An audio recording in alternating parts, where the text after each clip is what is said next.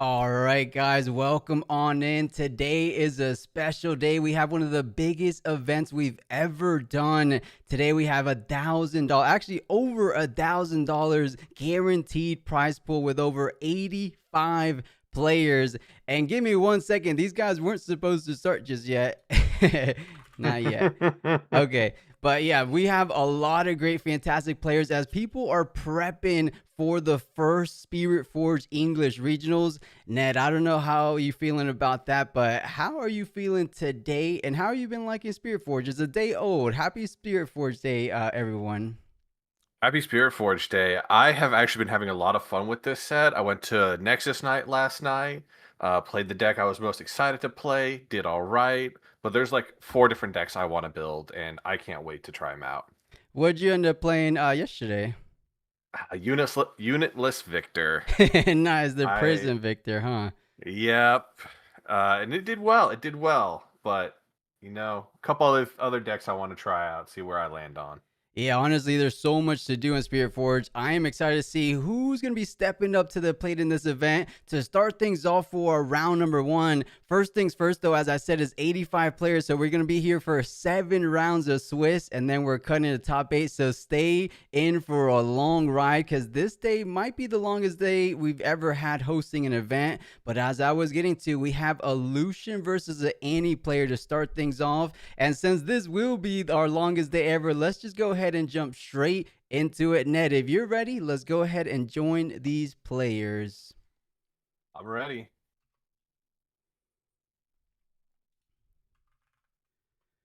All right, looks like these guys got a little bit of a head start, but Annie will be the player up top. I think Twankos is his name, versus Icy Mane to start things off. And it looks like starting off with a Tide Turner. You know, Ned, we don't get to see Tide Turner too often in Annie, right? Normally that's more of a Draven Aurelia low cost unit.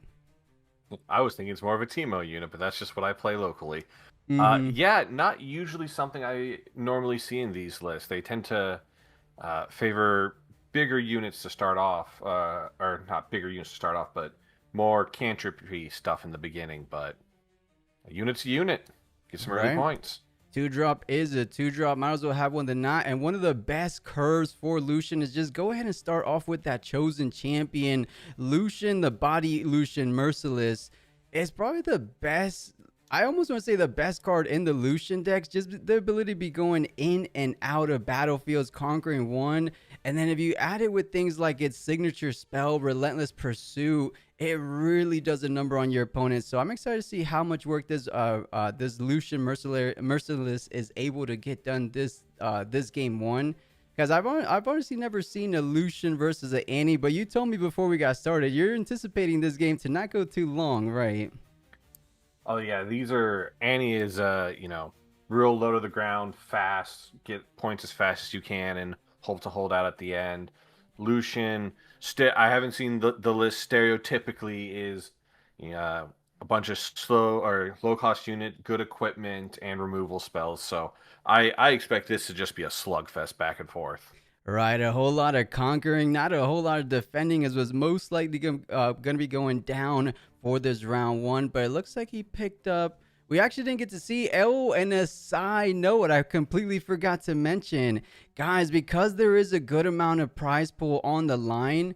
Unlike our previous events, we decided to do the closed hand because honestly, no matter how long of a delay we do, last time we had a 10-minute delay. That's decent delay, but sometimes you have your most crucial card in your hand for 30 minutes. Maybe you save it for the very end. So we thought, out of fairness to all the players, not just the players being streamed on the feature matches, it made sense to go ahead and hide everything just in case any kind of, stream sniping shenanigans. We want to give the benefit of the doubt to all players, but, just better safe than sorry. So if you're wondering why we can't see the hand like we usually can in our events, that's the reason. So me and Ned are just going to be anticipating what these plays can be and just kind of talking about what they are doing, of course, as Annie goes ahead and hides something on that dreaming tree. Yeah, I'm trying to figure out what that is because I don't know too many cards that Annie usually plays that are hidden cards, but the much more familiar Traveling Merchant played to base, and Lucian gonna conquer his own battlefield to go up to one. a new battlefield, Forge of the Fluff. Oh, Now and that's his legend definitely a ability newer can tap. card. We've seen it in the like solution build. Attempts to be the best. When you hold, or actually it's the other way around, hold and conquer effects are flipped. So, or not flipped, but they both of them are guaranteed are given to your unit, right? So hold are conquer effects, and conquer effects are hold effects, which tends to get a little carried away if you have things like Triforce Trinity, or Trinity Force, I believe is called. So you're able to conquer, gain 2 points, hold, gain 2 points. So it gets a little out of hand. Let's see how that ends up impacting the remaining of this game as a challenge comes down. Who is he going to be targeting though? Is Lucian versus most likely that Tide Turner, I would imagine? Well, the Tide Turner is there with a hidden card. It may be wise to go over the Traveling Merchant just so it doesn't start getting that draw discard engine, but choosing to get rid of the battlefield so to stop Annie from holding. And it was a switcheroo that was hidden as we see it hit the discard pile. That is a huge swing for Lucian. Getting rid of a switcheroo. That card is so impactful. It single-handedly won me my pre-release event. I somehow ended up going 5-0 because my shop, instead of doing like a pack for win, they wanted to go like full try hard and do like a top 8 cut for 2 boxes. Somehow, Ned, I don't know how, but switcheroo carried me to a 5-0 undefeated streak. And I got a whole lot of packs. I'll show you guys some of my pulls during the break. But now throwing it back to Annie. Let's see what she has, because that was a big little bit of a tempo swing that she lost there. While Lucian remains with a strong unit in the back, of course. She does have access to things like Accelerated Kaiser Survivor, but you want to be careful because you're going to be completely tapping out for a play like that. So starting things off, seeing what's more. Oh, he actually pitches a Fight or Flight. Do you think he might have another one perhaps? It's possible. But with how much Lucian goes in and out of battlefields, the any player may just be thinking that it's just not worth it to keep this.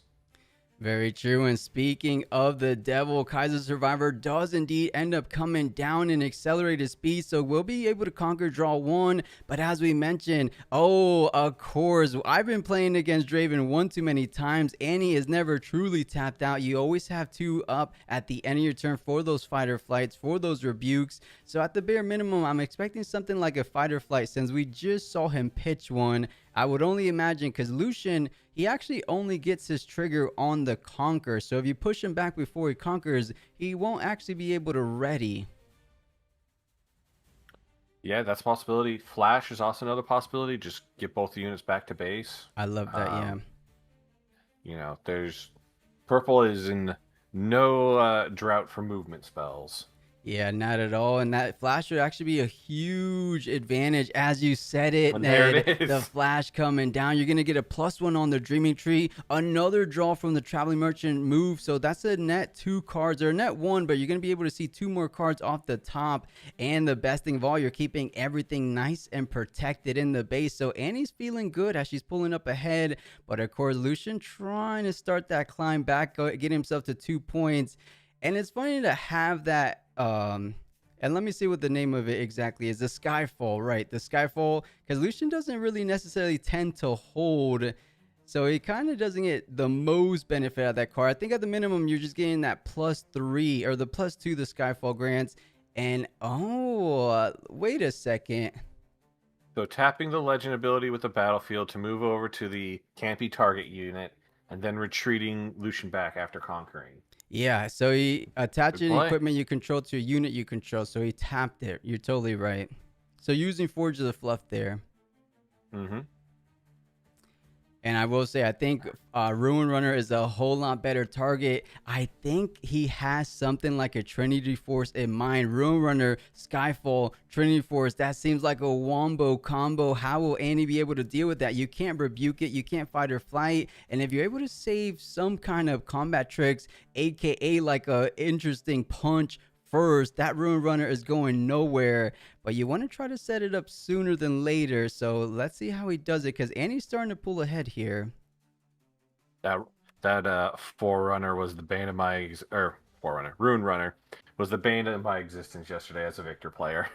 It really is. Could not get rid of it. Yes, it gives so much problems to a lot of decks. Honestly, there's no other card that says you can't target it, is there? I think this is the first of its kind, unless I'm forgetting one. None that comes to mind. There's a couple things that have and give deflect, but I don't think just straight up no targeting. Right. Yeah, perhaps a little bit underrated. Some people have said it's rather slow. Doesn't it feels like it comes out a bit too behind. We'll see if that ends up coming into play this time around because he did develop it somewhat in that early to mid game. But as we mentioned, Annie's already climbing up to 4, even potentially up to 5 with this traveling merchant Conquer as well. But has plenty of cards to work with.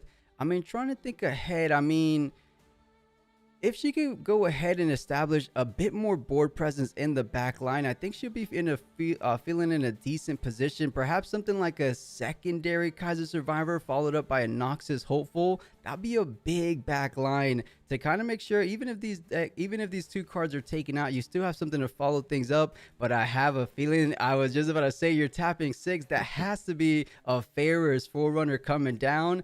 This is probably a very similar Annie build that we saw win the Nianjin Regional. Have you seen that finals before?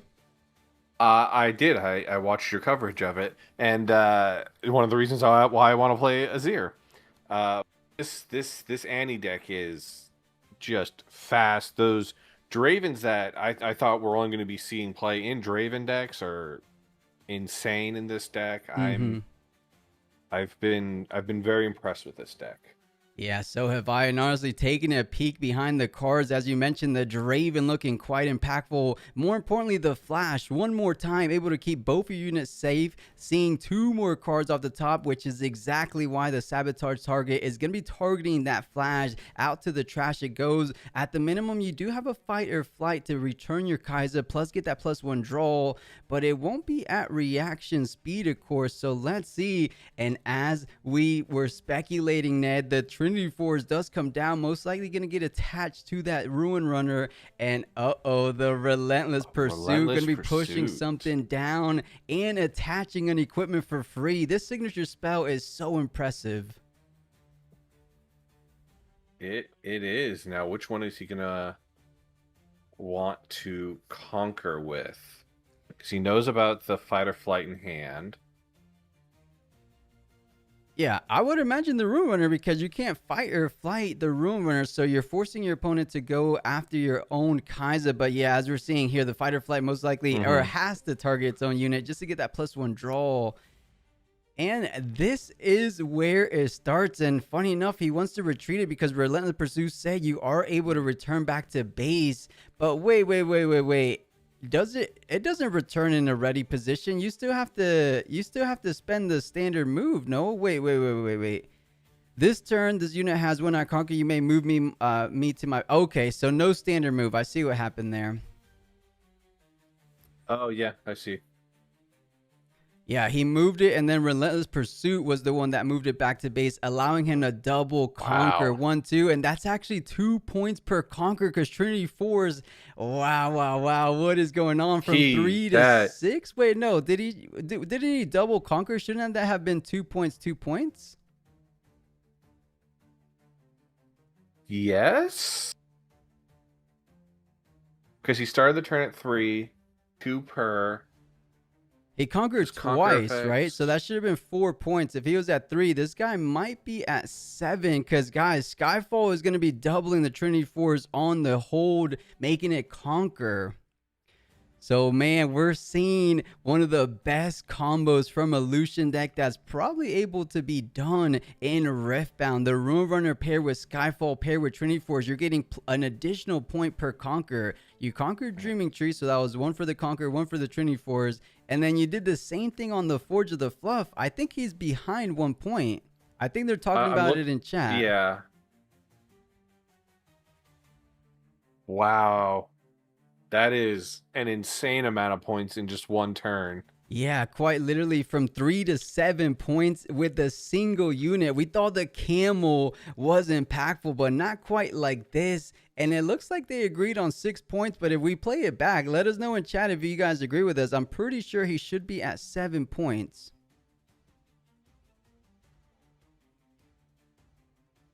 It is a trigger. Yeah, I thought he was at 3, but you know, if he holds with one of them, I believe he gets the game because The last point will be the extra point, which you can win with, if my rulings are correct. Yeah, it should. I mean, it probably works the same way as Draven, though, but I believe because it's a Conquer. No, chat. I believe if you push in with Camel, you get the Conquer, so you go up to 7, but then it would be a second Conquer, so you still need the second battlefield. It wouldn't work like an additional point if you were at Oh, I 7 see to what you're 8. saying. Okay, and we get confirmation from chat. Thank you so much, guys. So he was at 2. I swear he was at 3. So he went from 2 all the way up to 6 points in a single turn. It looks like that's what everyone is on agreement with. And funny enough, it looks like he never hid those 3 cards he revealed from Sabotage. So we get a little bit of insight with the Draven, Tide Turner, and Cleave from Annie.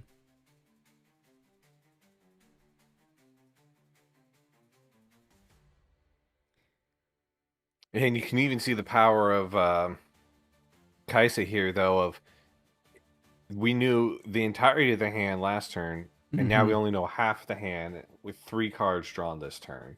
Right, that Dreaming Tree putting in work for the Annie, feeling comfortable now that she's effectively doubled the hand size from when he saw it. Or, he's used a couple cards since then.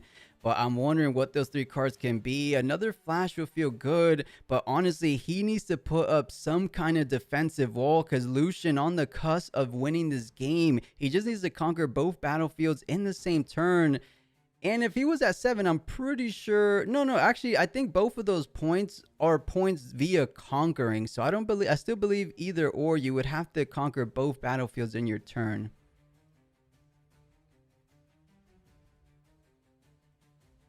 Either way, both of them are at 6, and as I was saying, this is going to be a quick one.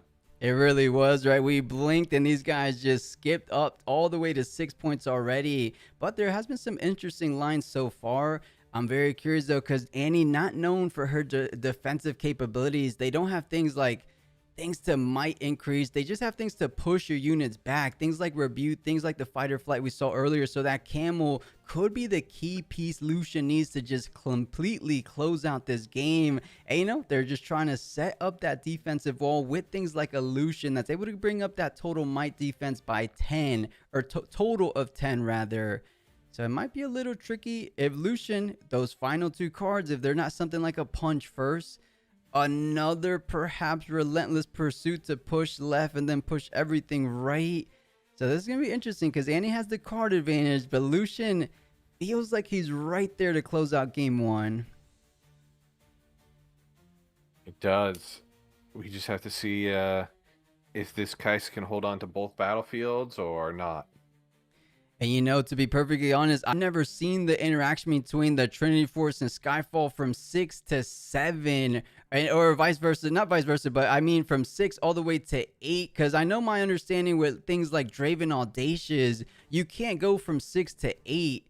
But let's see how it goes down. At the very minimum, we could try to get a judge call in here because Rune Runner going in with a respectable 14 might versus the Foyer's Forerunner. That Forerunner is going to be going down ASAP, but does this Rune Runner go up to 8? Because chat is saying this is game.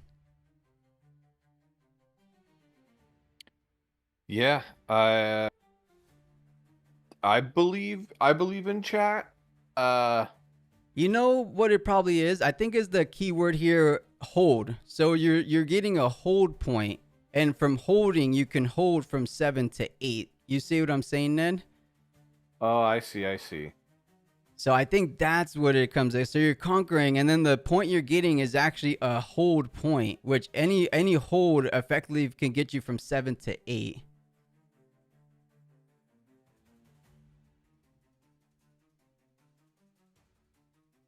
After point scored.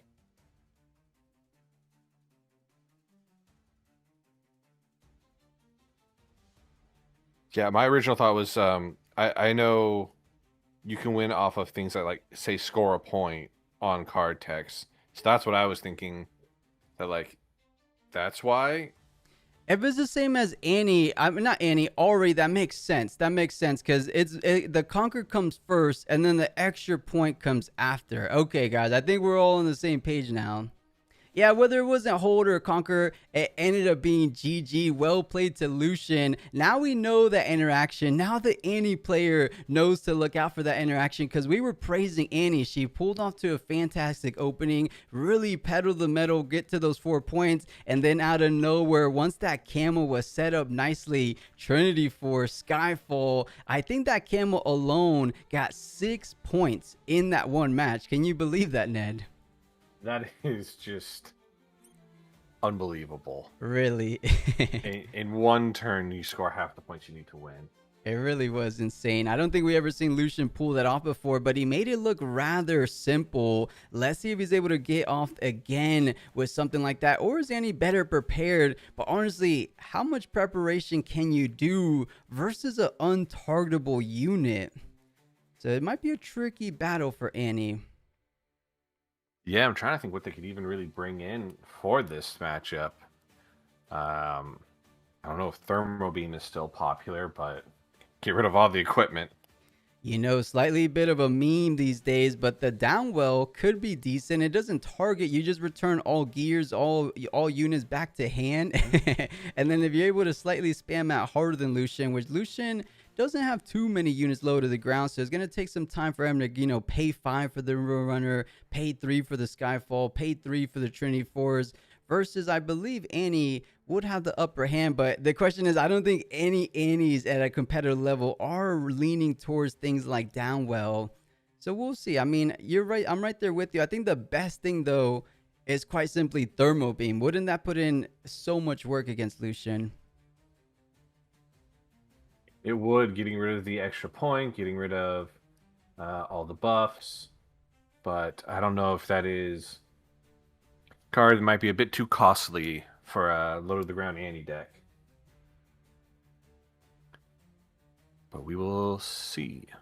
Yeah, we saw Forge of the Fluff and Dreaming Tree as those first game 1 battlefield selections. What is game number 2 going to bring to us? It looks like Sunken Temple will be that first battlefield. And I would imagine something like Zon Warren, something like Arena's Greatest might be the battlefields coming out. But that is totally not what I was expecting coming out of Annie. Start to peak, taking a page out of a bit of Kaiser's book sometimes. But she's not known for holding, unless with the Dravens, with the Ferris Forerunner, she feels a bit more comfortable holding Start Tip. What do you think, Ned? How do you feel about that battlefield? I don't think I like it in this matchup, I'll be honest. I think Lucian's going to be a little bit better at holding, but maybe? Yeah, I mean, we're going to find out. He definitely has a game plan in mind. We didn't get to see it too much develop out in game number 1, perhaps with the sideboard edition, so he feels more comfortable trying to go for a more defensive / hold battlefields game plan. Because as you mentioned, I think Lucian is going to be the aggressor in this situation. But at the very minimum, Annie does start off with a nice little 2-drop. And going second, I want to say, is actually what Lucian prefers. Starting with those 3 runes, starting with your chosen champion. I don't think you get any bit better than that for Lucian. Yeah, not at all. I mean, if you go first, you have a chance to play an equipment, and then your next turn, attach the equipment with Weapon Master, but starting out with just Lucian turn 1 is not a bad play. Yeah, we saw how impactful it was in that opening game. Let's see if it does the same thing, because I like what he did with Skyfall. He simply attached it just to push the pace, just to have those 2 mites. But in this situation, you don't have the backup of Forge of the Fluff to detach the Skyfall. So if Sunken Temple was in the previous game, Lucian would have been the one stuck with Skyfall, not letting Ruin Runner do all that heavy lifting that it did to close out that game. But it looks like most likely Kaiser's Survivor, or at the minimum the Draven we saw, and there he is, Draven coming down. Draven. Okay, I see where the Start Tip peak is coming into play now. Yep, and with Purple's movement, maybe just trying to keep Lucian off the battlefield. But Lucian might just be more interested in the Sunken Temple and potentially drawing a card. Yeah, he does need to equip something like Doran's Blade up to Lucian, which is a nice little combo. Ideally, you want Doran's Blade first before the Lucian because the Warping Master, but of course, the Trinity Force coming down. Going to be attaching. That does bring him into the range of having Mighty status because 3+2, of course. Does he tap that final one? I would imagine he's not going to be leaving anything up, so might as well get the additional draw while you can because you're going to conquer and you simply retreat it back. But I like how Lucian's saying he's thinking because Ned, is he scared of Hey, something? Oh, no. I think his opponent's saying thinking because I was going to say, do you yeah. just leave it here for Trinity Force instead of retreating it back like you usually do? What are you really scared of Annie playing for 5 might with 6 runes? That's gonna be able to get you. That's gonna kill it because if it pushes it off, it pushes it off. No big deal. Mm-hmm. But For don't. me, the only thing I'm going to be considerate of is going to be something like a Draven plus a Cleave combo. We saw the Cleave in hand from game number 1, so I think he's going to be a little cautious about that. Going to be saving it back to base because yeah, he has exactly 7 runes, so a Darius plus another card could have probably defeated that Lucian. So I think it was a safer line. But now the start to peak, we said Annie, there's no way she's going to be able to host start to peak, but starting things off as soon as that third turn, going to be getting the additional channel the exhausted runes, so up to 7 runes, potentially even 9 runes after this turn, unless they're going to use some power on some of these plays because they tap 5. It almost seems to me like another accelerated Kaiser just to go up and get another point up to 3 perhaps. It is in fact an accelerated Kaisa. Going up to 3 and drawing 1 off Conquer. Yeah, she wishes she was able to get into that mighty status, but 1 might short, of course. It looks like she will have 3 defensive runes on the clapback though, so perhaps this Draven could hold down because I think with the more runes, things like Mind Splitters, perhaps that was a sideboard addition for Annie. I think if you Mind Splitter the Rune Runner before it hits the board, that might just be your only out of dealing with the camel, so perhaps that's where the start to peak is coming into play. I could very well see that. Yeah, because I'm not sure once that camel gets rolling, really what options Annie really has to be able to deal with it besides just sending a lot of resources in the form of units, which I don't believe Annie's stereotypically play a lot of units. I mean, the Annie builds that we saw out of the Chinese regions, they tend to play a fair amount of units, even more units than you would imagine. We saw the Rengar come into play as well. So I imagine she has one here, right? 3 energy open. Something like a surprise Rengar could be quite impactful, of course. But let's see what Lucian has with 6 available energy. We saw that was perfect, and that was the perfect rune count to play something like a rune runner the previous turn. But he has a bit more cards, a bit more options available to him. And Ned, I am itching to reveal hand.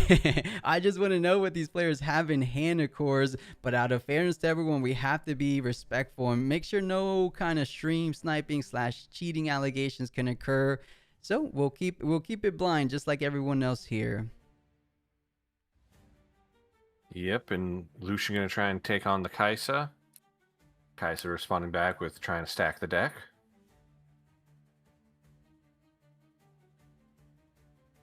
See if they can get some sort of answer to this. Yeah, I mean, better to push this back than not because I think the further distance you separate yourself in terms of point margin, the better you're going to be feeling off as Annie because at any moment, once they drop a Rune Runner, once they get that combo rolling off, it really catches up rather quickly. So you want to kind of make sure they stay as low as possible in terms of points. So I would imagine, I think it's worthwhile investing in something like a Fight or Flight. Perhaps even a Rebuke wouldn't feel all that negative in this situation because of the start to peak, right? You already channeled an extra rune. You're most likely looking to channel another rune, but hey, it will be the one card we anticipated a bit. That Fight or Flight does get deployed out, pushing the Lucian back in the exhausted position is very important to note. Yep, it didn't conquer, so it does not untap. And ready. There he is. And the camel's back. The camel coming down, and of course, is a 6 energy, 5 might unit, so the perfect opportunity to let that go. Now it is time for Annie to try to set up something and not let this camel run away with it. The key thing I do want to point out that's different between this game, as I said before, it's going to be a bit of a workaround to get that Trinity Force onto the camel, because I'm trying to think of a way. Angle shot can detach things. Lucian can't add anything like a Jax Legend. What other ways can you think about getting that Trinity Force moved over to camel? Moved over to camel. Yeah, I just think the ways that you mentioned. Does the Lucian signature spell? Oh, Can that right. That's actually a remove way. something that's It does say attach equipment onto it. I don't think it specifies unattached equipment. So I think you're absolutely right. That Relentless Pursuit could be pivotal in this game. You push it forward with, it could be the same play we saw before, but it's slightly different because Draven's on the battlefield, Traveling Merchant's on the battlefield. So you're going to have to get over 8 total might. That Skyfall brings you up to 7. Trinity Force brings you up to 9. So theoretically, you have it right there. And I don't think there's anything except something like we mentioned before, the Rengar coming down to add an additional 3 might. Because they don't have, blood. Cleaves are on the attack. Blood Rush are on the attack. There's no defensive might pumps coming out from Annie, I believe. No, none that I can think of. You could try and play Darius and then play 2 spells on their turn, but that's pretty bad value for you. Yeah, it looks like you're gonna have enough runes to do something like that. But Annie thinking carefully, so did decide to retreat back to Kai'Sa and not taking the chance. Wants to see a little bit more cards in hand as they pitch another Draven, perhaps looking to set up a double Draven defensive hold. That does seem like it will do the job. Holding at 12 might seems like it will be sufficient enough, of course.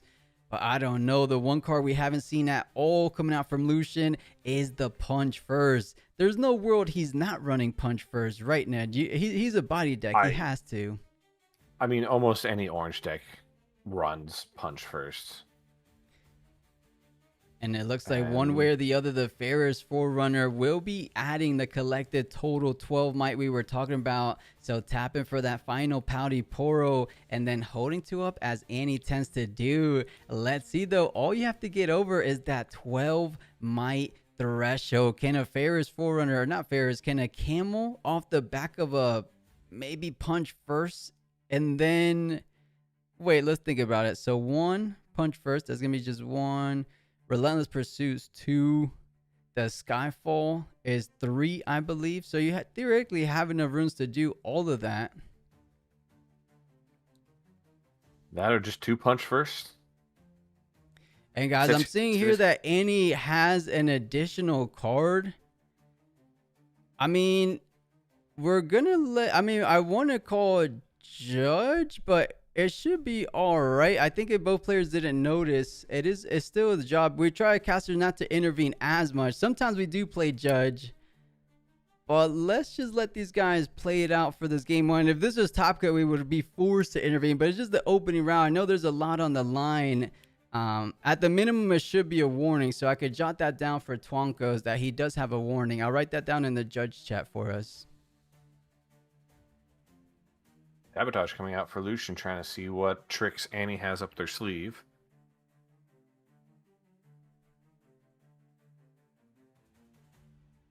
Which I believe that Annie is thinking about responding to. Well, that one makes it pretty simple. Yeah, very straightforward. The Flash was going to be the more impactful play, allowing you to save those 2 units for the push back. The Vex is pretty interesting as well, just making those Punch First cost 1 more power, 1 more energy. So it's a 2 cost, 3 power play. Does not feel good to let that go, of course. So let's see. Annie lost last game 4 points up. And guys, Any theoretically, I mean, we could give this guy a game loss. I mean, we call the judge. How would we count all the cards in hand? 28, 5. What is that? that says 33, 34, 32. 35, 36, 37, 38, 39, 40. Yeah, when they sideboarded, I believe they didn't sideboard one card out, so they have an extra card in deck. All right, chat. Since we did promise the high OPL rules, I will intervene for you guys since you guys really wanted it.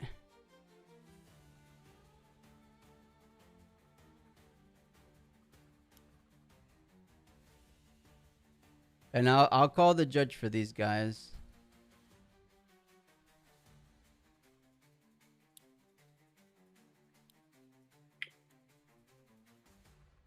It's 40 in deck plus any legend. Be 41.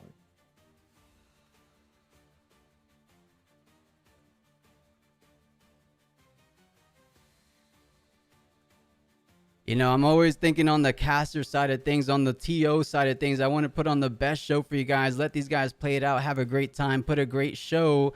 But if you guys would rather see someone receive a game loss, we'll keep it as straightforward as that as well, just to keep everything at the regional level. You guys caught it. These players didn't catch it. If the scroller at the top of chat, it will say if the deck is legal or not.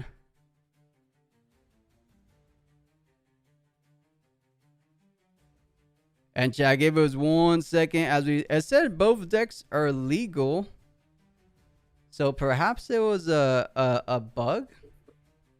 Well, and I know coming from other TCGs, you are allowed to put in sideboard cards without taking sideboard cards out of your main No, deck. for Riftbound, you need to have exactly 40 cards.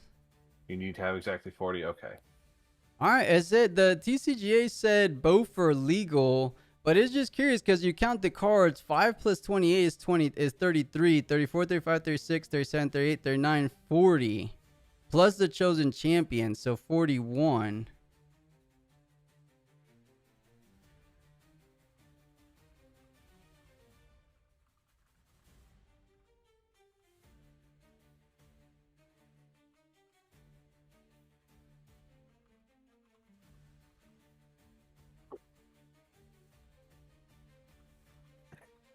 Perhaps it is a bit of a visual error. And chat, bear with us as we're trying to resolve this. Normally I would cut to a break here, but it shouldn't be too bad. Mm-hmm.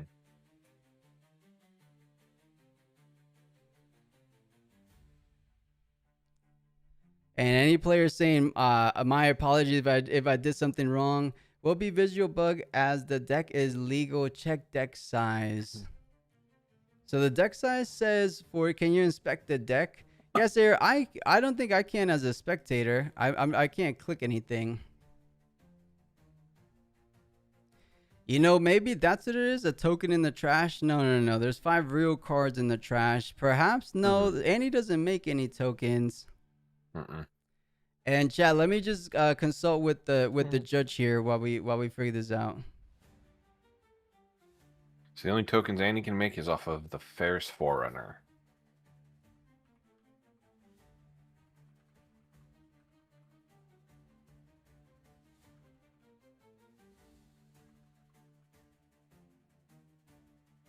Yeah, because Annie players are trying to say what does he do? Draven makes tokens. Yes, Zephyr, you're totally right. Draven makes gold tokens.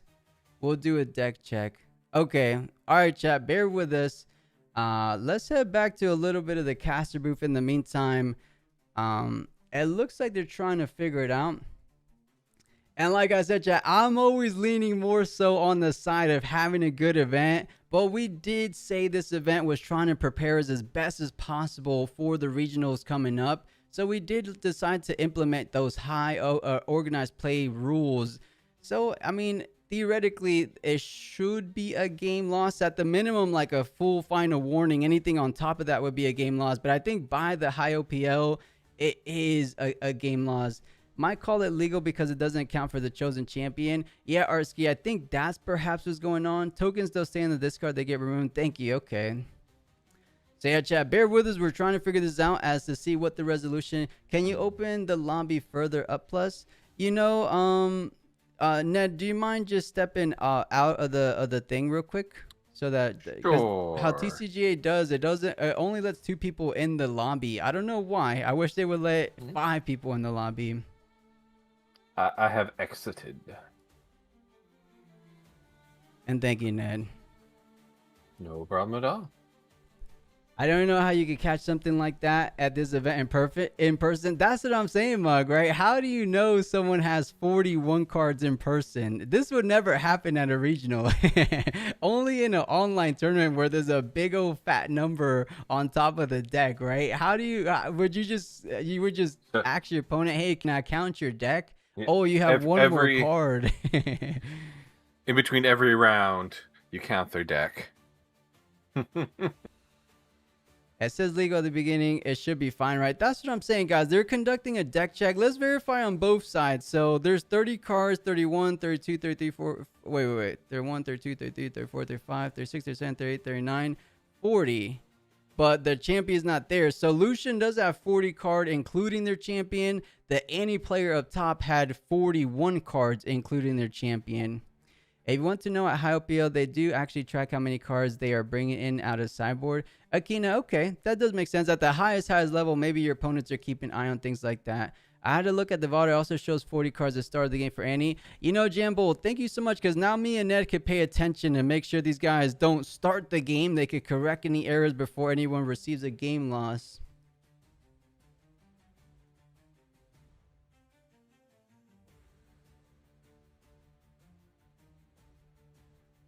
All right, guys, we're getting here from our judge. He's saying the remedy is as following if you're spectating. And Chad, I could have thrown it to a little bit of a break, but bear with us for us. Twanko's saying he definitely didn't do it on purpose, so he probably just left one little sideboard piece in the deck. But we're getting word from our head judge here. Shout out to our judges. They have the hardest job. We're just here talking about the game, enjoying some of the gameplay, just like you guys. They have the real tough job of trying to remedy situations like that. All right, so here's our word from head judge. Make cards in hand visible. So like you're hiding them. Oh no, make cards visible to no one, so you're hiding them, and then move all to empty battlefield so they're out of the way. Draw entire deck by spam left click. Review content cards between trash board and hand. Oh, chat, this is getting rather complicated. We might have to throw it to a bit of a short break. You know, Alco, I don't think TCGA is too favorable for like spectating the decks, because it doesn't let you intervene unless you're the player. And yeah, ZK, above the head judges, you guys calling it out. You know, we could have been enjoying this match, but you guys were adamant. Read the chat. Call this Annie player out. He has one extra card in hand. So they're actually resolving it as we speak right now. Our head judge decided to, as I'll reiterate, I don't know if you guys want to see it. Ned, should I throw it over? You can't see it because you're out of the lobby, but Annie currently has her whole deck in hand. Here, I'll show you guys so you know we're actually we're trying to remedy the situation. So Annie currently has her entire deck in hand. So this is the type of content you guys wanted. The content of figuring out not a cheating allegation, but you guys were, as I said, adamant about making sure Annie was playing cleanly. So that's actually just a normal Draven Miracle hand. That's right. nothing. This is just how Annie ended up finding herself. If the total cards add up from hand, trash, board, champions don't add up to 40, then it's okay. We return deck. Okay.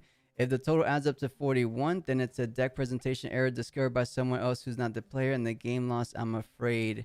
I know. Oh, man. Our head judge has ruled it a game lost, because 28, 29, 30, 31, 32, 33, 34, 30. Wait. What am I doing? 29, 30, 31. Oh, plus the deck out there. So it was 30, 35, 36, 37, 38, 39, 40, 41. So yeah, we counted it 100 times, guys. It is 41. And you know, it is a bit unfortunate, because if we didn't have this game feature on our feature match, perhaps nothing would have ever happened.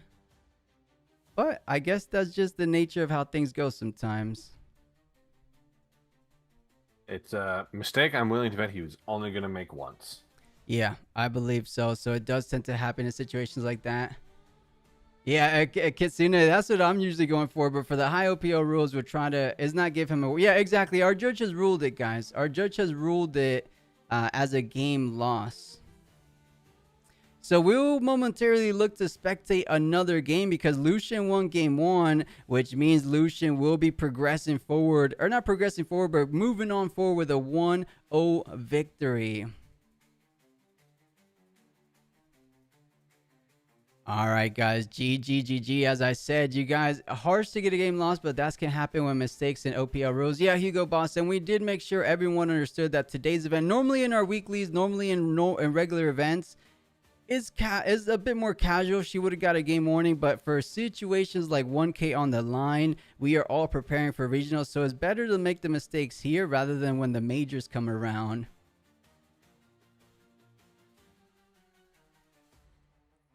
Yeah, and naturally, Twonko's upset, guys. He's upset. He's saying it's just round one. Anyway, you could be more lenient. As we go, let's head back to the caster booth. I'm going to try to go ahead and find another game for us.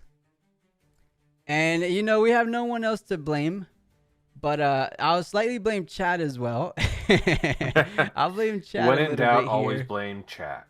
Yeah, we'll blame chat. You guys caught it. Not just caught it. You guys really wanted us to enforce it. But fair enough. I think it was the proper play to enforce it. Let's see if we can catch another game. Hopefully they're still in the moments of it. And yeah, Kitsune, our head judge called it right. It's a feels bad situation, but... It feels bad, but this is a tournament with significant prizing on it, so... I feel bad for him. I really do. Twonkos, if you're listening in or if you tune into the VOD, I apologize I ended up playing out that way. I wish we could do more lenient rules, but it just is how it is today, so apologies for that. Let's go ahead and see. And Ned, I'm going to go ahead and put the link. Once I get in here, it looks like...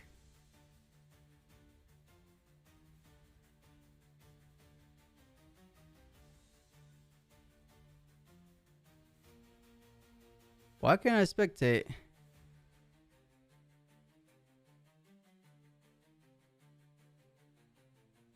And this ended up being way more of a mess than I wanted it to be. You know, it's just because it's round one. You always have scuff in the beginning. That just means the rest is going to go smoothly. Yeah, I could only go uphill from here. But for some reason, it's not letting me connect to... Oh, they changed it. All right, we're in. You know, Ned, when you click the code, hit spectate instead of connect. I think TCGA changed it where if you connect, you join the game. But if you spectate, you're strictly spectating. So here's the link. I put it in there. All right, chat. We'll try to return back and try to focus on the game plan. Forget the past. We'll look on for the present. I don't know necessarily this is game 1 or 2. And whoa. The hand is revealed. Wait a second. Why is that a thing?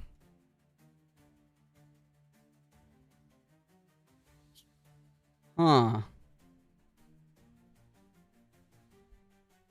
Why is the hand revealed for Aurelia? Oh, Mind Splitter. Okay, I was about to say, I thought it was a visual error. I'm having a little bit of an issue connecting, but give me just a sec.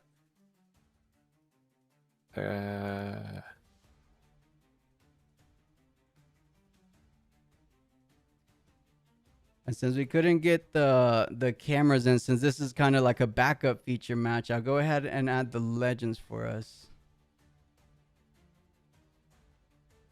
All right, perfect. Ned, let us know when you join us here. That's the link there. If you just hit spectate, you should be able to join. And guys, naturally, Twonko is angry at you guys. He's saying lost to Twitch chat. You know, which was kind of a thing. I didn't notice it until you guys brought it to our attention. But as I said, it is what it is. We'll try to leave it there. and focus on the current game as Siren retreats the Stellarcorn Herder, allowing her to get another additional card. Double Guardian Angel protecting both of these units. Aurelia feeling like in a very comfortable position, especially when we consider the fact that she has quite the impressive card advantage developed so far. 2, 4, 6, 8, 10, 11 cards in hand as she lets go of the Boots of Swiftness. Most likely going to go for that 1-2 combo, but you don't necessarily need it just yet. Okay, it was just to bring her back to base. That does make sense. Get the protect the president plan going. Make Aurelia big, keep them safe. Exactly right. And let's go ahead and fix these points because these are the points from the previous game. So I believe Aurelia up top has 6. And then the Kaisa has 5. That's right. So, or the Draven. Oh, is it Draven? Yeah, the Draven is, legend. in The fact, Kaiser Draven. was a champion. Okay, it does look like Draven should be able to get up to 8 points, but the thermo beam coming down, and there's something like, actually, you can't even not so fast it because it doesn't target a specific unit. Every single gear from Aurelia will be sent to the trash. That is a huge moment because you know she was hoping and relying on those Guardian Angels on top of the Boost of Swiftness, on top of the Siren to choose and target, enabling that Aurelia Legend ability to come online. So that's a big moment because I know she was looking to close things out on her very next turn. Yeah, and well, honestly, with Aurelia, it's still very possible. They do have a massive grip of 10 cards in hand. You're totally right. Those can be a Defiant Dance times 2. Those can be an On Guard. I believe from the Mind Splitter, we saw multiple combat tricks like those On Guards. Perhaps even I saw Disciplines as well. So we'll see. I mean, I don't think there's a world. I think the hard part is getting the other, to get the Aurelia from one battlefield to the other, because I believe the Stellarcorn Herder isn't going to be sufficient enough to take down both of these units. Like, wherever the Mind Splitter goes, you're going to rely on Aurelia to conquer both of these battlefields, because Draven's up to 7. All he needs to do is hold one more turn. Can he get the job done? Or does Aurelia have just one too many cards in hand? It almost feels that way right now. It does, but never count Draven out. Now the Draven going up to 7 just needs to hold on to one of these battlefields. Yeah, he does. And you know what Draven's infamously known for are those rebukes and fighter flights. So you're able to rebuke one of these characters or one of these units. Just have to be slightly careful of those defies / not so fast cores. And with that much of card advantage, you're most likely going to have one of those options. It looks like they're going to be spending the 1 Fury Rune to go up to 6.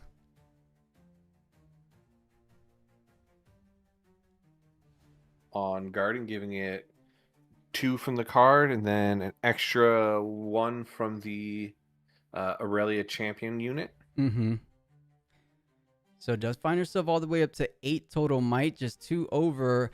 Let's see if Draven has any bit of combat tricks of his own. He's most likely thinking something along the lines of rebuke. If you send Aurelia back, you're feeling good, but of course the spinning axe coming down, bringing his might total up to 9, 1 more over. But where there's one combat trick from Aurelia, there tends to be more, as we're seeing here. Another On Guard, bringing her up to 11 now. She stacks up so quickly, doesn't she? She does, and noticeably not exhausting the legend to untap Aurelia. You're so right. They could have got an additional +1. If they had Boost of Swiftness, you attach it and gank on over. But I'm wondering, what can that final hidden card be for Draven? Perhaps a switcheroo as we saw in that previous game. Perhaps just a straightforward fighter flight as well. Gonna be testing the waters, if you will, with Stellarcorn Herder. The question is, do you want to invest some of your combat tricks on Stellarcorn? And it looks like we might get our answer here soon. Say if you pump it up just 1, at least takes care of the Legion Hopeful. Fighter flighting the Mind Splitter back to base. Yeah, and does decide to invest a discipline, bringing it up to 5 total might, just one more over the hopeful, forcing out that hidden card. Is it going to be something like the switcheroo we're most likely anticipating, or is he forced to push back a Stellar Corn Herder, allowing Aurelia to pick up another additional card? And he's thinking, rightfully so, because this is a tough decision. Either you lose your hidden card, you give some value to Aurelia. I feel Aurelia is in a firm control of this game as they're going down to the final seconds, or perhaps minutes actually, of this game, 7-7. But Aurelia, with so much of that hand economy, I don't see a world where she won't be able to take this down. Yeah, but they also only have 2 runes left open, as does the Draven. So it's possible Draven's got some combat tricks plus the hidden card. Very true. As we said, it's going to be a bit of a tough position for the Aurelia to find herself back over to the Obelisk of Power on the right-hand side. So he's saying, is there anything on your priority? Basically, are you going to go ahead and reveal your hidden card, or do you have something else like a spinning axe? If not, I'm going to be offering up the take down the hopeful, take down your hidden card, and then that's a conquer GG. And it looks like they have a judge question. Yeah, it looks like there's another judge call. Hopefully it's not a a game loss type judge call. All right, chat, how many cards are in each deck? Yeah, chat, let us know. You guys are a real head judge today, huh? So I think there was 12. We'll make sure it's nothing like that. So 2, 4, 6, 8, 10, 12. And then what does it say left? Is that, and actually they don't have the card totals over their deck. We can't even make sure. And someone with the memes, 42. We'll see. Just a slight little judge call. We don't know what it is about. Perhaps just trying to get clarification on a timing window. Yeah, and I mean, I know you have been running Spiritforged tournaments for a good bit now, but for some of us, you know, just getting our hands on Spiritforge and still learning how some of these card interactions work. Yeah, absolutely. You'll be surprised. It's still a lot of people's first time first introduction to Spiritforge. So yeah, we actually started Spiritforge tournaments perhaps 2 months ago now. So a lot of players that have been playing in our events are decently familiar with the card interactions, with the current meta conditions.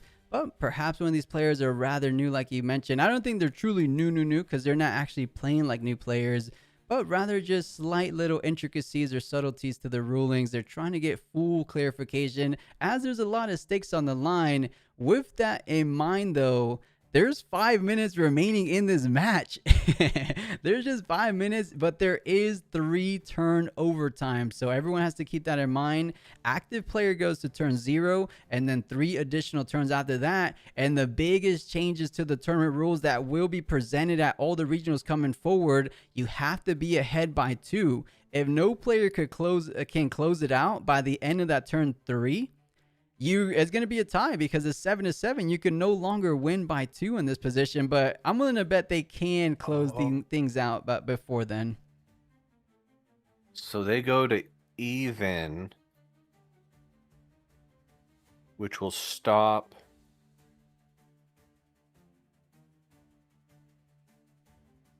It was the switcheroo. That is really great on the Aurelia's part, because if they had gone over by 1, they would have been able to switcheroo the might, and then Draven would have won on their beginning phase. Yeah, all it takes is an accelerated unit. Aurelia completely exhausted out of runes, exhausted out of options. So Mindsplitter going for the Obelisk of Power. It looks like, oh, they channeled and didn't have more than 3 runes. I thought they had 3 runes last time, going up to 5, allowing for something like a Kaiser Survivor to come in. But who needs a Kaiser Survivor when the win is going to be coming now? 7-4 might, and there's really nothing you can do as you're completely tapped out. Yep. We thought Aurelia had it all but locked in with that impressive hand size, but Draven kind of just sneaking it out of nowhere, felt like. Never ever count Draven out. GG, look at that abundance of cards, right? 2 defies, a discipline. Oh, that feels bad to get killed with that hand. I've had this happen so many times in almost every one of the games I lost. If I had one more rune, I could have turned it around, and that's what this Aurelia is saying right now. If they had one more rune, they could have countered the Ride the Wind. If they had one more rune, they could have. And it is such a feels bad moment. Yeah, I'm pretty sure everyone in chat can agree with you as well. It always tends to come down to just that one additional rune that happens to the best of us. And in this perfect situation, if Aurelia, like you said, had that one more rune, that's the one defy needed to counter the Ride the Wind, aka you hold up to 7 points, because there was most likely not a second Ride the Wind in hand. Unless there was, it would have been an auto GG either way. But yeah, sometimes just preserving some of that rune economy earlier than not. If he had Ride the Wind, she wouldn't have played so slow. Or else such It's a very power hungry possible. deck. It is Akina, it really is. But alright guys, it looks like ain't no way this guy's still salting out. Wait, DM, is someone still salting out? Alright, chat, you know what? Let's go on a quick little intermission break. Hopefully the turn threes don't take too long. I do have a new waiting soon screen for you guys. Instead of you guys just watching a timer the whole time, I'm gonna just put up a YouTube video so that at least you can have something to watch. But of course, you don't have to watch it. You can go get some food, go get some water, preparing as we continue on forward for this round number 2. Before I head out though, what kind of legends do you guys want to see? Shout them out in chat. Perhaps I could find them. I saw someone trying to say his Rumble today. I'll look out for some Rumbles, Jess. But any other legends? Because I think there's 86 players today. So I'm sure we could find some legends here and there. What do you want to see, Ned? You know, there's one Victor, and I want to see a Victor. Okay. You want to But kick it old also, school. Okay. Victor, Sever. I'm totally not just picking the decks that I'm planning on playing, so I can see them played more. Yeah, fair play, fair play. I'm seeing a couple votes for Renata. I'll try to keep our eyes open if anyone Renata? brought in Renata. So Renata, Ornn, Sivir, but any of the legends we don't see much of, for sure, Sivir. I'll try my very best to not bring a Draven mirror match, an Aurelia mirror match, things of those nature. So the more underrepresented, because as we approach closer to those final Swiss rounds / top cut, we're most likely going to be seeing those higher tier, higher representation decks. So let's get a little bit of the decks that we most often aren't likely to see. So Azir could be a good one. But okay, I got the list, chat. Let's go ahead and go on a little bit of a break. I say little bit, but depending on how big overtime is, it might be a bit longer than we wanted it to be. Let's gauge it out. If overtime ends up being, I'm hoping around just 10 minutes, but if it's longer, for the next rounds, we'll try to spectate the players, but let me just try to handle things on my end just for this round 1. I know we had a little bit of a dilemma, and then we'll be right back, all right? So, guys, don't go anywhere. We'll be right back for round number 2. I'll shut this down, and then I'll start this. All right, chat, BRB. Knowing that they'll have a final hurdle to overcome before they can take their deserved spot into the grand final. A last hurdle to overcome, Agito. Who has the upper hand in this duel? I would like to think that Ezreal probably has a slight edge into Fiora. He's very mobile. He's not really caring about holding down the fort, as they say. If he can get his whole pit crew and Swifties combo going, then it's Fiora's game to have to pull it back. Obviously, Fiora is more about having one big bulky unit to try and get some advantage going between the buff engine, the unsuspending, and the unsung heroes for draws. But I do think it is Ezreal's game to win. Yeah, and we have mentioned it a few times before, so if it sounds repetitive, my apologies. But the versatility of addressing a plethora of threats from Ezreal's side is something that you should be looking out for. However, when you look at the availability on Fiora's side to mess with their opponent's game plan in either riposts and then striking decisively, might, it is, I feel like you can explain both game plans as being superior to their opponents. and that is what makes this duel so exciting to me. It's not a one-sided battle between each of these characters. There is some counterplay to go through. Fiora wants to go big and tall.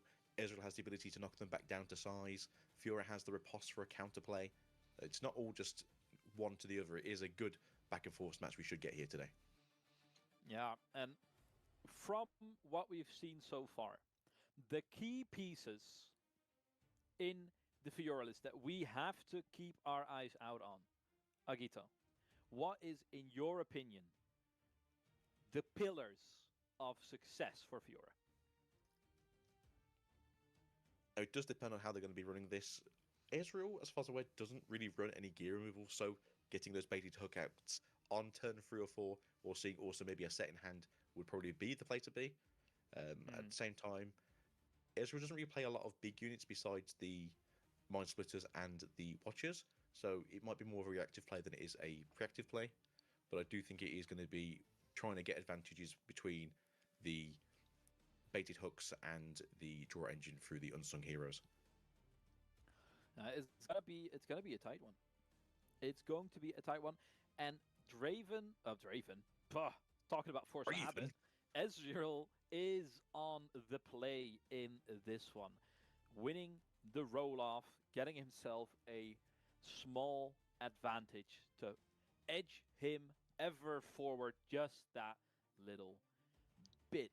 But keep your eye on that rune pool of the Fiora that can get out of hand so quickly, growing with every mighty unit entering. What happened? And further developing Big crew. plays coming through. It's going to be tight. And a cull. So we got half the combo ready to go here on the side of Ezreal. We did take advantage of getting the first unit out on the field with the Fiora from the Fiora player. And the seal going down. Yeah, that is a big development turn. That is just get in and get out. Very good. Adding cogs to the machine, making sure that they can keep chugging along was not further extending themselves into problematic board states that can be punished by mighty Fiora units. Same with the Draven, as we've seen before, the keys to get in and get out as fast as you can. Pit Crew has that ability with the call attached to it, so constantly just moving in and out of battlefields. Not really having to worry about the current board state of the Fiora, but with what's in hand, it could become tricky if they try to hold a bit too early. Yeah, because we've seen a lot of attacking motions coming through most successful decks. Not too focused on holding, as that is too vulnerable a position. And I'm not necessarily sure if that is still the case in this matchup, that have definitely combat tricks to their disposal. It's a key part of the game. But it feels less explosive, less volatile. So it is much more of a lower power level kind of deck versus each other. Obviously, towards the end of the Furia's game plan, they are going to be big, mighty units, but currently it is more that mid-range power level, which they can both deal with quite fairly easily.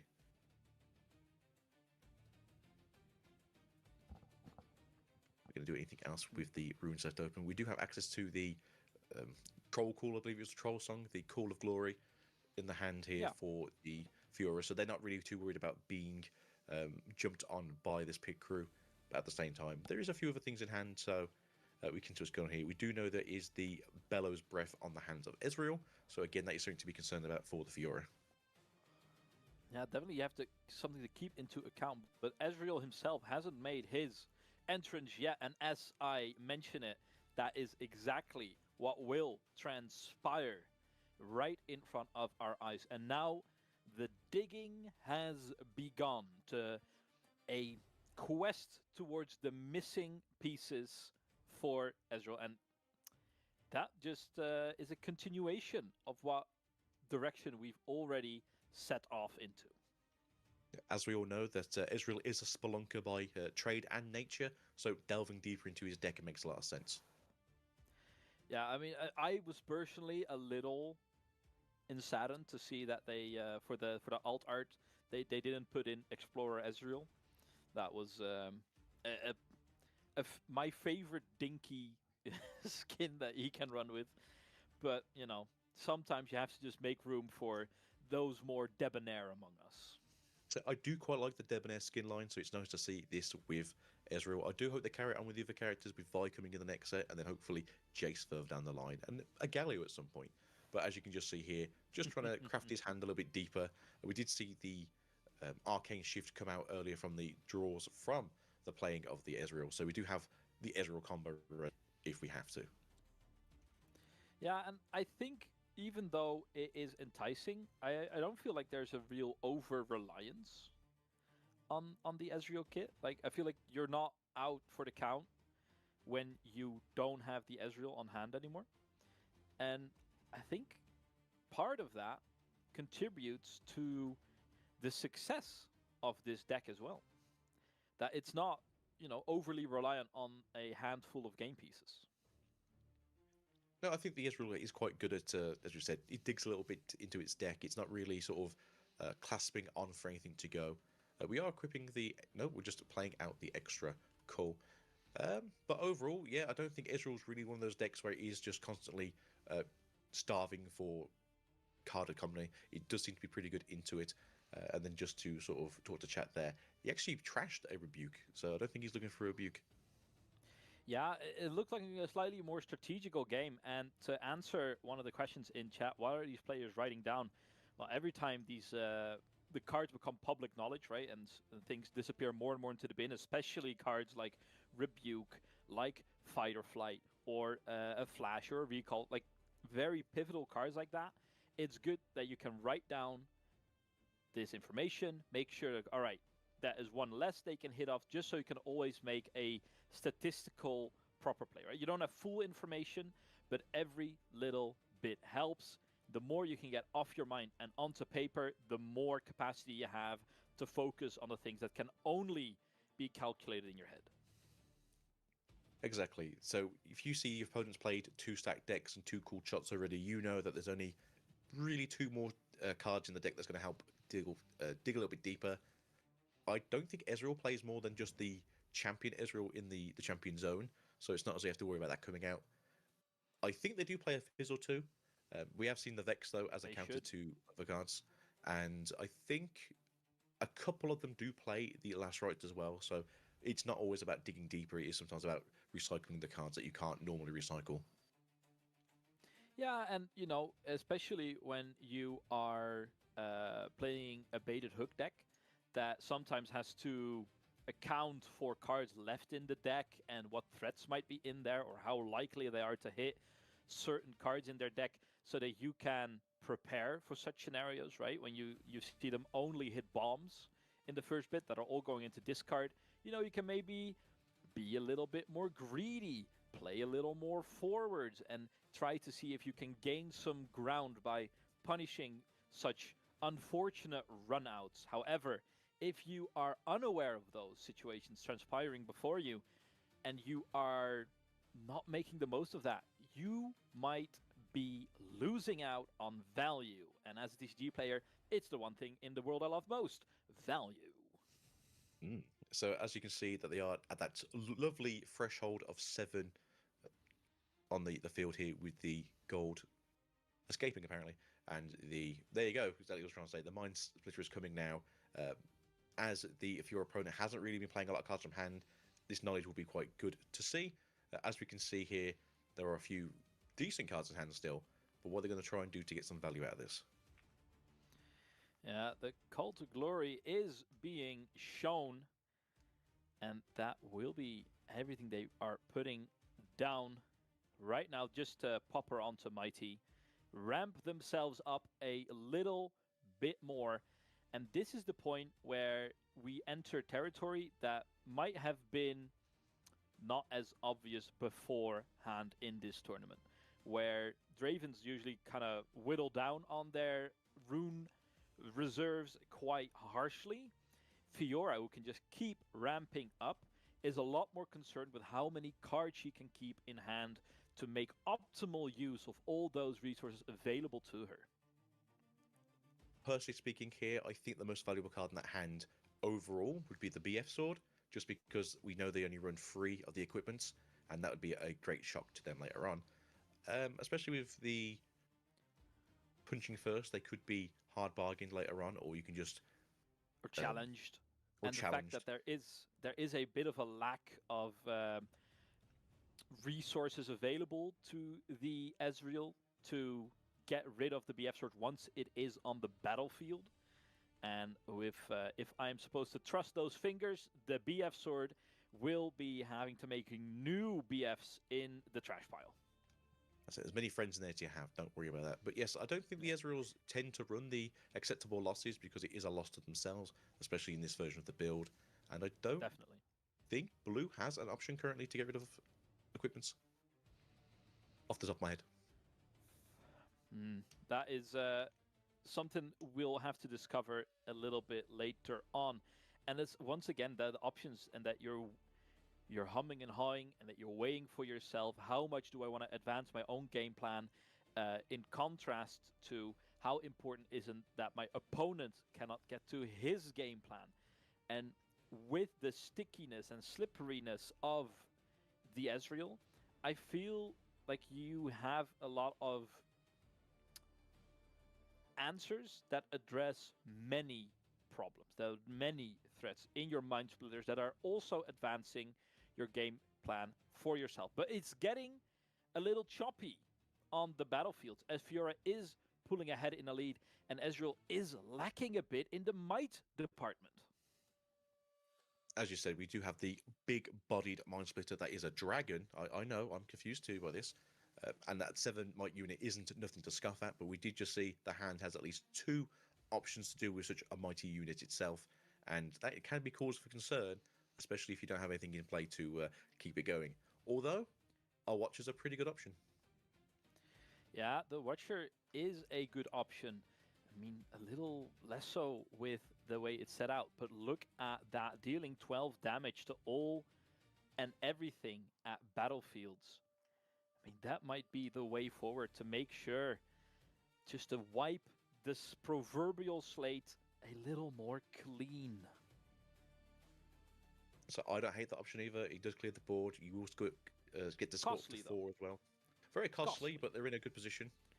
And it does exhaust all your units, so he cannot move up afterwards. No, it puts him sort of on the equal playing field, as I don't think there's anything.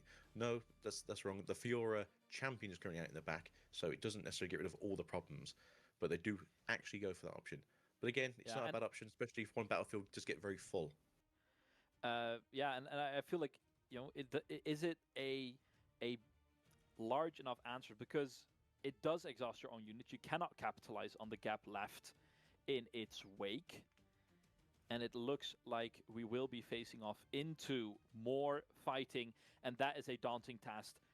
Looking at the runes available to Fiora, knowing that a riposte could be hiding in that hand. He has access to knowledge already. He knows there's 2 punch first in there as well, making that Fiora a 10 might unit over their 8, which is not very good to walk into. Will be committing. So that's 9 to a possible 10, which again isn't very great. Doesn't Fiora also have shield as well? So she'd be actually 11. Is getting toughened up for certainly. However, there is a lot of tricksies up of this Ezreal's sleeve, including but not limited to that arcane shift, which we've seen its impact before, especially when these mind splitters and these watchers get to stay on the battlefield. They have so many tricks to be annoying, to make life miserable for you. And especially, I mean, 4 cards is not a small amount of cards for a Fiora, but you have to keep into account every combat trick.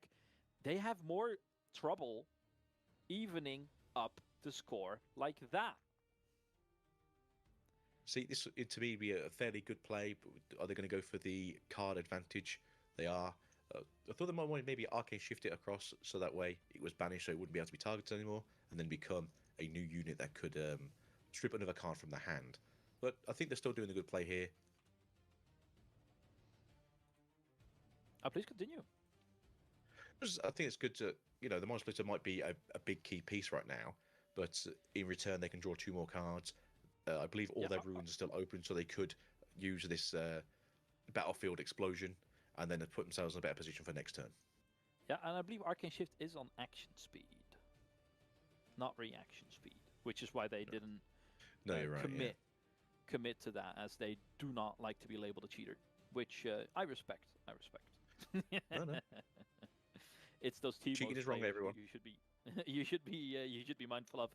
Now, with that all committed, we are dropping bombs on battlefields, exhausting all units for the Ezreal player, but taking out both of these battlefields in full. Now, could you re-ready that pit crew if you have a gear in hand that could be spent this turn? I don't see why you couldn't.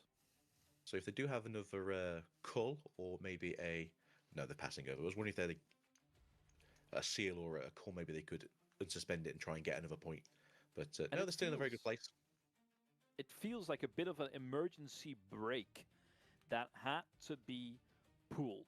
And with the Hidden Blade expanded from their hand as well, the options that the Fiora has at their disposal are starting to run a little slim. However, they are sitting on 5 victory points. They can take any battlefield that they want, move up to that so dangerous and treacherous 6 victory points, and now it's up to them how they will move forward. Entrenching or staying nimble on your feet. Indeed. At this battlefield as well, that Fiora does become mighty, as they already have a buff to make them a 5 might unit. The Unsung Hero is still a very good card, although without that BF Sword, it does make it a little bit harder to get the resource retention from it. But again, we have to remember there is 2 Punch First in the hand, which are always just scary cards to deal with, especially on the play. A scary card to deal with, but when these rune pools of the Ezreal starts to grow and they can start landing multiple impactful plays in a single turn, is when things start to grow ever more scary. Bellows Breath hits the field, and what will the answer be? You see them mull it over, making sure they are keeping everything tidy and in place. I think he's repeated it, which means that they're both -2, and then did they have a Watcher in hand for it to just instantly kill them? They do have the Watcher in hand, as we can see. But a Stupefy will come over top, and I do believe the Watcher does lower it to a minimum of 1, doesn't it? It does, and the Bella's Breaths are just damage points, essentially. It's a damage point, of course. You are correct. And so does he have the mana for it? He currently doesn't have the mana for it anymore, does it? No. So, he's going to take his own card out. Giving it the might. So that would go to Furia Cross, and then there would be 4.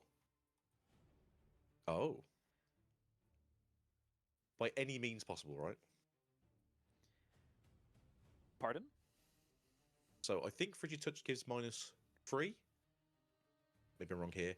And then that would obviously 2. So Fiora should still be at 1.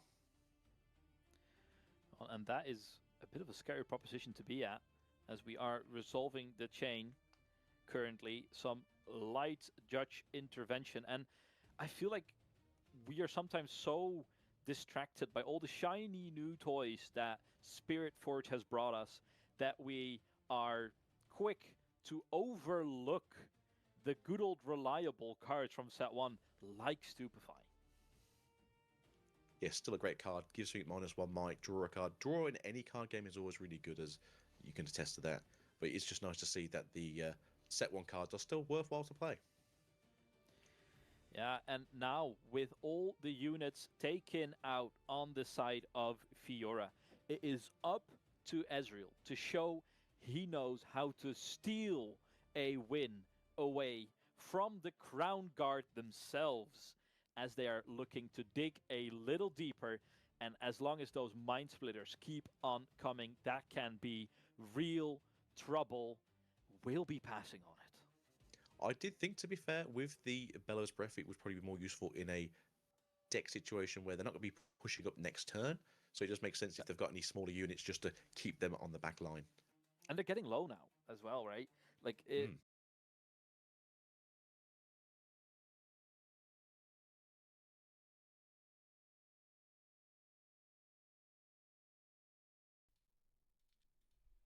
All right, Riftbounders, we are back looking to get things moving on forward into our second round of today's 1K Cash Cup.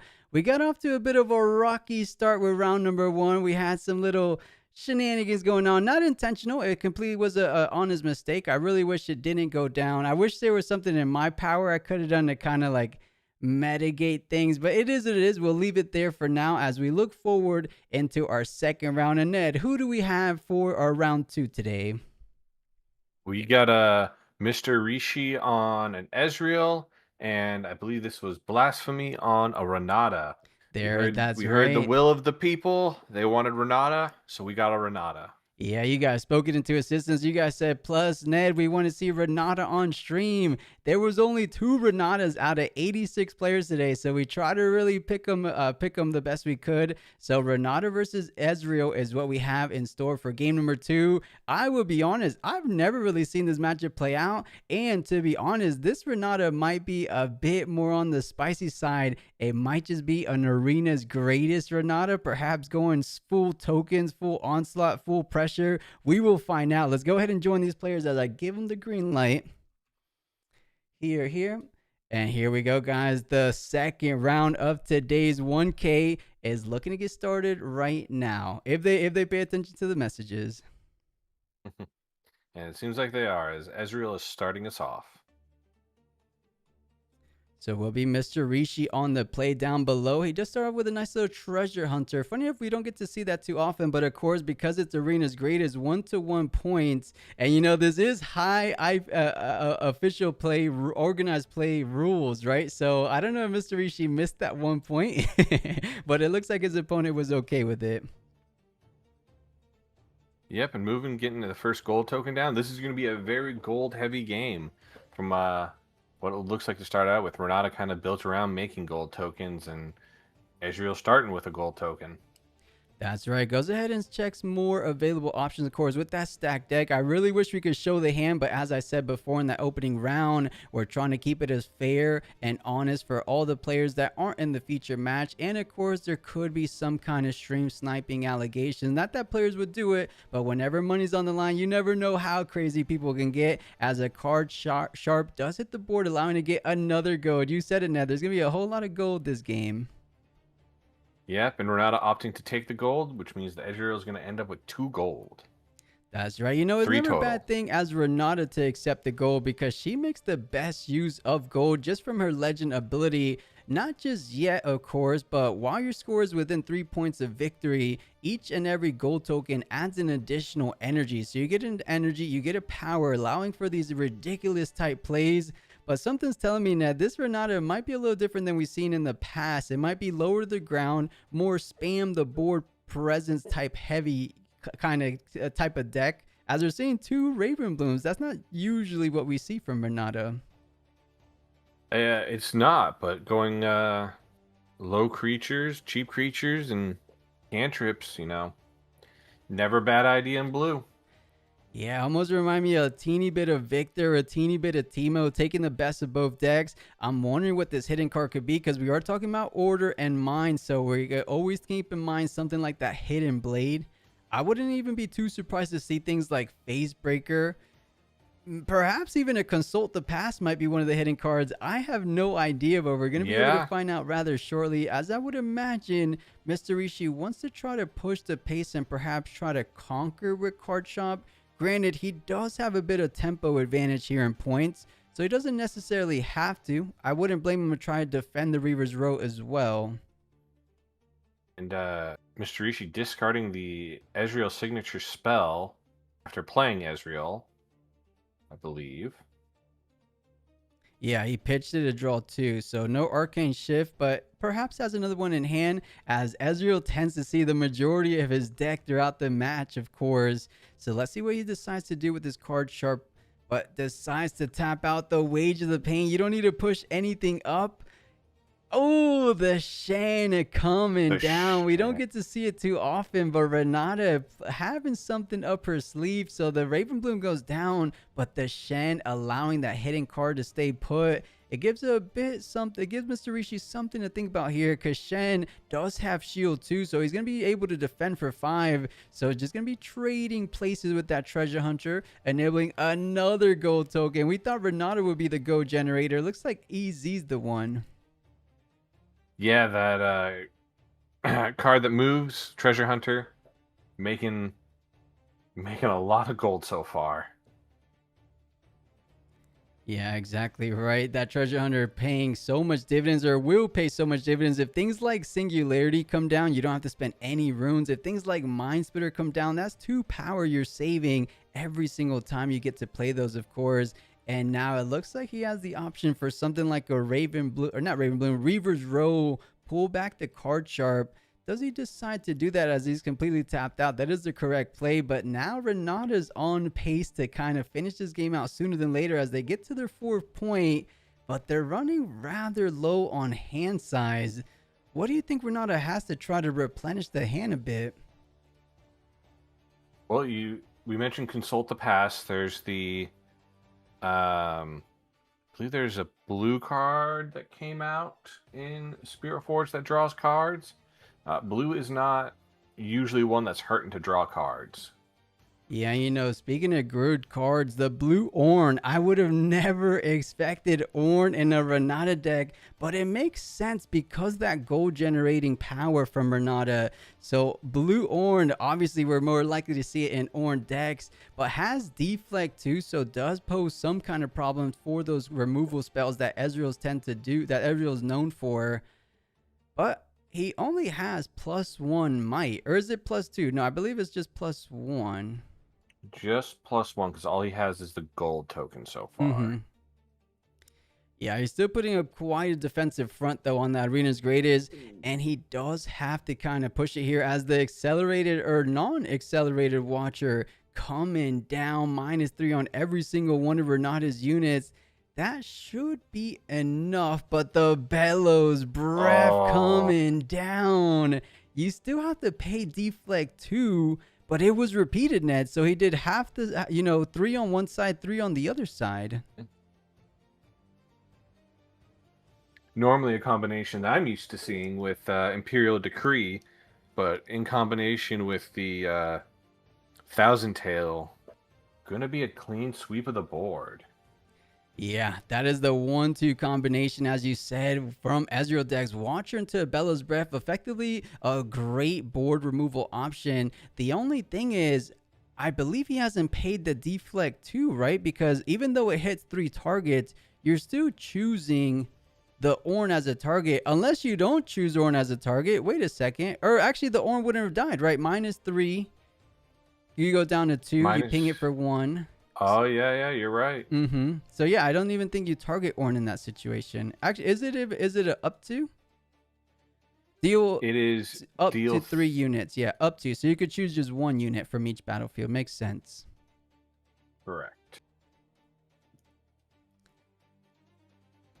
As we said, though, there was only 2 might standing on that battlefield, so Mr. Rishi feeling comfortable to push it, but the hostile takeover surprise switcheroo gonna be taking one of those units for his own, and it looks like the card sharp because you do get the gold, I believe, or does it not say play?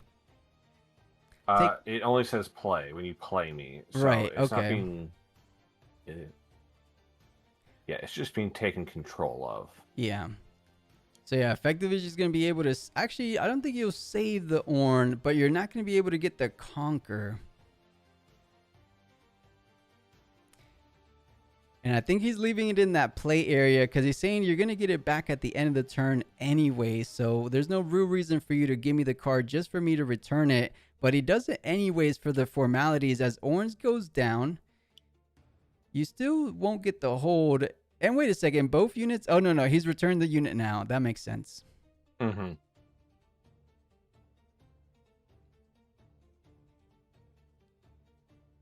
Not too bad. Renata had some great plays there, but that Watcher plus the Bellows Breath really giving the slight upper hand to Ezreal, especially when we take into consideration the hand size discrepancy. There's only 3 cards in Renata's hand. There's pretty much double the hand size from Ezreal's hand, and he also has the board presence. As a Poro hits the board, that's not nearly enough to deal with that Watcher in the back line, but a great unit nonetheless is the Renata Blue champion. Feeling a whole lot better when he gets onto the battlefield, but we'll see if she's able to hold those battlefields. And Renata only needs 1 more victory point before those gold start giving an additional 1 when sacrificed. Yeah, she does have at least 1 gold. The Plundering Poro could get another additional gold, but Meserishi targeting 1 of his gold, most likely going to be going for a power-hungry play this turn.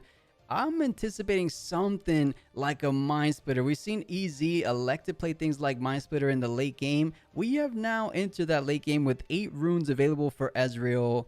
And, dividing the hand in half seems to be super crucial in this moment. But wait a minute. Is he going to be going for something like the Bellows Breath one more time? He goes Stupefy. Actually, no, that doesn't make sense. He doesn't have enough runes for that. I think the Stupefy was just to draw a card, would be my guess. Uh-oh, the Fizz to get the Stupefy. Double Stupefy. Yeah. And now you could double or repeat Bellows Breath and wipe both the Poro and the Renata out. You're absolutely right, and that is what I'm smelling coming out from Ezreal. You have perfect enough runes available to get the repeated off, and that's going to be 2 damage to every single unit in the back line. The Fizz comes down one more time. You have the option to pick the Bellows Breath this time, and the Bellows Breath will be the chosen target, eliminating the entire back line for Renata. Usually Renata's more the controller deck, but Ezreal having full control of every aspect of this game. The hand, the board. I mean, not so much the runes, but feeling good in control. And that is a concession from the Renata, as Ezreal had a really good position from there. Yeah, that Bellows Breath, I think on paper doesn't look all that impressive, but man, every time I see it played, it is just oppressive. Yeah, especially when you back it up with that Watcher, right? That's like the best thing you can do as an Ezreal player.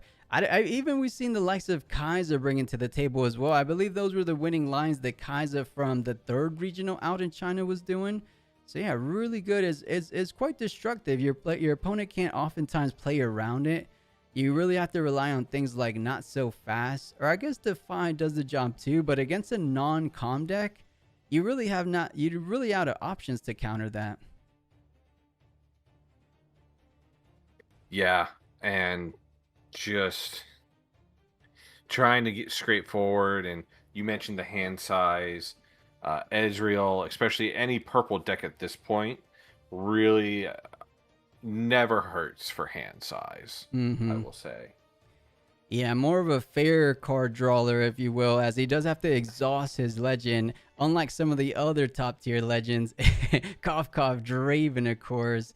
But let's see what the second game 2 battlefields would be, because I was not expecting an Arena's Greatest from Renata, and I guess this Renata is just all spice cooking it up in the kitchen. An Arena's Greatest game 1, now a Hillock or Windswept Hillock game 2, which, I mean, trying to think about it, is usually when you have higher might units trying to send them over to the other battlefield. Another way you could probably properly utilize Windswept is you can send all your units on that battlefield. So if they're going a bit lower to the ground, like 2 Ravenbloom students, you could send 2 at a time, 3 at a time. So perhaps that's what she has in mind. Or what else can you think about that would benefit from like a Windswept? I mean, the only thing that comes to mind for me is generating a bunch of gold gear, playing Ornn, and trying to take over both. True. I think Ornn could be a Kinda slight win condition for Renata. Not as extreme win condition as we know in the Ornn decks, but if she gets enough gold, as we're seeing here, every time you hold, you're able to generate a gold, I believe. Or let me read it back. When you are ally hold, exhaust me to play a gold. Exactly right. So Ornn does make a lot of sense. You have things like Honest Broker to generate even additional gold on top of that. So let's see. I think Renata on the play could be very well changing things up, as it looks like they only ran into a whole lot of order runes so far, but might not make too much of an impact as it's still early game. the world atlas coming down and sacrificing the gold they got from card sharp to attach it to the honest broker. Yeah, not too shabby indeed. That does bring the Honest Broker up to 4 might, so effectively able to hold against the card sharp, of course. However, I do think something like a simple Stupefy could offer up the trade. Even something like we haven't seen in game number 1, a Frigid Touch will bring it into the range of a card shop, allowing it to take it down. But to make things interesting, we get the hidden card. And you know, Ned, usually these hidden cards, we have all-seeing knowledge, don't we? We're used to so oftentimes knowing what those hidden cards are. So it's kind of fun, isn't it? Not knowing that it's hidden to every one of us. Yeah, now I'm just thinking like, okay, well, could be Call of the Week, but that feels bad playing that when you're trying to hold with the Atlas. Maybe it's very spicy and it's a blue Teemo. I doubt it. Yeah, But it might be spicy. You meant Hidden Blade, right? Not Call of the Week. Yes, correct. Yeah, I got you. I think we all understood. But yeah, imagine a blue Teemo. I mean, this is your unconventional Renata. And to be perfectly honest, I don't think there is a cookie cutter, quote unquote, traditional Renata, as one hasn't really been too brightly shown in major events. So I think Renata is still perhaps very underexplored, and there's just not an ideal build for her just yet.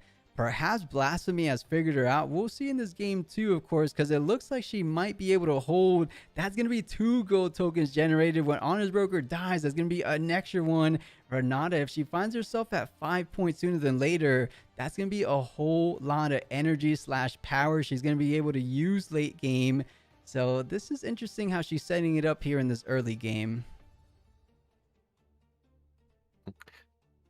Ezreal finding the Nocturne but not off of Scrying, so chooses to discard it. Oh, a little bit more of that miracle package. So those cost shots, those stacked decks, allowing him to reveal the Nocturne when he gets a bit fortunate, but does decide to pitch it when you have it back in hand, or when you draw it in hand rather. You oftentimes don't want to pay 4 energy plus a power just to simply pay it out. On his own is decently strong, I want to say. It does have ganking. A lot of people do tend to forget it does have that a key word in it, but I don't blame him for pitching the Nocturne. Yep, and 3 gold tokens generated off of holding, essentially.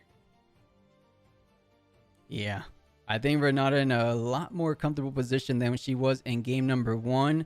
But next turn will be that pivotal 7 runes. We did see something like a Watcher come down, but you need a bit more than just the Watchers. So perhaps I'm speaking a bit too soon. Looks like Renata going for the Wages of Pain on the card sharp, allowing it to take down, as I think Ezra as well, as we mentioned before with Annie, they don't have too many might increases defensively. They have might decreases for your opponent, but I really can't think of too many cards that increase your might. Things like Discipline on those green decks, things like On Guard on those green decks. So that goes to show you the different domains tend to do different things on defense, of course. Right. These being much more offensive rather than defensive, which we've been seeing because we've been back and forth, both matches. Mm-hmm. And this one definitely a bit different. Look at all that gold generation coming out from Renata. But the card we said earlier, the Frigid Touch, should be allowing Rishi to feel a whole lot more comfortable pushing into the Windswept Hillock. The question is, though, is that hidden card something like we saw in the previous turn? Something like a Wages of Pain. That's going to be perfect 3 damage for the Ezreal. On top of that, You don't necessarily want to push with your Ezreal, as he's one of those units you would prefer in the base, so that you can go ahead and keep getting the value from those repeated spells that Ezreal is notorious to have, right? Call shots, the frigid touch, the bellows breath, all those will get an additional +1 value, or -1 energy value, I should say. And speak of the spell, bellows breath coming down, trying to just take down that honest broker. Was the frigid touch repeated though, Ned? I didn't get to catch it. It was repeated, reduced by Ezreal's cost. Yeah. Oh, and it was a face breaker. We were wondering what could it be. That face breaker would have been quite the impact. Yep, and the death knell for the honest broker, giving them another gold. Yeah, if there's some way for Renata to make full use of all this gold, perhaps there is a window of opportunity to try to make her climb back into this game. Even though she's ahead on points, I'm strictly looking on that card economy in the hand, right? 2 or 3 versus 7 cards. One player has a whole lot more options than the other, but this is that critical piece of the puzzle for Renata. The blue orange coming down, you're attaching the War Atlas. There's not too much you can do against that as Ezreal. You're going to need a bit more than the Watcher's Bellows Breath to get that bad boy down. It's currently 12, if my math is right. I think your math is absolutely right. Going up to 12, impressive, mate. Easy's going to have a hard time. And, you know, now we're seeing the synergy, Ned. You were speaking about it before. The Ornn, or I should say the Windswept Hillock, is strictly for the Ornn to make his way to the other side of the battlefield a whole lot easier for him. And was that just a hard casted double Nocturne for Mr. Rishi? That doesn't feel great, but not the worst as well. I'm curious what the Ezreal's hand is now, if that was the line. Yeah, right. If that was the line, because that's all Nocturnes. It looks like he got a bit unlucky this game, where you would rather pick up Nocturnes off the top of the deck with things like the call shots or the stacked deck. But in this situation, it looks like he ended up drawing into all 3 Nocturnes. Not a position you want to be. And the gold or the Trove Golem, Ned. What are we spectating here?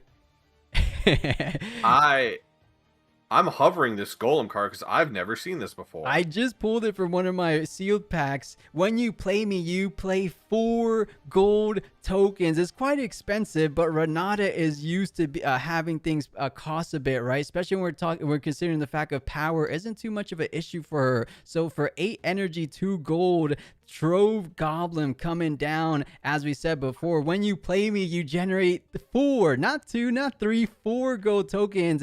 If Renata gets 2 more points, I mean, if she's able to hold here from these Nocturnes, I don't see a world where Renata doesn't take this one down. You're getting so much value on your Ornn from the World Atlas. You have a hidden card for protection. I don't think she's phased by having just a single card in hand. I think she might just have everything she needs to close things out on the board as it stands.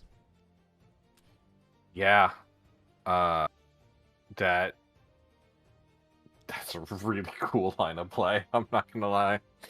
I'm maybe not convinced on Renata, but man, that's cool. Yeah, she's doing something we've never seen before, really playing into the whole gold generation, as most Renata decks feel like they would take advantage of. The only thing she's missing, Ned, and which I think she might be able to pull off the very next turn, is something like the Renata Blue Champion on top of those units. And it looks like Arcane Shift on the Watcher. So you're bringing the Golem down to 6. Neat. You do 3 damage, so down to effectively 3 HP. Oh, no. That's -3. Yeah, because it was Watcher twice. So it's -6 and then 3 damage. Mm-hmm. So Watcher once, Watcher twice, 3 damage. So yeah, that'll get rid of the Golem. And now Ornn is only at 7 after the -6, which can get cleaned up by the 2 Nocturnes. Oh, that is a picture perfect play, but decides to conquer where perhaps we're missing something. Or no, actually, I think he's just playing around the hidden card there. And apparently, I accidentally flashed it. I hope no one paid attention to that, but I didn't see it, so it's still news to me. As Rishi just conquers up to 2, but I think it's time more than ever to utilize the ganking ability off the Windswept Hillock. You just have to play out a unit, and oh, there it is, the Consult the Past. The We were Consult the wondering her Past. hand size was rather low. Feeling a bit better now.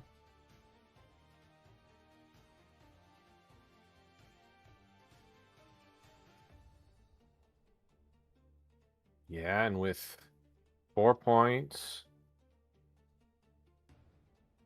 this I've never This- seen a more wealthier Renata, spoiled with riches. That's 2, 4, 6, 8, 9 total gold. Ned, have you ever seen this much gold generation in a single game?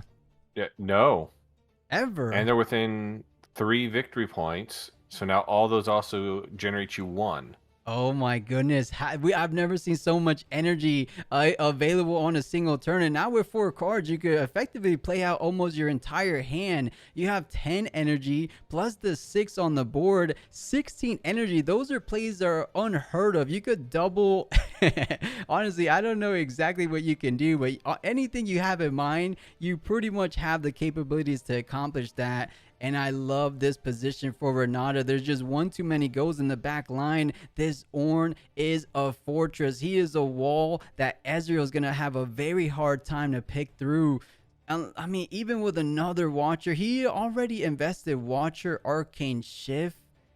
Is there anything else to bring that Ornn down a bit? I'm just not seeing it with the cards. Or I mean, we can't see the cards in hand, but I'm just not finding a combo that can get rid of the Ornn so easily. Yeah, because currently it's a 15. I'm not sure what blue and purple has to be able to deal with a 15 might. Yeah, I mean they could get things accomplished against like 6 might, 7 might, 8, maybe 9, but you're right, 15 might. We're getting into the uncharted territories, and it only looks to be getting from bad to worse for Mr. Rishi, because now the Renata champion coming down, and wait a minute, is this a time warp? That's a whole lot of energy expended. That was 10 energy plus 11, 12, 13 energy, 14 energy. Wait, Renata is cooking. That is a time warp. And oh, that's a Yep. GG scoop if I ever Yeah. seen one.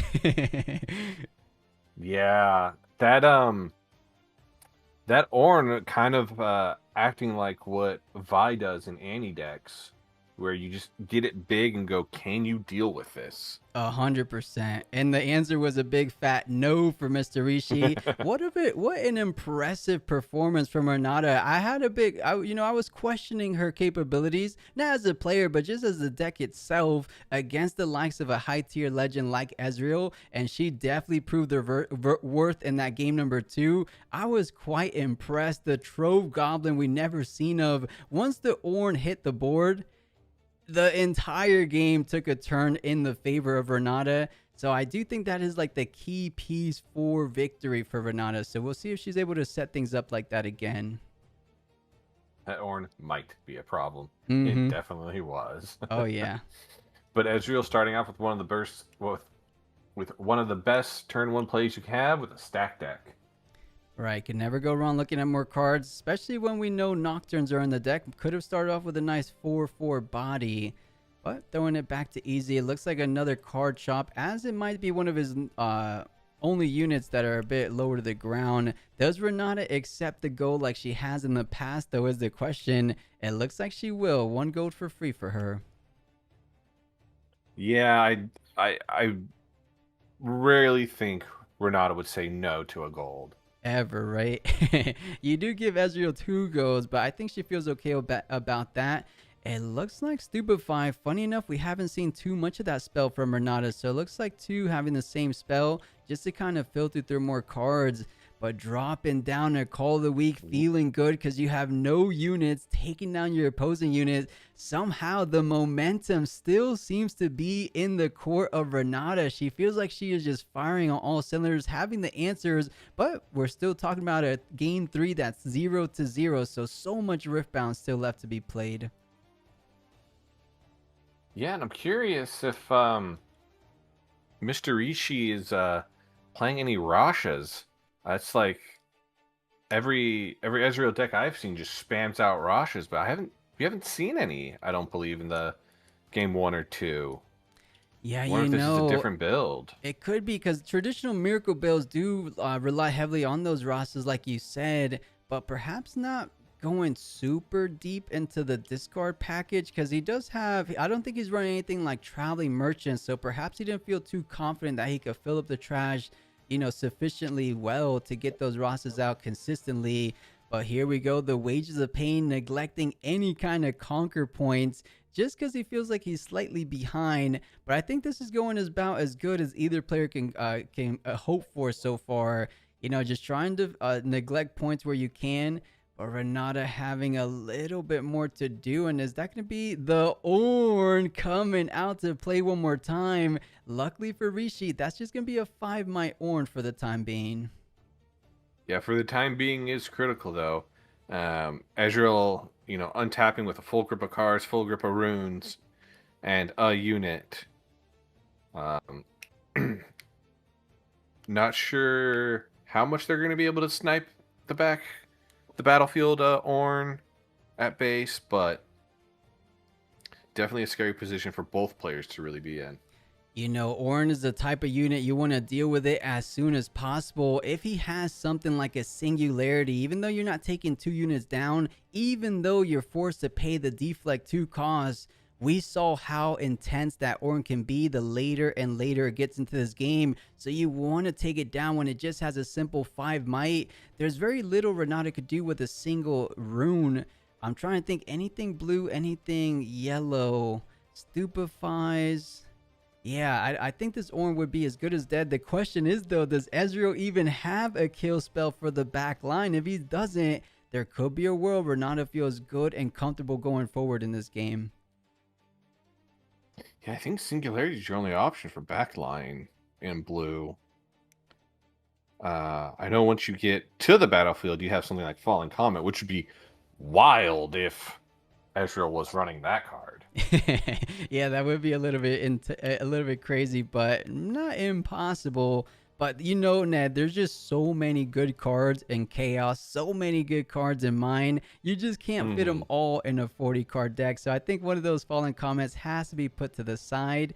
Let's see, though, because these games, even though the points is just 0-1, look at the runes we're approaching now. Renata at 9. Ezreal will be going up to 10. We're effectively entering that later game, but we're in the beginning when we talk about the points. So this is going to be a long one and a good one because I think both of these players are kind of neck and neck in terms of trying to take control. The Ornn, as we said before, though, could be that key piece to hold it down for Renata. And if you follow things up with that Renata chosen champion, things can kind of spiral out of control as we saw in that game too.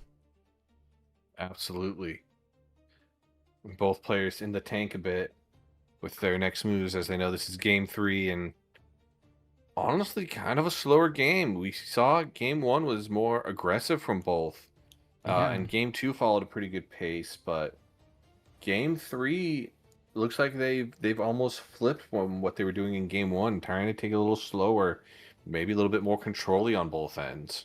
Yeah, it definitely feels that way, right? Because in game 1, there was a double Raven Bloom getting played out, more lower to the ground units. Same goes for Ezreal. Now these guys are just trying to drop bombs perhaps late game as they do have the runes available. We've yet to see something like a Mind Splitter coming out from Ezreal, so perhaps not electing to run that in the main board / sideboard. I still think it's a solid card, but sometimes it does feel like it does come out a bit too late.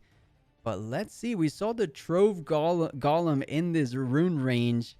Is it going to be another Trove Golem? He's tapping 7. He's tapping 8. Wait a minute, Ned. Are we about to see 4 gold one more time in this game number 3? I don't know any.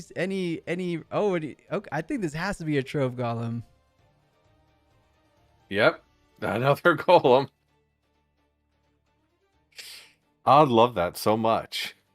If there's one deck that can efficiently run Trove Golem, it has to be the Renata deck. I've never even considered him as a playable card, but watching him here in our round number 2, he seems decent, right? Not the best, not the worst, but when we're talking about 4 gold, of course, if Renata was a bit closer to that 5-point threshold, it would be an impressively good play. But the fact that you're a 0, it's a decent play. I mean, anytime you get 4 gold, you're not feeling bad about that. Yeah, making this Ornn an 8. Now it's just, what does the Ezreal have to either push him away or keep that Ezreal safe?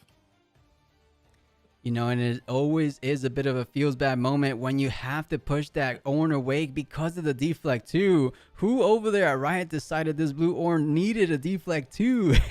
And I kid, of course. I think Ornn definitely is one of those sleeper picks in the Spiritforged meta. The Frigid Touch, that is going to be still a deflect too. So much rune economy going out the window for Ezreal just to try to bring the Ornn down.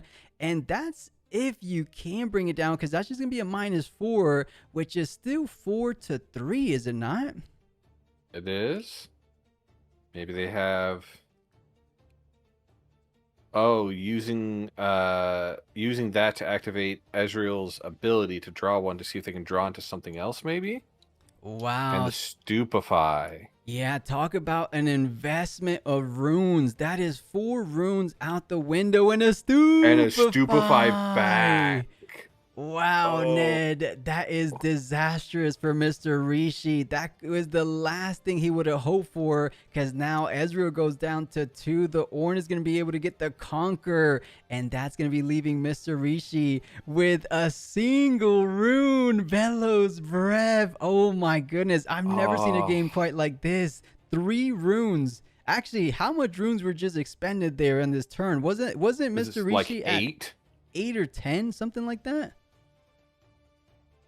Yeah. Well, the good side of this is it's still early-ish in the game. In terms of 0-1, points, for sure. But now Ezreal is going to have 2 runes. Renata's going to have 10 with 4 gold. Yeah, you're absolutely right. You know, effectively starting the game from square one, but Renata starting with 8 runes while Ezreal starting with 0. This is going to be a tough nut to crack for Ezreal. But as you mentioned, we are still in the neighborhood of single 1-2 points. Like Renata was almost going to go up to her first point with that Ornn Conquer. But man, having to invest so much, who knew just playing out 3 cards would be so expensive? That just goes to show you how powerful something like a keyword deflect, and not just a deflect 1, a deflect 2 can be, as you completely wipe the slate clean for Ezreal in terms of runes. He's starting over, hopefully has a 2-drop to start, you know, developing some kind of board presence again. Mm-hmm. Oh, and let's also not forget the 9-power golem that is over on Renata's side as well. Yeah, the 9-mic golem looking furious, looking like he wants to take down one of these. You know, funny enough, he could go ahead and take down the treasure hunter. Yeah, which is the proper play, but he also could have even been greedy and gone with the gold generating play on that treasure hoard, of course. But I think making sure Mr. Rishi is no longer capable of scoring points, that is probably a way that's more secure, leading to your path to victory, of course. So you do get your first point on the board. And can you believe that, Ned? How is that Renata's very first point of game 3? I don't know, but they're now in a very controlling position. They have good, not quite as good a hand economy as the Ezreal player, but 9 might, 4 gold, 10 runes. It's going to be a climb back for Ezreal, but just like I never count Draven out, I never count Purple out. Absolutely, I know, but you know, if Renata goes ahead and establishes her blue Renata champion with the golem, there's very few things Ezreal can do. That's a free point, and I think that is a way where things can go 2 points at a time. You're just at 1 point, but you could most likely go up to 3 on the hold, go up to 5 the very next turn, because think about how many turns until Ezreal is able to get off even a Watcher. You go up to 4, you go up to 6, that's 3 turns before you're in the range of getting out a Watcher plus a Bellows Breath combo, and even that isn't going to be able to take down at least the Golem. It does take out the champion, but wait. Plays it in the base? No, that can't be correct. I'm pretty sure Renata on the battlefield feels a bit better. Well, they can't really do anything with it this turn. And next turn, they can just send it to one of the open battlefields. So they can get 2 points next turn, I think is the line. I see what you're saying. So it wants to work in an even tempo kind of thing. So you go up to 3 on the hold, you go 4, and then the treasure golem holds 5. Actually, it makes sense because, you know, controlling 2 battlefields is going to be netting you 2 points on both, and then effectively 3 points with the Renata ability. So I do agree with you there. I think the base was indeed the smarter play, looking a bit ahead.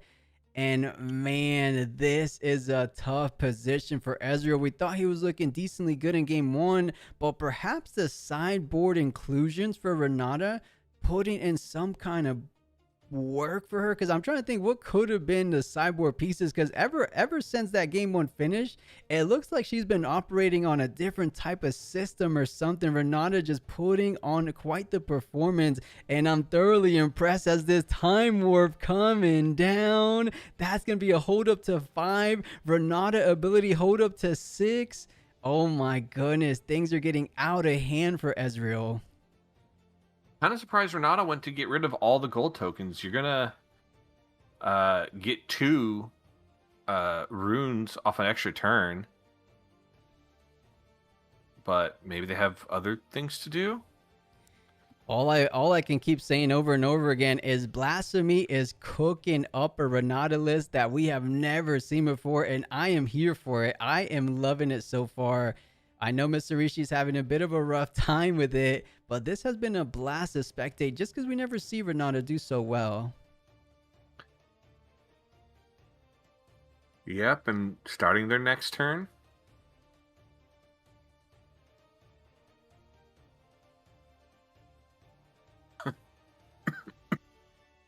And chat has pointed out that time warp doesn't go into the banish pile, or into the trash. But we'll keep pretend that one's not in the trash. Chat. He's not gonna do anything with that trash pile, anyways. But we'll be observant. We'll keep tabs on it. Don't worry, chat. And the hidden blade. I love these plays. She had such a tough time with low hand economy early in that game 1. But as I said before, ever since then, it looks like she's just picking up the pace on non-stop draws with those hidden blades. And just nonstop pressure. Feels like Ornn didn't survive to see the next day. However, he put so much of an impact in his game number 3, effectively removing 6 runes from the Ezreal. That's as good as you can ever ask for from a single unit. You didn't get a single point from him, but he did a whole lot more than just that, I want to say. Yeah, tapping and recycling 1 to draw a card off of Renata's top ability.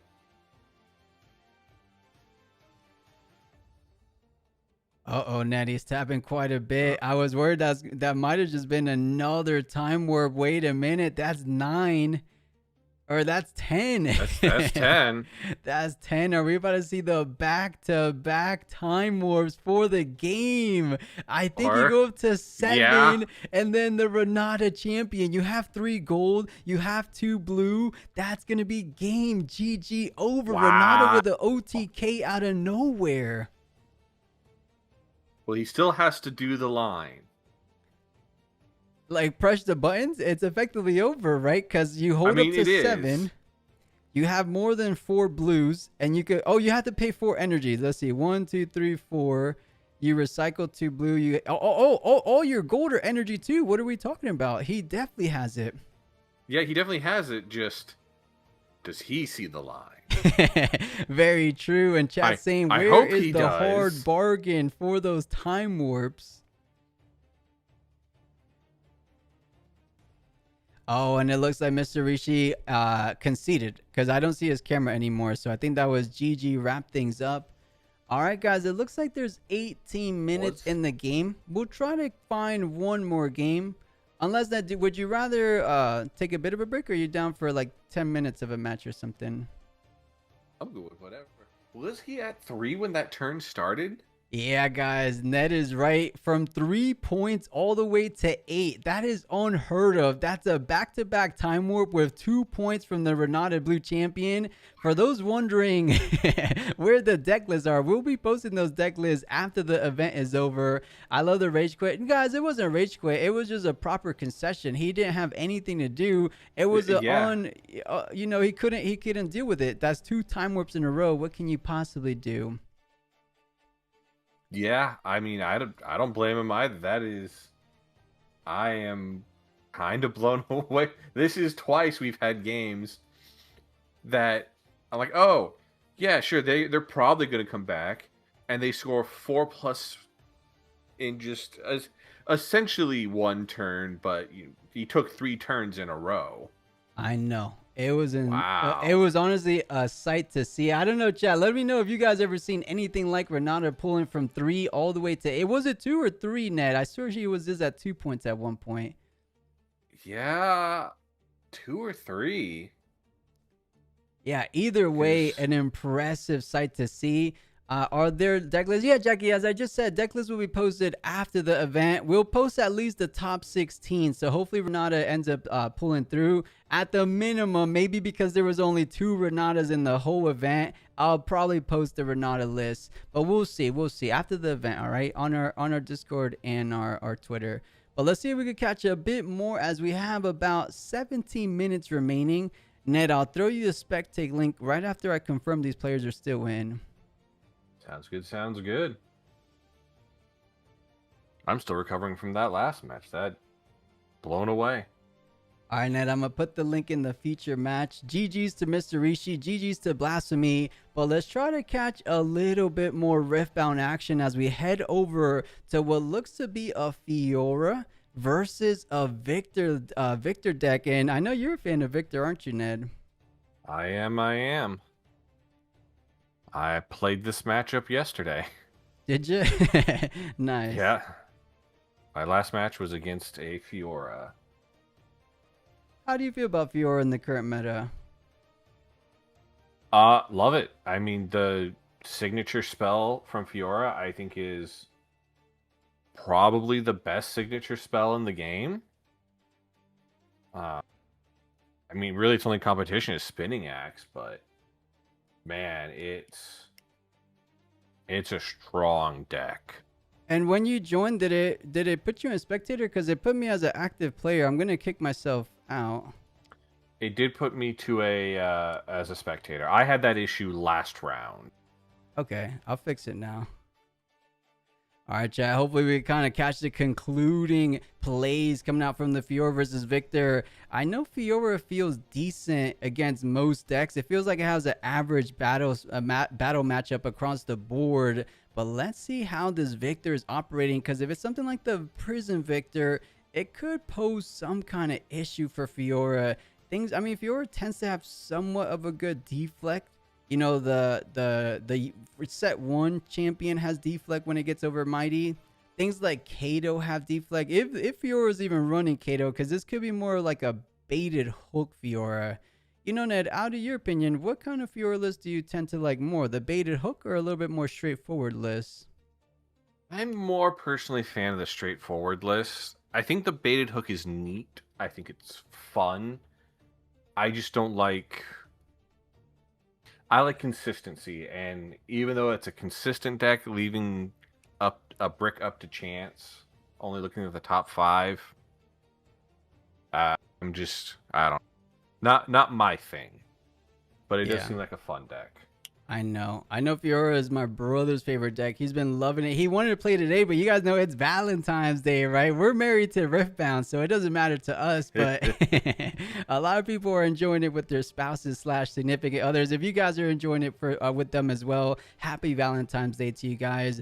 We're over here, as I mentioned, glued to the screen, glued to these plays, as Fiora does get her 4th point. And let's see, she is running rather low on hand size, but the Fiora Worthy does come down. That is an excellent card. Now, every unit you play, if you have something like a set brawler, he will be able to get ready on the very same turn he comes down, but instead just pushes forward against the recruit token with the set 1 chosen champ and investing what seems like a punch first. Wait a minute, Ned. What am I missing? A punch first against a recruit?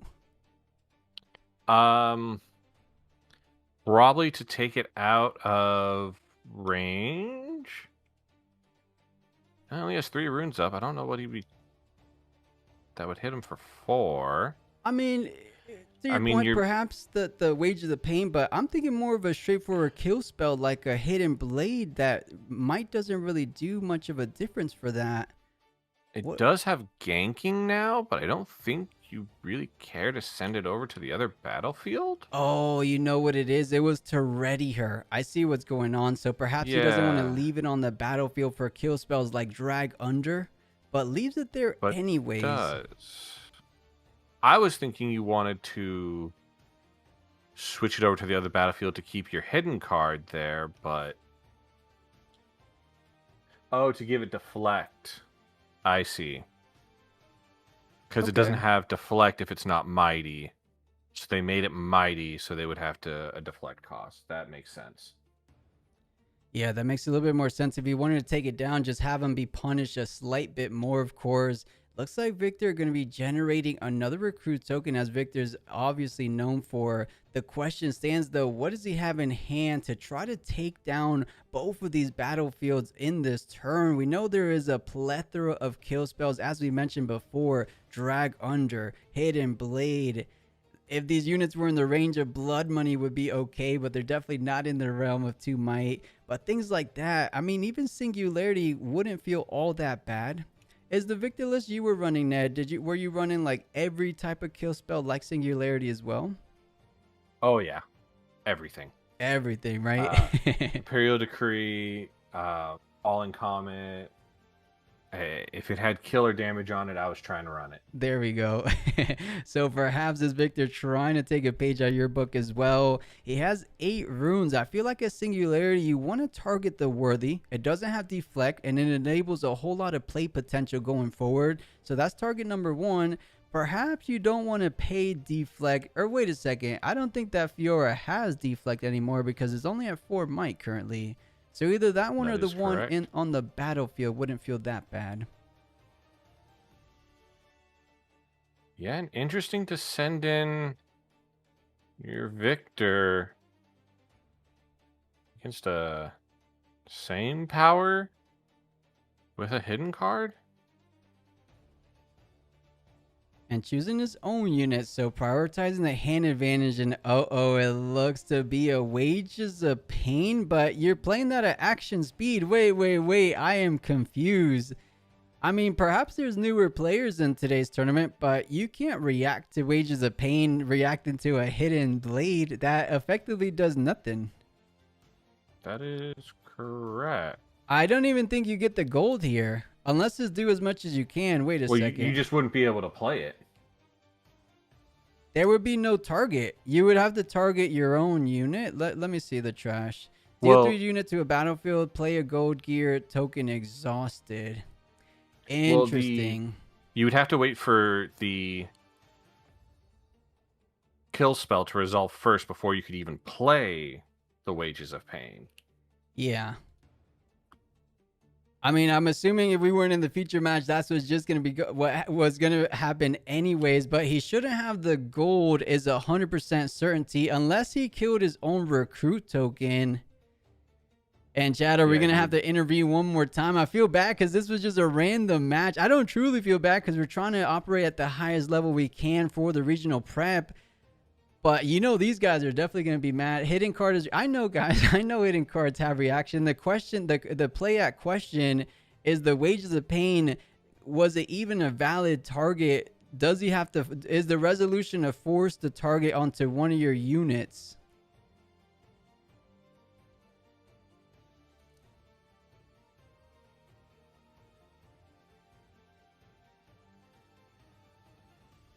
All right, chat, we're going to have to intervene.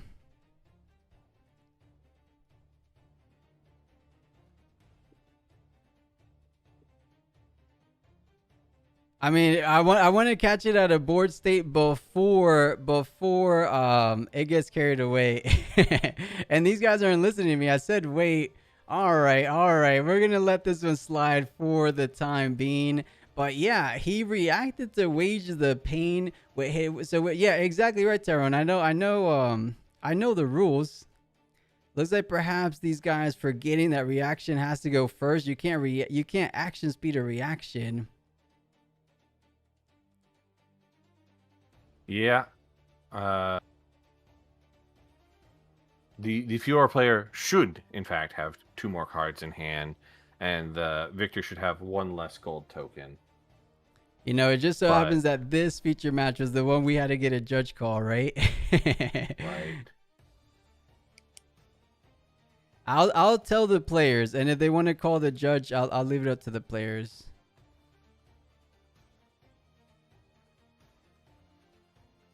This must be the commentator's curse. I know, literally, we don't try to intervene in judge plays unless the players catch it. But I at least let them know in the TCGA chat in case the player wants to do something. If Fiora calls judge, I'll let him call judge. I at least let them know, so I'll put the ball in their court. If they want to continue playing, that's on both of these players. But we at least feel good that we let these players know what went down.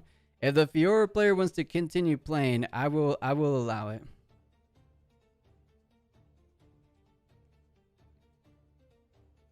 And that it looks like they just continue on because they haven't said anything.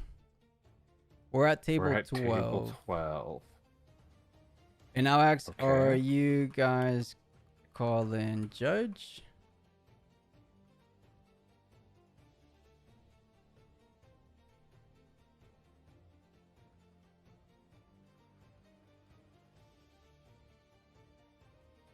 And guys, bear with us one more time.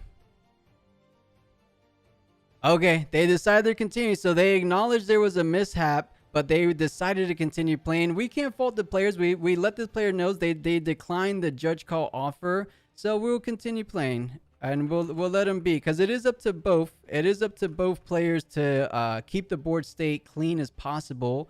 But if both players are going to go ahead and elect to continue on forward, that's not too much we can do about that. Mm-hmm. Yep. And it is the Fiora saying that they're going to proceed. Mm-hmm. And the Fiora player was the one that was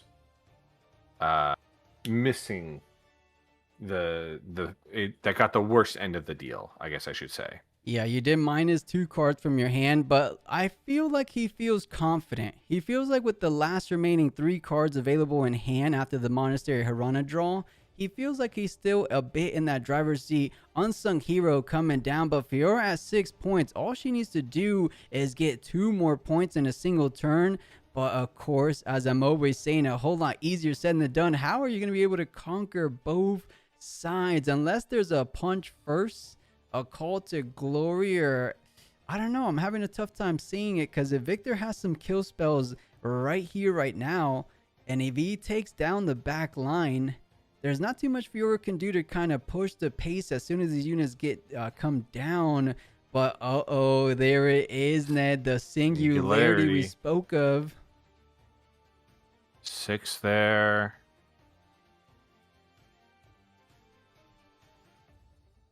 6 there and there. The Unsung Hero not being mighty. Doesn't get the death knell.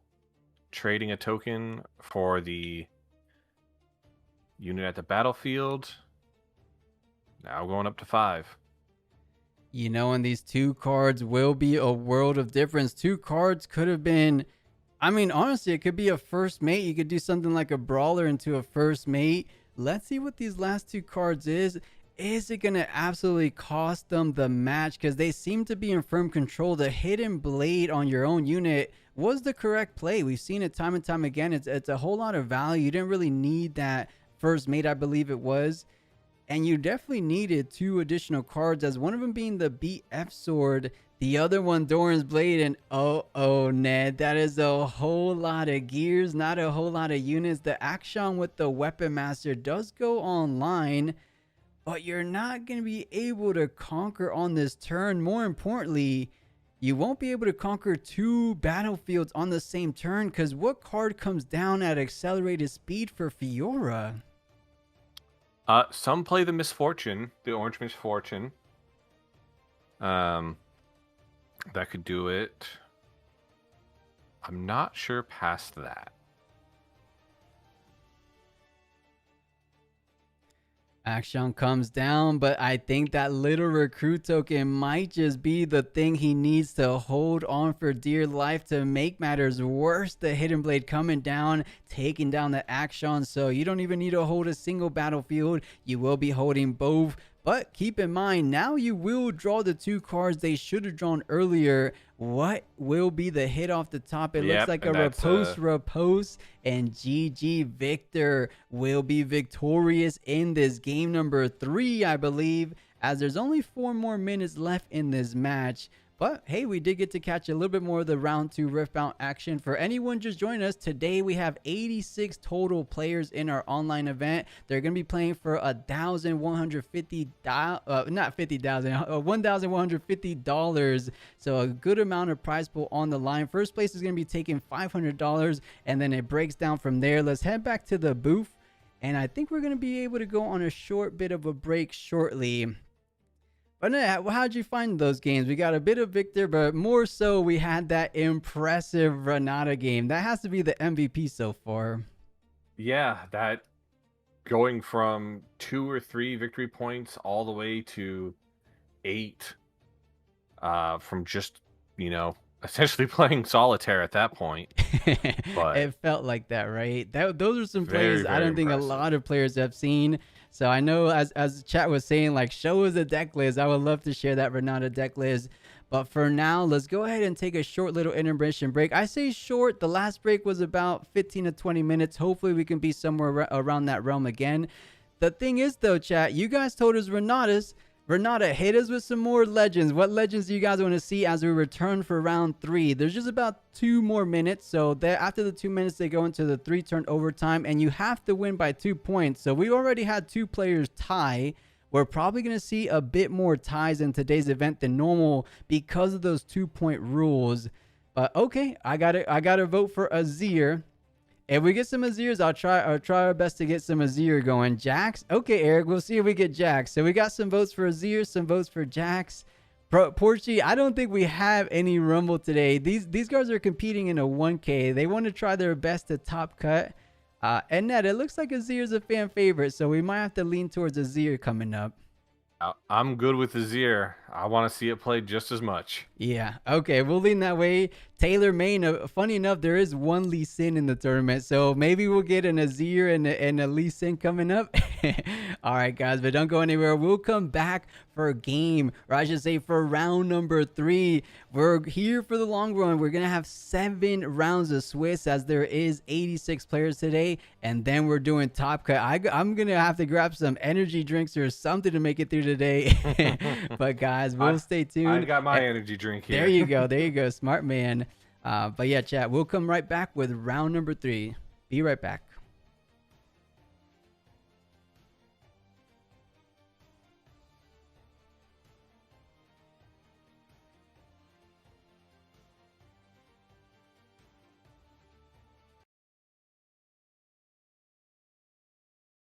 Committing to a Mind Splitter right now would be most of your turn.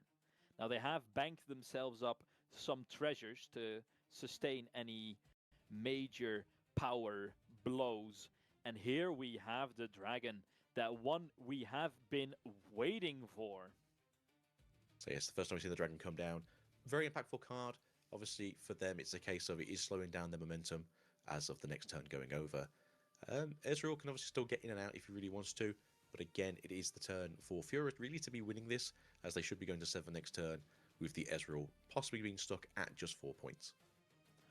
Yeah, and I feel like this is the margin of error that Fiora has bought herself by making those early commitments to the bases, by scooping up those early victory points. She has bought herself time to sustain these nuisances being thrown out by Ezreal himself, who is now scrambling for answers. But do not underestimate how tricky it can be to finish out a game when you are sitting on 7 points. So close can be in reality so far away. Indeed. We did just see them pick up the Watcher from that cool shot, which is a great card, and I think we will probably see it coming down next turn as we have just tapped through our ruins. If they have a gear in hand, this will essentially give them the play to go to 4, making it a bit easier on the following turn. But we see ourselves a Boots going up to 5 points this turn, I believe. Yeah, if allowed, so the pit crew can run rampant if need be. And now it's no longer a single threat on the side of Ezreal's board, making up multiple plays for themselves, call stacking, and making sure that we are playing a clean game. Not unimportant, but that will bring them up to 4, readying with the treasure, introducing themselves, sweeping up these battlefields, and they are just driving a little Grand Prix around the battlefields. And this is what you tend to see from Ezreal, just trying to basically get the combo of the Boots and the Cull. It does seem that most of them are only running the 1 Swifties, so the combo doesn't always come into play super early, but it has come in at a clutch time. Yeah, very clutch. And this is how quickly the tempo of a game can swing. And with still 3 energy available, they might have some answers for the threats being put up. And how are we feeling about drawing yet another dragon? I believe we have the cards to play it at least, so that's always good. Getting rid of this pit crew would help out. Obviously, they're going to try and score to 7 points next turn if that's the case. You kind of want to hold with a dragon, I feel like, and then maybe play the other dragon to the same field, just to try and get something going on the map, as these dragons would be 7 apiece on the Teferian war camp. 7 apiece in the war camp, and enhancing their dominable stand with a brother in arms is, that might be the push they need. Any card in hand they can play freely, no more energy needed, even available in the books. And with such a large pile being tapped, they will be taking out the pit crew. But look at that hand of Ezreal. Surely there is some sort of answer hiding in there to keep him in the race. We've seen there's a rebuke in hands that can keep him off of the play for another turn, but you don't really want to be seeing a Harness Dragon going back to the hand to be played against you again the following turn. Obviously, the issue here for the Ezreal, he's only got the 1 unit on the field right now. Oh, but Akito, are we keeping track of the fact that he didn't play the dragon onto the battlefield? That surprises me a little bit.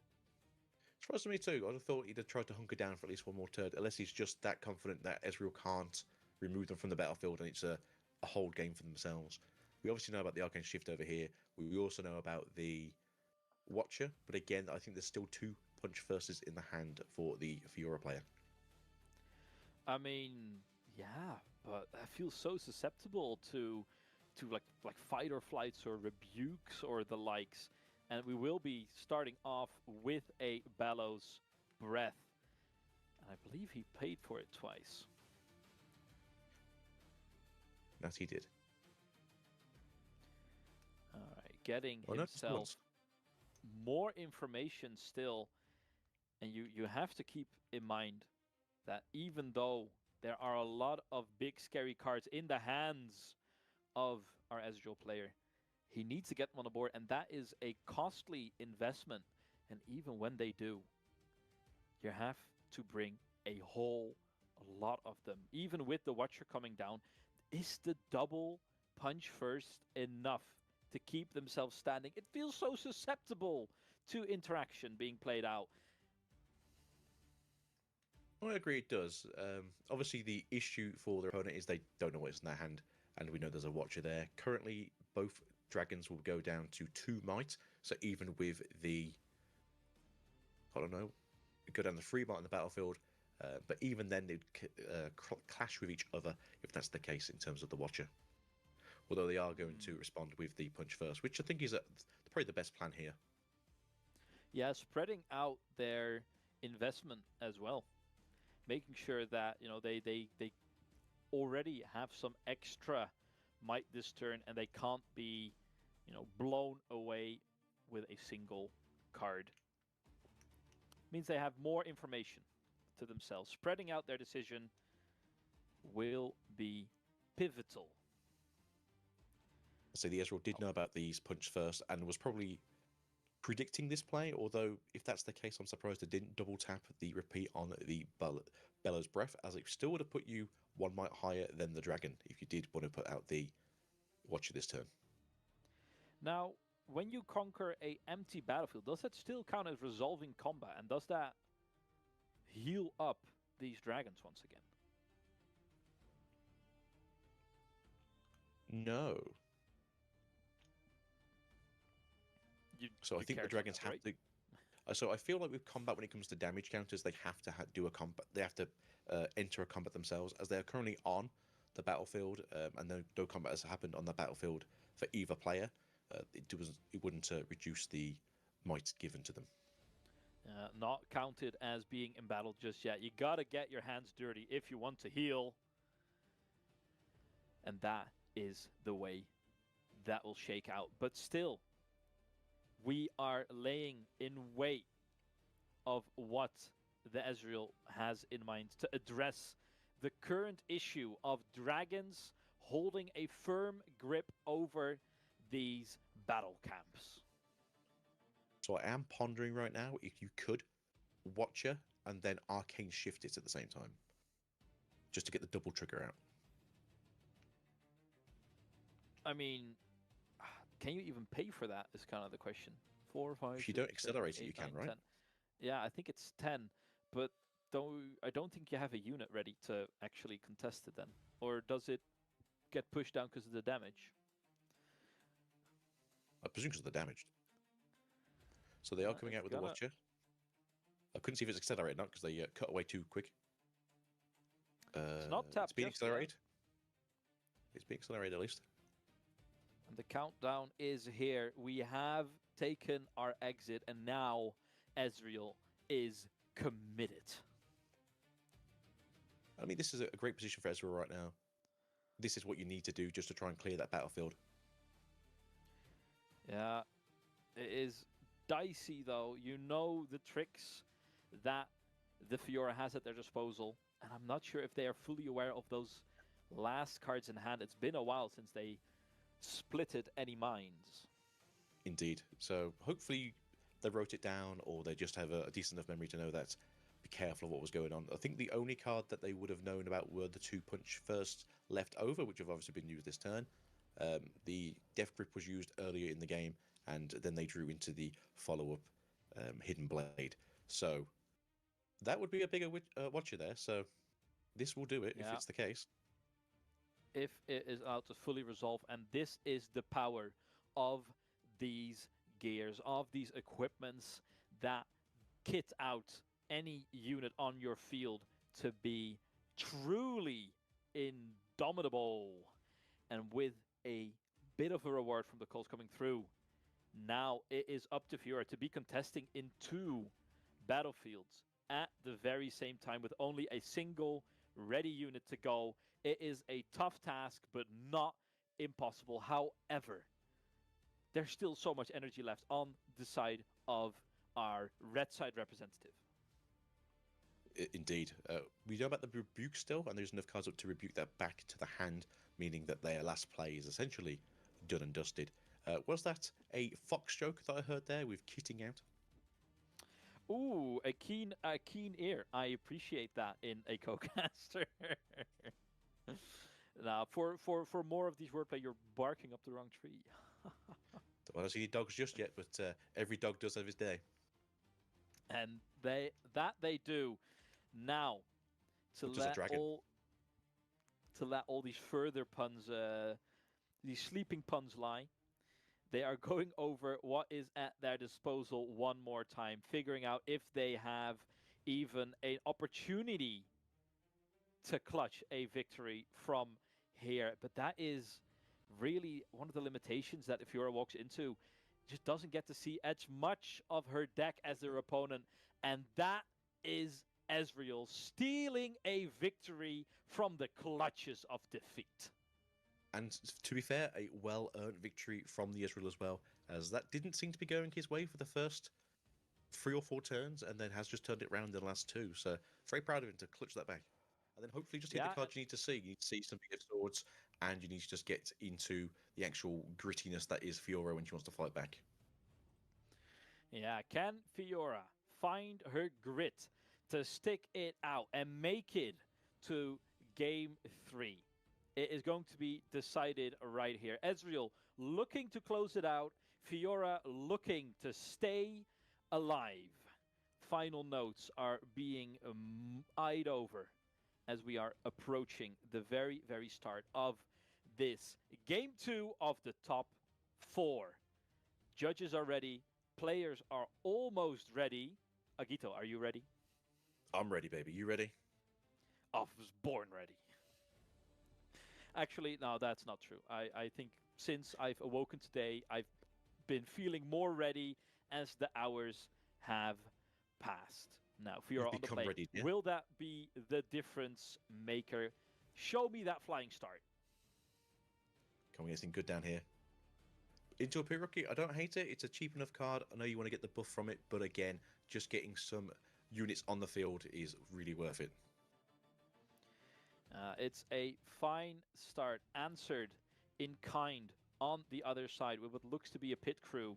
So that is already one of those scary engine pieces that the Ezreal is looking to maximize already on the board. We do have the key piece in hand. And he would make it mighty. He would make it mighty. And getting yourself ahead of the curve like that, it is what it is all about. You cannot play fearful right now as the Fiora. It is really all about making sure you can get that flying start off as quick as you can. And that is maybe one of the key pieces that he would have welcomed in the previous game. Riposte, countering and buffing when need be. Indeed. And a first mate as well, a very solid card in this deck. You want to try and get as many interactions with those battlegrounds as you can early to try and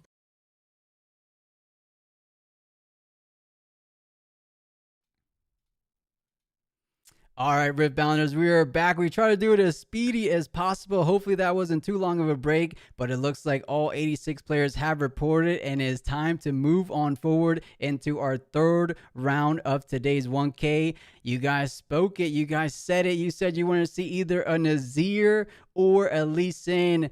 Weirdly enough, the Azirs were playing each other, so we weren't really too keen on watching a mirror match. So we ended up going with the sole Lee Sin player in this entire tournament. Ned, can you believe there's only, out of 86 players, there's only one Lee Sin? I'm more surprised that there is one Lee Sin, if I'm being honest. Guys, put your hands up. We got to give Lee Sin all our energy to see if they can make a big push in today's event. Right now, both of these players are 1 win, 1 loss, so we'll see how they go. But we have 2 calm decks going at it. Lee Sin versus Aurelia. So this might be tougher for Lee Sin, but he could be chefing up something. He could be something on the same page as the Renata we saw in game number 2. So is the Soul Sin? Yeah, exactly, AX. So let's go ahead and tell these players to start just to keep everything in a timely manner. And then me and Ned will go ahead and join the feature table. Let's head over there now. Yep, looks like Lee Sin got the play. Going first. We're going to the Dreaming Tree and to the Windswept Hillock first. Both battlefields, I think, benefit both players. Yeah, not too bad. Aurelia doesn't feel too bad about going easier on the ganking game plan. But a Kiana feeling decent. You know, deflect is a big key word in the game, as we saw previous in that round too. That Ornn doing a tremendous amount of impact throughout that game. But Aurelia also has access to things like deflect with that Aurelia Fervent, of course. But starting things off nice and easy with the stacked deck for now. She has 4 rooms, so it would be pretty ideal if she has something to follow things up. Something like a Stellarcorn Herder might be a picture perfect opening, or not opening, but turn 2 play for her. Yeah, starting out with a Tide Turner, which is interesting in an Aurelia deck. But getting those early captures, early points, maybe not to as fall behind, and as you said, a Stellarcorn Herder. Yeah, kind of spoken into existence there. Aurelia curving out the best she can, but Kiana, we don't get to see her too often. On the Conquer, you get the option to either draw 1 or to channel a Rune Exhausted. It looks like he values the card advantage early on, which sometimes we see it the other way around. In your opening couple turns, you value ramping up a bit early on since you already have a bit of available options, but the challenge coming down. Looks like Lee Sin off to a fantastic start. You got rid of the Tide Turner, you got rid of the Stellarcorn Herder, and you have a Kiana with a buff and base thanks to the Lee Sin Legend. We don't get to see this Lee Sin Legend power through anytime, right? You pay 1 energy, exhaust me to buff a unit, any unit at that. Yeah, Lee Sin, I think, understands that the long game is probably not into his benefit with how strong Aurelia can get, opting to go for a more aggro start. Yeah, we'll see if it pays off going forward as the Fervent comes down. Pretty much the best unit in these Aurelia decks. You guys know, if you guys have been paying attention to anything of the Spiritforged meta, this is the card. This is the one card you want to protect the remaining of the game. And a card that enables you to protect the Queen like that will be the Guardian Angel. It looks like she went ahead and paid both power, 1 to equip and 1 to ready her. So it looks like she really wants to punish the Kiana for taking down 2 units. She's up to 7 might, so she might be able to do it. Unless, Ned, is there a world where Lee Sin is running a punch first, but decides not to risk it? Yeah, I mean, pretty safe to say most orange decks that are creature focused are probably running punch first. It would have been pretty detrimental to play the punch first and recycle 2 orange and only having 4 to untap with, but the Aurelia choosing to instead take over their Windswept Hillock. The Dreaming Tree. Yeah, exactly. Over the Windswept, but I would have agreed with maybe pushing the Kiana, because what's the worst that can happen? You have a Guardian Angel, but granted, you don't want to just use your Guardian Angel so easily. And look at that, Ned. He does indeed have the punch first, going for the respectable 10 might for that. Do you have a hidden card like a Fight or Flight? And it is, but you're going to have to invest deflect unless it's on yourself for the +1 draw. Nope. And it's just going to get defied away. Both players slugging down to only 3 runes. Aurelia losing that Guardian's Angel. And Kiana this time choosing to channel the rune. Yeah, it looks like she was getting a bit lower on that runage, so not too bad of plays. Of course, as we mentioned before, the Guardian Angel will be protecting going forward, but imagine, Ned, now that you invested the punch first, that +5 is for the remaining of the turn. Do you have another challenge? Oh, I almost thought that was going to be the challenge. A challenge would be destructive against Aurelia, and I almost want to say that would have probably wrapped things up for the Way of Lee Sin, as they add another buff to one of their other units, the other one being the Clockwork, of course. But now this is risky territory, because Kiana, without any runes available, but still electing to go to the other side. Interesting. I would have tried to target down the Kiana, honestly.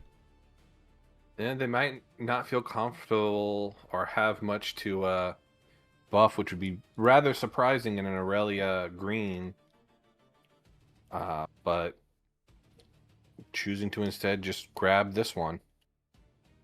Yeah, just valuing the straightforward points, but you have to take advantage of taking down units when your opponent is completely tapped out, when your opponent can't take full advantage of those incredible cards like a punch first, and then perhaps just running a bit low on combat tricks of her own as the Ruin Runner hitting the board. We saw how much of a difference maker it was in that opening round 1. Let's see how Lee Sin is able to utilize it here in this round 3 as a nice little gank on over to get up to 5 points herself. We said the Windswept probably favors Aurelia as well, and we're seeing it right here, right now as well.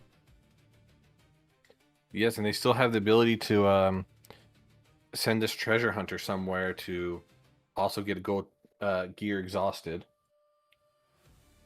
Yeah, it doesn't seem too bad of an option, but you're simply going to be getting only a gear or a gold token for that, because that treasure hunter won't be sticking around too much longer, as the back line is will easily be able to take care of it, of course.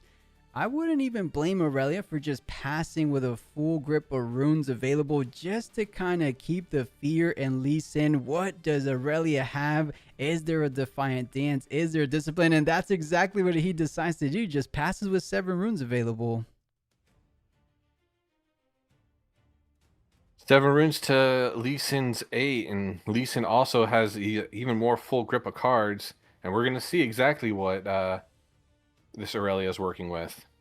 Yeah, you do have the option to go ahead and at reaction speed buff up your Aurelia. If you only have 1 combat trick to increase your might, I would recommend it. If you have more, I mean, there's just so many good cards. A Ride the Wind would be a good target. A Defiant Dance is one of those targets that will allow you to take down the Ruin Runner. But I guess a Fight or Flight on your own Aurelia doesn't feel all that bad. The only thing you have to be very considerate of is the Defy. We saw 1 Defy get used already. A Defy does counter every single one of those cards in hand, and it looks like the Lee Sin deciding on that Ride the Wind for now. Yeah, pretty much. I mean, guess it doesn't. They don't want the Aurelia to retreat, assuming they have to have some kind of pump spell for this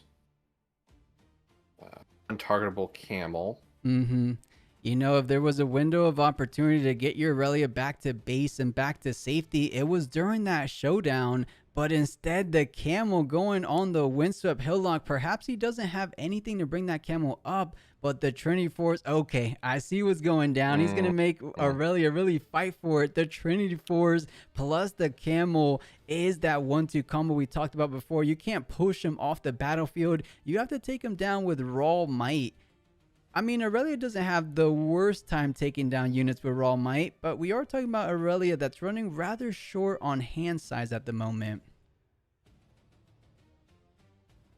Yeah, running short on hand size, running short. We saw what was in hand. They didn't have any pumps besides the signature spell, so I think the Lee Sin just kind of feels confident they're going to be able to hold and score off of that Trinity Force. Does manage to go up to 6 of cores. We do know the Fight or Flight's in hand, so you could Fight or Flight your Aurelia, draw a card from the Dreaming Tree. Your Aurelia returns back to base in a ready position. If you have the Defiant Dance as well. Wait a minute. You go up to 1, you go up to 5 because your turn. You go up to 6 for targeting it with Fight or Flight. Defiant Dance is 3 more on you, so you go up to 8 minus 2. There's some math here, Ned. There's definitely some math. There could be a world where Aurelia could single-handedly take down that whole battlefield, as we do see the Defiant Dance come down. But there's definitely some math. Yeah, because the Camel's at 7. Kiana's at 5 with the buff, so that alone is 12. Plus the 3 is 15. So that's the number Aurelia's trying to look to get over. Right now, she's chilling at about 8 total might, as we said before. A Fight or Flight will bring her to 9. You push forward, you get 1 more combat trick. If you have one in hand, like an On Guard, you go up to 12. You can ready her with Aurelia Legend. You go up to 13. You're still about 2 might short. Well, and also don't forget they do have the Gust in hand, which at the moment I think can hit the Automatron. It does have 3 might. You're And could absolutely right. also, if they want to pay a deflect cost, they could target the Kiana. With the Gus? No, it's 3 or less might, remember? Right, but they just played Defiant Dance. Oh, which gave did they Kiana choose -2. Kiana as the target? I thought it was I'm assuming so. Kiana 'cause has the deflect, so I feel like it had to be the clockwork there. But we'll see. I mean, there's no -2, so perhaps it was a verbal agreement among these players. But there well, goes. Kiana has 3 might when normally it would Oh, have you're 4. right. You're 4 right. and There's a buff. 3 there. So yeah, it's Yeah. at 5, but now it's at 3. So Kiana was the target. You're so right.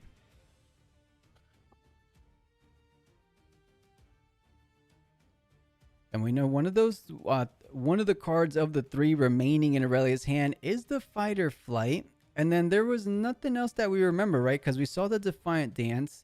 The Ride the Wind got taken off. Do you remember there was one more card in hand, perhaps? Gust.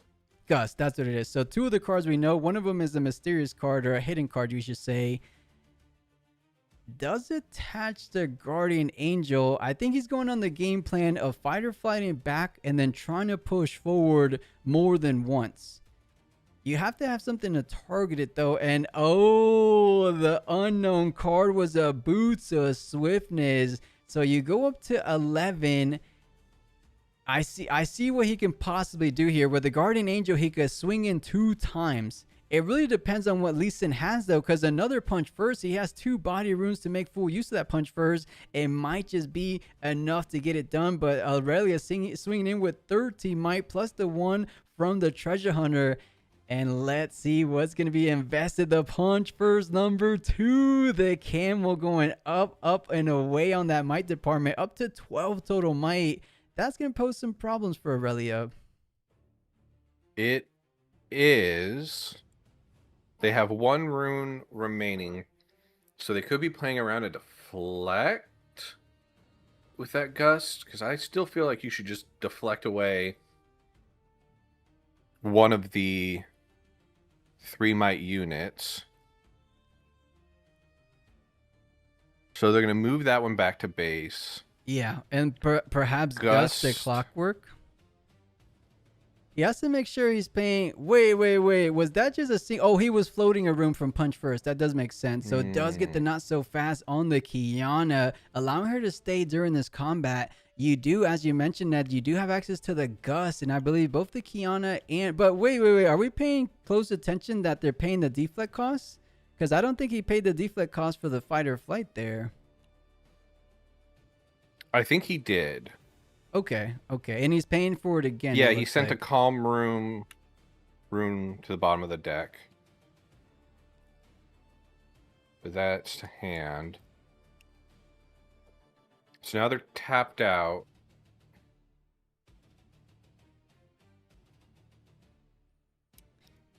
And perhaps we were over counting the Aurelia because I thought she had enough might, but of course we are taking into account the punch first on the camel. So I think just with that was a 12 plus the 3, 15. So yeah, that does make sense. I think Aurelia strictly had 14 total might on the swing, 13 plus the Treasure Hunter. So the Clockwork does survive. And the Windsor of Helllock, we said, how much work can this really do? That's at least a couple points strictly just from the Windswept alone. So I'm loving what I'm seeing from that battlefield. I think Lee Sin is one of those legends that probably utilize that battlefield the best. And whoa, an Ari alluring with the Triforce. Ooh. That's good. You go up to 10 points here. Yeah, that is going to need to be dealt with. And you know, Aurelia just has a single card in hand. Is it the perfect card? A Defiant Dance might just be exactly what you need. That's 1.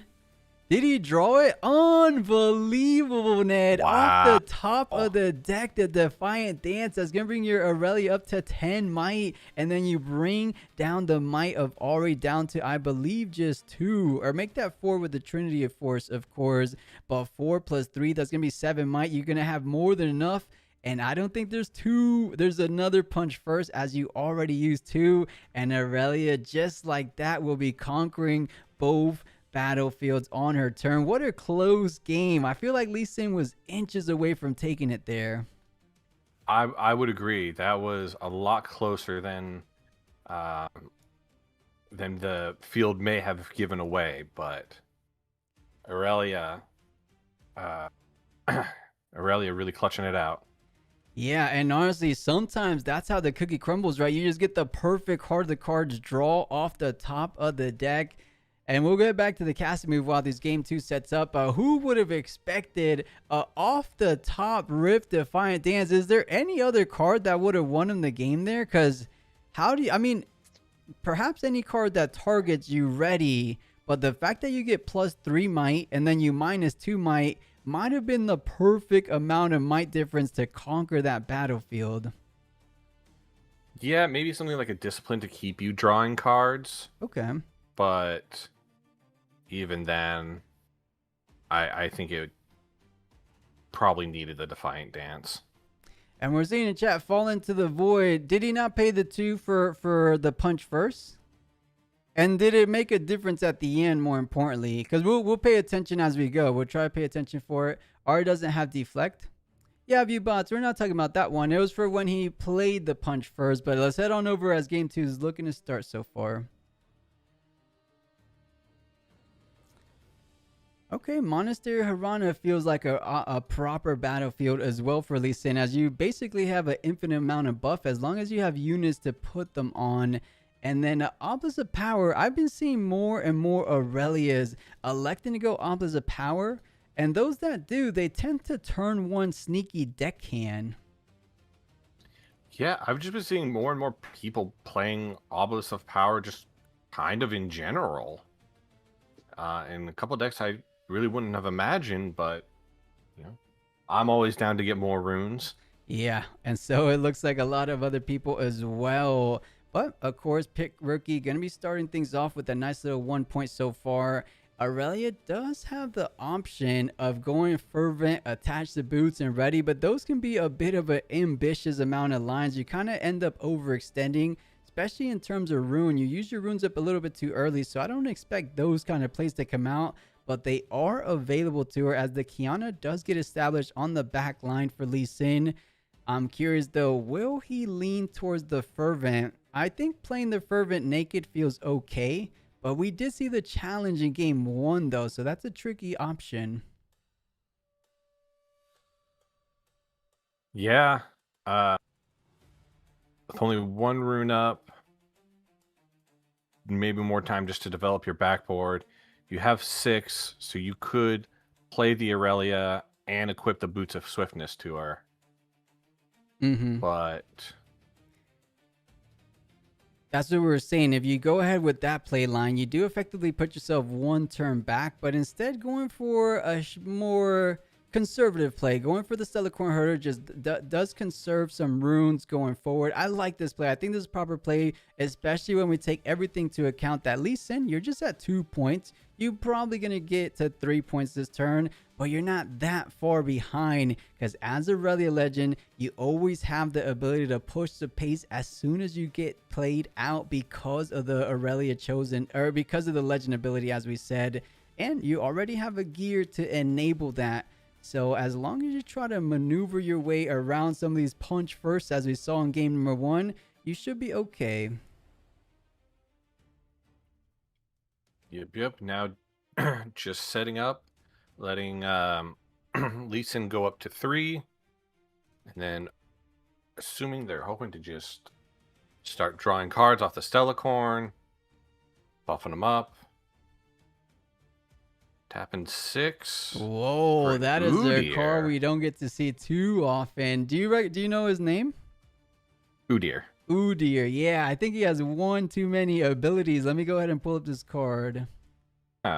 Spend a buff. You could deal 2 to a battlefield, stun a unit, ready him, or give him ganking. Yeah, I mean, if there's one deck that could run Udyr, it will be Lee Sin, as you're able to keep giving him buffs, things like Pit Rookie, things like your Legend ability. So as you said, it has 3 capabilities, right? Deal 2 to unit at a battlefield, stun a unit out of Ass 4. Wow, Ned. You also have the ability to ready me or give me ganking this turn. So this Udyr could be the unit leasing needs to kind of close things out for this game number 2. But I feel like Aurelia on a decent position as we're seeing the charm. But the charm. Completely punished the Lee Sin. Udyr did nothing this game. You know, it was still good to see him, though. It was cool to see him. Unfortunately, he didn't get to see another turn. If he did, perhaps he could have done a little bit more, but the camel coming down, immediately getting the buff, so going up to 6, and now you don't have to worry about any kind of charm shenanigans because he is untargetable, of course. But little by little, Lee Sin started off to the races going up to 3 points to 0, and now it's actually Aurelia getting the point advantage, retreating everything back for the time being, because now that you're at even point tempo, you don't feel like you have to hold. You could simply conquer both. Hold if you need with some combat tricks now that you have a full amount of runes on your turn. So I like this position very much so for Aurelia going forward. Yeah, honestly, really, neither of them are in a bad position. Lee Sin with 9 runes and untargetable Camel. But like you just said, Aurelia's got 2 developed units, will be untapping with 9 runes themselves, and, you know, Aurelia is a very scary card. It really is. It's probably one of the better green cards, as I said before. Very few cards can match the power level or the power capabilities coming out of that card, as it just gets out of hand. On guard, a defiant dance, a discipline, plus 9 might, and you're getting some value off some of the battlefield sometimes, plus some of the cards in themselves. Like, what unit can do that? I don't think very much, but the camel does use the draw from the monastery, and then Lee Sin goes and returns the buff, so still will be defending for 6. And you know, for one time in this match, Lee Sin is matching the power draw from Aurelia, feeling in control in that department, but has to get a bit more going. Is Trinity Force the card to hold things down? He more than likely has a punch first in hand, possibly even 2 punch first, because in all actuality, I think that's might just what is going to take to try to defend the best you can against both of these units. Well, he'd only be able to play 1 punch first because he would need 4 body runes. Very true, yeah. But a Zonia's and a challenge.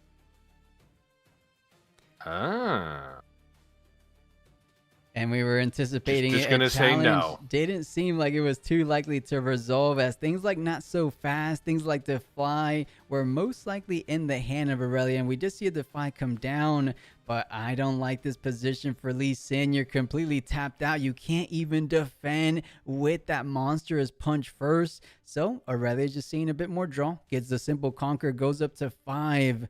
But now you have to see what can you do to get over this camel, because I'm guessing 6 plus a 2. Yeah, he's exactly at 8 might. That is nothing for the Aurelia Fervent. It's not. That Guardian Angel will be put on there. It'll immediately take it to 8.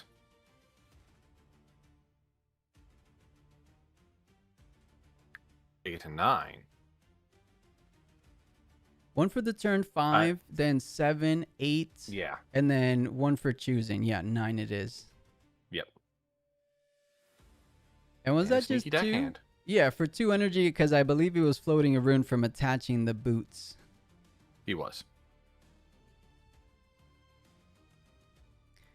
So yeah, as we said before, Aurelia 100% in that driver's seat, despite the Lee Sin establishing the rune runner as soon as he could. It just doesn't seem like he has enough to try to defend, because Trinity Force, you're looking to defend, you're looking to deploy those punch first, but when you're tapped out in situations like this, you just make it rather straightforward for Aurelia, for a legend like Aurelia to take full advantage of you and kind of set you back, because now Aurelia has 5 runes to defend. As we said before, that could be on guard on the left, a defiant dance on the right, a discipline on top of that, and you can even hold up a defy at the worst. So there could be a world that Aurelia could perhaps win in this very next turn. What are we thinking, Ned? Is this all but over for Lee Sin? I mean, I don't want to call things over till they're over, but this is going to be a pretty uphill battle for Lee Sin to get. You have to get at least one of them off the battlefield. Right. And you know, chat, you guys wanted Lee Sin. Give him all your energy for all the Lee Sin fans out there. He desperately needs it in this situation because he's trying to find an out. He's trying to find a way of getting rid of both of these battlefields because the Guardian Angel can indeed protect the Fervent. You hold one battlefield, and then the Fervent comes crashing back in on the next turn. So it looks like Lee Sin does go for that play. The Guardian Angel does save Aurelia, but you do go up to 5. So not the worst. However, how are you dealing with the right side? Well, you do have your Lee Sin champion that has Accelerate on it, which is 6. They currently only have 5 might at that battlefield. And if you buff it, other buffed units. So you could go to 7. 7, and you have 2 runes left up. I think he's going for exactly that, but instead goes for the secondary Rune Runner. He's just saying, you know what? I'll let you go up to 7, but I'm going to try really, really hard and not let you conquer for that final 8th point. I'm going to leave a single rune open for my punch first, but that's a little bit telegraphed because you know the simple fact that you're on point tempo, you have the advantage. What is stopping Aurelia from just slamming everything on the Obelisk of Power and just holding before you hold to victory? I know you have Trinity Force, but you're only going up to 7 while Aurelia goes up to 7. And then on another hold, you go up to 8 before you get to the 8th point as well. Yeah, they may just be hoping for a top deck to help deal with the other side, but I like your line of just, all right, you can have the the Monastery of Hirana. I'm going to hold the Obelisk of Power.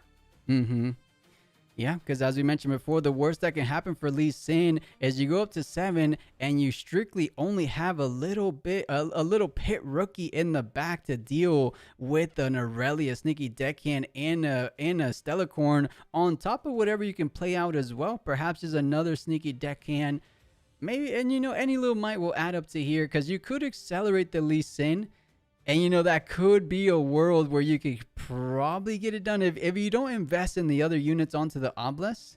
Lee Sin gives +2 might on buff units, right? So the Pit Rookie will be swinging in for 5. The Lee Sin swings it for 6. So you're effectively swinging in for 11.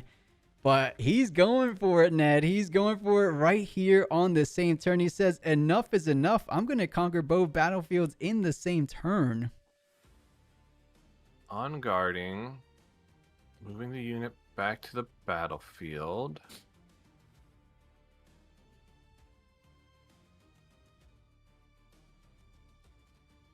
And is that perfect enough? Because that's 6 plus the 8. That's going to be, what, 14 total might, but it looks like he's going to be investing a bit more because he has so many cards. Make that 7 cards, so I'm willing to bet he has more than that. So Orion the win just to bring in 2 more might from the other side of the battlefield. So swinging in for, I believe, 15 total might to the 14 currently on board. And Lee Sin is completely tapped out. So the sneaky deckhand will be the last remaining unit, aka Aurelia takes this round number 3 in a 2-0 fashion. Well played to Aurelia. Lee Sin, he almost had some kind of world where he was in it to win it. But we are talking about one of the best decks in Spiritforged currently, Aurelia, so you can't feel too bad losing to that. Yeah, they at a lot of points I thought they were in the driver's seat, which is, you know, good for Lee Sin deck, and they played very well, but this Aurelia deck is just really strong. Yeah, it's one of the decks I'm kind of leaning towards. I haven't invested in any singles just yet. I'm just seeing what I pull off some packs, but I'm really leaning towards Aurelia. I like her play lines. And yeah, Mr. L, it looks like Lee Sin fallen short of victory. Since we still have about 35 minutes, Ned. that round must have gone super quick. And yeah, I think your camera went a little bit blurry, but it should fix. Yeah, It should fix. But let's see if we can I'm- find another game. Aha. There it is, Ned. We see your pretty face. But let's see if we can spectate. So I know you guys wanted a Zir, but off the bracket, I can't just pick. So I'm just gonna pick players that are still playing. And hopefully they put their TCGA code in the Battlefield thing. So let's go here. And oh, they didn't put their TCGA. Shame on them. All right, perhaps we get one here. There we go. There we go. I found one. All right, chat. Bear with us as we find the backup match, since that one was a little bit more speedy than we anticipated.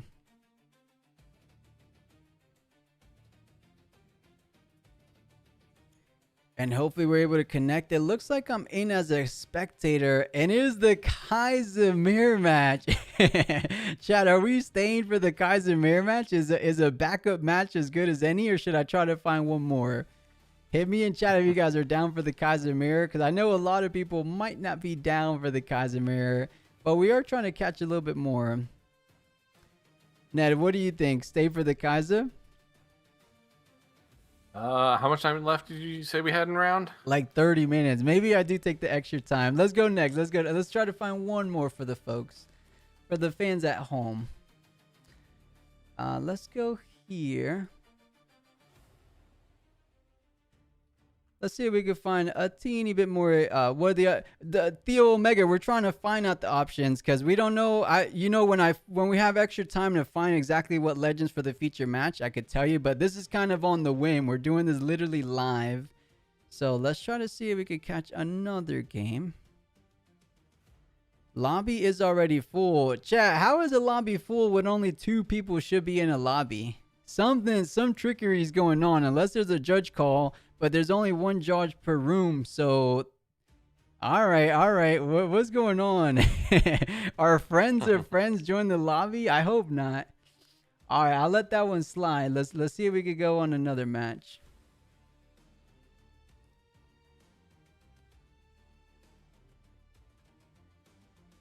Alright, this one looks promising, guys. Yeah, something fishy indeed. I'll tag them after the intermission.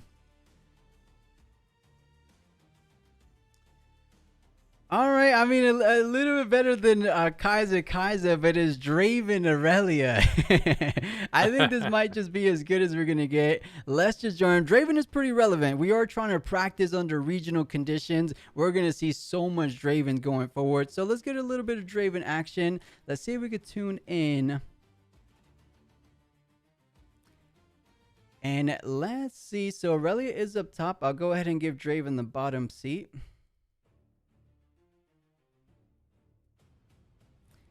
And then I'll change the score because I think both of these players are 1 apiece. Then I'll change the score. It looks like it's Draven on 7 and Aurelia on 5. And I hope we're not tuning in while these players are completely ending the game. And I know, Evan, I get that a whole lot while we're doing this on Valentine's Day. That's why it was so hard to find staff for this event. / the players still came out to play. And look at this, Ned. Unlucky. It looks like they disconnected. Draven already won. All right, I guess we got to find one more match. Unless you guys want to sit in a waiting soon for 30 minutes. I don't think anyone wants that. So let's head back to the casting booth. And let's look for at least one more. And Ned, I hope that's okay. I know we're playing going around and around. We go till we find one.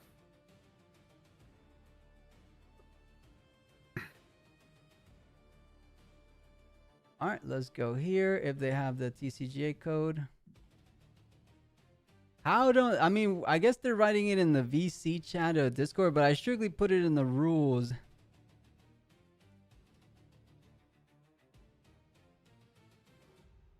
Okay, let's see this one. Unless does the name Burning X ring a bell? Have we already spectated Burning X? I don't think we've spectated Burning Axe yet. They are playing Sivir, so no. Okay. All right, looks like Miracle Sivir versus Aurelia is what we're getting ourselves into. Hopefully these guys are just finishing up game number 2 so we can get a game number 3 on the secondary backup feature table. So let's see. I mean, we're catching them at the very end of the game. It looks like Sivir has done so much this game. And is that a bit of a miracle package Aurelia too? I've never seen those kind of decks before. I've not seen a Miracle Aurelia before, but Miracle Silver, was one of my matches yesterday, so.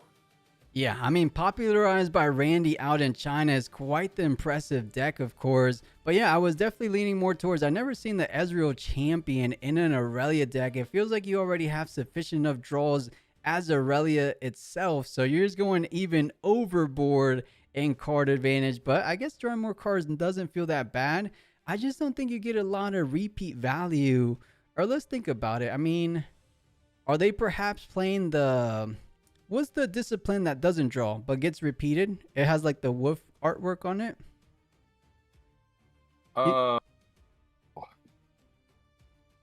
I don't know what it's called. I'll find it here. Let me see. Because perhaps if Aurelia is running something like that, that does make sense to bring in Ezreal because you get the free repeat value. And chat, help us out. What is that card called? I'll look it up here. Feral? Yeah, Feral there it Strength. is. Feral Strength. Feral Strength. Thank you so much, chat. Because we know Aurelia does run the disciplines, does run the on guards, but if you're going to go ahead and play the Ezreal champion, maybe Feral Strength feels okay. You pay 3 and you get +4. On a fair vent, you get +6, I believe.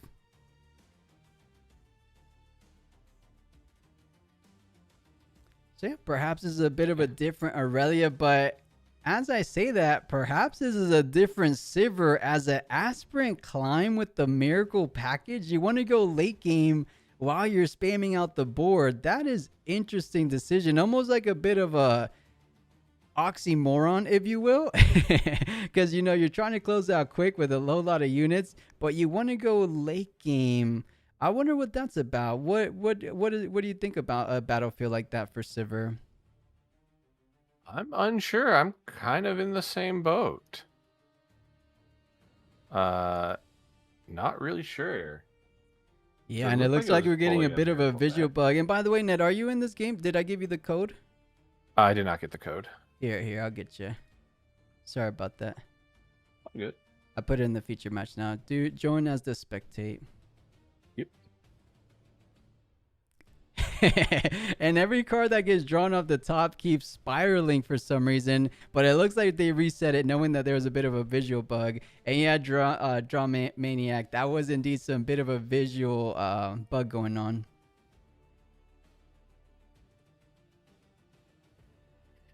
Yeah, maybe Aspirant's Climb was intended because they thought the field was going to have more aggressive decks, go fast decks, and I feel like Silver's one of them, but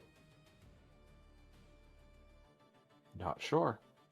Yeah, perhaps just more time to get your fizz sabotage, just completely diminish your opponent's hand.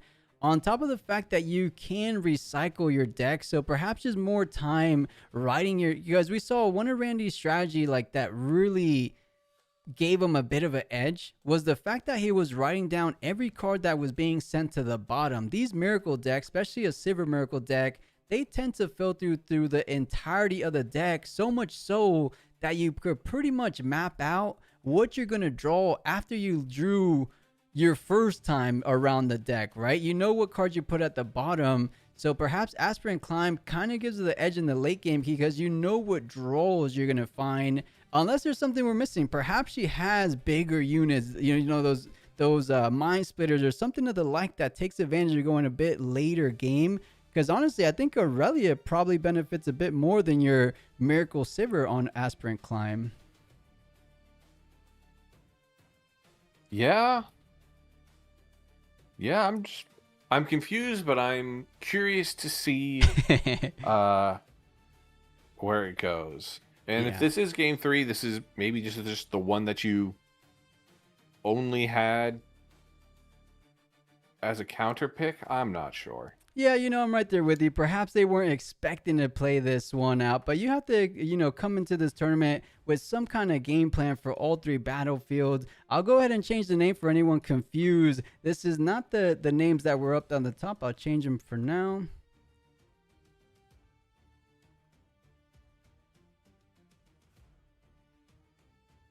And it looks like Aurelia will be starting us off with that Zonya's Hourglass, so not too bad. A good 3-drop for Sivir, looking like a seal. Maybe follow that up by something like the Ezreal Chosen Champion. Doesn't feel all that bad, and that is indeed. Does he have a scrap heap to make it even juicier, Ned? Okay. Nope, just a sabotage, but getting a gold, a seal, and a unit, and 2. Pretty good turn 1. Oh, yeah. Talk about a turn 1.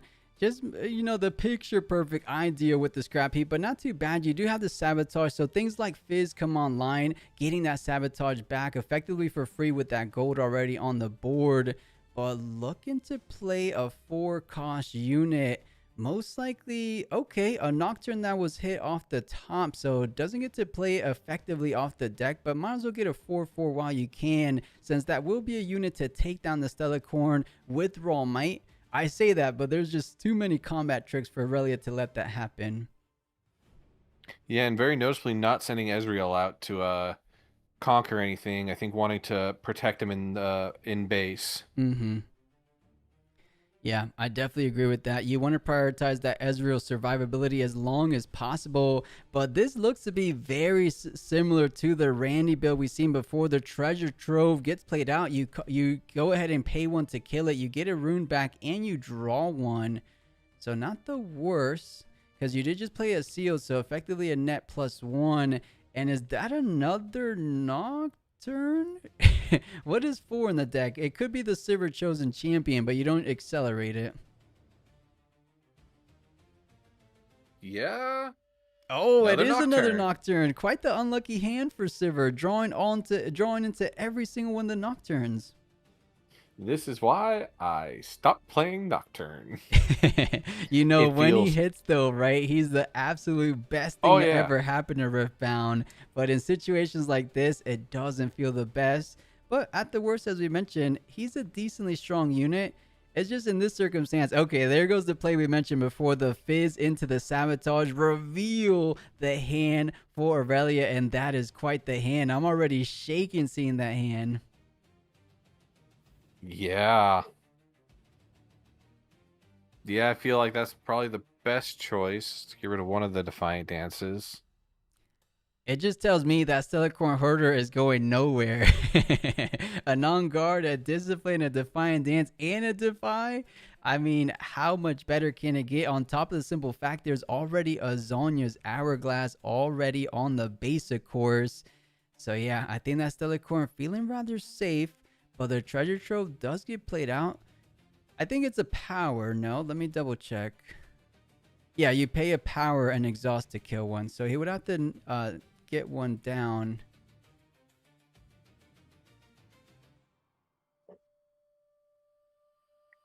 Yeah, now the question for the Sivir player is do they want to send out the Nocturnes knowing full well that Aurelia has enough to take him out and make him use the cards, choosing to just pass instead? You can't get much better than this for an Aurelia player. A Stellarcorn Herder with Boots of Swiftness going back and forth, 2 turns in a row. That's a 4-point conquer push from the Stellarcorn Herder alone. And each and every move, that's a +1 draw. So 4 points, 2 draws, maybe even 3 draws, something of the like. But this is just so much resource advantage coming out of Aurelia, which you don't feel bad passing the turn with 9 total runes available. We've seen what's in hand. There's very little Sivir can do. You can go as wide as you want, but Aurelia will be able to go as tall as she wants as you're sitting pretty on the Dreaming Tree, allowing her to get even an additional draw on top of that. So she feels decently safe, but Sivir is starting to establish quite the board presence, so there will be a world where Sivir could kind of send in everything, but then perhaps you're overcommitting to a single battlefield. So I love Aurelia's position. For Sivir, It looks like you have to do a whole lot of thinking to take down this Aurelia puzzle, because right now you are behind by 5 points. That is a big deficit. It is, and they're going to choose to just go wide, develop the board, play out their Sivir, play out some seals. Like you said, there's 8 cards in the Aurelia's hand. We know a lot of them, if not all but 2. I think so, something like that. And here we go. We said it. There's going to be a point where going wide is a bit stronger than going tall, or at the very least, you're going to have Aurelia's going to have to invest so many cards. At one point, you're saying these cards aren't worth it. I'll take the L on my Stellar Corn, let her go to the trash, and now Sivir stuck with just a single battlefield is rather tough. Actually, there's double ganking. I misspoke. Double ganking from Nocturne, so it doesn't feel too bad. Perhaps you just invest perfectly enough on the Stellar Corn Herder to get up to 8. That way you take down both of these Nocturnes, not letting them easily get to Aspirant Climb. I kind of like this play, but if you have enough combat tricks and if you're able to take down each of these units, that might be a win in itself. Yeah, I mean, at this point, you just pump the Stellar Corn until you can kill the most amount of things. Currently at 9, which gets rid of only 2 things. Yeah, only 2 things as it stands, but with the cold shot allowing her to pick up 2 more cards, we saw there's at least a Defiant Dance in hand. We didn't get to see the On Guard deployed out just yet, so at least 2 more combat tricks. If she wants to go ahead and invest most of her combat tricks in hand, I think it's a worthwhile investment. If there's a world you're able to take down 5 units in a single turn, that's you can't ask for too much better than that. The only caveat being if Sivir has a might buff of her own, something like a punch first to save. I mean, if she saves 1 unit, you don't feel that bad. You still got rid of 4 units, and at the minimum, you still have your Boots of Swiftness to attach to the Fervent on your clapback turn. And Fight or Flight, is it going to target something of theirs, or are you going to try and save the Stellar Corn? I think since you're already so deep on pumping the Stellar Corn game plan, you have to push back one of your opponent's units as you're saying that. So let's redo the math. There's 8 plus the 3, so 11 plus the other 3, so 14 total might pushing forward on the Dreaming Tree. Stellar Corn is defending for, as we stated, 9 total might. So Defiant Dance brings you up to 11, and I think this is the perfect card needed to equalize the situation, or I think you win up by 1 might. Yeah, because they're going to go down from 14 to 12, and she's going to go up to 11.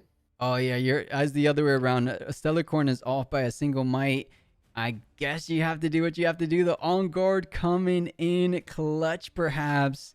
I'm a bit worried that Sivir does have a punch first, but it might be worthwhile because that's still a lot of resources coming out of both sides, and Aurelia still has the card advantage, period. So I think an On Guard kind of force out the punch first. That way you don't have to worry about it on your Fervent push.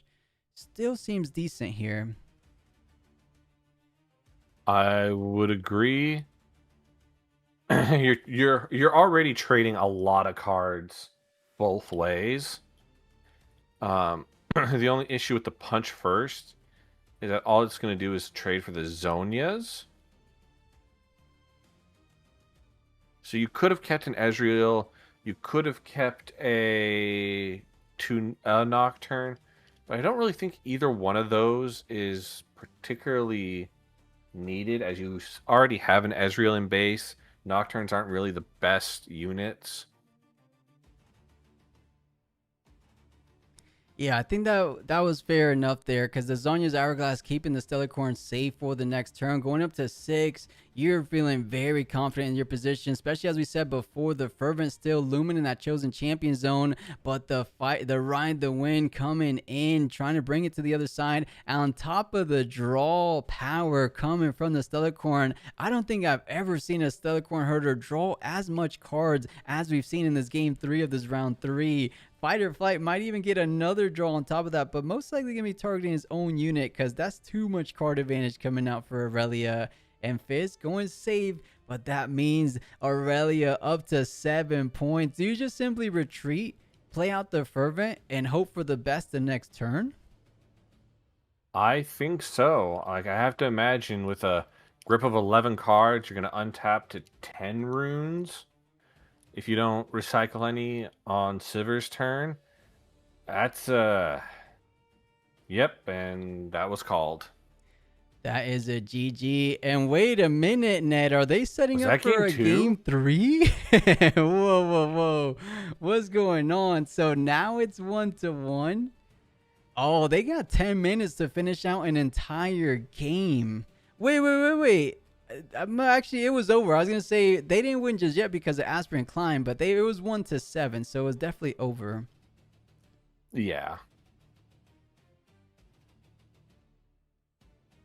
And now we see the pace potentially picking up a bit here.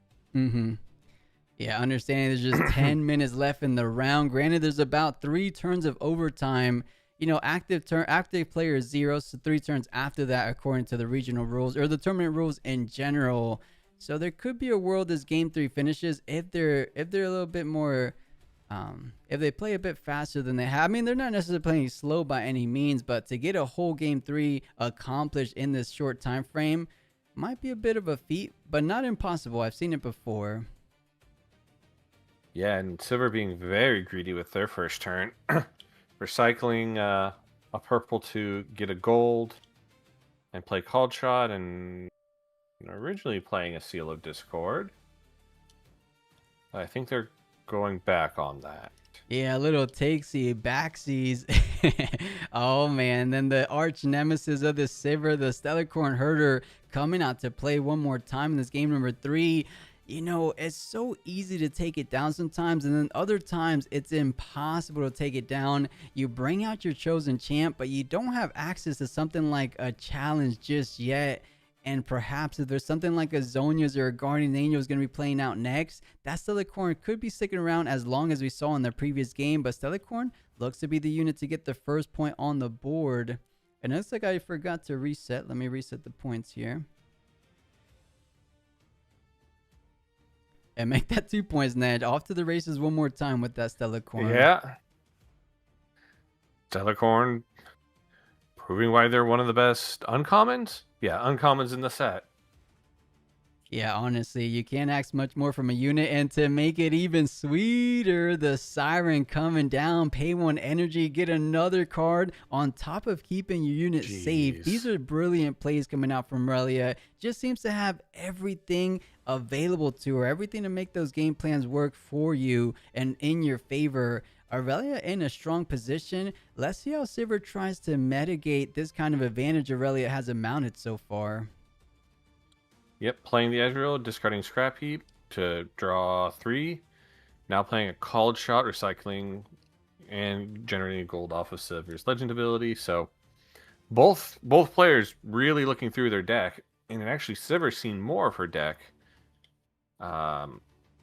than the Aurelia has so far, which is the power of that Ezreal Called Shot package. And you know, no matter what she does, Sivir doesn't feel perfectly safe pushing into either battlefield, which is exactly what I was thinking as well. Why risk it? Because you're just going to be losing your unit. But at one point, you do have to put points on the table. You have to take that necessary sacrifice. But it looks like Sivir not prepared for the sacrifice just yet. Wants to find a more opportune situation to kind of progress the game state. So let's see. Perhaps when you're completely tapped out isn't the situation to push it forward, But now it leaves that wiggle room for Aurelia to keep on pushing forward with those points. One conquer, and it looks like he's going to be able to use Aurelia Legend ability to get the 4th point. Round and round that Stellar Corn Herder goes. And then using the boat to bring it back. Man, that is 3 draws per turn. You drew 1 per turn. You drew 3 off the Stellar Corn Herder. This might just be a record for the most amount of cards drawn this early on in a game. It's rather impressive. It really is. She's playing it beautifully.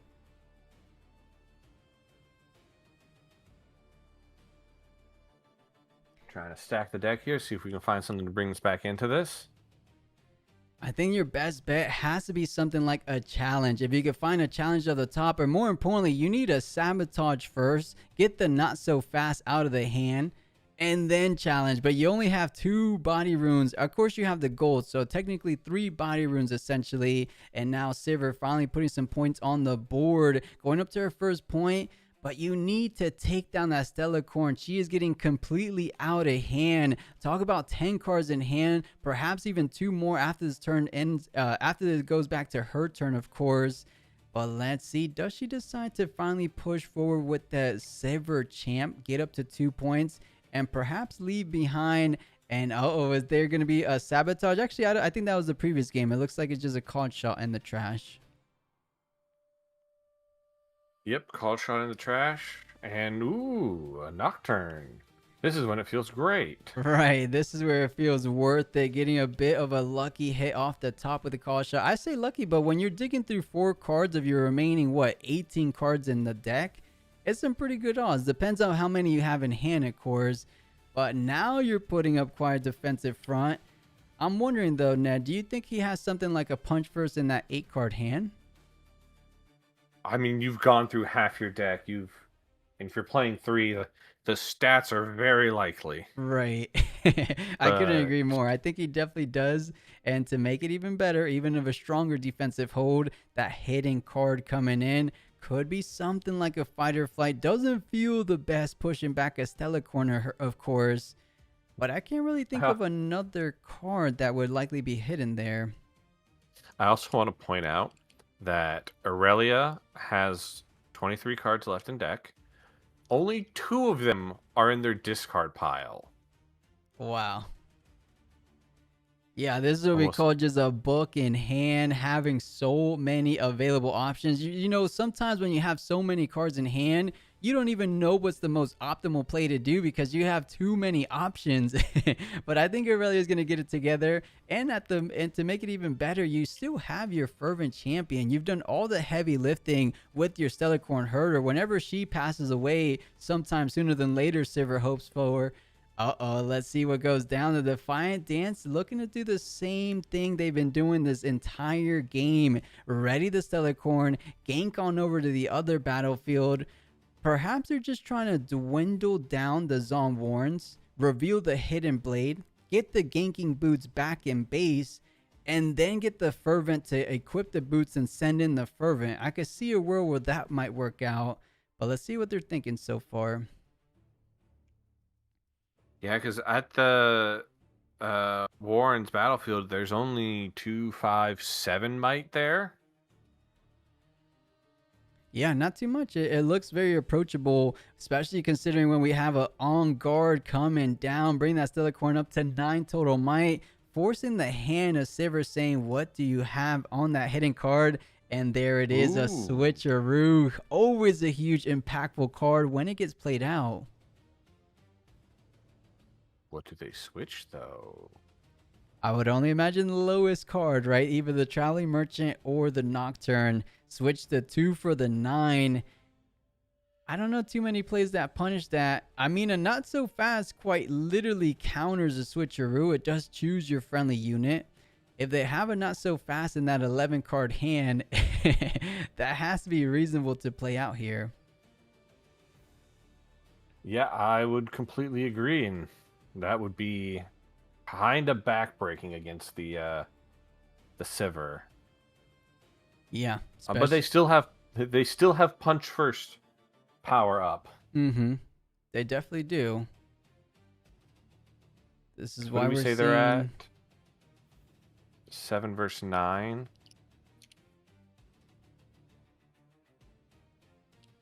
I mean, if they have a not so fast, it seems rather straightforward. Unless I'm completely missing something that not so fast, or the other way around. Switcheroo is not so fastable, but Switcheroo does resolve, or the ride, the win. Okay, so you didn't conquer. You're just gonna go back to safety on the other side of the battlefield. You do ready, so you get +1 draw, and then you recall it back to base. That's gonna be +2 draws. These guys are looking to deck out / burnout in this game number 3. It looks like they have 25 seconds, so I'll prepare the message to let these guys know that they're in overtime. Yep, with Aurelia sitting at 5 and the Sivir sitting at 2. So it looks like Sivir will be active players. So turn 0 for the Sivir as it stands. So just 3 more remaining turns following this one. We were wondering, can these players close it out in that 3-turn overtime? Aurelia is ahead by 2 points. So as it stands, she will be the victor, the winner in this round 3. But if Sivir could kind of close the margin, especially with hits like this, the Nocturne setting up the battlefield game plan for the remaining of this game, that would be pretty advantageous if you were ahead. But the simple fact that you're behind on points, it doesn't work the best. I mean, Aurelia could just hold for the remaining of the game and still feel okay, I feel like. Yeah, I mean, they have to win by 2 points. So, I mean, unless Sivir can...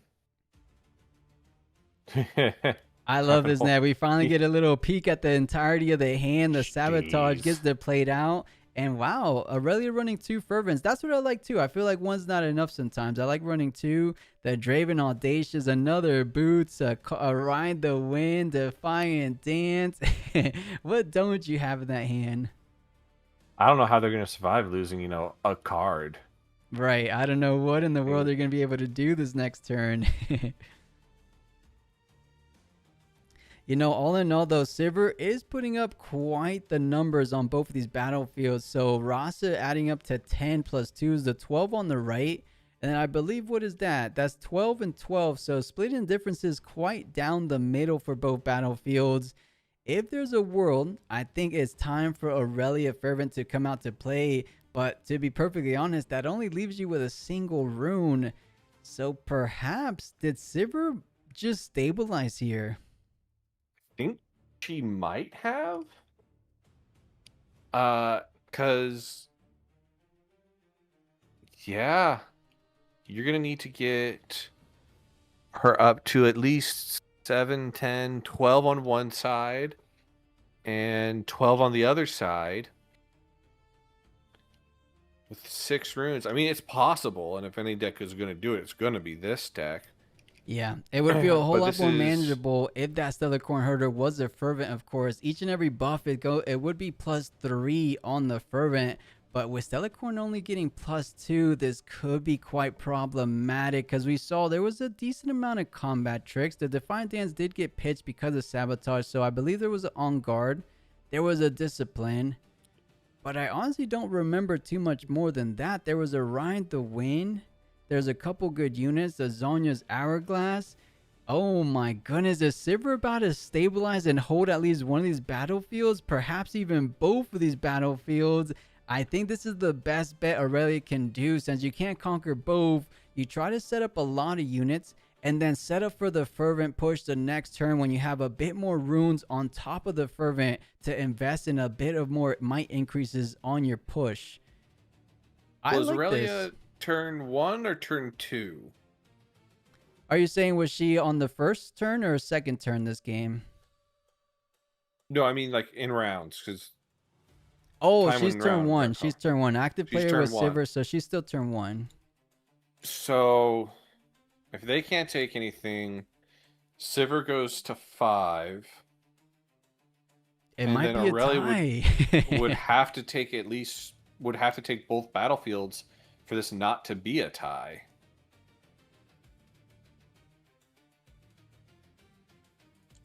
And honestly, these guys might be the last remaining players still remaining. I mean, I'm sure there's a couple people in overtime, but these guys looking to go into the entire 3 last turns.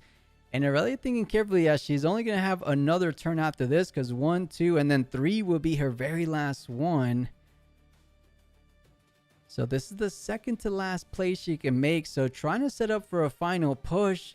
But granted, you're most likely, since you can't conquer with 2 remaining runes both battlefields, you could only go up to 7. So you can't even win out the game. And if Sivir just goes up to 6, actually, she gets to 5, as you mentioned before. Aurelia, at the best, she goes up to 7. And then all you need to do is conquer 1 battlefield, and that's a tie. But perhaps she doesn't want to play for a tie. But I think it will be a tie because there's just not enough turns to get up to 8 for both of these players. Right. Yeah. I think Sivir is playing for a tie, and Aurelia is still hoping to win, but that's gonna be a rough win. Yeah, big heavy. Not saying it's impossible, but I mean, she's trying to do the math. Taking that Stellar Corn Herder up to 12 might is a big ass, as you mentioned before, especially when we take into account there's only a single, or I should say 2 single runes available. Stellar Corn picks up another card, but an on guard, or at least one more Defiant Dance might be the way to do it. But Stellar Corn just bringing down the numbers on Zon Warrens, trying to enable that push up to 7 the following turn.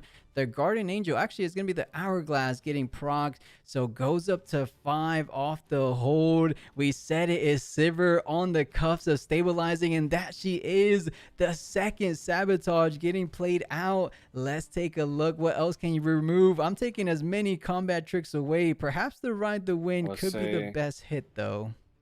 I was going to say the On Guard, a cheap +2 spell,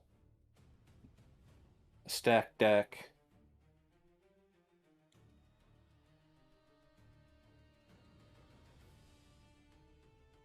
Oh, the third Nocturne hit off the top. Last game, he drew into all of them. It looks like this game getting quite lucky and summoning all of them off the top of the deck. That is exactly what brought him back into this game and exactly what he needs to keep progressing forward in this final turn. Actually, you might get one more. This is turn 2, right?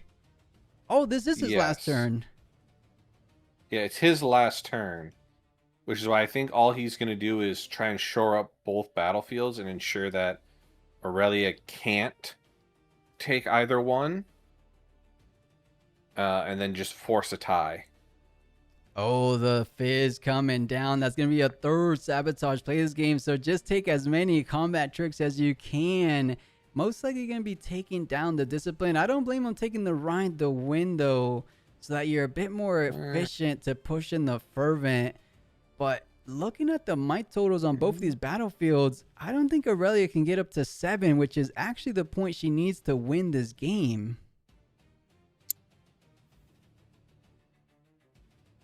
Then gonna hide something at both.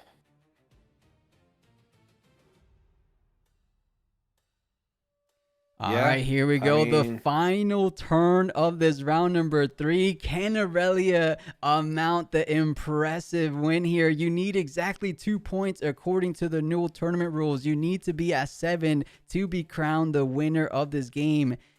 Is there a world? You have 10 cards in hand, but we already took a bit of a peek. There was 2 disciplines.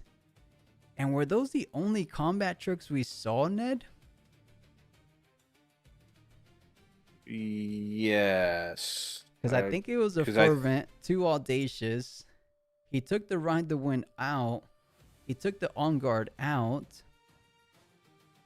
I don't think there's a world where you take both of these battlefields. At the very best, if you throw everything in the kitchen sink at one of these battlefields, you could conquer up to 6. But how are you getting... I mean, there's the Boots of Swiftness on the board. So first things first, pump up your unit. The Discipline does get played out.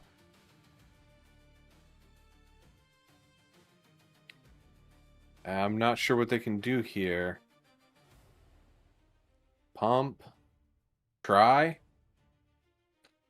You know, there could with the Guardian, you could send in your unit more than once. As long as you conquer, you can ready up your Aurelia Legend ability as well to try to get online for the gank. But brings down the Nocturne and brings down the Ezreal. So the Guardian Angel proc. So I think you're going to go for a Discipline again. Bring it up to 9 total might. Or let's see, she's at 3, 4, 5, 6, 7, 8, 9. Then you use your Aurelia Legend ability to go up to send it in again.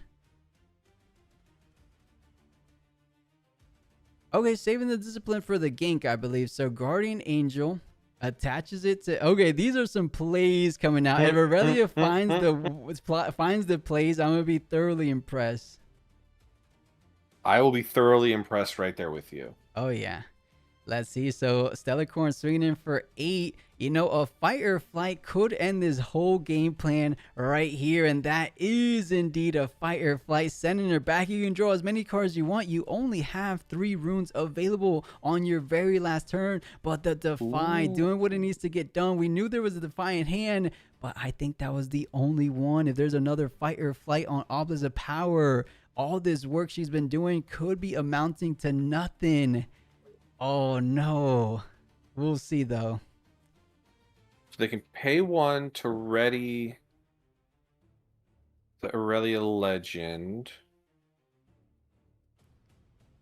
Actually, they can't ready it because they didn't pay on the Conquer there. They had to pay 1 for the Conquer to ready a legend, to ready the legend.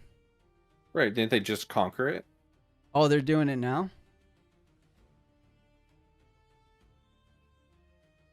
No, that's GG, Ned. Yeah. There's no world with 1 energy. There is just no world. Well, and they have to, as someone's pointing out in chat, they have to get through a lot of might. All right, GG. I'll let these guys know that's game. Report time. All right, guys, let's head back to the casting booth as it was a wrap for game number 3. That was a whole lot of fun. What was it? You know, we watched this game so much. What was the first game that we watched, Ned? Oh, you're asking me hard questions now. Well, actually, it was the Lee Sin. I remember now. Lee Sin versus Aurelia. Yes, Lee Sin versus Aurelia. Mm-hmm. I thought you meant the first match game 1. I don't remember. No, not round 1. Just the first one. They ended up being like a 25-minute matchup. So this one ended up lasting a bit longer. But at least we got to see 2 great matches in round 3. Now that we progress about halfway through the tournament going into round 4, we're going to try to stick around the higher tables. We'll still try to find the spicier legends among those higher tables. So we're still looking at Azir. We're still looking perhaps more Silver. Throw us some more names you guys want to see. Hopefully they're hanging around the higher tables. But I believe, Ned, we locked in for 3 rounds, right, today? We did. Nice. And I think this is the longest we casted together. How was that? Good. I'm having fun. This set seems like so much fun, and the decks just seem to be getting more and more interesting. So I'm having a great time. Yeah, it really was a great time together. We will be going on a short little break. So, Ned, thank you so much for helping us out. It was a difficult day for a lot of people, so I really do appreciate you coming out and helping us cast. I know these guys enjoyed. If you want to let these guys know, like we usually do, anywhere they could catch you online before we sign out for a bit. I'm Arachnid's on Twitch and Twitter, so if you want to hang out there, more than happy to have you. But other than that, nowhere else. All right, guys, we'll go on a short little intermission break. As this was the longest matchup, it's probably gonna be a quick break. Before we go on a break, though, we have a bit of messages from our sponsors. So I'll let you guys know about that, and then we'll come back with round number 4. Who's gonna be hanging out in those top tables? I'm pretty sure we have at least a couple undefeateds. Maybe we'll spectate them. But guys, say peace out to Ned. We'll catch him further in the future. And meow, it's 7 rounds. See y'all later. All right, take care, Ned.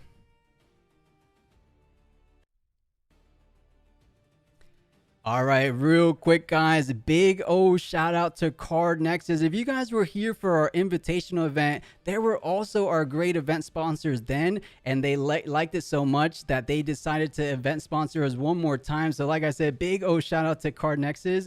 You know, Spiritforged is now live out English worldwide, right? But they have Card Nexus live on Card Nexus. So if you want to keep track and organize all those new Spiritforged cards you guys got now.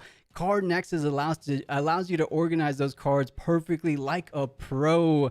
You know, they're working really hard to build a home for TCG players. They feel like they want to build modern tools for TCG players, but they don't like any paywall. So they give you guys all that for absolutely free. Card Nexus is 100% free. Little examples that they can help you guys out. So it helps players collect and manage their cards with things like Smart Bulk Import. They have portfolio value tracking with insights. So it tells you what card is trending higher, what card are kind of losing value. So your Spiritforged collection, you can kind of track the prices. You can see those cards, like what card is really rising in value, what card is performing at regionals. It gives you all that insight with Card Nexus. It also has completion tracking to make sure you complete your entire Riftbound collection, as well as they're really big on community feedback, right? So they're always looking to improve features as long as you guys reach out to them. And speaking of new features, in just a couple weeks, they have a really cool, super fast card scanner. I saw a little preview of it, and it literally picks up the card in a single second. You flash the card on the camera, and it tells you what card it is. So it makes importing cards into your collection extremely fast. So the card scanners come in, updated marketplaces come in. On top of all that, they're actually putting Card Nexus into an all package mobile app, and that's on the way. And lastly, guys, just to celebrate Spiritforged, Card Nexus is doing a booster box giveaway, as you guys can see on the screen. If you guys want to sign up for that giveaway, all you have to do is !Card Nexus and sign up with that link in the chat. The sign up actually lasts until February 23rd. So as long as you sign up by February 23rd, you will be entered into that giveaway. And lastly, guys, one little promo from us. You know, we'll sponsor ourselves in a sense. We do have a pre-order going on for our first edition Runes and Rift playmats. The ones on the left-hand side, those are the ones we have for sale. The two pictures were what we got inspired from. So we did some mats for the Invitational recently. So you see that one says champion, that one's foiled out. Our pre-order mats, they won't be foiled out. So they look foiled, but that's just going to be normal printing. It won't actually be foil printing, so keep that in mind. But we are running a 10% code. Enter Cash Cup in that cart. You will be getting 10% off. Keep in mind, every single purchase, a portion of the proceeds does go back to directly to improve these community events in terms of the price support and things of that nature. So we really do appreciate you guys want to check out that pre-order. Link is in there if you type in !Mats. But that's everything from me on the sponsor side. Let's go on a short little intermission break, and we'll be back with round 4.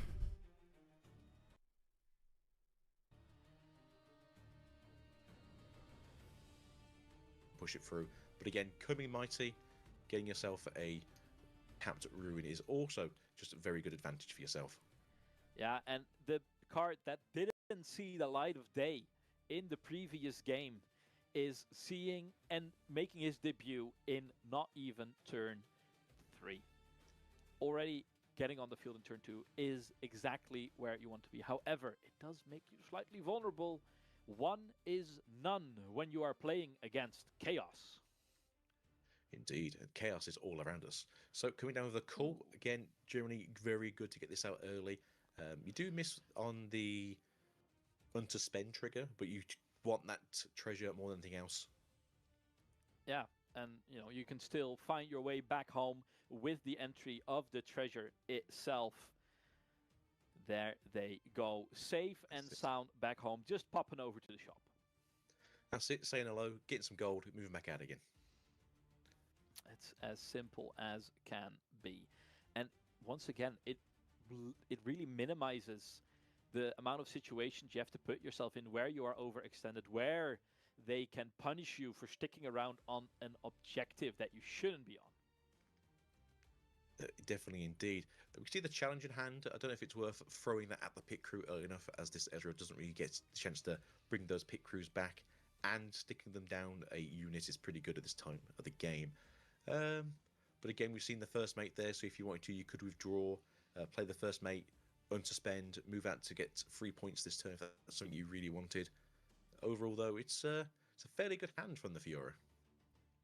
Yeah, a fairly good hand, and I think if you can manage to stop the Ezreal in its tracks before it can reach that critical mass in which it gets to see so many cards where it gets to accrue advantage over time indefinitely, is where you want to be as the Fiora.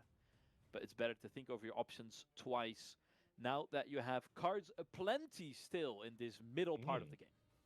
So we have access to another BF sword. There's the action there to steal that colorway from the cheeky mice of Pit Crew. That could be quite devastating, to be fair, taking away their gold engine and gear recycling engine. So I think Action could be a good play here. Yeah, I don't hate it. Like, just taking away some of the footing that this Ezreal has accrued for himself. Plus, I mean, everyone likes to lay their eyes upon Akshan. It doesn't see a whole lot of play. Or is it because it's not purple? Maybe. But I think it is an answer perfectly fitted against not only Draven, but It's taking away some of these definitely, key components of Ezreal as well. So it has definitely seen a rise in Fiora, as this is not the first time we've seen it in Fiora. It does seem to have taken the place of the Lucians that were there, essentially doing the same thing as the Pit Crews are in Ezreal, but I do enjoy seeing one thief steal from the other. Yeah, it is very, very in canon. It is a race to the bottom. No honor among thieves. And losing that really does hurt a bit because there are no seals up and running just yet. Will be digging a little deeper to see if he can find a way out of, well, not a bad situation, as Fiora did have to pay a pretty penny to get Akshan out on the field. You say this, though, let's but see the if it pays Action off. should be making its pennies back very soon, sir. It's a good investment opportunity.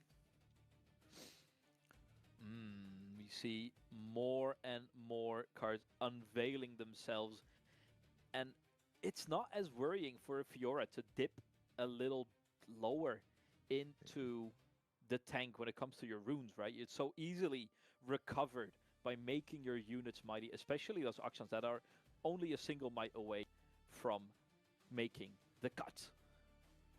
Indeed, as you can see, they've got the call back to hand as they did use it to take it away from the Action, which isn't as good now as the Action isn't getting the advantage from it as it should be. But overall, it is good to see that there is some counterplay to these gear-based decks. Yeah, and that is that bit of gear interaction we have seen before. And not a bad choice in an Azure deck as well, as even doing it on your own gears just means you can ready your pit crew again for sometimes just the meager price of a single energy. And overall, isn't that what you all want in life? Just a cheap call to the hand and constantly gaining some advantage over it. Yeah, and even though the Fiora is on the play, I feel the battle is developing in a slightly more problematic way, where that early lead that we saw from Fiora in Game 1 is not being accrued this time around. Meanwhile, the Ezreal seems happily plotting away at its schemes to be popping off later in towards this match. Does indeed, and I don't know if you noticed, the Ezreal player did just draw 2 of the seals just to hammer it home that if you do take my colour away from me, I can still come back to base.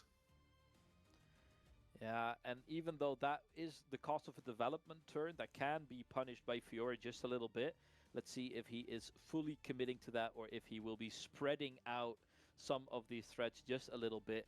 And Going as for a these challenge. moles come up, they are be looking forward to be squashed by a challenge. And that pit crew is getting taken out by that challenge, straight to the chin. Straight to jail. But we are -4 for the rest of this turn, as obviously we don't enter a battle. But but anyway, it doesn't matter too much because we're going to pop ourselves anyway. No, and that is not the worst case to be in, No. because, like we said, Fiora can struggle to keep up with the card advantage that other decks are known to generate, and by maximizing your situations like so, you are keeping yourself in the game, refueling yourself so you can make it for that home stretch as well, instead of being left stranded at the side of the road. Indeed, I don't hate this either. Do we put this onto Akshan and then move 7 Might into the Void, or do we just keep it at the back and wait for a play to turn up next turn? Yeah, and they still have access to their legend itself as well, right? They can still just pop that out whenever they feel like it and advance their game plan like so. So, I think the most important part now is that you do want to stick onto an objective and keep resources open for a potential riposte if necessary. Indeed. So they are in a better position right now. They do have 1 unit to 1 unit. Obviously, Ezreal is on the play next turn. If there's no pit crew, Ezreal is going to be another turn behind. But it does seem that they are just going to use the Fiora's legend ability to ramp a little bit more. Yeah, just ramping a little more, making their way out to their battlefield, securing themselves yet another victory point, increasing their lead up to 2. And that is definitely still within reach for Ezreal, but the gears have to start turning a little quicker, or else this game might just slip away from them.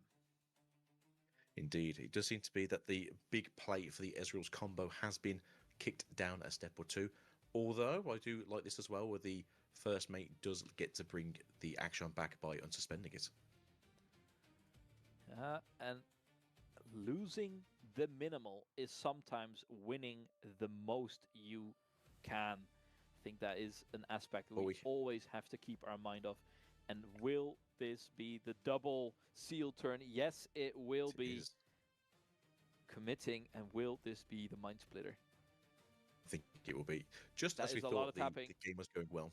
But I think the mind splitter is coming out for a jolly good time to remove whatever Fiora's hiding in that hand. Yeah, it is pretty sour to have to give away so much information, and also, well, maybe losing that riposte or losing a key component, the answer to that puzzle, perhaps. I'll say there's 3 key cards in this hand right now to get rid of. I think any of those 3 choices are spectacular, but they are going to get rid of the riposte, which makes a lot of sense. You know, it's a counter spell in a combo that definitely doesn't normally have a counter spell to it.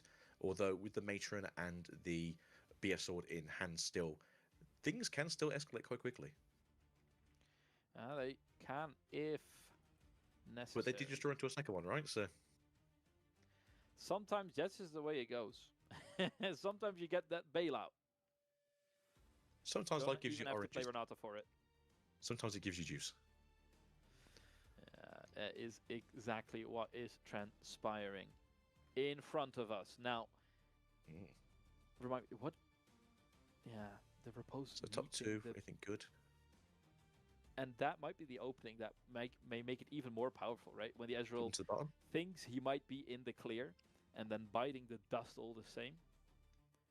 I'd say we do have access to another first mate, so if you want to sacrifice the first one into the void, go to 6, and then play the second one out to bring back your action, which I think isn't a terrible play. I think it's down to the Ezreal then to sort of build up a board to try and take back one of these battlefields to hold down, or at least scuffle with.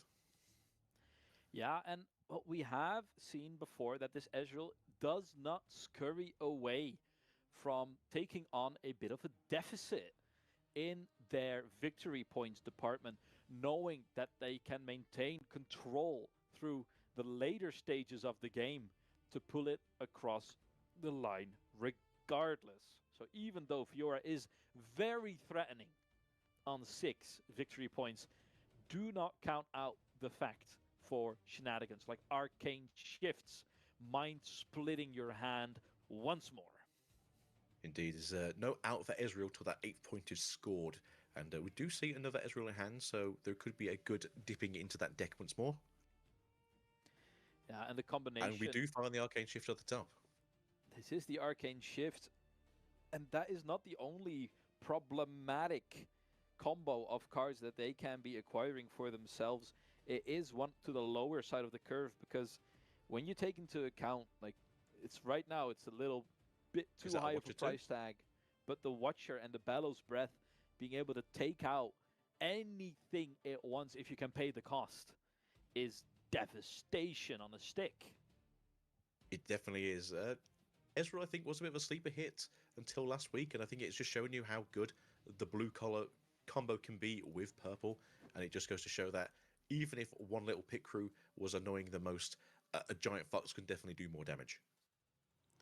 Yeah, looking to pounce whenever they can. But we are mulling ever still, even though multiple options at our disposal. This Fiora is not down and out, not at all, especially when she still has 4 energy at her disposal.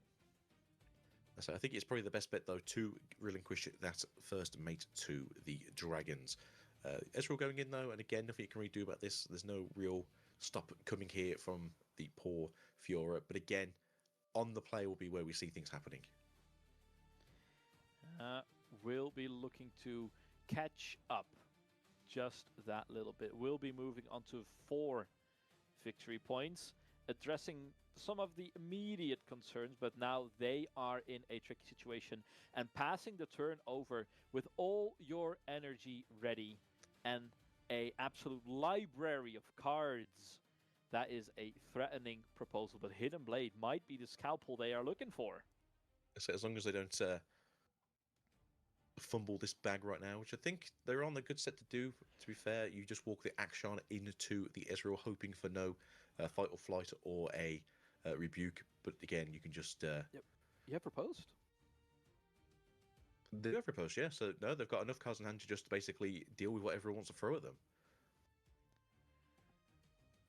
So do you risk it for the biscuit and throw that Hidden Blade down early onto the Void battleground? That would be quite the commitment to make. And it's really up to Fiora to decide at what pace she wants to unveil these plans, because once you are committed and you have shown to your opponent that you are playing for the win in this turn, that can affect how they respond. Well, I do agree. This is the turn to push it, though, if you just want to try and get it out before the Watcher Bellows combo comes down next turn. I mean, have they learned from their past mistakes? We have seen a lack of decisiveness from this Fiora in game 1. Can they do better? If they want to, it has to come from this turn. They are going over all of their options, but now is the time to strike, and here they go. So 7 into Ezreal's 3. Currently, it's obviously on the play for... switch the might. And that is a tricky position to be in, because you do have that repose ready. That might be the boon they're looking for, but that is such a key piece. You have to pick the right moment for it. Is it worth the riposte? I feel like it would be in this moment. I feel like you have to address everything put in your path right now and hope that they don't have more laying in wait.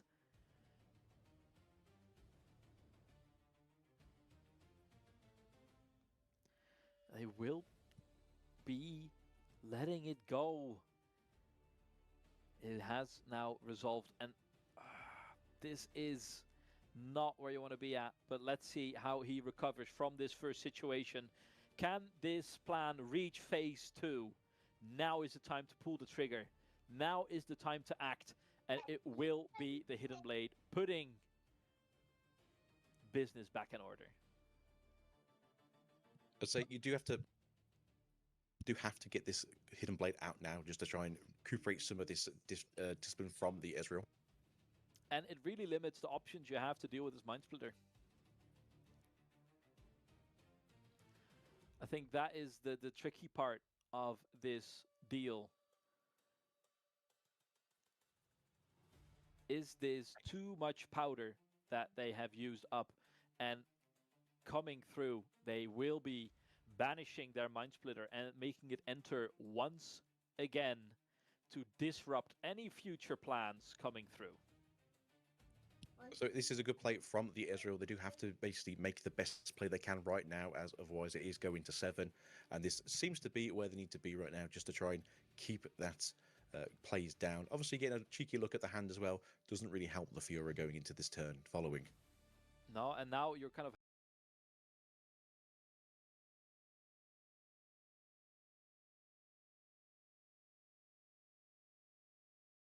What is up, everybody? Welcome back to the Runes and Rift $1,000 Cash Cup. We are coming in with round 4, starting very soon. My name is Ollie, or you can call me Bamboo Panda. I'm joined by the fantastic Ajito. Ajito, how are you doing today? Good evening, everyone. Very good. How are you, Bamboo? Very well, thank you. Very well. I spent the day with a friend ripping 2 cases of Spiritforged. They were both his, and I did pull him a signature Yone. So I'm both happy and envious at the same time. But yeah, very good. Excited to watch some good Riftbound. So I unfortunately only got 2 boxes myself, and by unfortunate I mean I just couldn't force myself to buy any more. Pulled the over number Master of the Forge Orn, so that's going to be played very now. nice. But yeah, that those that one. uncommons are very uncommon. Yeah, they can be difficult. I know. I think I ended up opening like 5 boxes myself and had one orange Lucian, the rare one. I was like, this is becoming problematic, but thankfully it comes in the Fiora starter deck, so I'm all sorted for my playset of them, which is good. But yeah, no, it's been good. Did you manage to get to any Spiritforged pre-Rift events? I got to 3, and if you've been following me on Twitter or X Twitter, I got to play Renata 3 times in a row, and I couldn't believe it. I know. I pulled Renata in my first. I went to 2. I pulled Renata in the first one and just went no legend. I thought that would be a safer idea. Sadly, didn't win that one. Then I did pull Irelia, and I played that with Yone as my chosen champion, which it's a good thing that combo isn't legal in constructed, because that would be problematic for everyone else involved. Yeah, ready it, walk it out. Oh, nothing's here. What's in the background? It's dead now. I know. I think it was a guy I played against in round 3. It was turn 1, sorry, to turn 2, Lucian, and I just went, Yone killed it, and he went, oh, that's game. I was like, yeah, I think that might well be. But that was still fun. Really, I think it was a really cool format. I like the idea. I got to play Sealed Origins at TFT Paris in December, which was cool. So I think it's a really fun format. There's a lot of quirky things you can cook up when you can add a third color. Yeah, I think the third colour thing, what you're saying, that comes more traditional way down the line in the very distant future, because I do think 3 colours could be quite interesting when we need to zhuzh up the game. But for pre-release, especially with how janky everything is, it does make a lot of sense. Yeah, it's a lot of fun. I think I'd be really interested to see it in a format where Punch First isn't printed in the set, because that card was slightly problematic when every deck has access to it. So it'll be interesting to see what it's like in future sets. But I think it's a really cool idea. It's a cool format. Yeah, definitely enjoyed it. Let us know how you got on with any of your pre-rift events. Now, should we focus away from sealed events? What have we got coming up on the docket for round 4? Now, to me, this looks like a match we've been waiting for all day so far, and that is not only an Azir match, it's also a Jax match, which I think equipment versus equipment, especially in that traditionally powerful green colour, is going to be very interesting to see. Absolutely. I think it's really cool. Jax is certainly a champion, a legend that I haven't really tested that much. I think Azir was very good. Obviously, had a great showing last week in the last of the Chinese regionals, getting 2nd place. But we're really interested to see how it works. We've sort of got go wide versus go slightly taller with Azir, spawning lots of sand souls and everything, which would be really interesting to see. And it could well be just a battle of the salvages. As we see, that could be a pretty pivotal card in this matchup as well.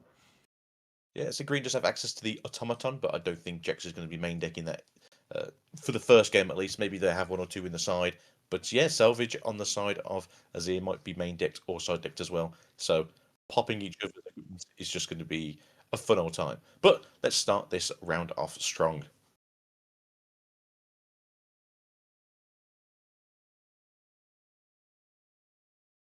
Fantastic. There we go. We are in game. You can see we've got both our players here. Skade versus Gameslayer at 989. Both with cams. We always love to see that. Adds to the experience a bit. And a very good start for the Azir with the old Eye of the Herald spawning in a Sand Soldier on turn 1. You'd love to see it. That's exactly your game plan as Azir. Get in, get an equipment down, and just start pumping as quick as you can. And having the additional bodies does help, as that way you can start pushing in and out faster than your opponent can really deal with them. Absolutely. Now this is a power play of a turn 2, utilizing the Orn's Forge to spawn in the BF Sword for 1 less, leaving that energy up to play another Sand Soldier as well. This is a really cool combo. I played Orn's Forge at my pre-release with the Irelia deck, and it is certainly a very potent combo. Yeah, pretty sure all 3 of my events, I'm sure, had some form of equipment and definitely played Orange Forge, either generally at least some of the games, if it didn't benefit my opponent too much, because it is a very powerful battlefield that I think people are sort of ignoring, even if they are using equipments. Yeah, absolutely. And on the side of the Jacks, we've got the Rockfall path where units can't be played here. So, if this was set 1, that would very much be the anti Dead Bloom Predator play. But interesting to see. I haven't seen a ton of that being played yet. I So suppose it does slow down the Eye of the Herald as well. Yep. Oh, that's very true. Actually, yeah, I didn't think about that. You actually can't. It won't spawn in the recruit token. So a nice little tactic there. But here comes now Mighty Sand Soldier taking hold of that here for 3 points to Zil on the side of the Azir, which is good to see. Azir just need to kind of go fast, especially at the start of the game, as its equipments don't always make for the strongest of Sand Soldiers. But if you did watch last week's event, you can see that it can get out of hand very quickly. This is the thing. I was watching it as well, and I think it's one of those things where it can just, if it gets too far ahead, it will just run away with the game, and there's not a lot you can do. But we can see already down to 2 cards. So if the Jax is able to find a way to stabilize this situation, we could see the Azir might not be able to recover from this. We do see the Brutalizer come down. This is a really strong equipment, especially in Jax, when you've got the ease of re-equipping it after you've sent a unit into peril. Well, that's it. Especially as it does just give something +2 for the turn. As you said, unequip it, re-equip it. Makes it a very strong equipment that you can share with the whole team, at least once per turn. Although, depending on how we're going to do this, a 6 might going... Oh, a strike down. That could be changing some things. Ooh, this is a big swing here. So we get to pop the Azir with the Stellarcorn Hurdle. We'll be able to re-equip the Brutalizer, and then we can even swing in against the Sand Soldier, because it'd be on the BF Sword Sand Soldier, I should say, because it doesn't exactly open it up, which will be 6 against 5. So this is, just as I was saying, a big potential swing here for the Jax. I say, and the +2 might given to the Stellarcorn this turn doesn't go away either. So this way it's going to be a 8 might unit if they do indeed re-equip it to the Stellarcorn, which means walk anywhere you want, you'll be taking names. Absolutely. So I do get over to that path in a second, as there's no real point walking over to the hidden card. Yes, I'd be quite conscious of walking into a hidden card when it's on a yellow side of the field. But yeah, we will see it go in. We should draw the card for the move. Yeah, this Stellarcorn Hurdle is fast becoming one of the best green cards in the set. We've seen some true power with it, especially in decks like Aurelia, being able to ready it multiple times and move it around. Things like Ride the Wind as well. You can potentially draw 3 or 4 cards in a turn if you want to, which is really crazy. So if you were able to watch the second game of the last round, you may have seen that Stellarcorn was getting 3 draws a turn, and that was before it was even getting the additional from Discipline. So yes, it does just go very quick, very crazy. But we do get out a second BF Sword and equip that to a new Sand Soldier, making it, again, kind of more in the favour of the Azir, but can't push out this turn, unfortunately. Indeed, but it's a strong unit to have back at base, and we're in a good spot here. We're up comfortably on the point tempo. We see we're actually equipping the BF Sword to the battlefield as well, so that Sand Soldier is now going to be sitting at 5 as well with the recruit token too. So certainly building quite a stronghold on the Orn's Forge as well. Yeah, I think you have to be a bit more suspicious of what's going on here. As you said, you can detach that Brutalizer kind of as and when you want, and being able to do this as well just means that having those possibly 8 might or more Stellarcorns is a bit more of a threat than it should be.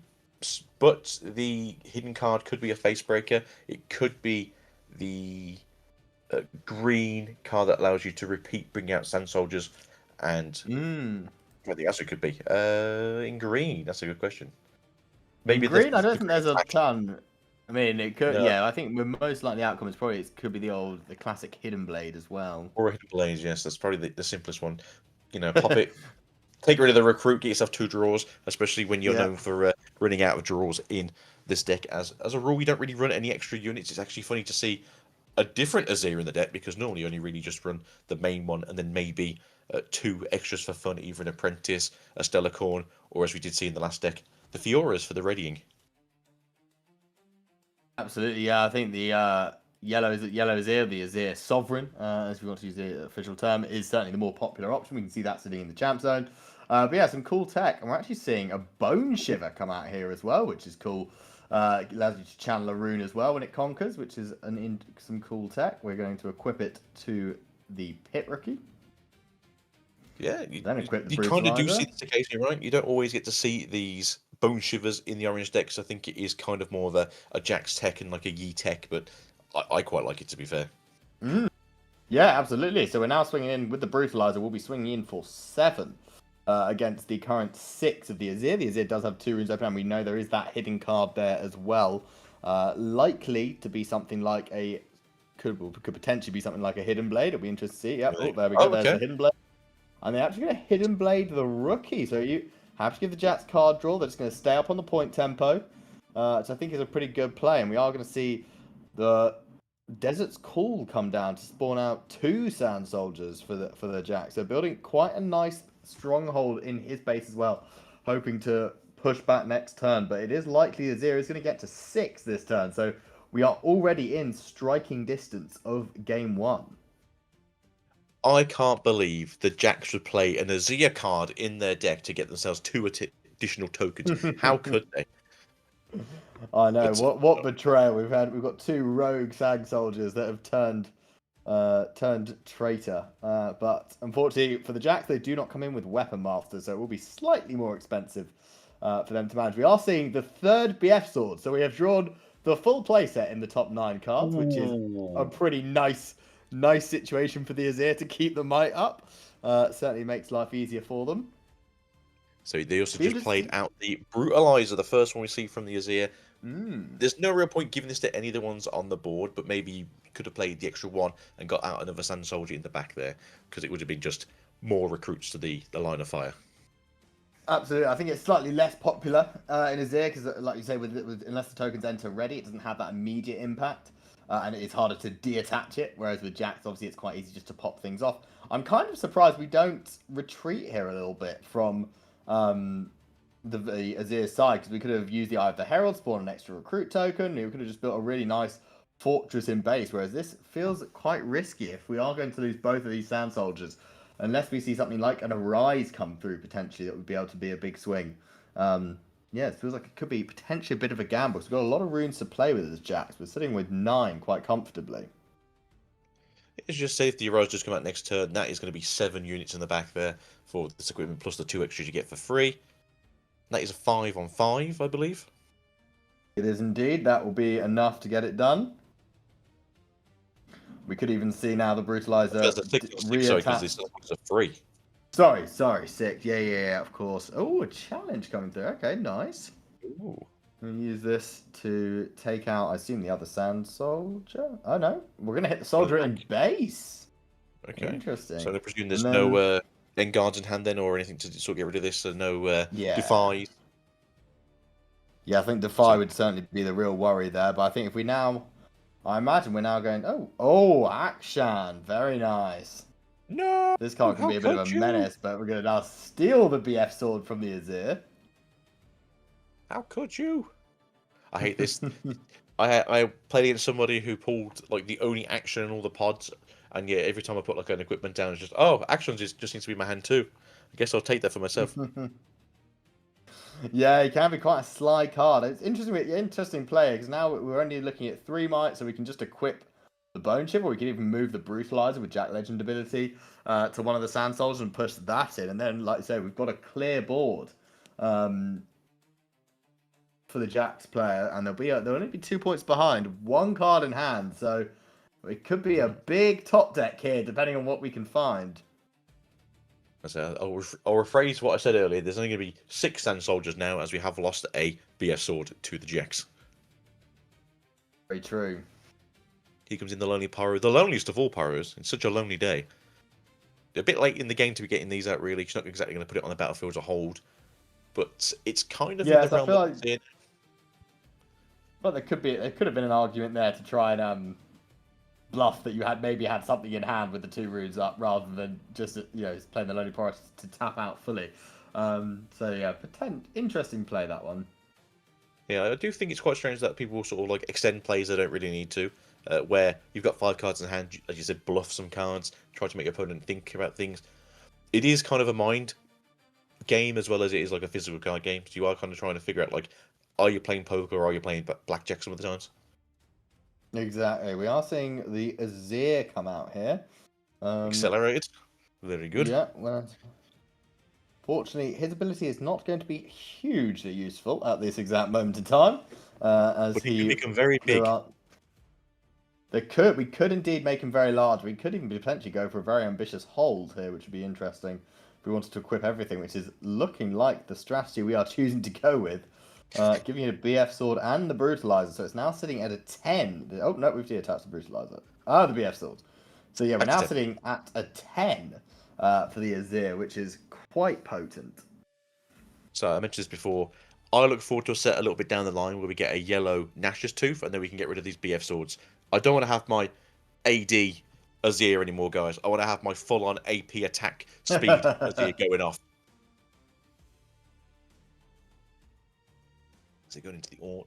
I am wondering if they've maybe got maybe another brutalizer or a Doran shield in the back there, and they just want to get it out for cheaper. Obviously, a Doran shield will come in for free, so I could see that being a useful sort of play if that is the case to take in this battlefield.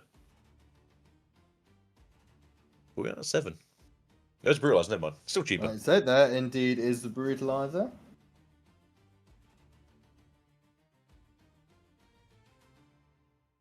It is quite funny that I think you have to play the Sand Soldiers to the equipment right, so they can't play the Sand Soldier to the battlefield and then equip it. I just read it. It specifies the base on the Azir.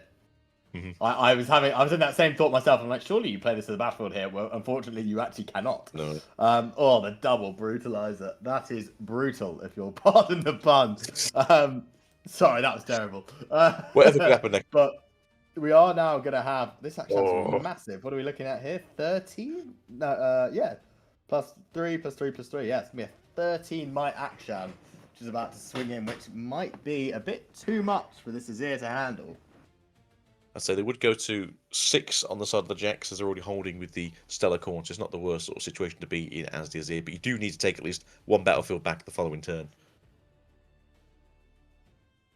So you just walk into the Stellar Corn if that's the case, get an extra draw, see what you can do with that. But no, I think it's a case of if you've got a cool card right now, it doesn't really help, but you've got a cool card right now. Well, I think at least we're just cycling the deck. I think it's probably the main priority, but yeah, the Azir is still going to go. So yeah, getting the extra draw probably didn't hurt too much. Obviously, if thins your deck one more card, if you can try and get that very cool big Sand Soldier out in a second, maybe that'll help, but we will know shortly. Nope, never mind. Strike down.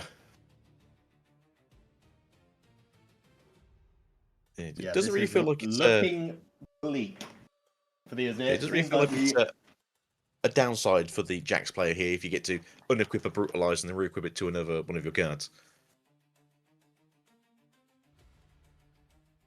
Indeed, I think we may have just run out of steam.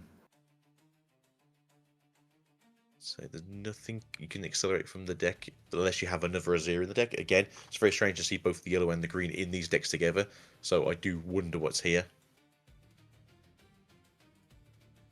Nothing at all. I think that may be the concession. And we are just drawing cards. Oh, it was one off. We could have topped. I'm not even sure if that would have been enough, really, with the how big the action was. So with the Arise, brought 2 in ready, if I remember correctly. So that means you could have just shoved a load of equipment on one of them, taken over the action, and then just walked one of the other ones into the same base as the Stellar Core, and that would have been your 8 points. So yeah, unfortunately, that one-off was one too far. Yes, I mean, I think it was a cool match. Like you say, the Azir came flying out the gates, but just a little bit tricky if they do manage to find a way to bounce back and take out the first wave without something like the Arise there just to reset and rebuild a board immediately. It can be quite difficult given you only get the Sand Soldier tokens on the turn you play the equipment. So once the first one dies, there's no instant replacement, which can be problematic. Yeah, but I think it was a very cool day. I think the only thing I would have thought was there was that one turn where he left both on the 2 battlefields. I think when you're on 6 points, you were pretty safe to retreat there and just try and set up for a turn for a big push next turn. But we'll see if they can bounce back in game 2. I think it'd be interesting to see if we see any sideboard action. What people are looking to bring in. We didn't see any salvages that game. They could be in the sideboard, which I imagine would be quite useful. There all those BF swords, bone shivers running around, brutalizers. Could certainly be some useful tech to try and shift the matchup. We didn't see a lot of kill cards. We only saw the one of Hidden Blade in that game. Generally speaking, from the ones I've seen, they generally will also side in something like Colour of the Weeks, just to make it a bit easy to sort of fight off some of those units that you can't really deal with, especially if you're unitless currently. And then for the Jacks, obviously we saw the challenges and the strike downs, both very effective cards at getting what you want done in these games. Absolutely, absolutely. Yeah, I think when you're playing a token deck, Call of the Week is pretty much a staple. We saw it, in set 1 and even today with Victor as well. I think the players are looking like they're ready, so we should be jumping straight into game 2 of round 4.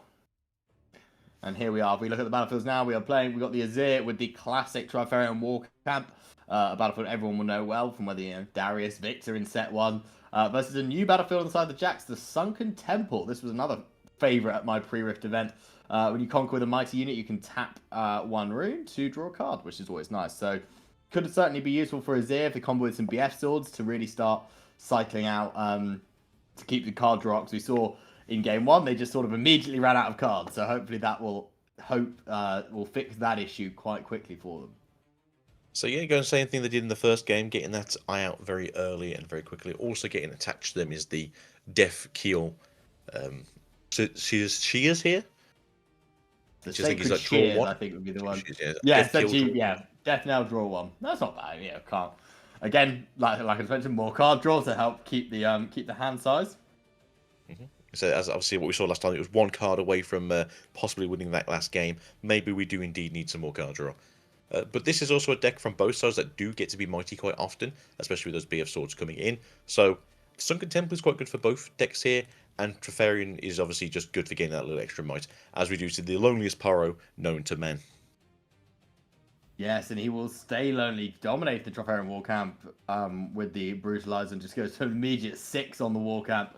So yeah, already quite difficult to get over. Yeah, so I'm not too sure here if you want to just trade next turn, try and get the either Herald in there.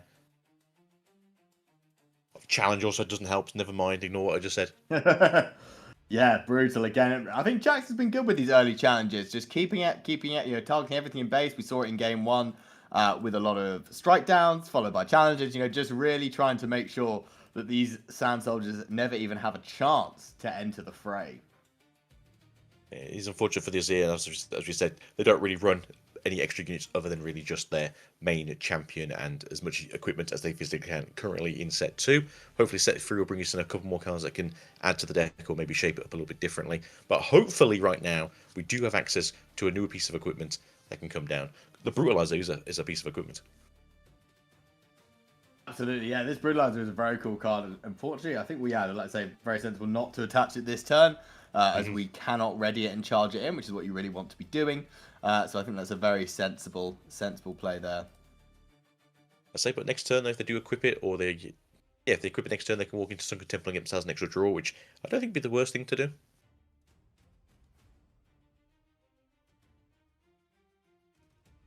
But currently on the side of Jax here, we are just kind of like slowing down a little bit, which is fair.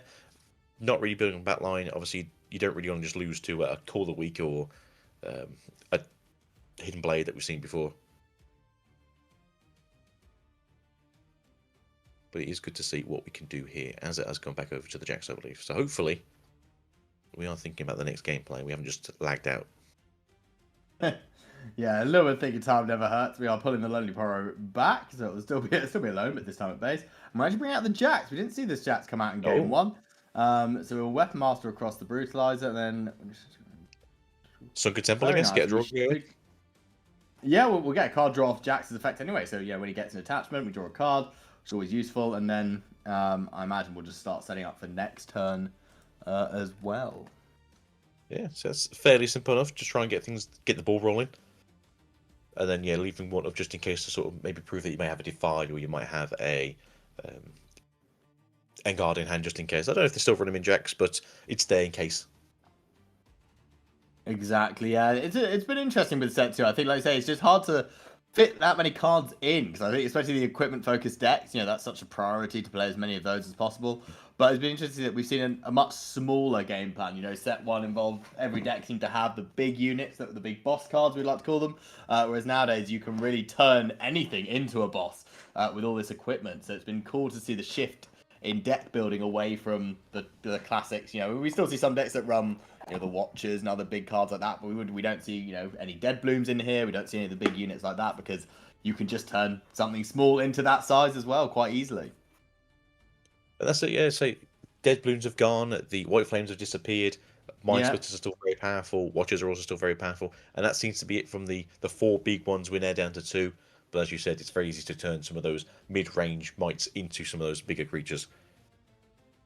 Absolutely, yeah. I think Watcher is still a card that definitely deserves to have a place. That card is still incredible. There was a reason it was a £20 rare at release in set 1, so hopefully, from what I'm hearing, Spiritforged stock seems to be better. I was checking the prices today. They certainly seem more reasonable than I was expecting after Origins, especially with a couple of big regionals coming up. You thought that could be a good reason to bump the prices, but so far, looking good for the community.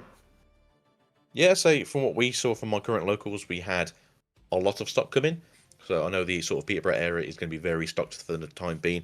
I feel like other metropolitan areas unfortunately didn't get so lucky, but they are coming sort of this week to sort of help out the stock. And then obviously Origins being restocked as of last week as well always helps. So those prices for those watches I think are down to like between £10 and £12 now. So much easier to get those big cards from set 1 unlike before. Absolutely, yeah. I think it's a good sign for the community. I think, right, yeah, they've done a good job of listening. Yeah, we knew. I guess they just didn't expect how popular the game would be, but yeah, good for us. It is as popular as it is. So I think hopefully we're in a much better place going forward, which is nice. Indeed, and hopefully, as I said, as of set 3, all those issues should be solved. They say. But fingers crossed that it will be. We can I'm hope. looking to play more, and I'm sure you guys are all out there looking to play more. Especially coming set 3 as we get more new champions and legends for cards that we already have, like Rengar and Vi and ganking. More ganking. So much jungling. We did. I absolutely, it's been very exciting. Then, you know, even set 4, if we look further down the line, the global release, what a fiesta that's going to be, trying to figure out what to play without having, you know, 2.5 months of practice. We're all very smart here. We can look at cards and determine straight away what's powerful. We don't have to use another region's resources. Absolutely. Well, in fairness to us, we did see a pretty different meta come. You know, there was no Annie in China. There was no Set, which we saw, you know, take down. I believe it was a 10k just before Houston. And obviously Annie won Houston. So I think we're certainly, you know, we cooked the meta a bit more. Yeah, MF Aurora certainly didn't have the same popularity. So I think that was good. I think we've seen a much better mix in these Chinese regionals because of the fact that they've been allowed, well, not been allowed, but they've been offered the best of pricing as well. So I think that immediately makes a much bigger environment. I think best of might be the best thing that Riftbound's done. You know, talking to people from other card games, it's just something that's really unique and really incentivizes a mix mash of meta. You know, you're not going into Kaisi Yi everywhere. I mean, obviously it's still popular because the best players are going to want to win. But it gives a really nice incentive for people to go play their favorite deck, even if it's not that strong. And you know, maybe they win a best of prizing, which, you know, in some cases can be very, very lucrative if you were looking to sell it. Yeah, so the little Lonely Porro, his move out here as he's a 5 might unit, he's now mighty, so they get that draw. But I agree. I think having access to these best of prizes does really help the gameplay, because maybe you're a specific player that likes a specific play style, but the current meta decks aren't that style, and you just can't get your head around it. You know, should you be punished for basically not playing the same deck as 200 other people? I don't think you should. But having some incentive to play your deck that you're very good at, I think just shows that, you know, there's a reason why we have one tricks in League. Absolutely. That's a very, very good analogy there. Yeah, fantastic. So we're seeing a much slower start to the game here. It's only 3-2. Quite modest. The Azir setting up a bit of a sort of mini stronghold in the Triforium War Camp. You mentioned that the Lonely Porro is made his slow way, and we are going to see another strike down come down. Be interesting what we're targeting here. We are targeting the Sand Soldier that is currently on the War Camp. So we will get another draw through the Death Knell of the Shears, but we will clear out 3 weapons from the Sand Soldier. So we can now allow Jax to swing in here and potentially retake if we wanted to. It would get us back on even point tempo, which could be quite nice as well. And we are going to see the Jax make that move. That's it, pushing the next note into 4-2, which is obviously much more preferred for the Jax to be a full turn ahead.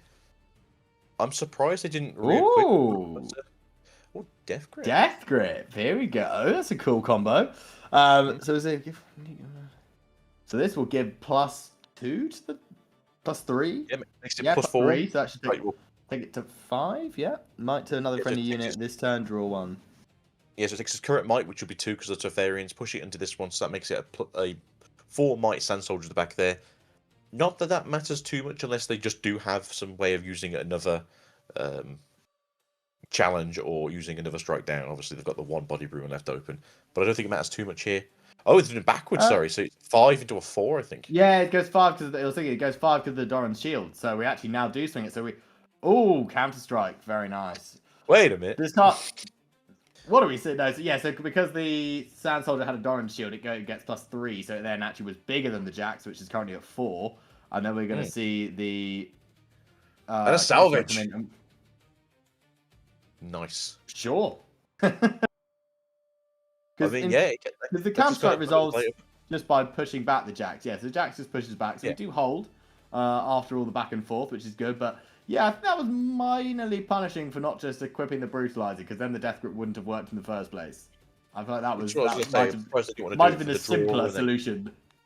Yeah, you should have equipped it for the draw anyway, and then you should have just been able to move out with the 6 might rather than the 4. Sorry, the 7 might rather than the 4. So maybe they just didn't think about what could be in the back there with only 1 ruin up, or 2 ruins up rather for the exactly. Death Grip. But yeah, I mean, it not happens. Too bad. Yeah, good hold from the Azir now. He should be at 4. I think we're just waiting for a little update there. No, Azir was at 2, so he should be at 3. So they are 3 on 3 now. Sorry, it's 3-3. So you're completely correct there. Completely correct. So, the question now is, do we have increased one counter. piece of equipment to just equip everything onto 1 soldier? Do we just get rid of all 6 runes just to equip to a recruit token? It'll be a chunky recruit token. He's just be It so really big. would. I mean, this should be a really nice spot for a rise, because you only get to ready 2 of the tokens, so at least it would just build a board, which would be really nice. I think just something like that. Yeah, I'm sort of been waiting to see this arise. I think it's a really cool card. I think it's we do have the 6 ruins open right now. They could be exactly to walk in, get rid of that poor lonely Poro that's just been waiting around all this time. Oh, one of these days. I know, for a lonely Poro, he's done a very good job of hanging around. He's been quite mobile this game. Oh, we are seeing 4 come out for the Azir. That's not accelerated. No, okay. I thought maybe you want to get that out, try and get rid of this lonely Poro, try and just push advantage, maybe. Okay, we're expecting the recruit to fall over. Yeah. Okay. Ooh, we are committing quite a bit. Okay, interesting. That's a bit weird to me, but you do you. Yeah, I find that a little bit strange. I'm going to agree with you on that one, mainly because we've seen challenge, we've seen strike down, so just playing out the Azir, I feel like he might be a bit of a sitting duck back there. There's a lot of cards. We have left 2 runes open, so I'm guessing there could be some counterplay there, because the thing with things like strike down and challenge, they are all might based. So in the case of if you had a discipline, you obviously got defies, which you can have access to. So there's still a lot you can do with that as well, which would be good. We are seeing yet another brutalizer come down. We can now equip this to the Jax if we want to. So yeah, I'm not too sure if strike down specifically can only use it if you target what's on yours that has an equipment. I don't know if it's to do as much as you can or if it has to be done card. So they were an equipment short for that. But yeah, Jack's walking in here now as a 8 might unit, because he obviously gets the one for the Trifarians. And another salvage! No. Well, I'll take a free now we're cooking. So it's still a 7 might unit. How big is the Jax? Am I going crazy? Is he a 3 might or is he a 4 might? This Jax is a 3 might as it printed. I don't know with the brutalizer, like you say, did it give the +2 for the rest of the turn? Because they obviously ended up trading there. Yeah, so it should have been a case of it got +2 for the rest of the turn, because that's like a triggered effect rather than an equipment effect, and then the +1 from the equipment, right? So it should have been a 6. 6 into 4. Well, I think we went in as a. I think I have a feeling we didn't play the +2 like that for the turn. Because I don't know if it's written on the equipment. Is it the equipment that gives +3? Is how I understood it, but I'm not exactly a rules. I will check it personally. Yeah, no, but well, because then either way, assuming we didn't get the +3, the Jacks would then go to a 4 on wall camp, which was trading with the Sand Soldiers, so that makes sense. That's why they ended up trading there. So now a bit of an awkward spot. The Azir miraculously has 8 cards in hand after we saw it have 1 for pretty much the entirety of last game. So let's see if we can just start to develop some units. We are going to go in with the Azir that isn't mighty. Yeah, what equips? We've got the disarming just take- rate. Oh, And we have just passed with 5 runes up. could be anything. Could be a boat. Could quite literally be anything. You are correct. There's a lot we could do with this. That is it. Suddenly looks a lot scarier when you're sat there with 5 runes up. I've certainly noticed this. Yellows and 3 greens up. It could be anything. Yeah. Don't play any cards though, just in case. Don't pay no attention to the man behind the curtain. Just Oh. there is, yeah, I've noticed Goodness. that a lot in this set. I think Origins. There was a lot of. I think was it Casanova described it really nicely, where he says it's like you have this many possibilities, I can play around them. And now in Spiritforged, it's you have like 9 different possibilities. I can play around 6 of them. So it's just a matter of which situation I'm in. Yeah, which 6 do you have? now- Which one's gonna dodge? Yeah. Exactly. There are so many combos now with all the new cards that are printed and the different ways you can play around them. It's certainly been interesting and certainly taken a lot to get your head around as well. Not the simplest of games, Riftbound, but it is incredibly enjoyable, and that is why we are all here today. As we're kind of thinking a bit more, Ace, to answer your question, if you go to the Rifts and Ruins Discord page, I think it's once a month. I might be wrong. Maybe every 6 weeks to 2 months, depending on like release schedules and stuff. We do a 1K-ish tournament, depending on obviously turnout. The more people turn out, the more that you get paid out. So just go to the Discord. That will be shown at some point during this stream, probably after this match or after the games, and sign up for the next one, which will be probably around about set free time. Look at all those first mates.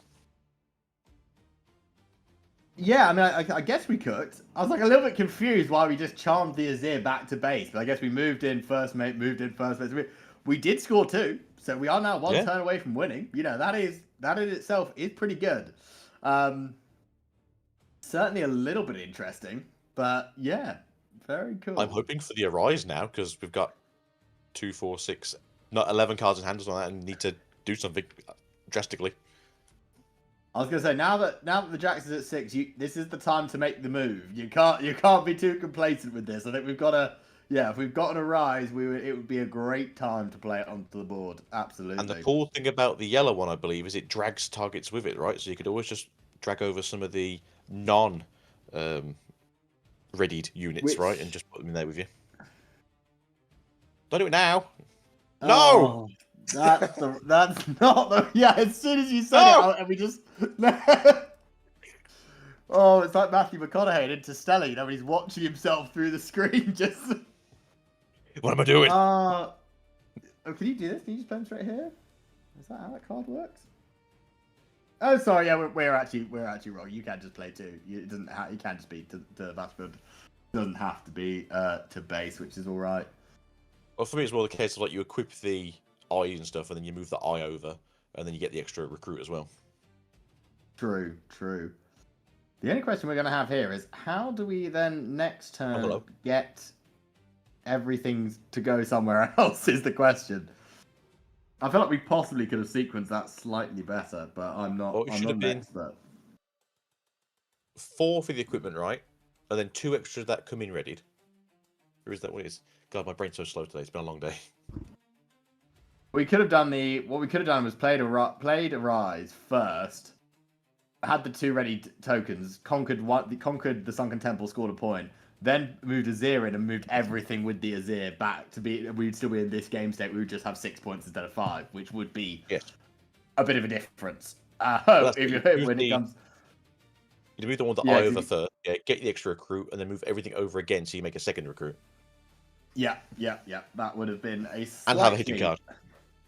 A slightly better term, but it is always easier to see these moves when you're not actually in the game itself. But still, pretty strong, a pretty big stronghold here. However, the Jacks can potentially just try and hold the Sunken Temple, and then we are in a situation where we are going to have to try and make a move ourselves rather than trying to defend the war camp. I guess the only other thing is I've got a second horizon hand, and they just do the same thing next turn and go like, oh, come back over here, ready to walk across. That would certainly be a useful play. That's what I think what they can do really, because they'll have 7 cards next turn. You need 6 for the Arise. Could play. Yeah, we've gone Another quite Door and wide Shield. here with Jax as well, Another which is wide. good because I think into yellow decks, wide is definitely better because those kill spells are not going to hurt as much. Definitely.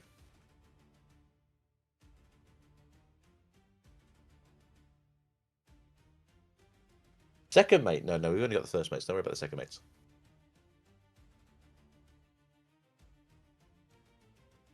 So yeah, so what is the plan here for the Jacks?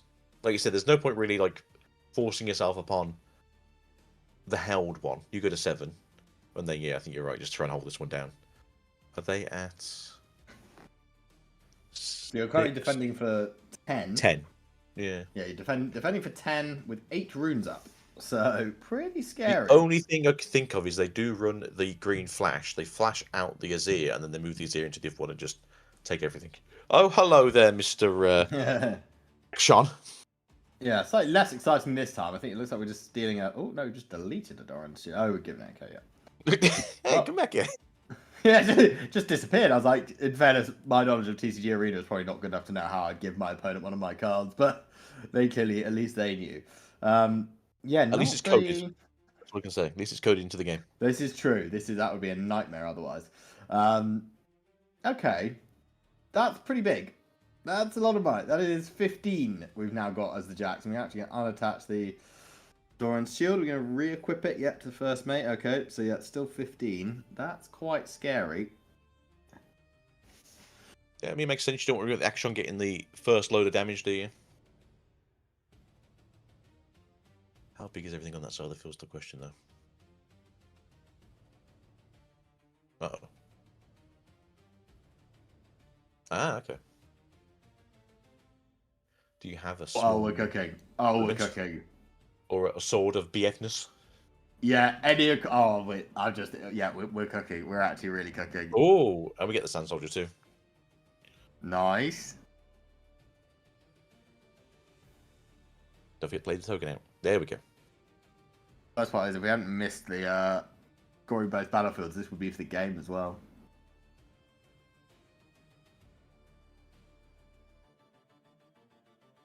So we have... Oh, okay.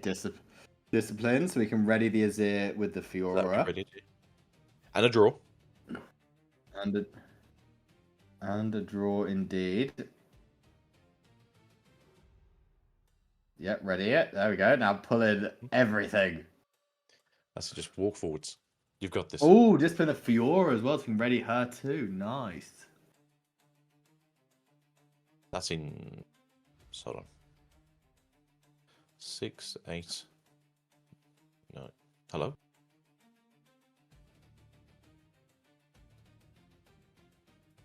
Did they need everything in?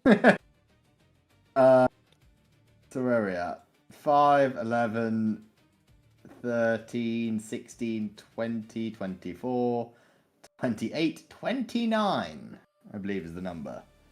So the answer is no, Unless- you're not everything in. I think that's game. Counter-Strike. Because, yeah, Choose a unit. it just lives, doesn't it? Yeah, it will just live now because they can't do any damage to it because something else gets stunned. Hold on. Yeah, he doesn't take damage basically. Yeah, that's so doesn't just that just count. all of his so just Azir gets pushed back, doesn't he? Yep. Ah. That Unless they can ready something else, maybe. I don't think while fully tapped out, there's going to be much we can do about that. You equip the other stuff. Sorry, if you're a rune or a power, I thought it was a power. Oh, sorry, you're right, can't we? We can just because everything that's equipped will die, so we can re-equip it. Well, no, As because we long can as just make sure the Jacks can just kill the Fiora, can't he? He can just put the damage into Fiora. There's only tanks on a Sand Soldier. So Sancho has to die. That's one equipment. What's going on here? there's a lot of random movement, but I think the Jax has just won because you can't. There's nothing you can do about it. Ironically, if we'd gone in without the Fiora Worthy, then we could have won. That's what I was confused. I was like, there's way too much damage in here, and there's nothing that they can do to sort of stop it. Let's say we're worried about a punch first, but even Yeah, then, the it's only just... thing is walking straight into a counter strike. I think we're just doing the maths one by one here, I'd imagine. But yeah, that will be. Yeah, you want to kill the biggest stuff You, first. you just kill the Fiora. You kill the Fiora Worthy, and then that's unfortunately that will be game for the Jax. Yes, but you have to kill the thing. Well, with the unfortunately, shield congratulations to the Jax. But I was hoping for a game 3. I was as a neutral. I was rooting for it to see a game 3 and see more of this as here. But again, you got to kill the thing with shield first. Yeah, Because he's got tanks, and because the Durant shield yeah, says but tank. you can just put 4 into. You can just put 3. You put 3 into the tank, and then you can just put the rest into the Azir and the Fiora.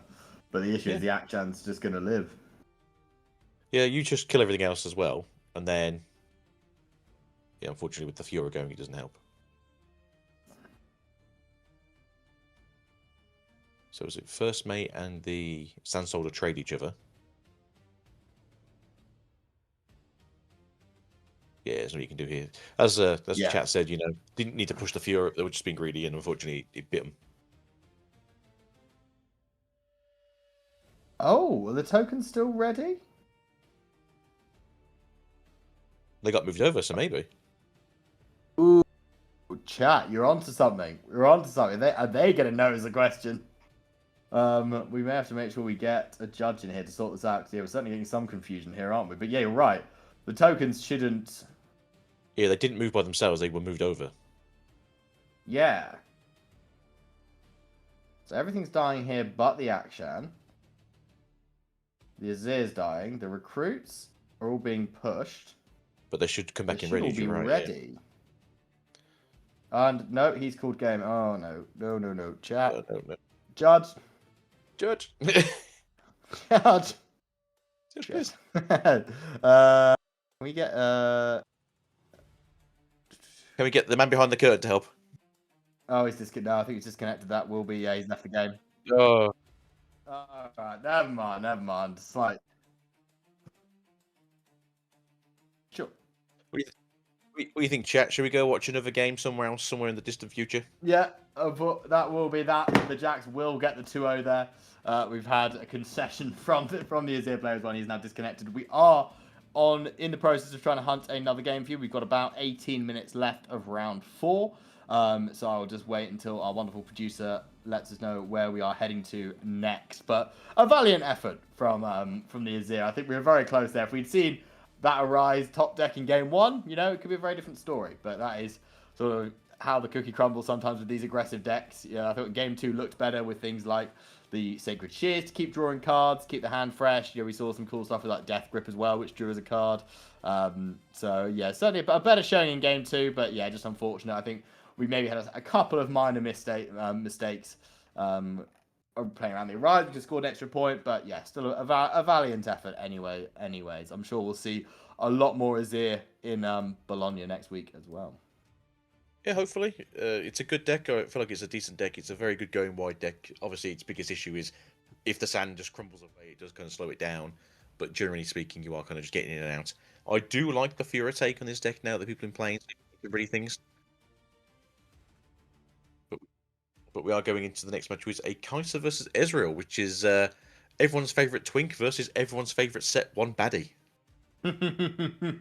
Absolutely. And coming straight in here, I'm staring at a 20 might Mundo. Are you seeing what I'm seeing? That is. I'm currently seeing a 17 might Mundo that's going crazy. There also seems to be a time warp in the bin, or just hovering off of the deck there. Yeah, well, I mean, technically it does have to be banished. I'm not sure what that's about. They're already on 4 points each, and we've got a 17 might Mundo on the board. Here comes the Mind Splitter, another Time Warp, a Watcher, and Progress Day. Oh, I wonder what we take here. I think we probably take the... I mean, on 4 points, surely we take the Watcher, don't we? Actually, even the Watcher doesn't do a lot. Maybe the Progress Day just to kill... Yeah, we'll take the Progress Day. It's very awkward for me, because it's like, I don't want you to have a Progress Day because I don't want you to draw 4 cards and just murder me. But at the same time, I don't want you to get to 6 points and go, okay, I've won the game. Question is, how do we actually get to 6 points? That's the next question. We're going to stupefy the first Forerunner. Draw So a we card. still 7 on that field. Ross has only Another 6. stupefy. That also triggers Ezreal, so that's a draw 2. Ooh. Very nice. Okay, so now we're going to crash with the Rassus. That's 6 into 6. 6 into 6 at the moment. We just have 3 runes available. Triple stupefy. We never know. Could be. Oh, We are tapping the last 3. Wages of Pain. Wages of Wages of Pain. Very Pain. good. Very good. Yeah, deal 3 unit on battlefield, so we'll kill. Interesting, we choose the Poro there. Haven't we just had to play a It's because deflect Wages cost for does no damage reason? rather than reduces might, right? So that way it's just the fact that you're not going to get the full breadth out of it. Oh, sorry. Yeah, sorry. No, I was being silly for a second there. Yeah, no. It's annoying having to pay the deflect cost, but we are on 12 runes, so we actually haven't paid the deflect cost. But no. It's fine. Never mind. It's fine. Yeah, you pay a gold for it. It's like, right, I'll pay a gold to deflect. There you go. Yeah, that's true. Deflect feels a lot less painful in this set when you can combat with all the gold tokens. So we know the Kaiser's hand is Time Warp and Watcher. So I'm not too scared of the Watcher currently, as that Mundo is a thick boy.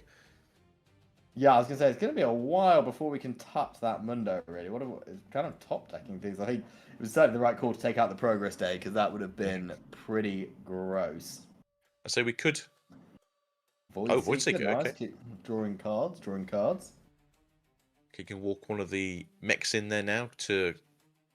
You could have to. So it should kill it now, yeah, because it's damage into minus. So yeah, that makes sense. Okay, very good. Walk a mech in there, get yourself 5 points. Okay, we seem to be getting that plan going now. Yeah, so we are going to have to recycle 3 from the Ezreal player. This is actually quite good as well, because they can just keep regenerating the Rasters over and over again as well once you cycle the deck. So I've just realised there's only 5 cards in deck. Whoa, Jesus. I think that's hand, that number, that 5. Oh, fair I don't, the UI hasn't quite synced up, although I think of the spectator in this game, but yeah, from my it's 4 cards in hand. I don't know how many are in deck, but we can see there's 12 cards in trash. Much safer. I was like, Jesus Christ! I know we came into this halfway through a game, but Jesus, what happened? Yeah, that would be. Yeah, I think you'd be hard pushed to mill quite that much in such a short period of time. Ye of little Ezreal faith. So we're going for how many are you going for here? Is that a 7? Oh.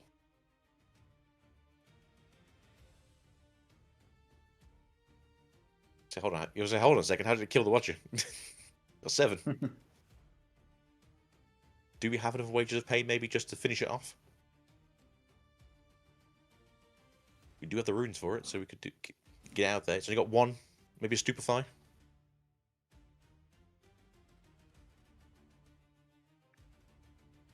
Ooh, bring back the cool shot.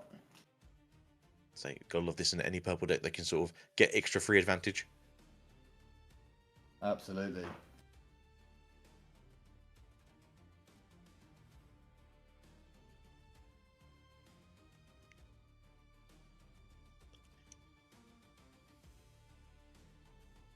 And here comes out one of those super cheap giant monsters. Yeah, I think that will be a quick concession from the Kaiser player there. We are seeing their hand revealed. That will be GG. We have not sure if this is game. I assume this is game 3, given we're only got 15 minutes left of the round. Be my guess. So it could have been 2. 15 minutes per game sounds about right for 2 sort of spell slingery decks. That could have been the second game. We'll find out in a second though when they start to rejig everything, or if someone leaves.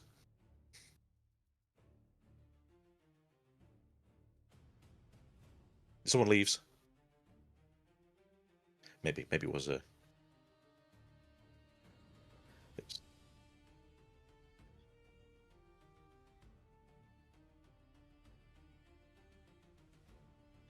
Sweet. Yeah, that looks like that was the end of that round. Congratulations to the Ezreal player. That looked like a valiant effort from what we hopped in at the end there. I've not seen a lot of Mundo in this set. I think probably with the amounts of rebukes that are hanging around with these pesky Draven players, and that card becomes slightly less impactful. Yeah, it does seem like one of those cards that did just disappear between set 1 and 2. It's nice to see that maybe they side decked it and thought, well, since I'm playing against the Kaiser, I'm not too worried about them trying to get rid of it with a rebuke, and he gets ever so big that one singularity shouldn't destroy him. Absolutely, yeah. There was not a lot of Kai'Sa decks going to be able to do to get over that Mundo. You know, when it's surviving a Cathian Rain pretty comfortably, that you know you're in a bit of trouble at that stage. But no, very. I mean, yeah, I thought there's some really interesting games. You know, we're now getting into the crux of the competition here. We're going to head into round 5. We will be throwing it to a short break in just a few minutes. But yeah, heading into round 5, we've got 7 rounds of Swiss today, and then into a top cut for the top 8. So realistically, I would say you're looking at, what do you think? Does X1 get you there? X1 does. Do you reckon any X2s get in to the top 8? So we can draw, so that's going to probably push a couple of people sort of out of the bracket. Top 8 is 16. It's best of 7, so I'd say 6 and 1 is probably more of a definite. Maybe 1 or 2 5 and 2s, and then any 6 and 0 1s are going to be getting through. So it all depends on how many draws we get to how many 5 and 2s sort of push through. But from what we've seen in the background, it's going to be a very aggressive kind of style of play today. Absolutely, yeah. We're seeing most of the results coming in for round 4 now. We've only got 4 undefeated players, so they will be certainly a good position. Like you say, if you win the next 2, you can absolutely ID, take a nice break, reset for the top cut, which is what all these players will be vying for, as there is some big prize money on the line today. The winner, I believe, is taking home $450. That could buy you, 4 booster boxes. Oh, I'm hearing 500. Sorry, 5, even more. Taking down a clean 500, which is exactly what you want before potentially 2 weeks of regional tournaments as well. So a great opportunity for these players to kickstart their Spiritforged experience. I'm saying that will definitely buy you 4 boxes, and even maybe a pack of sleeves or a Fiora deck box. Ooh. Now we might be pushing it a bit there, but very exciting. No, that's gonna be good. Fantastic. So I think with that, we are good to throw it to a short break. We will be back for round 5 of the $1,000 Cash Cup Runes and Rift event.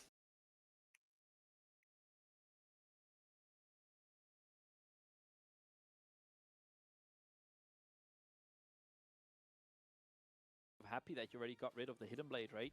That was such a pivotal card. The Repose is slightly more situational. I mean, the ceiling feels endless on a Repose.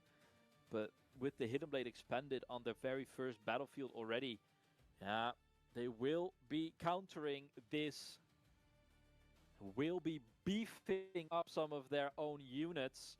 And with 3 energy, that is not an insignificant amount of might going over to the side of the Crown Guard.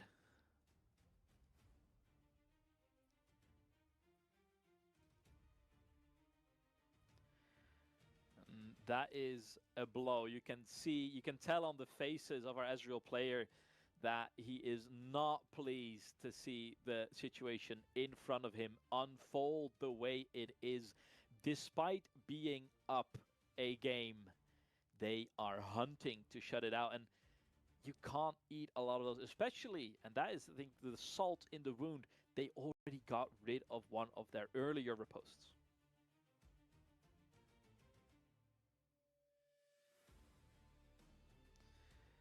Now, pondering their options once again, these dragons might make short work of the Mind Splitter, holding out on that last remaining battlefield if they can pay the cost, that is.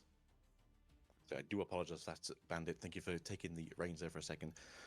Nothing seems to happen since I've gone though, so that's good to see that the Fury is still in this. But again, 7-4 is a good point to be at for the Fury, so they're not too far behind on the plays either. No, some would even say quite ahead, actually. So they are in a good position right now, so I'm happy to see that. Just some friendly bullying. And the cost of the dragon, I do believe, is like 6 or 7, is it not? So for now, it's outside of the realm For of the big possibilities. dragon, it's 8 and 2 runes to recycle, so it's not going to be coming out next turn. Ooh, but look at this. Not something you see too often outside of baited hook decks, and today is no exception, as they will be looking to recycle some of those graveyard plays, setting themselves up for future success. But that does leave the door open for Ezreal to find a way back inside. Well, this would clash currently as it's 8 into 8, so... Sorry, no, 8 into 10, So they are going to be in the good position here if the Wait, Ezreal can't remove that threat from the field. of course they ready it. That is it, and they Go have then. found Each then. a way through. So it is good to see that they have had a chance to come back in game 2, as we always like to see a good friendly backwards and forwards between matches. Yeah, I think that is exactly what you're looking for. And equalizing the score, meaning we will have to go to a deciding game number 3. A hard bargain earlier in the second game. So I don't know if it was a side deck card that he pulled in or was just lucky enough to see it in the second game. But unfortunately, when your opponent's runes are 8 open, hard bargain just won't stop you from getting taken out.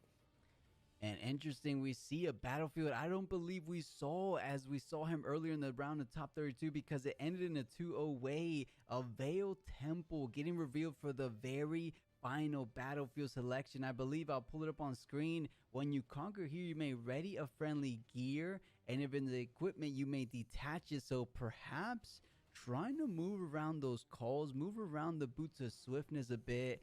I wonder exactly how he's going to utilize that gear in this game number 3, but this is looking like it's going to be... And you're back? Okay. Yeah, no, thanks, Plus, for covering. Now, I think it's a very interesting point because it also untaps those seals. Didn't mean to fully interrupt you or merely co-sign your post, but we are on the precipice of heading into the deciding 3rd game of the semi-finals. Winner makes it through.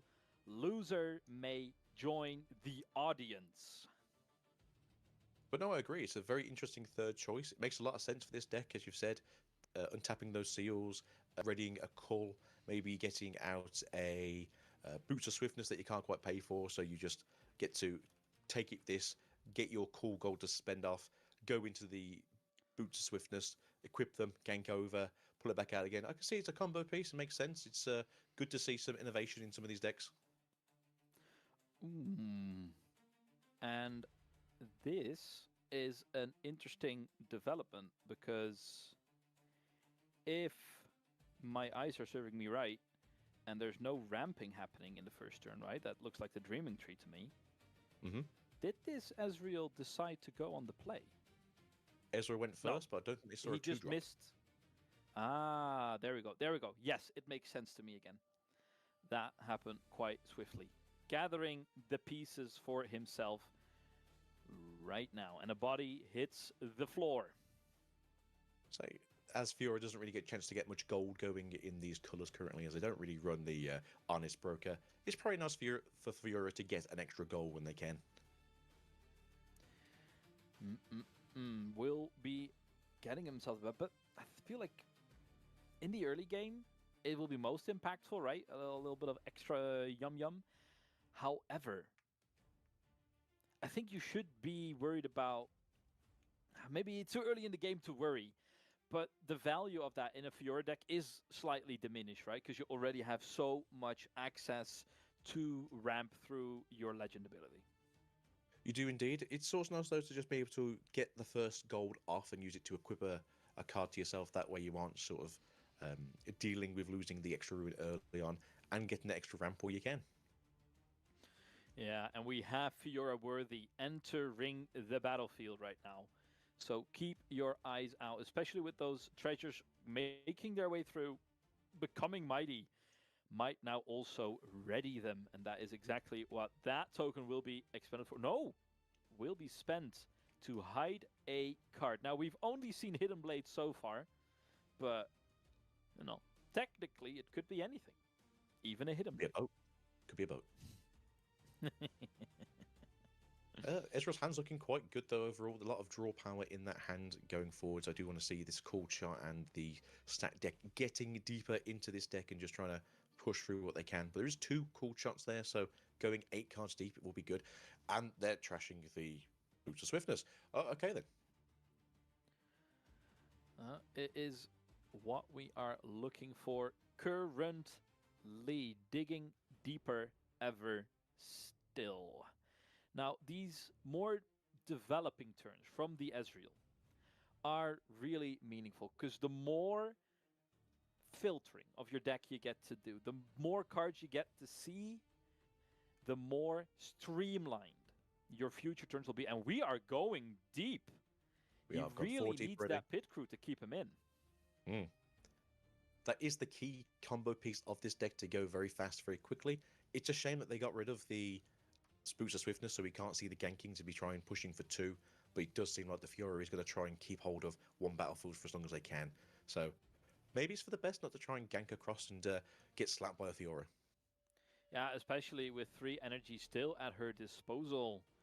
That might be a scary, scary situation to be putting yourself in already. Punch firsts at the ready.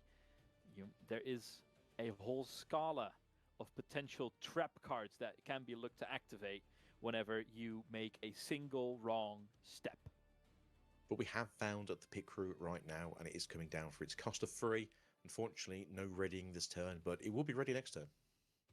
Yeah, if it is allowed to persist for so long, because we have seen Fiora previously settle matters in a interesting way, and look how exposed this Ezreal is currently, fully tapped out, no energy, ready, and very vulnerable to be interacted with.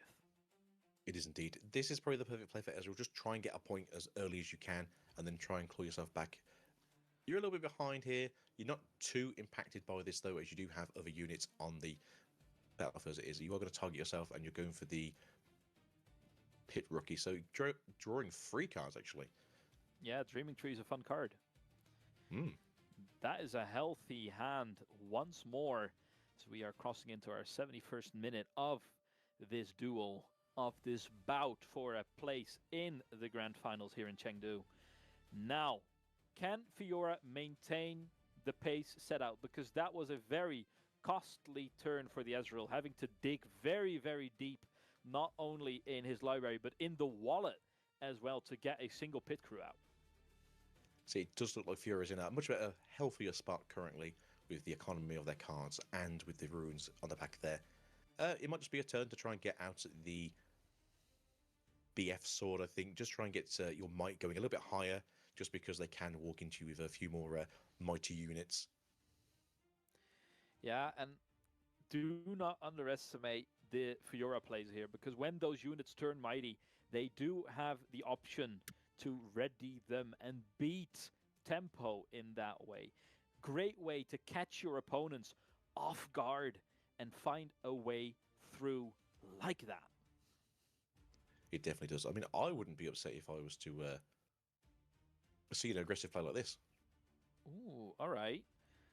All right. Will be sparking up, drawing a little more, making mighty, because losing the buff and then going over the top once more means that they get to ramp for next turn.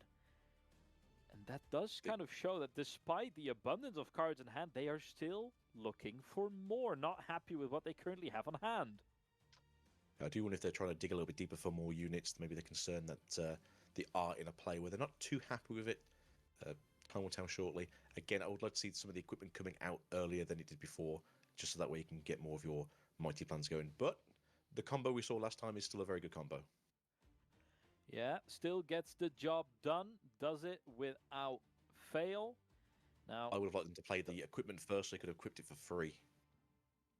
yeah, that could have been the preference in here, but you cannot fault them for not keeping their full attention on a battlefield they might not have seen too much of as of yet. And despite a busy turn for the Fiora, I feel like the damage that has been done, it has been kept quite minimal, which I think the Ezreal is very, very thankful for, not being punished too hard. Felt that scrap there, the card scrap, was more of an expendable unit. Yeah, the cull. Okay, makes sense to me. Get it going. Here we for that go. one. Moving in, doing Off the same to thing the again. races. Change it over. We want to see the cull on the bottom, not on top. Anyone could be carrying this now. It could be Ezreal. It could be Draven. Who knows? There we go. That will be adjusted accordingly.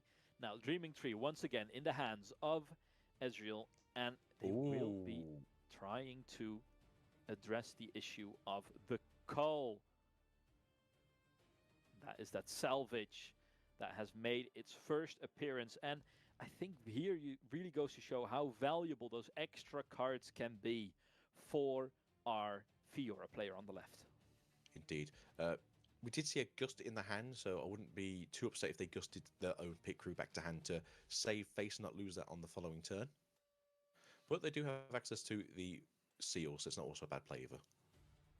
Now, card you wanted to get out of your hand regardless.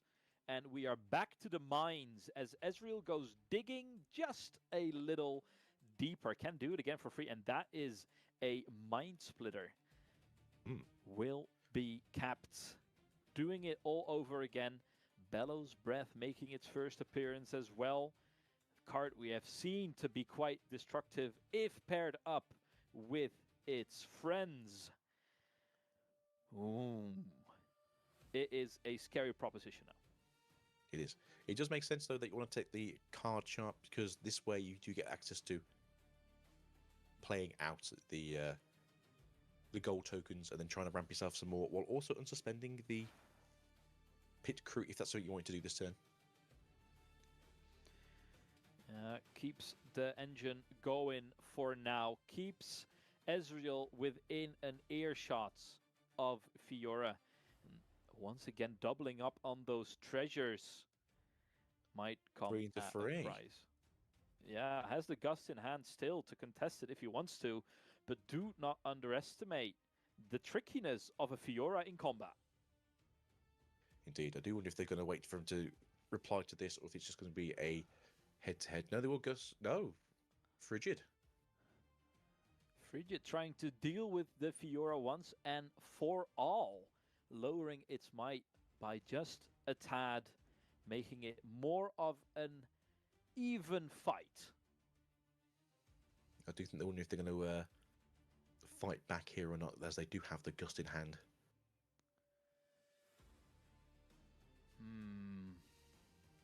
Going over their options, losing the Fiora is a bit painful.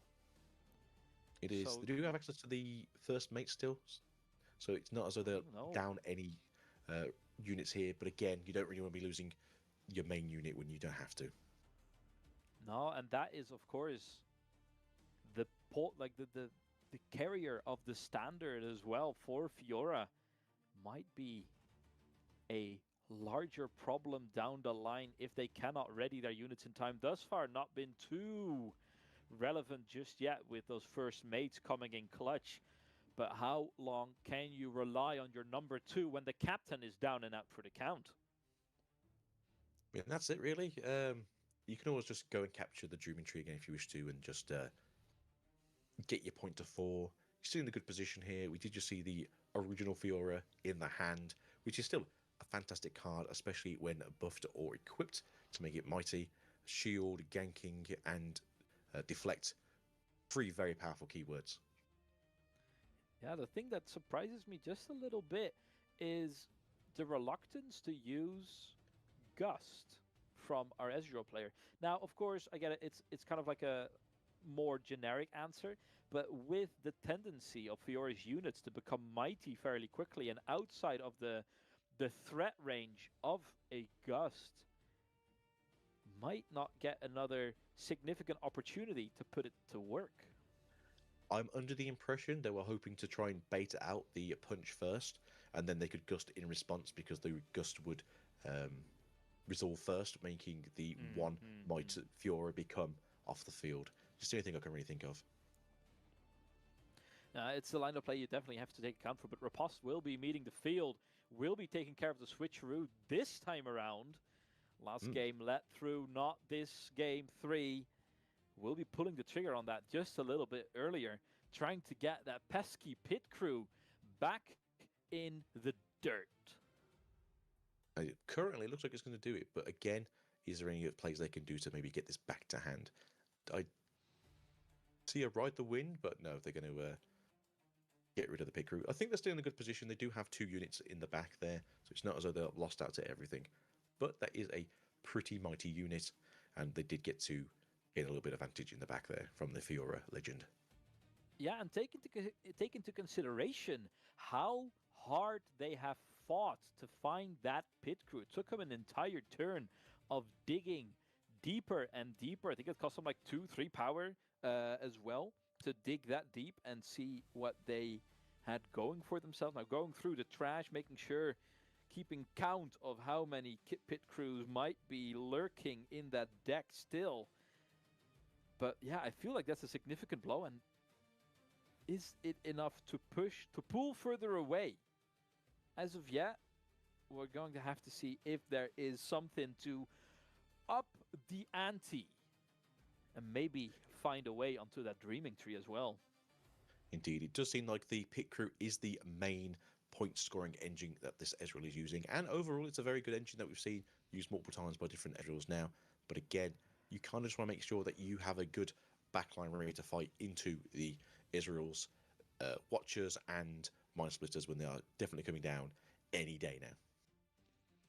Yeah, the hand size is still looking healthy. You were talking about it already, Agito. Here they are, Mind Splitter, the first one of our third game, making its entrance and laying bare all secrets laid in the hand of Fiora.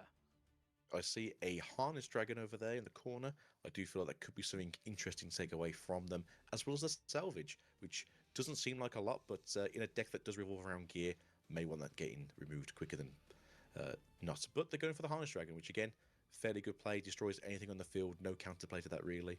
So it makes sense that they want to get rid of the bomb with the body. Yeah, and to add on to it, right, these expensive cards, yeah, it's a lot of eggs in one basket, but in decks that sometimes struggle to gain themselves efficient card draw, having more expensive cards kind of feels like you're drawing cards as well, right? Because you're getting a lot of work done in a single card, where other decks might have to expend 2 or 3 cards to get a similar effect and impact on their battlefield. So nipping that in the bud, not allowing it to see the light of day, can feel like a double up win. Indeed, and as they know there's no counterspell or any battle tricks in the hand from the Fiora, they can just double tag the poor little first mate here, making him weaker than a Card Shark or the Ezreal Debonairi in the back there. Yeah, and they have the discount ready to go, looking to equalize the score once again. And most importantly, whilst all of this is happening, the fact that they are pulling aside the Fiora whilst still developing their board with a Mind Splitter, which does, not only get rid of any threats in hand, but brings a, I believe like 6 or 7 might body along with it. Now that can be a game changer. And that's it. The thing with the Watcher and the Harness Dragon and the Mind Splitter, both very big costs, but come with a very big body at the end as well. So the extra effect that you get from is just a bonus on top of the cake. But we do see a trade there between the card and the poor first mate there, which I don't think is too bad for the Fiora, as they haven't really gained anything on the side of Ezreal, other than just knowing what's in your hand currently. They are keeping them at bay just a little bit, and they're giving themselves the opportunity to pull away a tiny bit further, as Ezreal did not manage to get on top of any of these battlefields. Now, when you look at the resources available, well, I think Fiora is sitting on 11 right now, or 10. Looks like it does look like 11. Yeah, I think there's only 1 currently in the pile, so it does seem to be a good option to go maybe into your mighty Fiora from set 1, as she's going to hold a battlefield very easily into one of these Mind Flayers. Although it would be awkward with the Ezreal coming into, but it's good to take out another big unit when you can. Yeah, and here they are going up and up and up, bringing them all the way to 11 runes right now. A single one left in the deck. But even though that is quite a large threat that can defend itself relatively well, is it going to be enough? is what I am wondering, because we need. It feels like you're always so susceptible, even if they do have some sort of protection, if they do get ganking, and they're very versatile, it always feels vulnerable to have one unit that you are almost fully dependent on. No, it definitely does feel a bit more in keeping with Fiora to just have to sort of stick it out with what she can have. But again, it is working both ways with both decks currently. Although we do just get a pick crew off the top, which is always a delight for an Ezreal player. All right, getting the Stupefy for an extra draw on their Ezreal means that they're digging still. We've seen Bellow's Breath in their hand. Are we looking for a Watcher? Are we just content chugging along just that little bit? And these developing turns from Ezreal, if they are not met with A second Mind Splitter. punishment from the Fiora, they can really start to drag you down into the mud with, for example, these Mind Splitters. No, you can obviously see it's a very good unit, and again, it's a very big unit to help out with these mighty decks versus them. Again, we haven't seen much change in the hand for the Fiora player here, but maybe getting rid of either the Salvage or that BF Sword, as they will cause issues later.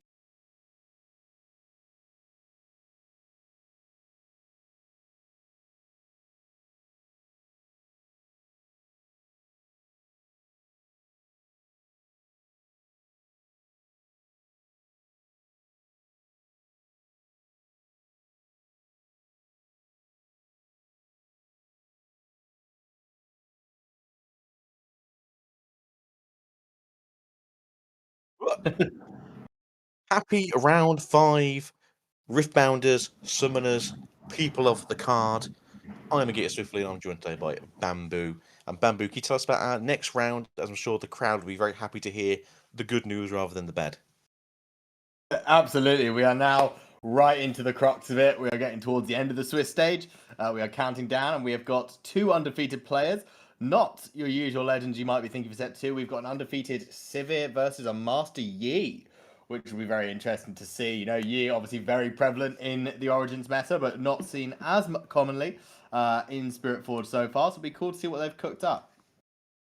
Indeed, and it's not so much the usual dazzling Yi that we were used to. It's more the mid-range Yi that's come in now, although we do see more help from those darn Swifty camels that have decided to upset a lot of those spell-slinging decks out there. But it's probably going to be the usual Miracle Severe, as she's kind of doing that as her own thing now. Absolutely, yeah, it'd be very cool to see. Actually, it'd be really, really interesting to see what this is like. We saw a lot of different iterations throughout set 1. They started mid-range, then they went Aurora to beat the Kaisers, then they went back to mid-range. So we've seen a lot of different versions. It'll be cool to see what they've done, how they're incorporating new Spiritforged cards, like things like equipment, which will be interesting. I'm sure we'll see more counter spells like Not So Fast being played, and some other things like that as well. So it'll be very interesting. But end of the day, use legend ability is still good. You know, big numbers. Big numbers are good in card games, so it will. I can certainly see why it has been popular. But yeah, it'll be interesting to see how this lands in the Spiritforged meta. Yeah, Yi is still a very powerful leader and champion card, coming in readied, ganking, also having the ability that if I am alone, I just stand here a little bit tougher, a little bit more scary. That silhouette on the mountains looking a bit big.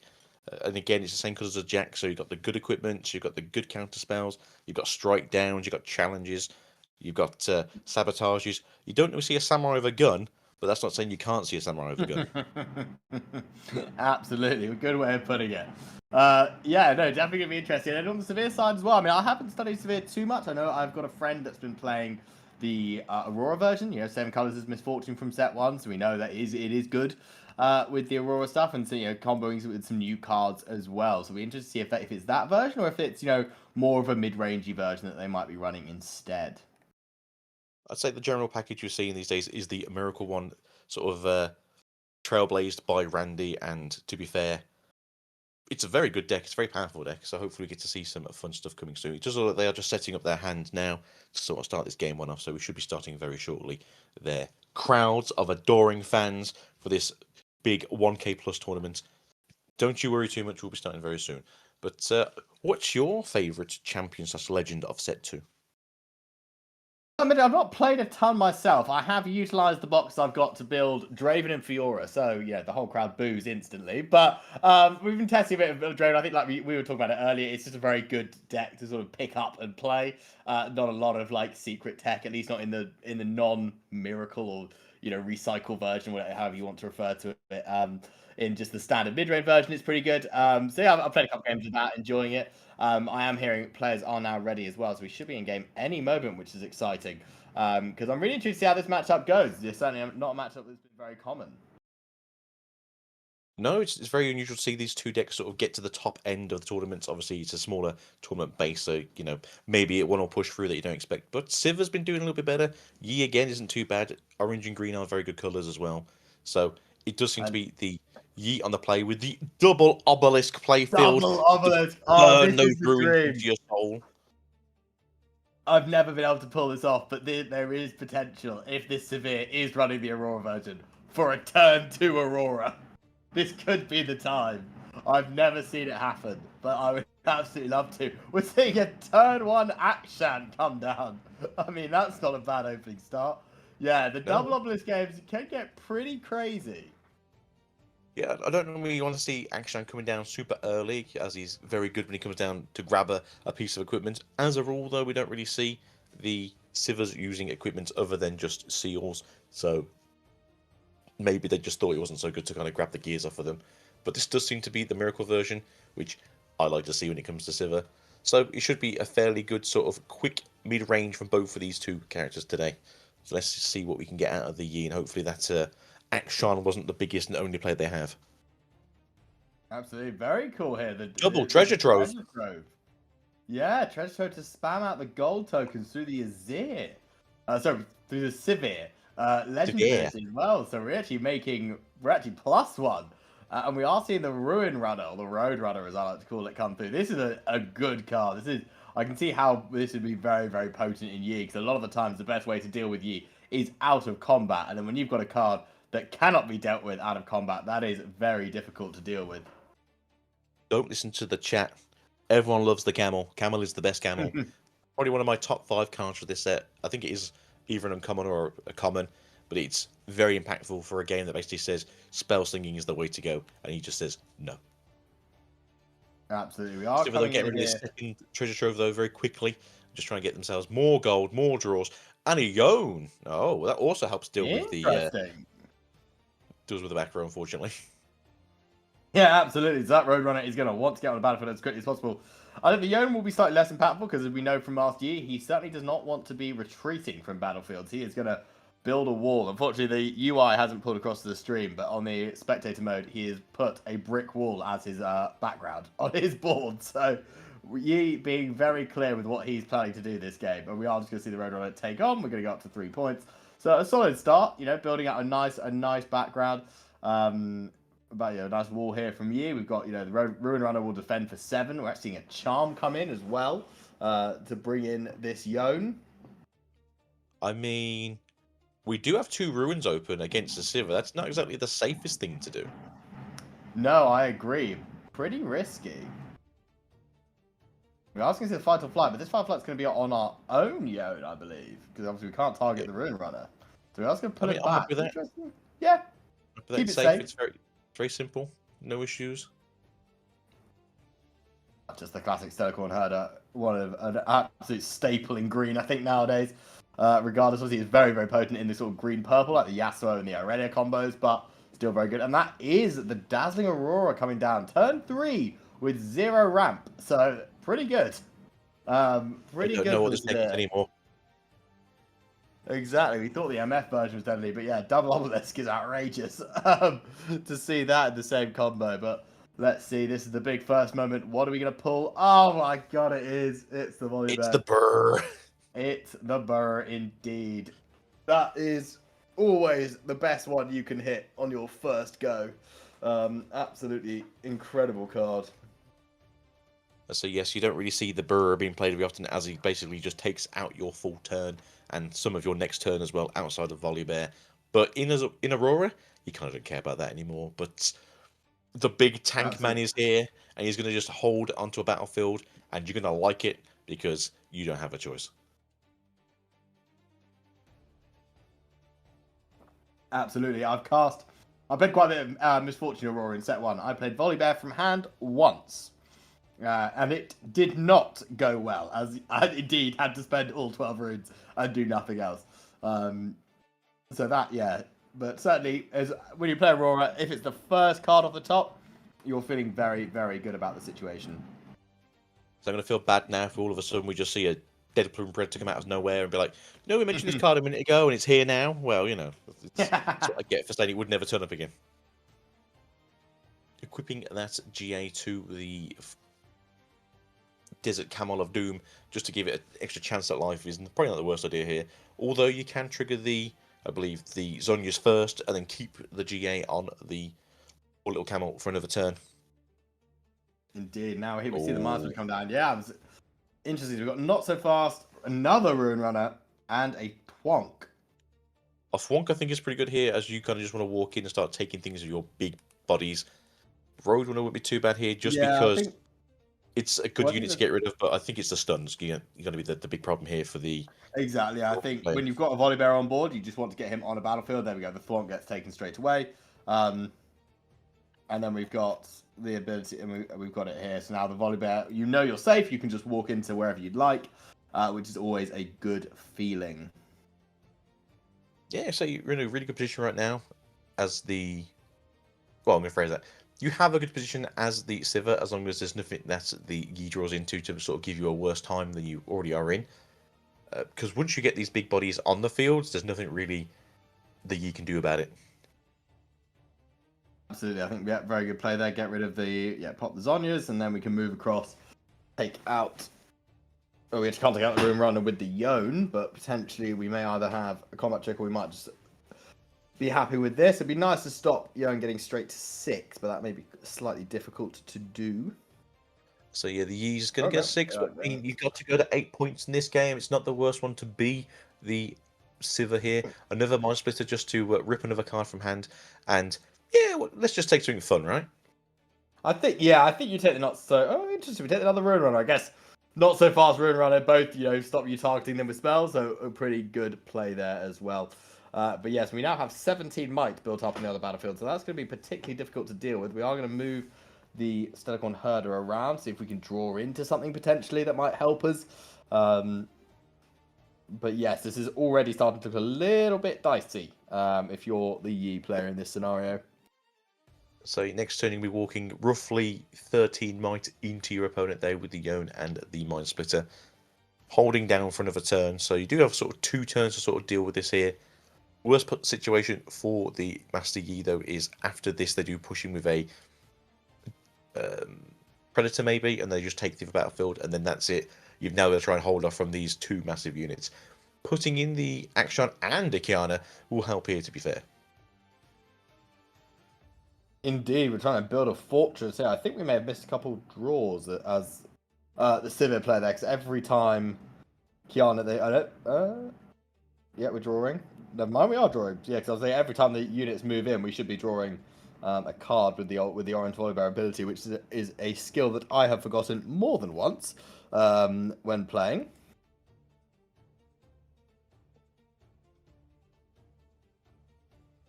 So yeah, it's good to sort of see that the Yi has a plan here. Obviously, they started off a bit slow and obviously built up the momentum very quickly after that. But again, a Fiora. A very scary Fiora if you can get her very equipped up, but currently going to be too powerful on her own, as she has to go into a battlefield that's only her 1v1ing somebody. Indeed, I do think there is, potential, especially in Yi, always useful. You're already defending alone, so why not just play around that more? It does become obviously less prevalent when your opponent can play around it, but a pretty cool card. I think very useful for this Yi deck in particular. There are certainly going to be situations where it's very, very strong. We are going to see the Swifties come down, which could then be attached potentially to the Volibear. Yeah. Oh no, the Mind Splitter. Interesting. Okay, so I guess we're looking to move the Mind Splitter across. So we're at 4, 8, 11, 17 at the moment on this Obelisk of Power. I'd say you're probably going to walk in there with the 8 right, take out 2 things, probably take out the Tiana and the Akshan, and then maybe walk the other Mind Splitter and the Yone in here just to be a bit more crazy. Obviously, the issue now is you need to be careful of that poor volley bear being on his own. He's only a giant bear, you got to be careful. He's a scared little guy. Yeah, so what I like about this is, which is always good, is with the equipment, this sort of cascading attacks is always very cool. You walk with the first one, let it die, you then re-equip, you can then go in with the second one. So it's led to some very cool tech plays, being able to use play around this when just re-equipping and removing things. You see there, we actually are quite happy just to trade in both, but now third time's the charm. We can actually go in with the Yone. I believe we probably still can't take out the Rune Runner, can we? Because it can't be targeted by. I would say it's probably best to take out the Fiora. She will double her might if you don't, so she'll be bigger next turn. But we do know the only card in hand is a Not So Fast, which we could play to cancel this, because we know from... Yeah, there we go. There's the Not So Fast. So that will cancel that, so we will stay alive. We now have 0 cards in hand as the Yi, which is not a great feeling. It's got to be said. So if we have some cheap units here, just to put one in one battlefield and then dazzling the other battlefield, maybe. Challenge time, though. Yeah, I think that challenge that will do it. That's going to be... That will indeed do it. Yeah, I think we'll certainly be hunting for some sort of reinforcement for this Yone here. We know Yi has 0 cards in hand, but they do still have access to the Yi chosen champion. I don't think the small French lady was expecting a bear to punch her in the face in the base, to be fair. Yes, that was a bit of a shock. Another Mind Splitters. Ooh. Probably one of the very rare times that you actually don't want to hit Mind Splitter when your opponent is sat there with 0 cards in hand. Indeed, but having that nice big safety net of 12 in that battlefield probably feels pretty good as well. As there's 12 on both battlefields. As Mr. Volibear is a big shieldy boy. He'd actually defend for 13. He's shield plus 3. So yeah, the Yi comes out, but can't even do anything because you're just going to maximum swing in for 11. And there is neither... You can't take either battlefield at this stage. They do have 2 open runes. There could be a punch first somehow as the opening card there. It could be an equipment, maybe a brutalizer. But they are passing back over. So, go up to 5. This is rapidly getting away, I think, from the Master Yi player here. Yeah, it does seem to be sort of that situation now where he is back in the hands of Sivir here just to sort of hold this game down. Could they be playing for 4 and 1? Maybe getting the Sivir out herself, put her on the field with Mr. Volibear. There we go. Nice, just reinforcing. Yeah. And straight into Aurora, yeah, absolutely. Very good. So I don't hate it. You've got to do something right now. And this is probably the safest thing you can... We're going very far into this deck now. Is there any more monsters? We're out of units. We're at 21. 22. Yeah, 22. That's the full deck. We have... Yep, so, well, that does give some hope to... Are they only running? Because 7 units? Yeah, I guess so. The 2 Mind Splitters, Volibear, Yone, and Volibear. And, yeah, so currently we've only seen 5 units. 6 units altogether. So maybe there's 1 in hand then? But yeah, if you're only running 6 units... Could well be 1 in hand, but this is a combo that I have seen played before. A friend of mine played it with Last Rites, so the whole point is you sort of reanimate the 6 units you do have, and you can just keep churning them out. But obviously we haven't seen that yet, so it might not be that version. But yeah, so all we know for sure is that the Aurora is indeed out of units in deck, so hopefully we don't... go through the effort of doing that every single turn, because that would get quite irritating. I do hope that the Silver player goes, we don't have 1 in deck, don't worry guys, we'll just pass over. Yeah, exactly. I remember the first Chinese regional that they did that, where they were being very picky about the rules. The Aurora player was out of cards, yet they still proceeded to make them do the deck every single turn, which got pretty tiring. This is the 4th turn, you know I don't have any more units, stop asking. Exactly. There we are. Gonna go in there. So that is 8. So that's going to take out the Mind Splitter. I mean, they could take the Yone if they want to, but I feel like the Mind Splitter is probably the best one to take. Oh, there goes the Fight or Flight. You can push back. That will be defied. So we know what was in Do we have a second one? Yee's hand. Oh, we got something. We're recycling 2. Play gold. I haven't played Cool Shot. I always forget Cool Shot's action speed. That's pretty cool. So let's see if we can hunt for something potentially. That's it. What could we dig technically 4 down for? You know, do we have another fight or flight? Could we find a rebuke maybe? We have the runes open for it. Maybe a punch first, maybe. That would certainly swing things. Let's see. Oh, I think we're... Yep, there we go. Challenge coming out. Oof.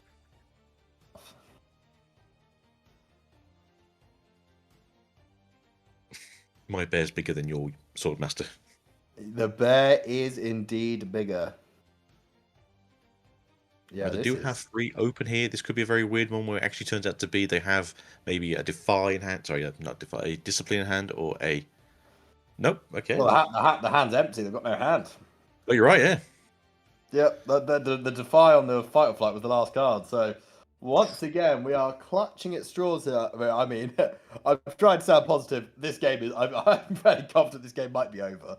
I do not see a world. I'd say in they which hold a 7 after this one. They can't really take a battlefield down here. They can trade 1 for 1 kind of thing, and then Civ goes to 7, and then you have to do some miracle works next turn if that's the case. Indeed, it looks like it's gonna be a real uphill battle to try and overcome this board. Getting the Volibear off the first Aurora trigger is so tough to deal with. Yeah, no one ever expects a giant bear to fall out of your deck, to be fair. Well, especially not when it's double obelisk and you spend it on turn 3 without playing a single ramp spell. It's a tough place to be. Yeah. Well, it explains probably why they're going undefeated so far, the bear. True. But what do you think for game 2 then, obviously, as this is going to be sort of going the way of the Dodo very shortly? Do you think it's going to be more ramp spells on the side of Civ trying to get out to the auras quicker? Or do you think they're going to get rid of the auras and go into more of the miracle build? I think we'll probably stick with the Aurora given we played this version. Obviously, Obelisk, interesting to start Obelisk. You saw a lot of, Aurora players often start Aspirants, which I assume is one of the other battlefields they've got because that's another absolute staple. So it'll be interesting to see if we see that come out. You'd assume the Yi probably takes first. So if it is Aspirants, Severe has a bit more time to try and get back to the Dazzling Aurora as well. But it'd be interesting to see if Yi has any sort of anti-Aurora tech that could potentially come in handy here. I think the thing we saw from Green Decks before was like the automaton. So when I conquer, I can destroy gear. Yes, Adaptatron. Adaptatron, that's it. That's the one you generally see, I think, from Green Decks. So that was. See if we have any good ideas, but I mean that was a pretty dominant. I think the double obelisk really is the dream for all Aurora players that have ever played the game. I've sadly never done it. I'm kind of sad we didn't see the catalyst into a turn to Aurora because that is always quite exciting. That's one where your opponent immediately just sighs. But no, it's still a very dominant game. I mean, that's just Aurora doing Aurora things, isn't it? Play Aurora, hit Volibear on turn 3, and win the game. Yeah, it's quite straightforward stuff. I mean, Trey's also very correct there as well. You can also do the uncommon, but it does occasionally happens, action stealing the Aurora as well. Oh yeah. Well, we saw the Action come down on turn 1. I have a feeling that maybe if it wasn't, if he'd known it was the Aurora version, we probably would have seen that Action stay in hand a little bit longer because that is, like you say, a potential great answer to be able to deal with this Aurora. What a unique set of battlefields here. We've got the Power Nexus to spend for basically yourself an extra play point, and is that Void Mog's Maw? Vilemore's Lair, indeed. So trapping units in it, which for Yi is not bad because that's kind of what Yi's quite happy to be trapped on a battlefield. But very cool tech, especially for some other matchups. There's a lot of cards now that want to flash backwards. Draven with things like Fight or Flight, it counteracts. So I think that in this meta, it is a pretty solid option. Given what decks are good, you still got some Annies hanging around, which is very good to deal with. You got some other stuff there as well, which is cool. We're going to see the Treasure Trove come out turn 1 to just start cycling the deck a bit more, and we'll just see a pass after that as well. Yeah, you're going a bit more reserved this time, getting out just the GA into Kiana, which is quite nice to see. Obviously, when she's ready to go, you can get yourself an extra ruin there, or a draw, or a buff. But yeah, back straight over to the Silver, and we're just seeing the stacked deck, which is again very powerful in any purple deck. Yeah, this card. I wonder how long this card will be a staple for, because it isn't in every purple deck, and I think there is a good reason it's in every purple deck. So I think we could be seeing it for a whiles to come yet. But it'll be interesting to see if we do anything here. We've got still 4 runes. We've got the gold token that's ready now as well for the Sivir. So we can certainly see if we can cook anything up. We are tapping 3 swiftness, just developing some units, some equipment for later on, which is always useful. Mm-hmm. And so, yeah, I think the only purple deck that doesn't currently run the stack the decks is the Jinx deck, as obviously it doesn't want to have more cards in hand. But that's because it's a specific deck that doesn't want cards in hand, not because it's a bad card. Oh, exactly, yes. Yes, if your whole game plan is to get down to 1 card less, you don't really want cards that replace themselves. But no, I do think it's an absolute staple. This I like. We're seeing Kiana into Trinity Force. So this is accelerating the game plan away from the Aurora. You know, the Aurora's only at 7 runes, so it would potentially be 1 more turn if they can't do anything here. We are going to see the Sabo come down, which is always good. We will see there is the Akshan. So now you know, even if you play the Aurora, it will be stolen from you, which is pretty alarming. And then we've got Fiora, and we can only take the Thwonk or the Discipline. I would assume we'll take the Thwonk here. Again, stuns are so problematic when you're playing big bodies like this, because it just negates the whole attack. Whereas I think a Discipline, you can sort of go over a Discipline relatively easily. Yeah, I think that's the game plan here. Take away the Thwonk. Double stunning is just a very negative experience when, as you said, you only got really 6 units to deal with, and you kind of want to keep those 6 units doing things every turn. And as you said, we've seen the Akshan now. I'm going to presume there's probably more than 1 Akshan in this deck, or at least in the side deck. So the Aurora build might not be the best way to go. Maybe we will see them side in some Rastas, maybe, because obviously the deck does get a lot of trash going, and just 1 power for a 6-mite unit isn't the worst thing in the world. Absolutely, yeah. I like the stretch throw tech actually with Civics. You get the gold token and you get the rune back. So actually, it works out pretty net neutral, which is always a good situation to be in. We are going to see now 7 runes. We're going to score 2 because of the Trinity Force. I really like the idea of potentially generating out the Yi here as well, just to get onto Valmor's lair. Especially the advantage of this is because it has ganking as well. You feel pretty protected. But we are just going to go with the Fiora instead, a slightly safer play. Can't say I blame him for this play, but I kind of I would have potentially liked to look at the Master Yi and do something with that as well. So it's been a thing in the past where we've seen Master Yi games like in the Chinese regionals, and they are very unwilling to get a Yi out sort of on power curve. I don't know if they just feel like it's a bit too aggressive of a play and they feel like they're losing too much from it, or if it's a card they want to have just for later on, just in case they run out of units. But it does feel like no one really wants to play their Yi sort of on the curve where I feel like they should be. No, absolutely. I mean, I would have tapped them out. Oh, God, where have we gone through? 10, 12, 13 cards? Have we found a unit yet? Do we yet? get the bear? Well, Mind Splitter, to be fair, could take it the action out of hand. There's the Mind Splitter. Mind Splitter it is. Get rid of that action. We're going to see double action. So that's no. Good. Oh, dear. Get rid of 1 action. That's not going to be what this Sivir player is going to want to be seeing here. So we're now going to go up to 5 with the Trinity Force. So this Trinity Force is certainly paying dividends for us in this game too. Here is much quicker start, which is great. And then we can assume I would be very surprised if we don't see this Akshan hit the board and steal the Aurora. Yeah, just for chat over there, Sivir. So yeah, this action's going to come down, as you said, and just take this Dazzling off the board because Yi likes to get 3 units out, right? Exactly. Yeah. I mean, we don't necessarily know how tall the Yi deck is, but 3 units are 3 units at the end of the day. So I'll take an extra camel or 2 on the field. I don't complain. Why have we hidden 2 extra runes? When are you playing anything? You have to pay 2 bodies to use the effect. Yes, but I thought we've hidden too many runes. We've now flipped another 2. Because he was at 8. Went to... You don't have to pay for it, the Aurora cost, do you? No, I don't think so. Why did we recycle? Oh, Power Nexus he's used Power Nexus. God, sorry, I knew I was going to forget about that. Because I just saw a recycle 4 runes. I was like, why have we recycled that many runes? But the answer is Power Nexus. Wow. Yes, we've recycled 6 runes this turn. That makes sense. Even more just to attach the GA now as well. So, God, what interesting. Yeah, here we go. I mean, Pressure on, and now we're going to get to do an Aurora check and get a Stenicorn Herder for free. So that's not Way. too bad. No, I'm pretty sure this is Yi's game now, as he got 0 points on the side of Sivir, and there's no Aurora to help you bring that game back to life. So, Yeah, this Yeah. is going to be tough to deal with, to say the least. So we're going to tap one. Okay, so we're going to cold shot to start with, pretty reasonable. We'll repeat it, I assume, as well. To see if we can fish out anything that's slightly more useful. I'm kind of pondering like what your game plan is here. They've got one open here. Could this be an Engard maybe, just in case you were trying to sort of fight them back when you probably shouldn't be?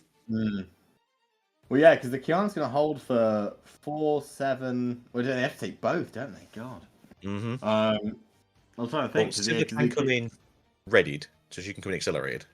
That's true, and she'll have +2, so she'd be a 6, but that's still because the Fiora will defend for a 10. You get the +2, and then you double it, if it's assuming it's a 1-on-1. So then they'll defend for a 10, and then Kiana's going to defend for 9 with the E ability. I can't really see the maths here of how this is going to work, but If there's 2 punch first, or there's a challenge in hand, then maybe that's the way you do it. So you challenge first, so she doesn't get the extra bonus off. And then... Well, we're recycling a lot of runes. What do we do? We recycled just 2. Okay, so we are bringing out the Severe. So Severe's So going we to need come some in good- at 6. So yeah, not 7. 6. Put the boots No. on, stay correct. Okay, so now we're going to go in with both, so that gives us the ability. So yeah, 'cause now Fiora won't get the +2, so she'll just defend as a 5. Uh-huh. That works. We can then game plan. How do we get over there? Though? That's the question now. How do we return ourselves? Well, I've peeked at. I can see the hands. I'm in spectator mode. I'm not going to tell you how, but I think we have a plan. Is it on the hunt, by some chance? No, I don't think it's that, but that would be very cool. I'm going to say that would be very cool, but I don't think it's that. No, so we're going to see the challenge come out here, kill the Akshan, get the Aurora back on our side. Okay. That just help. Does indeed help, and then this should. We still got to take off that Kiana. She's just sort of sitting there, menacingly. There's the rebuke. For another challenge. A rebuke. That would also help, yeah. Okay, rebuke would help. And now we can start our Aurora check. And the problem for the Yi is we have 1 rune.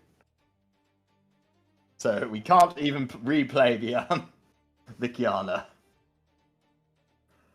What a gross turn.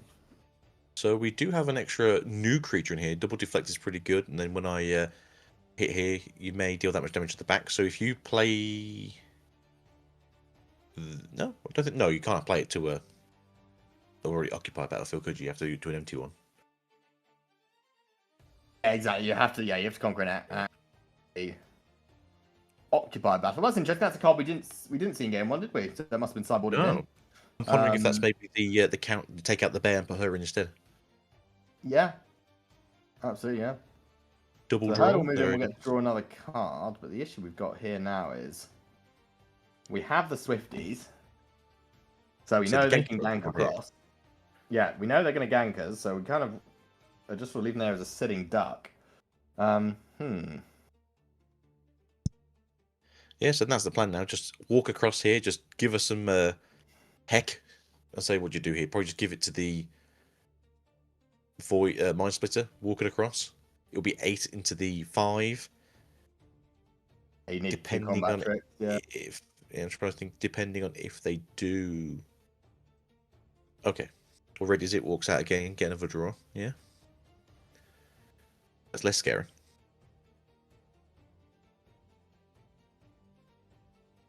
If there's a challenge in hand, that Well, would be it's so interesting bad. to put the first mate there. If I would have just started to build up a base a bit more. I think they value the Stellarcorn more and just wanted to get back out to get an extra draw. Yeah, no, I guess so. Well, you would say you could. Ooh, we're equipping the GA. Interesting. Yeah, that is a bit interesting. I suppose it goes to 6 now because it's defending alone. That's true. That's true. So it's It has to put the Mind Splitter in. There's no runes open, so it can't be disciplined or guarded or punch first. So yeah, walk across and poke This the will face. only come in for 9 now, which is it does make a difference. Because obviously, if it went in, yeah, that's true. Actually, maybe, oh no, because only if you have 5 or more excess damage, can do a lot of that. You could also walk in and punch first it, and then just take the thing out the back as well. Doing something. We're burning both Cool gold shot's a tokens. good So, card. yeah, double cooled shot. Another, I think, could potentially be a staple, especially the decks that have easy access to gold token generation, like Severe does. Mm-hmm. So what are we going to get? And is it something I suggested, or is it maybe a challenge? Yana would go crazy here. I would agree with that. That certainly would help. Paying double, so yeah, you got the +2 on it now because you've paid the double ruin cost. Okay. Absolutely. Oh. Here, and then all of a sudden, the wheels are coming off a little bit. I thought, Yeah, I so really you thought. trade Sivers, but then you obviously pass over the additional, and you can do 5 in the back, which wouldn't kill both, but you'd kill one. Does anyone take out the herder to stop the card draw? Mm-hmm. There you go.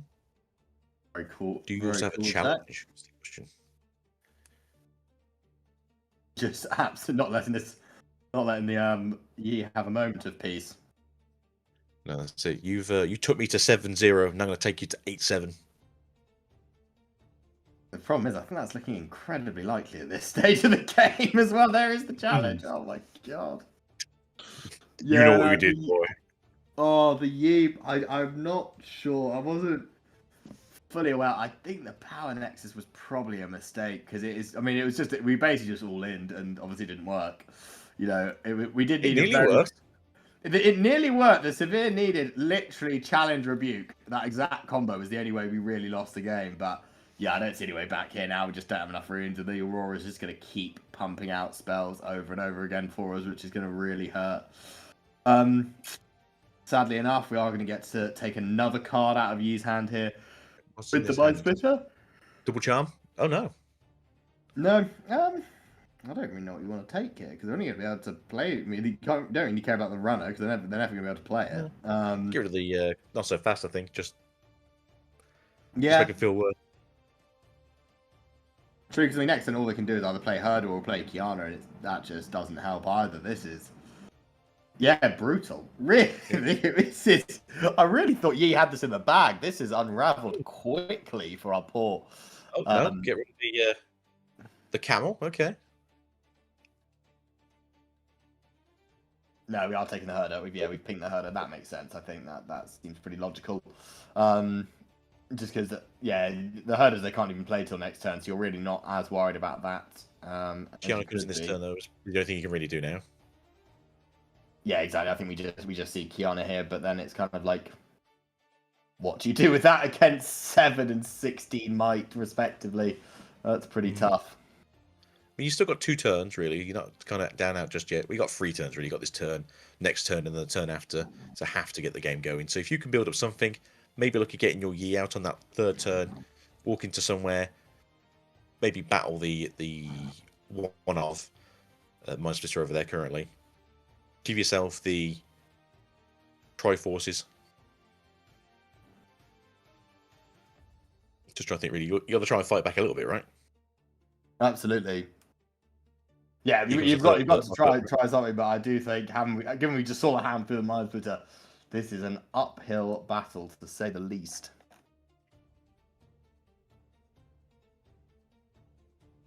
I say, what do you really do as a Sivir now? You just sit there, right? Just hit the Aurora again and go like, I've got 6 open runes. Test me.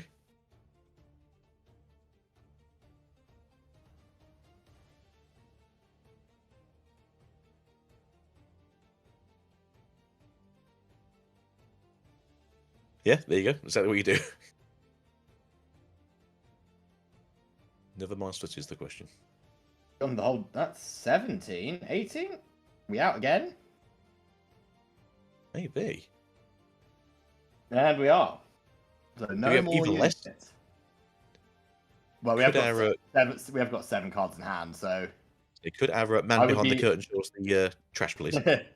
I'd be very, very surprised if we have taken the bear out the deck. So we know there was the bear, we know there's triple mind splitter, so I think we can assume those two are probably still in the deck. I'd be very surprised if we sideboarded either of those out. So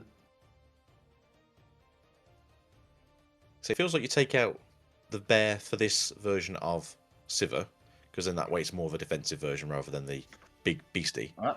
We are seeing the Sabo. There's the Volibear, Deadbloom, and Mind Splitter, so I think we know what's not in the deck. That would make the 7 monsters. So, yeah. Indeed, we've got the Possession, Ride the Wind, Rebuke. I mean, I guess you take the Rebuke. I mean, they can't Aurora next turn, so it doesn't matter. And then they can't play anything else remaining. They can just Minds. Yeah, take the Ride the Wind. Interesting. Okay. I suppose they're thinking just in case you can kill one of their units, you can ride the wind over, but yeah, then they just rebuke you instead. So I don't know either. There's sadly nothing we can do here. This is just a matter of time. Just quit both of them, and then you're 8 into 7. But then they're just going to rebuke you. So what's the plan? This is what I'm thinking. You've now set it up. Yeah, just gets rebuked immediately. Look, you literally just saw the hand. Get one card back. What are we? What? Oh, I think that's just I think they broke the brain of Master Yi. Yeah, like, I think that was just kind of like an acceptance. That's a very, very defeated approach to the situation. Oh, I've just seen your hand. Yeah. Game 2. Very good. Yeah, that's game. All right, quick 2-0. Well, wasn't that I mean, quick, to but be that fair, is- Master Yi did go to 7 points when Sivir was still at 0, so it wasn't a no game, but it was definitely a clawback. Yeah, I don't think we needed to put. Yeah, it's certainly interesting. I mean, I like the Severe Aurora deck. I think the Treasure Troves with the Legend ability were really cool. We didn't get to see any of the sort of last right, reanimate combos. We just ran out of decks. I have just heard we've still got 24 minutes on the round, so I believe we are going to do similar to last round. We're going to go hunting for another table because we keep picking 2-0s, which is unfortunate, but some very cool stuff there. I think there was some interesting tech.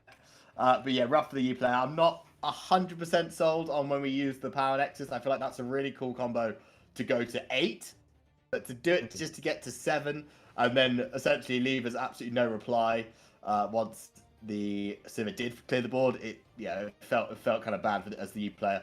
I felt we could have maybe potentially held out one more time there. But some interesting tech. I certainly didn't expect to see Power Nexus come out in that matchup. No, I didn't either, to be fair. I don't think I've ever seen a Master Yi use the Power Nexus before. Like you said, Aspirant is normally something you might see, as they generally want the games to go a little bit longer themselves.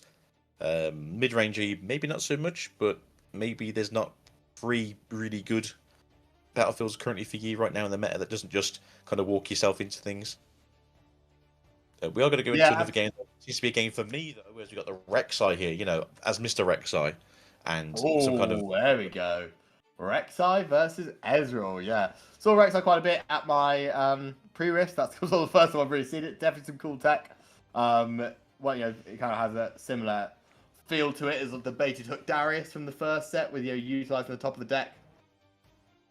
So it's a very weird deck, because originally I was kind of brewing the same version where you want to go baited hook, get a little bit deeper, and then you kind of realize that you don't have a lot of mid-range units. You're very stuck around the 2 to 4, and then it's like 6 to 7. You don't really have a lot of 5s. So the bridging can be quite awkward. So I think a lot of people have just done the new build, which is everything is a kill spell, and I'm going to play 3 Immortal Phoenixes, and that's my game plan. Which I like it currently I did see a tweet today saying the Immortal Phoenixes have skyrocketed in price. So I think we have Rek'Sai to thank for that. Yeah, she's literally the only legend that uses it. To be fair, I was picking mine up when they were like £5, £6 each, and then over the course of I think the last 2 sort of championship weeks, we did see the prices basically double, because everyone's like, "Hey, Rek'Sai looks cool. She can kill her own units." And then bring it back. Absolutely. I think. Well, I did very well with that. I had a few excess yellow seals from set 1, which I bought one for like £5 or £6, pretty much on release, because no one apart from Darius was using seals, and then sold them for about £30. Like 2 weeks later, once everyone saw the equipment get revealed, they're like, "Oh my god, this stuff's gonna be really useful." So everyone started immediately panic buying. So I think I came out the better on that trade deal, which was a nice situation to be in. Yeah, I grabbed mine for Darius and was like, yeah, these are really cool for Darius, and then realised I was not very good at baited hook Darius, so now it's back to really sad, angry Rek'Sai playing. Nice. I took Darius to 1 Nexus night. I went 3-0, so I've got very fond memories. I then proceeded to stop playing the deck. I had no idea why. I just saw that was like enough for me. I was like, do you know what? It's been a very successful experience. So yes, maybe we should. Sad I didn't play more of it. I'm intrigued to try out basic Fiora because we did see that have some success in the Chinese regionals, which is very cool. So I'll be interested to see if that picks up any popularity as well once we see some bigger regional events in the West coming up. We are seeing the Rat Pack come out. This is the classic pit crew, which we saw a lot. Obviously, you move, you conquer, you spawn a gold token, and then you sort of keep the cycle going over and over again as well. Oh, we got the full combo now. We are ready. Yeah, here we go. We can take the car. We can move into Hall of Legends. We can then circle back. Yeah, this is it. This is the dream. So it all depends on what those that one room left open there. What could we use it for? Maybe is it Hex Tech Ray that deals 3 damage so they can trade?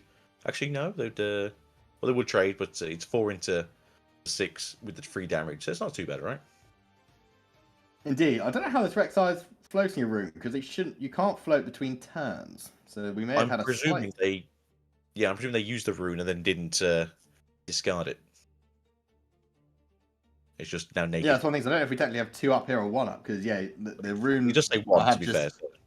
I've heard from a wise source that the rune pool indeed empties during the draw step and the end of turn. So any float, you can't basically float between turns is how the principle works. So that's interesting to see how we've ended up in that situation. But that the game is very complicated. Not everyone knows all the rules, so these things can happen. Also, for those of you who played Magic back in the day when I was just a whippersnapper, there's no mana burn, so you have to worry about having anything left over and just losing a point. I feel like this game has a lot of correlations to Magic, which I did not play because it was a bit before my time. But yes, I have heard several references to it throughout playing this game. I think that and Flesh and Blood seem to be the 2 where most players have sort of congregated over from. To be very real, a lot of very prevalent Flesh and Blood players do very well, at least in season 1 or set 1, as we'll call it in the West for these tournaments. So a lot of people sort of say it's a mix between sort of MTG and Yu-Gi-Oh, and then they had some kind of angry league baby. Indeed, I know. Yes, Yu-Gi-Oh is a bit beyond me now. I saw some people playing it at my locals. It certainly changed a lot from my day when I was, turn 1 playing Celtic Guardian. That was my sort of Yu-Gi-Oh experience, which is not quite the same as what the game is anymore, sadly. I will T-set pass and hope for the best. Absolutely, yeah. People just seem to be playing out their whole hand, and then somebody scoops at the end of the turn. I was like, I don't really understand what I'm watching here. It doesn't feel like the same game that I used to watch when I was growing up. But yeah, still got very fond memories of it. Yes, it was just back in my day. It was one game was 50 minutes, and you enjoyed it. Not anymore. But I wonder what's going on here. We did just get 2 cards off of that cool shot, which obviously makes sense as that's what you want to do with a cool shot. We are fully equipped and loaded on the side of the pit crew here. You kind of want to walk over there, get your first point, make a gold token, schmooze on over then to the candlelit sigil. Okay, we're going to fight first.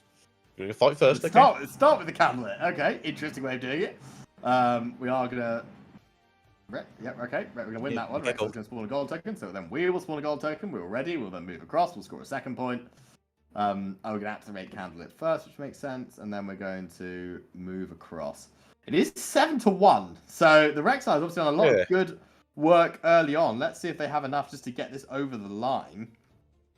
See, that's why I'm a little bit confused here, because you think you try and go for 2 points, get the first point, you make sure you're safe, and then go across to get your second point, because you're always going to ready yourself when you make a gold. So there's no need not to just kind of trick your opponent, I suppose. Also, you don't know what's at hand, but it could be something really cool and interesting.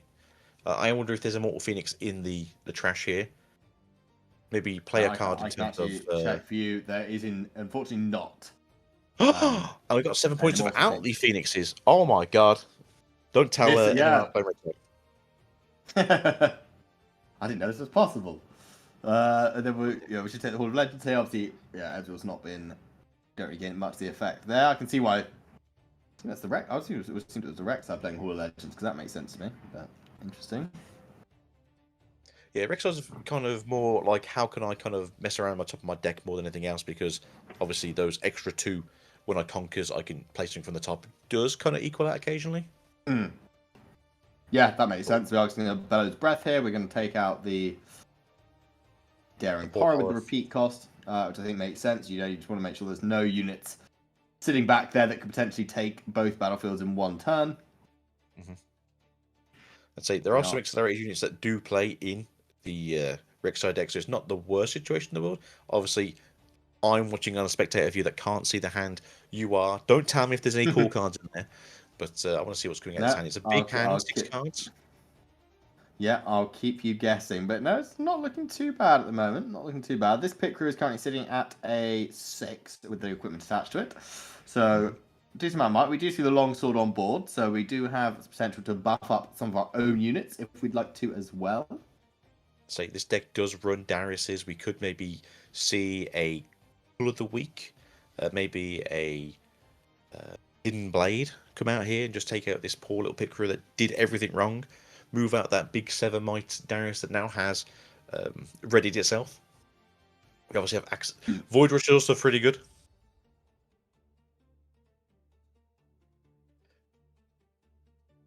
Why did we just take it back? We just take it back and Ezra just drew a card. What's just happened there? That's not how Void Rush works. Yeah, I was gonna, that doesn't sound like a great card. So Void Rush. Okay, no, okay. I think we misclicked and drew a card by mistake. Yeah, that makes more sense. I was like looking at that going, pretty sure that's not how the game works. What is? No, see if you misclicks. Reveal the first 2 cards on the deck. Just you right click the deck, you click reveal top to reveal card. There we go. Now we're there. So we can play it for what? With reduced cost by 2. Is that correct? Yeah. Yeah, unfortunately, you missed the timing on the disc. That does kind of become annoying a little bit, but you can always have 1 card to hand, and then let's say if that's a Noxus Hopeful, maybe that can come in readied with the Sun Disc ability, as long as you tap it first. That's true. Yes. You can't do Sun Disc on this, can you? So yeah, that's the annoyingest thing about unfortunately Void Rush. So if you do have a kill spell first, use the kill spell, then use the Void Rush, and then because it's already activated, that next time you play a unit it can ready itself. You can do it that way, I believe. Nice. Yeah, that makes all sense. Just adding 2 cards to hand. Okay, so you didn't like either of those. Okay, but it makes sense if this is the reason why, because you want a ready one. Yeah, I imagine we'll be. Yeah, we can see we've activated the Sun Disc here. Double Sun Disc is actually very good at it. We can ready everything, can't we? I think. So depending on what's in hand here, I'm presuming one of these is a hopeful. You've tapped 2. Makes me feel like it's a hopeful.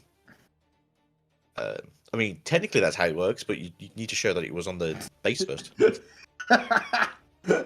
Yeah, I mean, we've skipped a step, but yes. Sorry, Scout unfortunately does not have the sneaky deckhand ability, but it is now on the battlefield. We have conquered. They have accepted we've conquered, so we can candle it first. Then we can use the Rek'Sai ability. So we bottom deck the 2 from Candlelit, and we're now viewing the next 2. So we could potentially play one of these with the Rek'Sai ability. We currently have 4 open rune, well 5 with this face down. I don't quite know why both players have a face down rune, but there's obviously been some confusion. But yeah, we're at 4. It's a bit of a weird one here. The only thing I can think of is, I don't know, because you're kind of in a bit of a weird situation here, because you want to be able to activate the Sun Disc to then get out a readied unit. Indeed.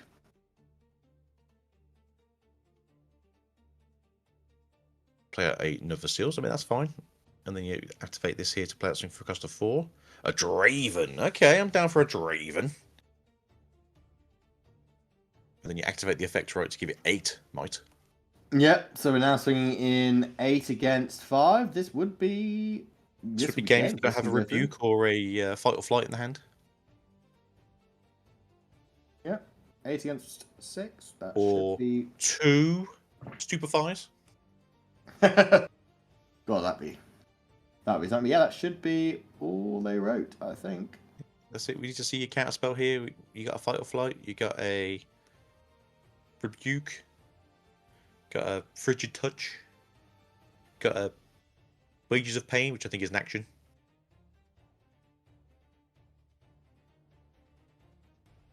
Oh, I've just found this button I can press, which just allows me to see the hands at all times rather than hovering over them. That makes life easier. We are professionals. Yeah, I mean, I can see the hands. This is, I think we just sort of. Did Rek'Sai Showboating. somehow win? I think Rek'Sai's won. This is groundbreaking stuff, but I think Rek'Sai has this. Damn. I mean, I always knew they'd win. Never any doubt. Never any doubt. Never any doubt. I mean, they were at 7 when we walked into the room, so I probably I should was about to say, we walked in and it was 7-1. I think they must have done some pretty good stuff in the early game to get to that position. We are just seeing... A key to a little faith. Come on, you can do this. I believe in you. We've just drawn a card again randomly. I have no idea why.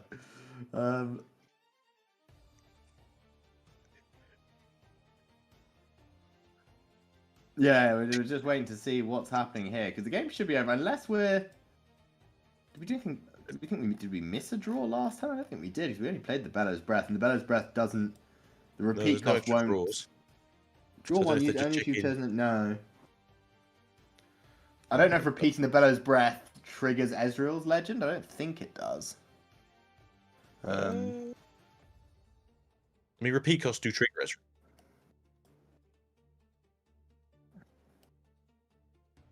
So was that a 2-0 to Rek'Sai then? Well, I think it seemed to be we've had a concession, so I think for all intents and purposes the game is over. I can see, we can see the hands. We've had a disconnect now from the Rek'Sai, so that is GG. Rek'Sai taking it home, very nice. Yeah, I mean, I'm always happy to see the underdog, or in this case, the undervoidling, take a game. And when Very it's the good. Queen Rek'Sai, I can't complain about it. So I'll take a win if it's even not for me. Absolutely. So yeah, cool stuff there. And another great round. I mean, we saw dominant performance from the Severe. So the Aurora is still hanging around. People thought it was dead, but it is still showing signs of life, and that's a big win because once you get, like we talked about earlier, if you get to 6-0, you're definitely in position to then just take an ID for round 7, and you'll be comfortably into that top 8 as well. So this next round is going to be critical for our players to see who can put themselves in prime position to make the top cut as well. And that's it. It's been a very busy day for most players here. I can't wait to see what we're going to see next round either. It will probably be something that we're all waiting for wholeheartedly, like Undraven, or but I'm sure we're looking forward to it either way. Absolutely, I think there's only so far you can put these things off. We've tried to show as many exciting matchups as we could, but I do think we are getting to that end of the tournament now, where we will be seeing more and more Dravens. But we do know there is at least one Sivir making a deep run, even if it is Aurora, which people don't like either. So, you just can't please everybody. You can't please everyone. There will be people here that will, plan to take Draven next week that want to see some good Draven play, and they'll definitely be rewarded with that in the upcoming rounds, I'm sure. Indeed. So, as we've got a few minutes to sort of beat around the bush here, what champion/legend are you looking forward to seeing in the future, and hopefully not too long away? It's interesting. Well, we know we're getting Vi in the next set, and I've always been quite a big Vi player in League, so I've had many good times playing that. So I will be interested to see what she does. I think her initial champion card was obviously quite prevalent in set 1 with the Ride the Wind combo, so it'll be interesting to see if we use some sort of combo like that. But we could also see a completely new version. We saw Draven obviously had Draven Showboat in Origins, but he's still got 2 new champion cards. So I always thought the philosophy would be, we've got a red Draven, we won't get another one, but clearly we do. So we'll be looking at 2 new Vi cards, which would be cool. And we're also getting Vex and Rengar. I think Rengar is actually a really cool card. We saw this in the Annie deck that won the Chinese Regional last week. I think it was a really cool tech card in there as well, because it was a good point that it circumvents fight or flights and rebukes. So assuming the Rengar by itself can win the combat, after they fight or flight your unit, you can then react and play the Rengar and still fight that combat, which I thought was a really cool combo. So I'm certainly interested to see if we see more and more Rengar. I think that's some nice tech we got there. So I'm excited to see what his legend's like. I mean, I admittedly hate him in League, but who knows, Riftbound, maybe I'll love him. Maybe I'll be a Rengar main, and it will change my perspective on the little jungle cat. maybe I quite like Rengar. So story time. Vi was the first champion I ever paid for with actual money from my own bank account. So Nice. I have a deep love for Vi. And then when I first started playing League, I was told play jungle because no one likes jungle, and this was back in season 3, so it might have been true back then. And I played Warwick for the first time. I was like, this is really cool. And I didn't play for a while. And I came back, I was like, oh, I'm playing the Wolf guy again. And the second time I wasn't playing Warwick, I was playing Rengar. And his Okay. jungle clear back in the day was not very good, especially if Oh, you get I Alicia. remember this. I know. I feel So I was I envy the new generation. Jungle clearing now, you could do it with your eyes closed. Whereas if anyone who's watched you that you played jungle in sort of season 3, season 4, you generally were going to die to jungle if you weren't careful. You know, you had to be quite on the ball with your jungle clear. Whereas nowadays it's very, very easy. I've been recently grinding a lot of Mundo jungle, which has been very enjoyable. Just pressing alt and sprinting at the 10-0 ADC, just blowing them up because they can't kill me. It's been very satisfying for me at least, but not as much for the ADC player. But you know, that's part of life. It is. I'm sure the ADC player who sees this giant wall of a man walk at them very quickly is just screaming internally. Well, I've been there. I got sort of put an ADC when I played with my friendship group, and we'd be a 5-man. So I've had many times being that ADC that's just been charged down by some random tank that can still one-shot me. So it might tend to be the shoes on the other foot, as they like to say. Oh, I'm a support main as a rule, so I'm looking forward to Pike coming in next step. And I'm also looking forward to when we get Brom, hopefully, as I'm a very mustachio bearded man, maybe I can convince Riot to let me maybe announce the Brom card. Maybe, fingers crossed. But the Well, I man think we'll behind the definitely see curtain Braun. can go for a break. He's a fan favorite. But yeah, so with that, we'll take it to a short break and we'll be back shortly with round 6 of the 1K Runes and Rift Cash Cup.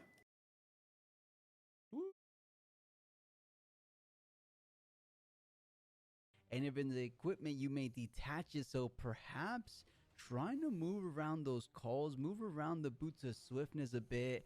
I wonder exactly how he's going to utilize that gear in this game number 3. But this is looking like it's going to be. And you're back? Okay. Yeah, no, thanks, Plus, for covering. Now, I think it's a very interesting point because it also untaps those seals. Didn't mean to fully interrupt you or merely co-sign your post, but we are on the precipice of heading into the deciding third game of the semi-finals. Winner makes it through. Loser may join the audience. But no, I agree. It's a very interesting third choice. It makes a lot of sense for this deck, as you've said. Untapping those seals, readying a call, maybe getting out a boots of swiftness that you can't quite pay for, so you just get to keep this, get your cool gold to spend off, go into the boots of swiftness, equip them, gank over, pull it back out again. I can see it's a combo piece. It makes sense. It's good to see some innovation in some of these decks. And this is an interesting development because if my eyes are serving me right, and there's no ramping happening in the first turn, right? That looks like the Dreaming Tree to me. Did this Ezreal decide to go on the play? Ezra went first, but I don't think they saw he a 2-drop. just missed. Ah, there we go. There we go. Yes, it makes sense to me again. That happened quite swiftly. Gathering the pieces for himself right now, and a body hits the floor. So, as Fiora doesn't really get a chance to get much gold going in these colours currently, as they don't really run the Honest Broker, it's probably nice for Fiora to get an extra gold when they can. Will be getting himself up, but I feel like in the early game, it will be most impactful, right? A little bit of extra yum.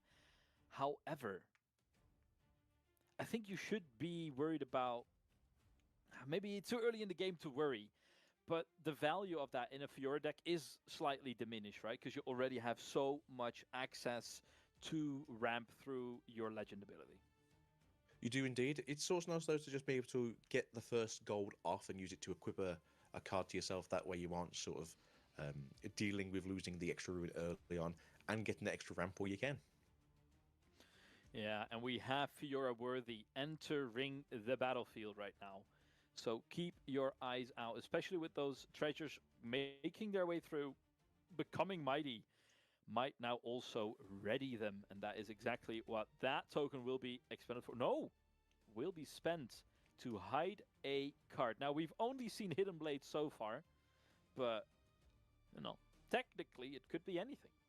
Even a Hidden Could be a Blade. boat. Could be a boat. Ezra's hand's looking quite good though overall. A lot of draw power in that hand going forwards. I do want to see this cold shot and the stack deck getting deeper into this deck and just trying to push through what they can. But there is 2 cool shots there, so going 8 cards deep it will be good. And they're trashing the Boots of Swiftness. Oh, okay then. It is what we are looking for currently, digging deeper ever still. Now, these more developing turns from the Ezreal are really meaningful because the more filtering of your deck you get to do, the more cards you get to see, the more streamlined your future turns will be. And we are going deep. We He have got really 40 needs ready. that pit crew to keep him in. That is the key combo piece of this deck to go very fast, very quickly. It's a shame that they got rid of the Boots of Swiftness, so we can't see the ganking to be trying pushing for 2. But it does seem like the Fury is going to try and keep hold of 1 battlefield for as long as they can. So maybe it's for the best not to try and gank across and get slapped by a Fiora.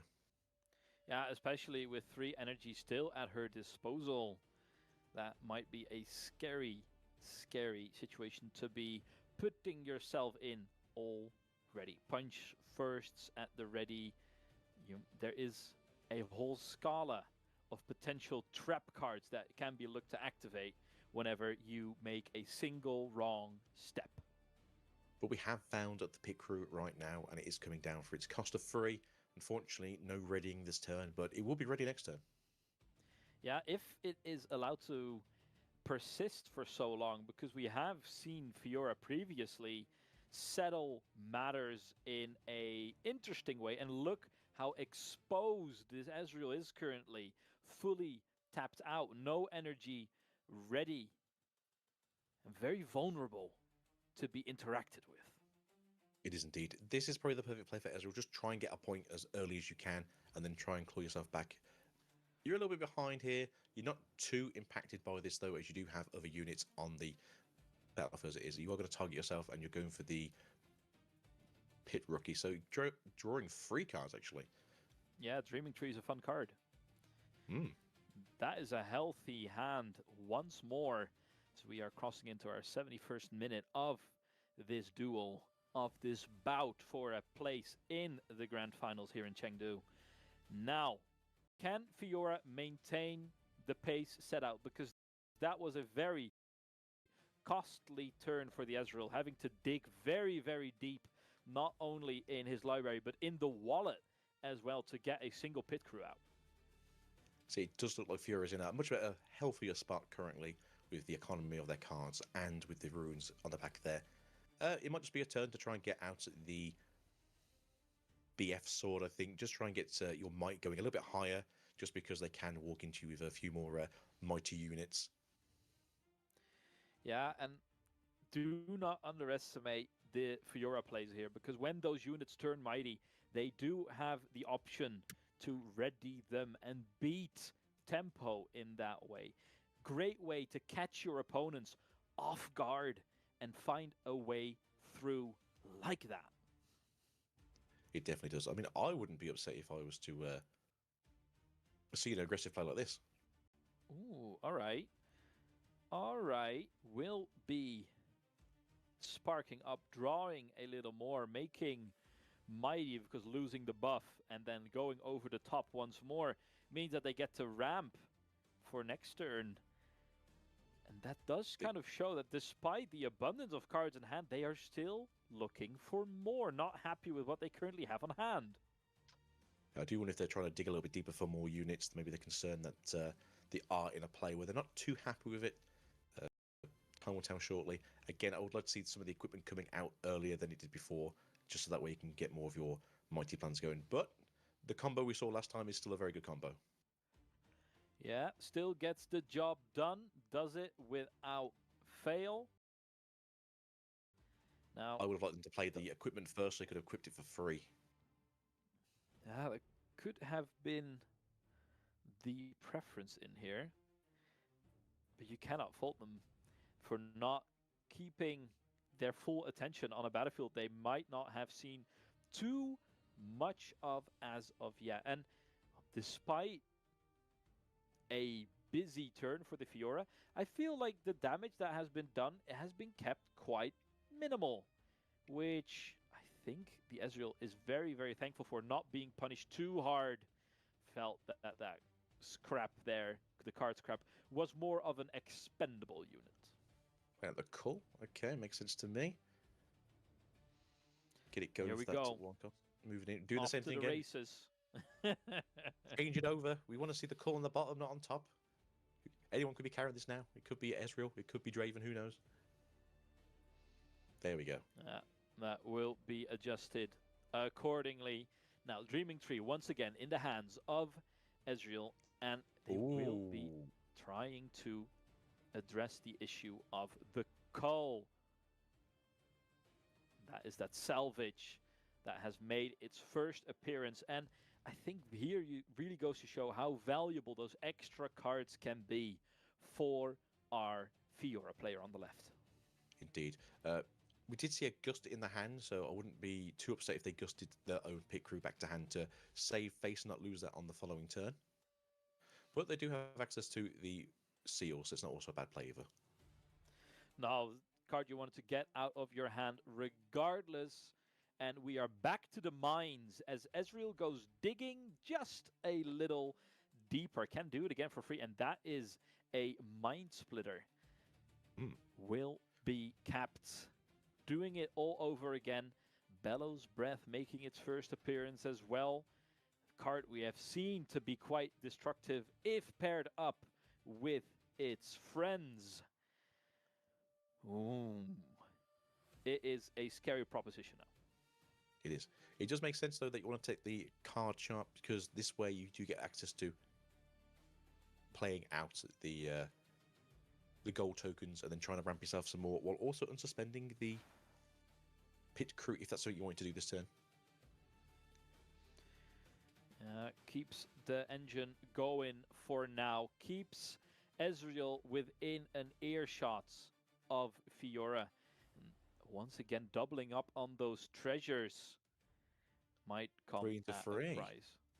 Yeah, has the Gust in hand still to contest it if he wants to, but do not underestimate the trickiness of a Fiora in combat. Indeed. I do wonder if they're going to wait for him to reply to this, or if it's just going to be a head-to-head. No, they will Gus. No. Frigid.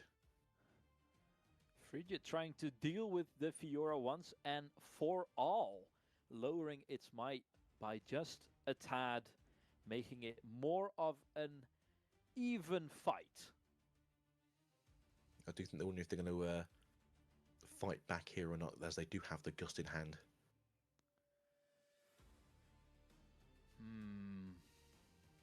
Going over their options, losing the Fiora is a bit painful. It is. So- They do have access to the first mate still, so it's not as though they're No. down any units here. But again, you don't really want to be losing your main unit when you don't have to. No, and that is of course the the carrier of the standard as well for Fiora might be a larger problem down the line if they cannot ready their units in time. Thus far, not been too relevant just yet with those first mates coming in clutch. But how long can you rely on your number 2 when the captain is down and out for the count? Yeah, that's it, really. You can always just go and capture the Dreaming Tree again if you wish to, and just get your point to 4. You're still in a good position here. We did just see the original Fiora in the hand, which is still a fantastic card, especially when buffed or equipped to make it mighty. Shield, ganking, and deflect. 3 very powerful keywords. Yeah, the thing that surprises me just a little bit is the reluctance to use Gust from our Ezreal player. Now, of course, I get it. It's kind of like a more generic answer, but with the tendency of Fiora's units to become mighty fairly quickly and outside of the threat range of a Gust, might not get another significant opportunity to put it to work. I'm under the impression they were hoping to try and bait out the punch first, and then they could gust in response because the gust would resolve first, making the one Might Fiora become off the field. Just the only thing I can really think of. It's the line of play you definitely have to take account for, but Riposte will be meeting the field, will be taking care of the switcheroo this time around. Last game let through, not this game 3. We'll be pulling the trigger on that just a little bit earlier, trying to get that pesky pit crew back in the dirt. Currently, it looks like it's going to do it, but again, is there any plays they can do to maybe get this back to hand? I see a ride the wind, but no, they're going to get rid of the pit crew. I think they're still in a good position. They do have 2 units in the back there, so it's not as though they're lost out to everything. But that is a pretty mighty unit, and they did get to gain a little bit of advantage in the back there from the Fiora legend. Yeah, and take into consideration how hard they have fought to find that pit crew. It took them an entire turn of digging deeper and deeper. I think it cost them like 2-3 power as well to dig that deep and see what they had going for themselves. Now going through the trash, making sure, keeping count of how many pit crews might be lurking in that deck still. But yeah, I feel like that's a significant blow, and is it enough to pull further away? As of yet, we're going to have to see if there is something to up the ante and maybe find a way onto that Dreaming Tree as well. Indeed, it does seem like the pit crew is the main point scoring engine that this Ezreal is using, and overall it's a very good engine that we've seen used multiple times by different Ezreals now. But again, you kind of just want to make sure that you have a good backline ready to fight into the Ezreal's Watchers and Mind Splitters when they are definitely coming down any day now. Yeah, the hand size is still looking healthy. You were talking about it already, Agito. Here they are, Mind Splitter, the first one of our 3rd game, making its entrance and laying bare all secrets laid in the hand of Fiora. I see a Harness Dragon over there in the corner. I do feel like that could be something interesting to take away from them, as well as the Salvage, which doesn't seem like a lot, but in a deck that does revolve around gear, may want that getting removed quicker than not. But they're going for the Harness Dragon, which again, fairly good play, destroys anything on the field, no counterplay to that really. So it makes sense that they want to get rid of the bomb with the body. Yeah, and to add on to it, right, these expensive cards, yeah, it's a lot of eggs in one basket, but in decks that sometimes struggle to gain themselves efficient card draw, having more expensive cards kind of feels like you're drawing cards as well, right? Because you're getting a lot of work done in a single card, where other decks might have to expend 2 or 3 cards to get a similar effect and impact on their battlefield. So nipping that in the bud, not allowing it to see the light of day, can feel like a double up win. Indeed, and as they know there's no counterspell or any battle tricks in the hand from the Fiora, they can just double tag the poor little first mate here, making him weaker than a Card Shark or the Ezreal Debonair in the back there. Yeah, and they have the discount ready to go, looking to equalize the score once again.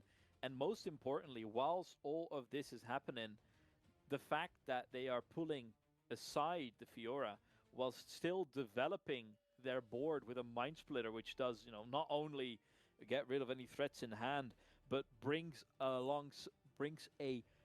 I believe, like 6 or 7 Might body along with it. Now that can be a game changer.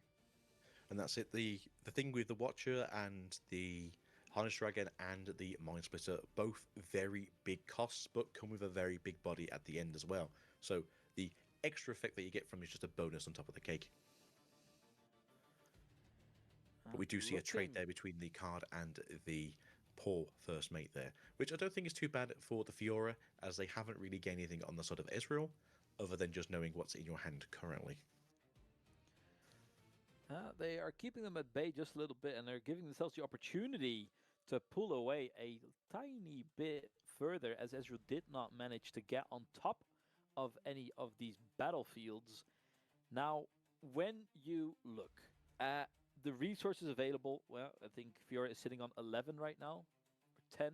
Looks like It does 10. look like 11. Yeah, I think there's only one currently in the pile, so it does seem to be a good option to go maybe into your mighty Fiora from set 1, as she's going to hold a battlefield very easily into one of these mind flayers. Although it would be awkward with the Ezreal coming in too, but it's good to take out another big unit when you can.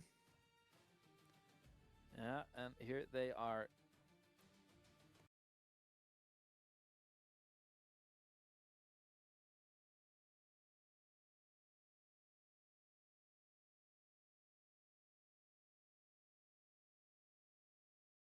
Hello, everybody. Welcome back. You are about to watch round 6 of the Runes of Rift 1K Cash Cup.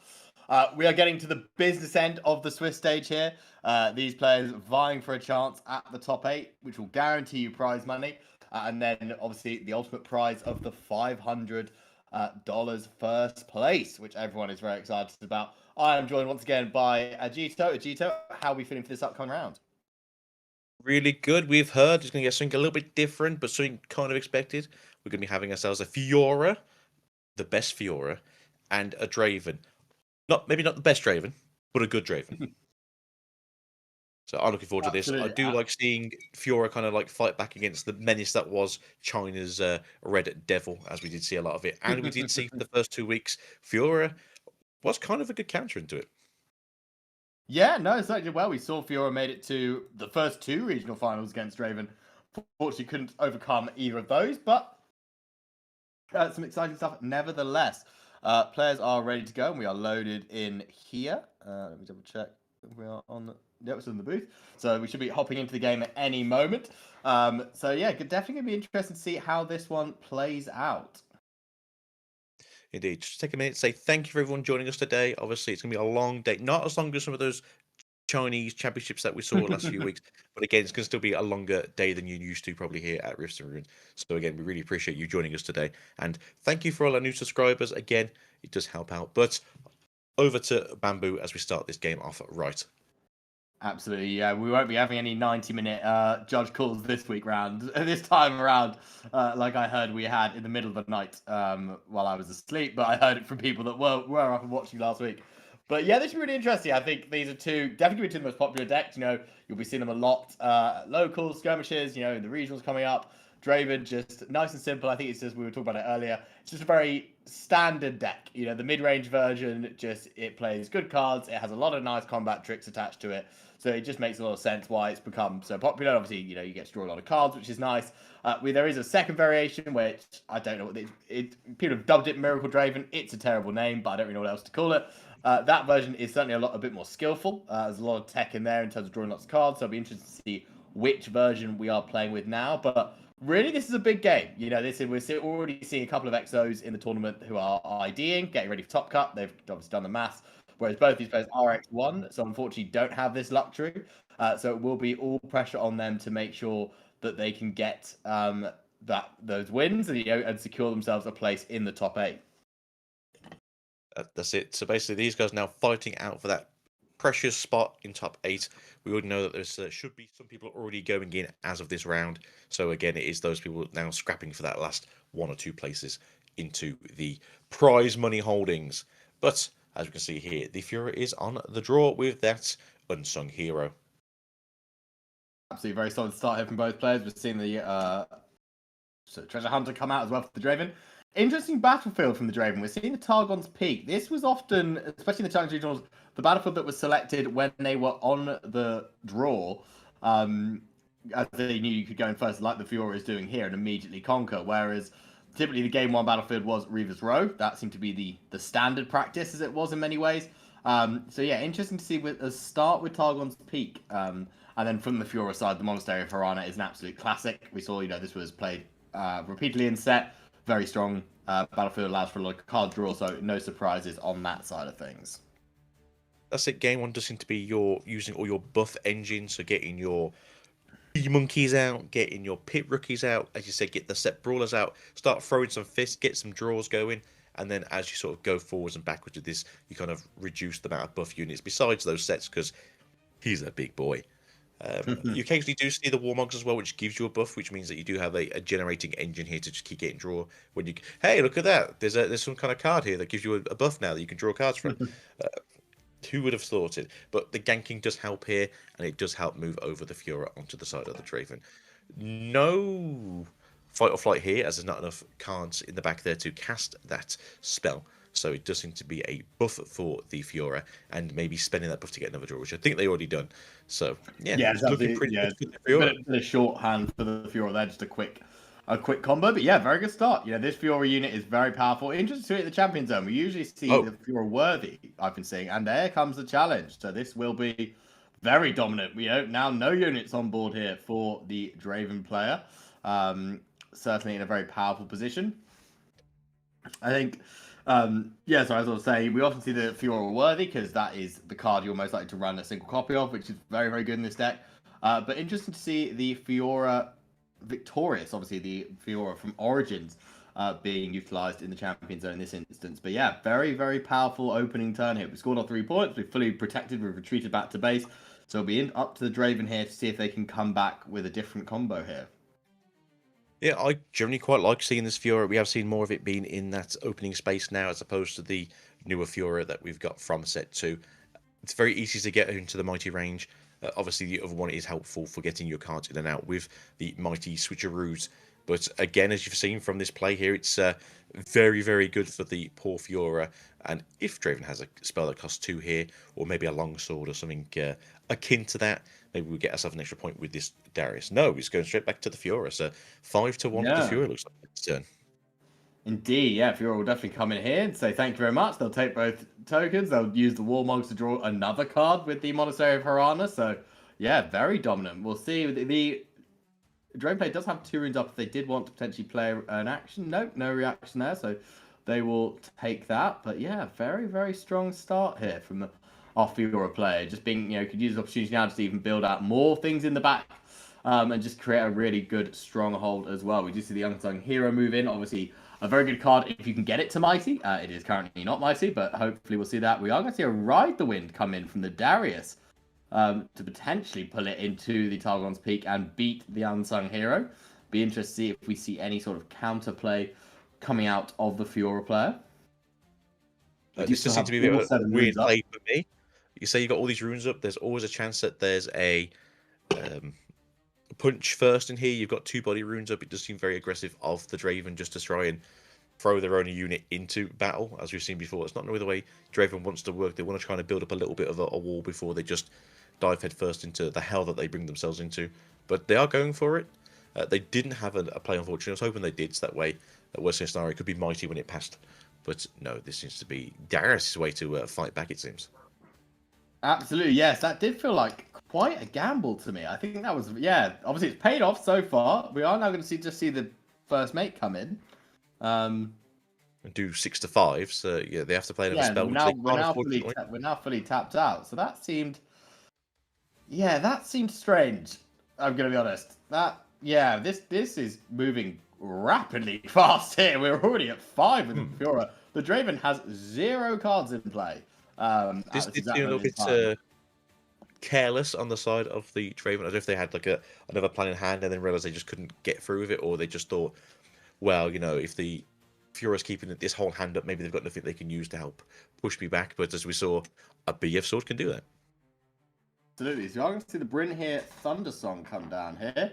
So at least that does give us a body on the board, but not exactly going to be able to utilize the effect that much. Whereas, the main times you use this is when you're trying to conquer without any risk of any combat tricks from your opponent. But we are just going to see develop a Nox hopeful as well. So we are building things in base, but the risk with this is it is already 7-2. So we are already up against it.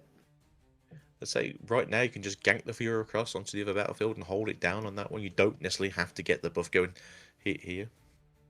Yeah, I quite like this. Just a full retreat, reset, get ready for next turn. There's no pressure on you to really do anything here. You can just bring the Set Brawler back. Obviously, Set Brawler are a fantastic card with Fiora because when it buffs itself on play, it becomes mighty. So you can immediately channel a rune. So essentially, you're just it's just a 5. You can get the energy cost for free.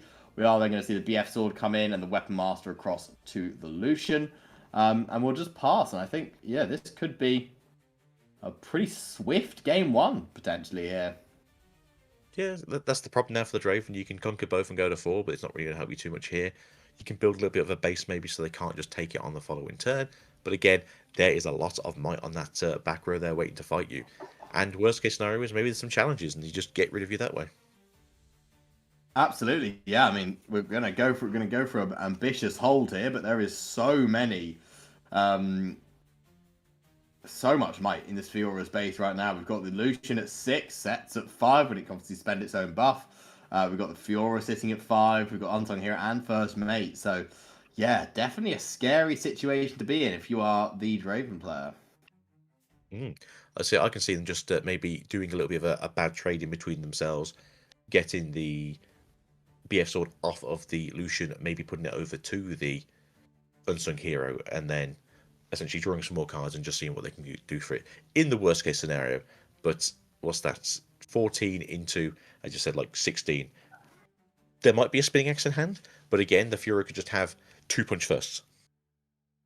Absolutely, and we see the Fiora conquer here, get the buff, spend the buff, draw a card, can't win the game because it's on 7 points. We draw 2 cards for that. So now we are 6 cards in hand with 11 runes up. This is a scary, scary situation to be in. I wonder if they do have the potential just to go for the juggler. We do see 6 runes up from the Draven, which is slightly concerning, and that's a pretty scary place for them to be in as well. But we still do have a lot of might on board. I'd say with that 6 might there, I can expect this to be something similar to like some fight or flight, some spinning axes, maybe a long sword. Rebukes are very powerful. So red purple does have some interesting cards to use here, but I do feel like they are going to play the game that the Draven was playing, which is, all right, I'll hold a battlefield. Yeah, absolutely. It does seem like we are going for that attempt of just holding back. You know, Draven is now going to have to try and figure out a way to get across to the other battlefield. Oh, another set brawler comes down as well. Yikes. So we are now holding for, God knows how much, 5, 11, 14, 19, 24 on turn 5.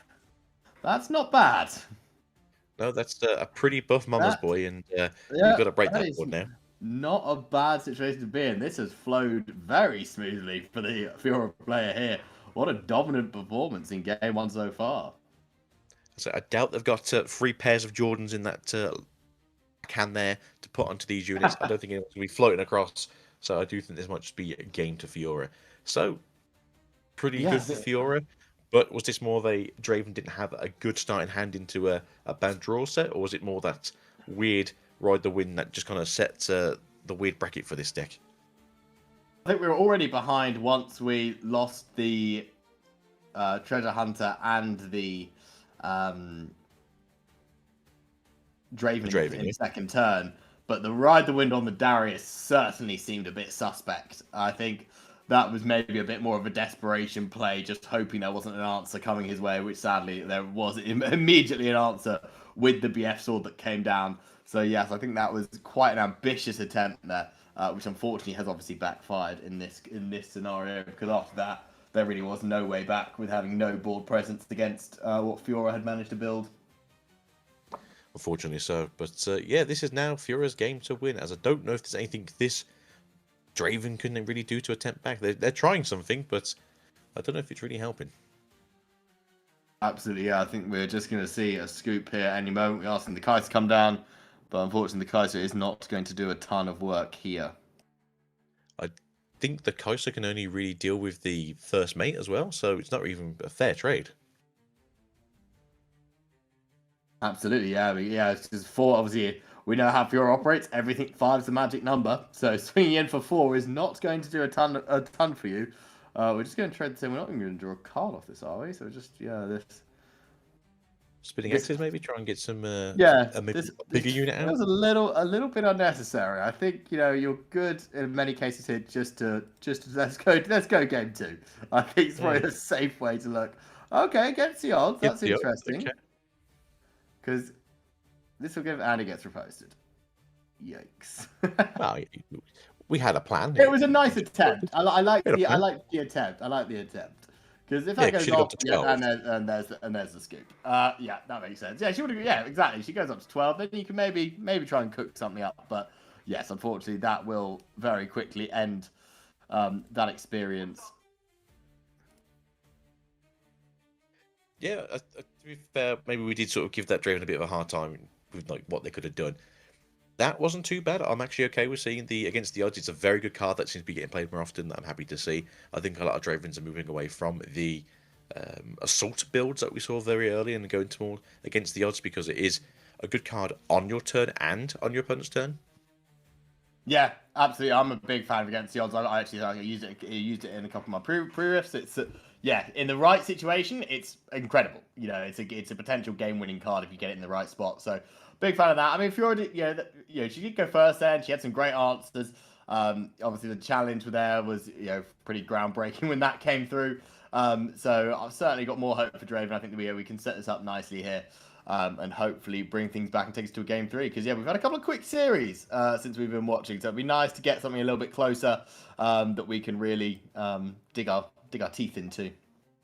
Yeah, I'm a bit surprised to see which battlefield this is from the Draven, because Draven Durin likes to move around a little bit to cheat some of those wins. But holding them down in the lair doesn't seem to be a great idea, in my opinion.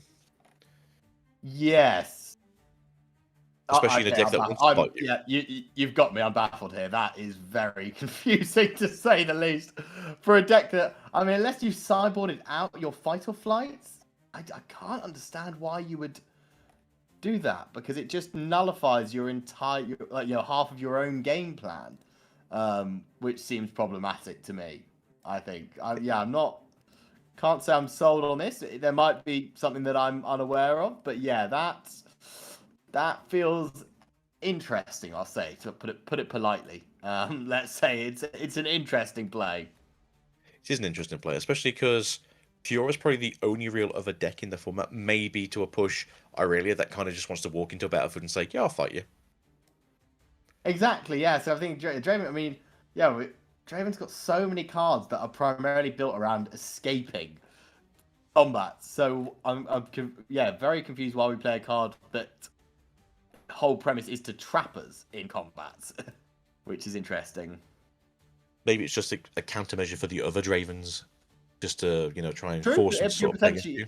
Yeah, it could potentially be a bit of a mirror breaker, but yeah, certainly not going to do us a lot of favors in this specific scenario. No, but they get the point first, which is obviously better than the last game. So Draven is kind of pushing up a little bit early, trying to get stuff down there. This is a hidden card to red and purple. That's presumably either going to be the Edge of Night, which has been kind of left to the wayside in the last few sort of weeks, and more probably a switcher route or a fight or flight. Ooh, Sabotage. Absolutely. Sabotage is going to come out. We're going to see Draven's hand here. We are looking at let's see if we can see it. Yeah. Fight or Flight, Kaisa, and a Ride the Wind. So yes, we obviously haven't taken out the Fight or Flights, which is again an interesting decision. Yeah, I'm all sorts of confused by this Vile Moor's Lair. I'm afraid I cannot wrap my head around it. So getting rid of the combat trigger as opposed to getting rid of the recursion here. I suppose I'm kind of happy for them to get rid of the Ride the Wind, because it's probably more of a, hey, let's stop you from doing silly plays again, yeah? Absolutely, yeah. So I felt that we potentially could have been more of a sideboard plan if we were going to run this week. I don't mind it, but I feel like you take out at least the Fight or Flights just because But then Fight or Flight is such a powerful card, because once you can push back, you can start drawing cards and doing lots of things like that. But certainly a stable start here. We're on the battlefield. We've got the Overzealous Fan. We've got the Draven, a great combo that everyone is aware of. So yeah, certainly looking strong here. And it will, admittedly, the Fiora won't be super excited to be going into Vile Moor's Lair. So definitely keen to try and get somewhere else. Although with the advantage of Fiora victorious, if we can make her mighty somehow, we can obviously then use ganking. So that is at least a way of getting out of any sticky situations in the Vile Moor's Lair. Yeah, and the 6 runes up here, we could see an equipment come down. We could see a challenge maybe coming in. We could see a punch first after the challenge, just to basically make the Draven have to fight you out here. And then if you walk her in, or you walk in the Unsung Hero, the Overzealous has to trade unfavorably. Exactly. So, 'cause Exactly. if you're walking with the unsung hero, you're both 2/2, so that switcheroo won't do any good. And if it is a fight or flight, well, then you just use a combat trick that they didn't really want to get rid of too early. Absolutely. So yeah, we have got some good potential there as well. So it really does come down to whatever the Fiora's plan is. We are charging in with the Fiora head first. So we're currently 4 against 6. So we are already losing on the maths.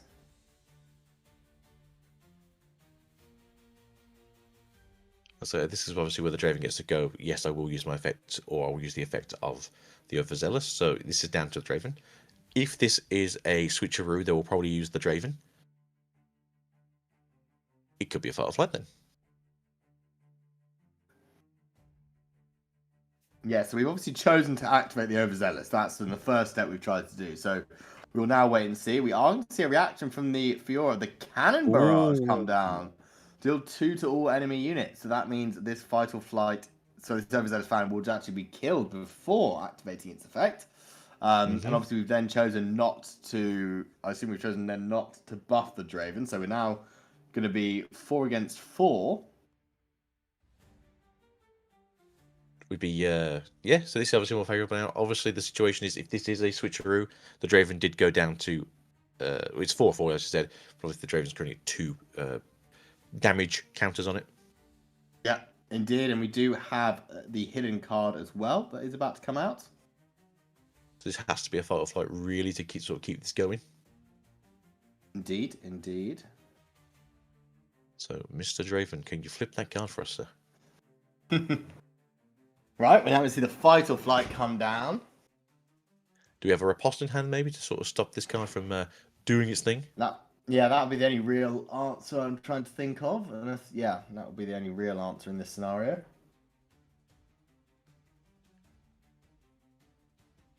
So I can't really think of anything that's a react otherwise for these colours. Yes, a lot of these sort of Fiora coloured spells are action speed. There's not a ton at reaction. Is the Call for Glory, is that a reaction speed or is that an action speed? Call to Glory is reaction.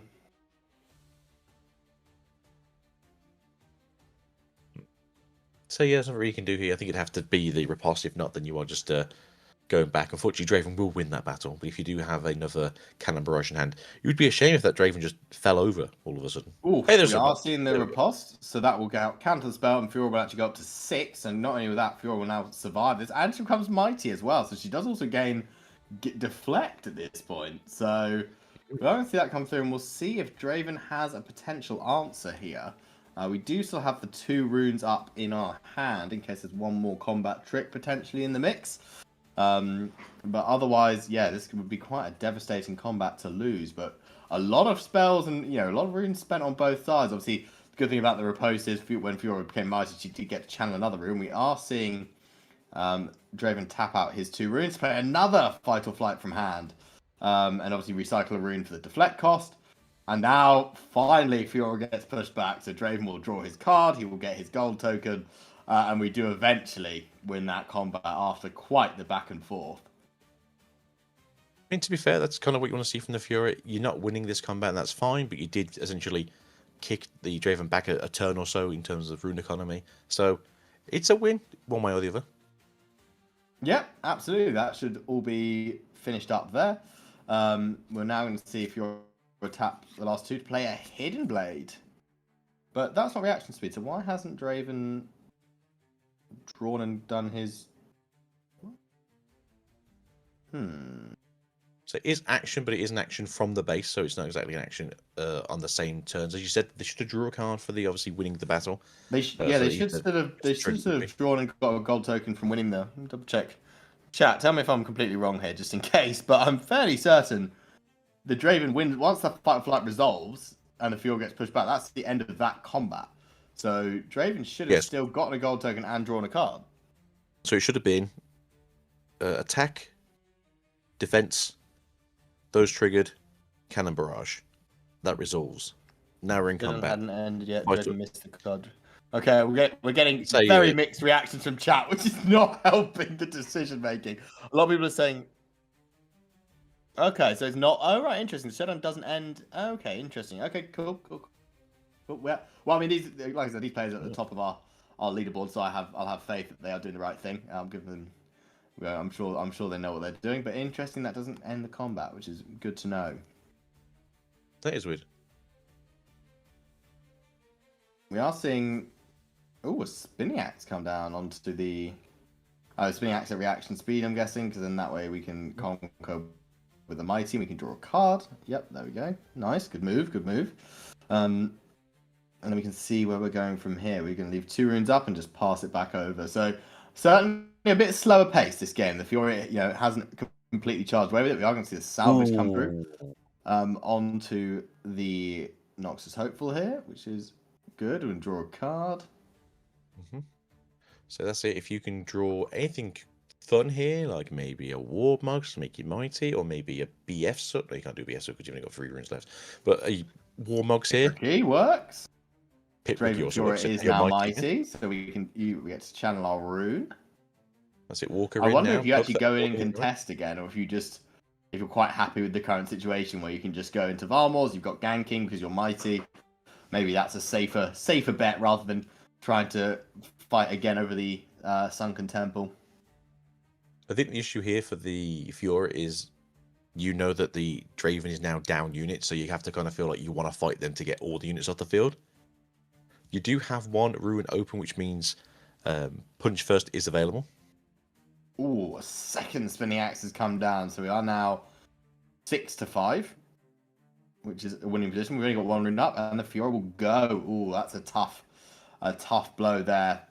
Certainly putting things back in Draven's hands. We are only at 5 runes, so we are pretty light on the rune count at the moment, which is not necessarily a place you'd love to be as the Draven player, because it's the awkward part of always wanting to leave up runes for your combat tricks as well. Yeah, so it would be probably good maybe to push out to try and get that one on the Varmor. As you say, you don't really want to leave your poor little units there, but at the same time, letting Draven just essentially keep gaining these where you're not getting any advantage back. You do have to try and get a point when you can. Absolutely, we'll see a nice retreat here, and then we are going to see 4 for a Kaiser. Very solid, just developing a nice backline in here as well. That's it. We're not in too far behind here as the Fiora either. If we could maybe get down that BF sword and get this unsung hero to be mightied, that would be pretty good. I'm going to presume there's no other equipment in hand though, otherwise you'd have done that after the Lucian. Yeah, the Lucian pass doesn't feel great. That's not exactly the turn you're looking to have, but we are going to just retake Sunken Temple here, go up to 4. We could even potentially, we are going to throw the Kaiser into Varmor's Lair, so this will get the Conquer and draw another card for us as well. So we're now going to draw 2 cards this turn. Definitely looking good this time around. It looks like we are on our way at the moment to a game 3 in this matchup. Maybe the Varmor was the correct answer. Maybe I just didn't see the 5-head play. Well, it has certainly scared them off from playing. They've certainly been battling to the death over this Sunken Temple rather than trying to just score some points in the lair. Does seem to be the play here. So what can we do in the back here? We've played a card already. If we can do one more, maybe we could play a Darius and get that out. Obviously, we've readied. Doesn't matter. Actually, got both controls. That's pretty good. Hopeful leaves up 3 runes for some sort of combat tricks. Interesting, we decided to put it into Varmor's Lair, because obviously those 2 units are now stuck there, but we are holding for 8, so it's a pretty sturdy position to be in. It is. Keeping 3 available here. We know they've already used 2 fight or flights, so there could be 1 more left. We haven't seen a rebukes yet. I would presume that Draven is running rebukes at least. Have they just decided that it's a game? That is indeed a scoop. We are on our way to game 3. So that was 2 pretty convincing games either way. Well, we did see some good combat tricks there. There was a real battle to the death on that Sunken Temple. I think having the second fight of flight, I thought Fiora mapped it really well, going in first, then using the cannon barrage to clear the overzealous fan, then had the repose for the first fight or flight. So that was all very well calculated. Just the second fight or flight was a little bit too much to be able to get over. But I thought they did a good job of mapping out, playing around what they knew, Just you don't necessarily expect them to open the game with 2 Fight or Flights in hand, but sometimes they just have it. I don't think that was the issue. I think it was the fact that you destroyed their first spinning axes and then walked into a second spinning axe, especially when you only just recently saw the hand was virtually empty before that. Yeah, absolutely. As I said it earlier in the stream, with Draven, there might be 9 possible combinations of cards they can have. You could play around 6 or 7 of them. That was not intentional. But then you can't. If they just have the combination you can't deal with, sometimes they just have it. So certainly an unfortunate combination there, but some not bad stuff. We are now seeing the Obelisk of Power come out, which is pretty classic on the draw, which means you can see this Draven come down turn 1, as we do here. So that's quite a classic play from these Draven decks. But it does also allow Fiora to play a turn 2 set Brawler, which is quite scary as well. Yeah, you don't really want to see a set coming for you the second you get a chance to. You normally want to wait at least another turn, right? Draven should probably be quaking in his boots, as this big Brawler can take all he wants. I'm not really used to seeing non-reverse rows for Dravens. This is kind of an interesting one. So I do wonder if the Varmore is the opposite take. So instead of being able to move freely, you don't move at all. We are going to go into the Obelisk of Power for that Draven. But I don't really know what the Draven can do against a set, unless he's just got a handful of spinning axes. Although, there you go, that does help as well. That also works, yeah. Nice. Just if in doubt, just don't go near them. Just stay as far away as possible. That could always work as well. It's a pretty good turn too, getting a Kaiser out and a Tide Caller and keeping your Draven safe. What do I know? That's why I'm a caster. Exactly. There's a reason we're on this side of the booth, but yeah, pretty solid opener from both players. Got the set Brawl. I think is such a good card. Obviously, you can always spend the buff, swing in for 8, then regain the buff as well, which is always nice.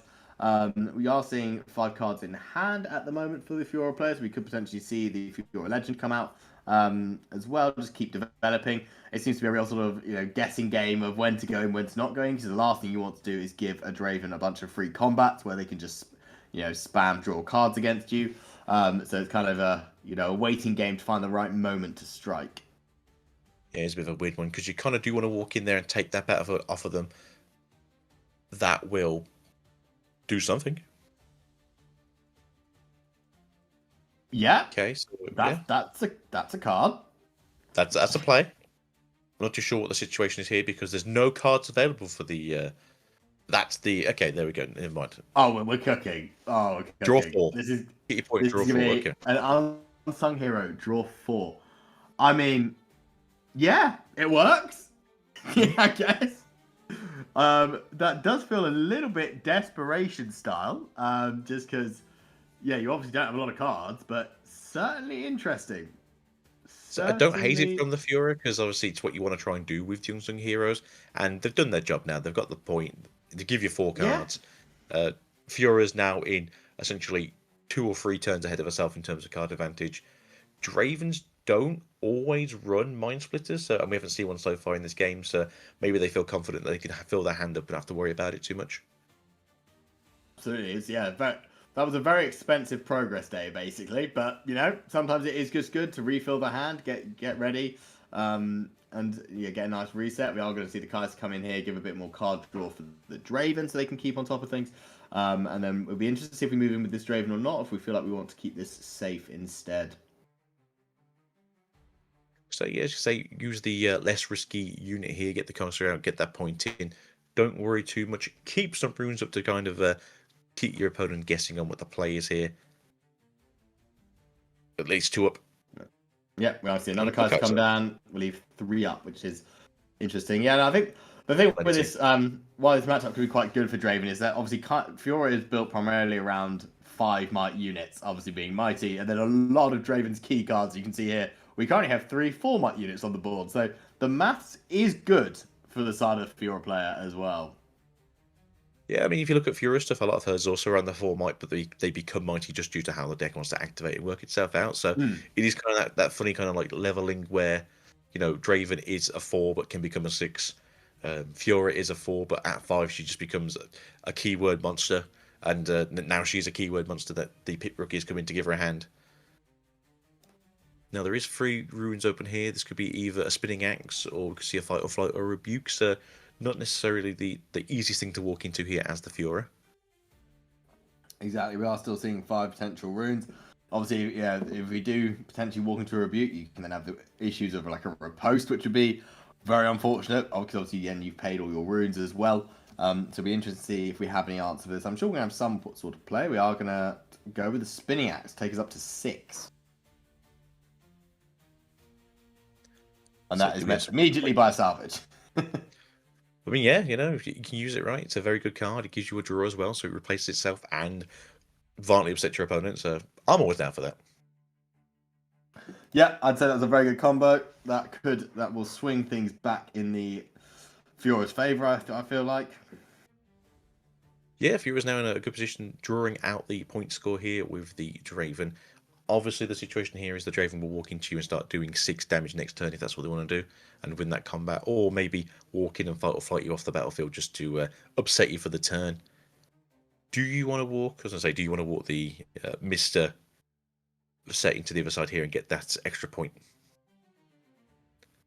I feel like if you're able to leave up 3 runes, you're in quite a good position to put a bit of pressure on here. We are going to see the challenge come through to take out the other Kaiser. Is very good. I feel like you should have took out the Draven, but maybe it's just me. Yes, I think, yeah, especially if the Draven can take itself to 6, I think that does feel like a pretty useful card to take out, because it could potentially swing into the Fiora. We have mysteriously left up 1 rune, so you never know. We all know what that could be when they leave up 1 rune. It could be anything. But to be fair, though, there's a hidden card here, and as it's yellow, it's generally going to be Hidden Blade, to be fair. Some run Facebreaker. I like Facebreaker. I think it's a really good card that kind of throws off tempo because stunning somebody stops them from winning combat. So that's pretty good to me.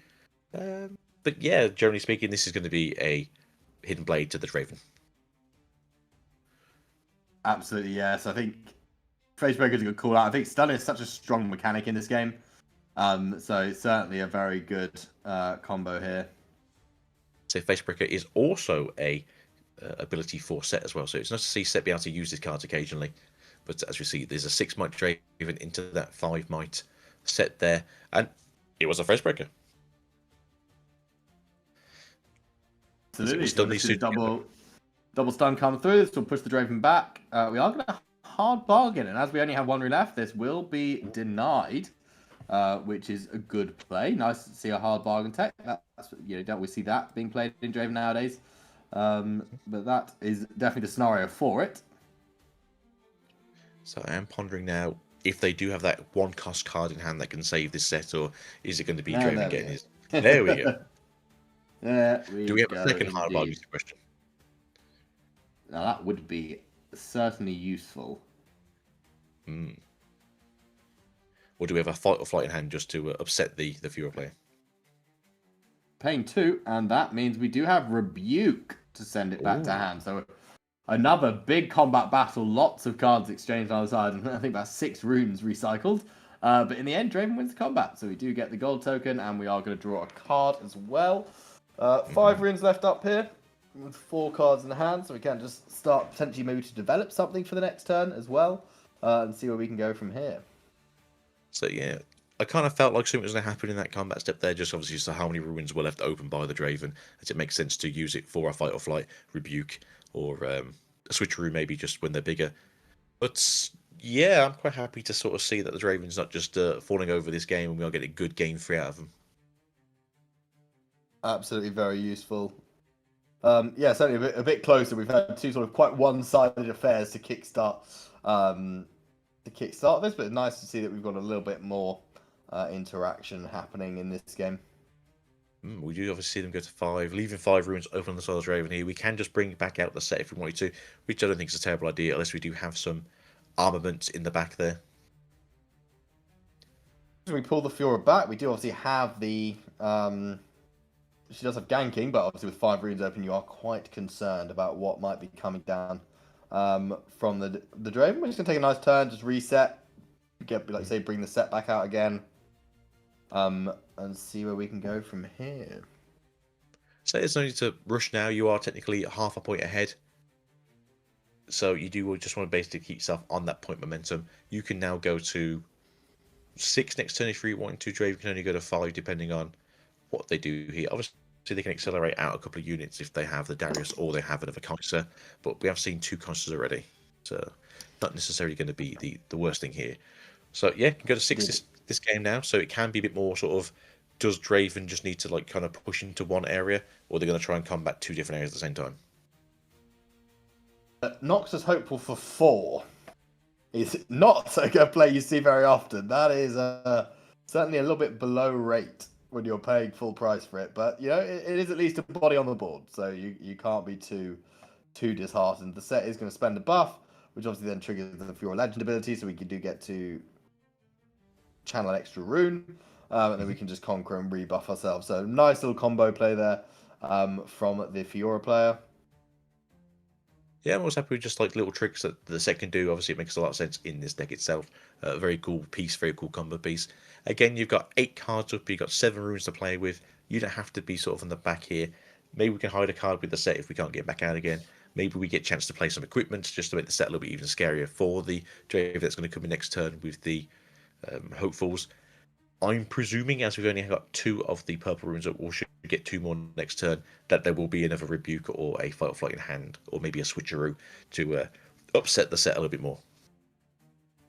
Absolutely, yeah. It'd be interesting to see any more combat types. We are going to see the challenge come down, which I assume will be on the Draven. It is indeed between now and the Outmate set that wins straight out, and we can draw a card through the Dreaming Tree. So very nice sequencing here from Fiora, very clean. No missteps. To see as well. I was wondering about the challenge because obviously we haven't seen anything really coming out this game. Obviously, last time we saw the Kaiser getting taken down. I was pondering if they also had maybe a spinning axe in hand just to try and buff up some damage, or maybe 2, as they do have 4 runes available. But the Fiora is happy to sort of walk back into the area and get herself that 6 point for the turn, leaving this in Draven's ballpark as a little bit out of sync. Absolutely, yes. Starting to look quite scary now. Both, we've got control of both battlefields. We've got 8 cards in hand, 5 runes still up. So a pretty scary position if you are the Draven player here. You're going to have to make some moves next turn to really try and bring themselves back into the game. And so, as you know, as a body player, if there's 2 body runes available, always be concerned for that punch first. Exactly. I think we've seen 2 so far, because obviously we saw the initial one on the Unsung Hero just to generate the card draw. So there is at least only 1 more left. So Draven can hold hope that it might not be waiting for him. That's all we get for now. Okay, get another buff out. We're going to buff the other Pit Rookie. Yeah, and just develop the Lucian. Interesting, we're going to tap out here, but we are going to hide a card. So that is always very useful to have that at least. But yes, we are going to fully tap out. So at least as Draven, you do know if you can develop some sort of play here, that it will be okay. So is this just going to make you like lure them into the Fiora, maybe fight the Fiora a bit more, and then you just push out with all your other units? As long as it's not a spinning X, maybe? Yes, I think so. The Lucian's a good one, actually, because obviously with the Lucian being on board, if you can just play a bunch of equipment, conquer 1 battlefield, ready, retreat, ready, go again, there is a potential there, because he can sort of go in quite quickly. The Draven's only at 4, so you're not concerned about them winning next turn. But yes, this is quite a scary position for the Draven. Let's see if there's anything he can do. So a combo we see quite often as well is the first mate. So you pull the set back maybe, first mate him to ready him again, and then walk him for 8 into the other battlefield. So that could be good. I believe that the Draven is disconnected or is disconnecting, so we'll give them a second. But this could have just basically been, no, you got this. Yeah, that I can see it. Having seen the hand, that is indeed a concession. I will sadly tell you that Draven's hand was triple thermo beam. Not a lot to be done with that.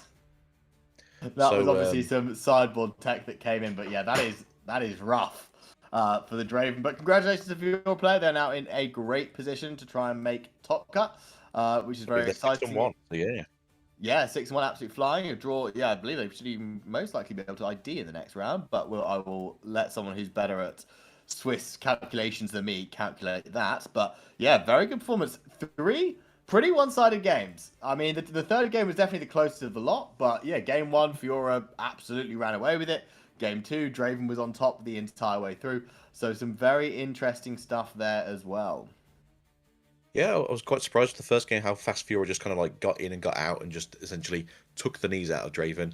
Following game, Draven basically returned the favour, and then unfortunately that last game, it seemed that Draven was kind of on the ball a bit more, but just couldn't quite keep up with the unit economy that they needed, especially with all those challenges and big chunky sets just walking around.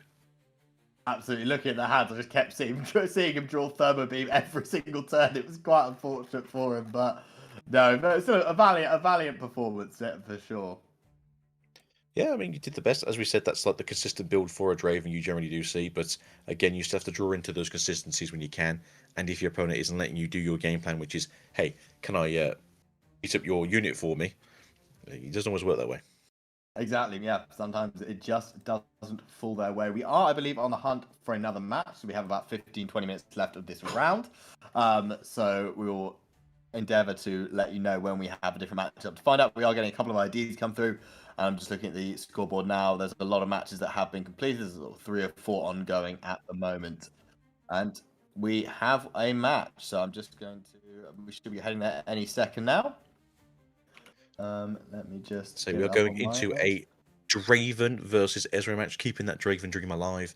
But the Ezreal is setting up now to be in that sort of next turn I go to 8, with the Draven currently sitting at 7. So if they can try and clear one of these boards, which I think is looking very difficult to, we could be finding some issues going forwards. Do you have a road, the Forerunner coming out though? Yeah, we keep tapping into these Ezreal matches where they have just an ungodly amount of units on board every time. We are see a Ride the Wind come in here, so this should be able to conquer there. So we do at least hold firm on one side of the battlefield.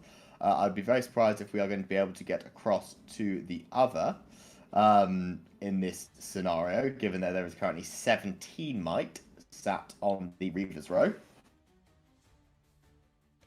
Yeah, so this is obviously you want to come back, get your draw. You also get a draw for going to 7 once again, so 2 draws off that isn't the worst feeling in the world. And again, it's now down to the Ezreal to try and keep you off that 8th hold point.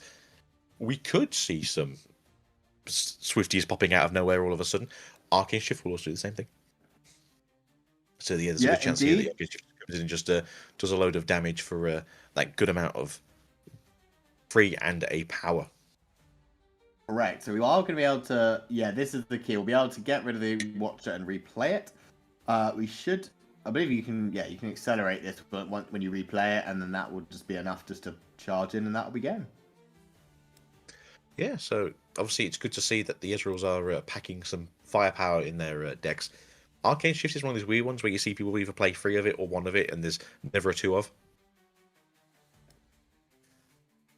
But it's good to see there's some fight against these Dravens.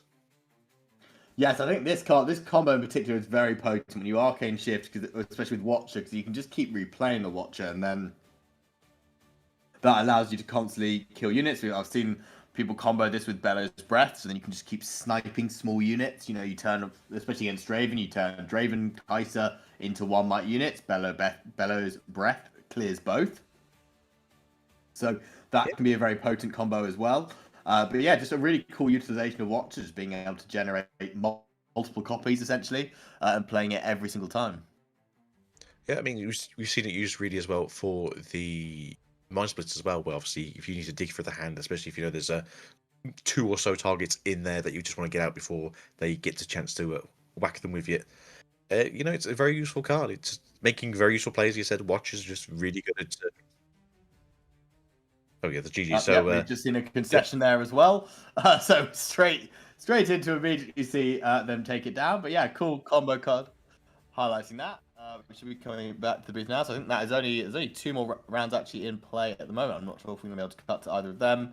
I'm just looking to see if they are towards the top of the leaderboard. They are currently not. Let's call it. What's our Millhouse doing? 3 and 2. Okay. Yeah. So still got some interesting stuff here. Yeah, I think we are getting right down to the crux of it now. Like I said, we've had a few drops out throughout the day. We've had a few IDs in that round, so we are definitely at the crux, the final stages of the Swiss stage. Yeah, so I'm not too sure if there's anyone real left playing right now, so it could be a case of that this will be a decent break, but I think we're going to try and look for one more game before we go.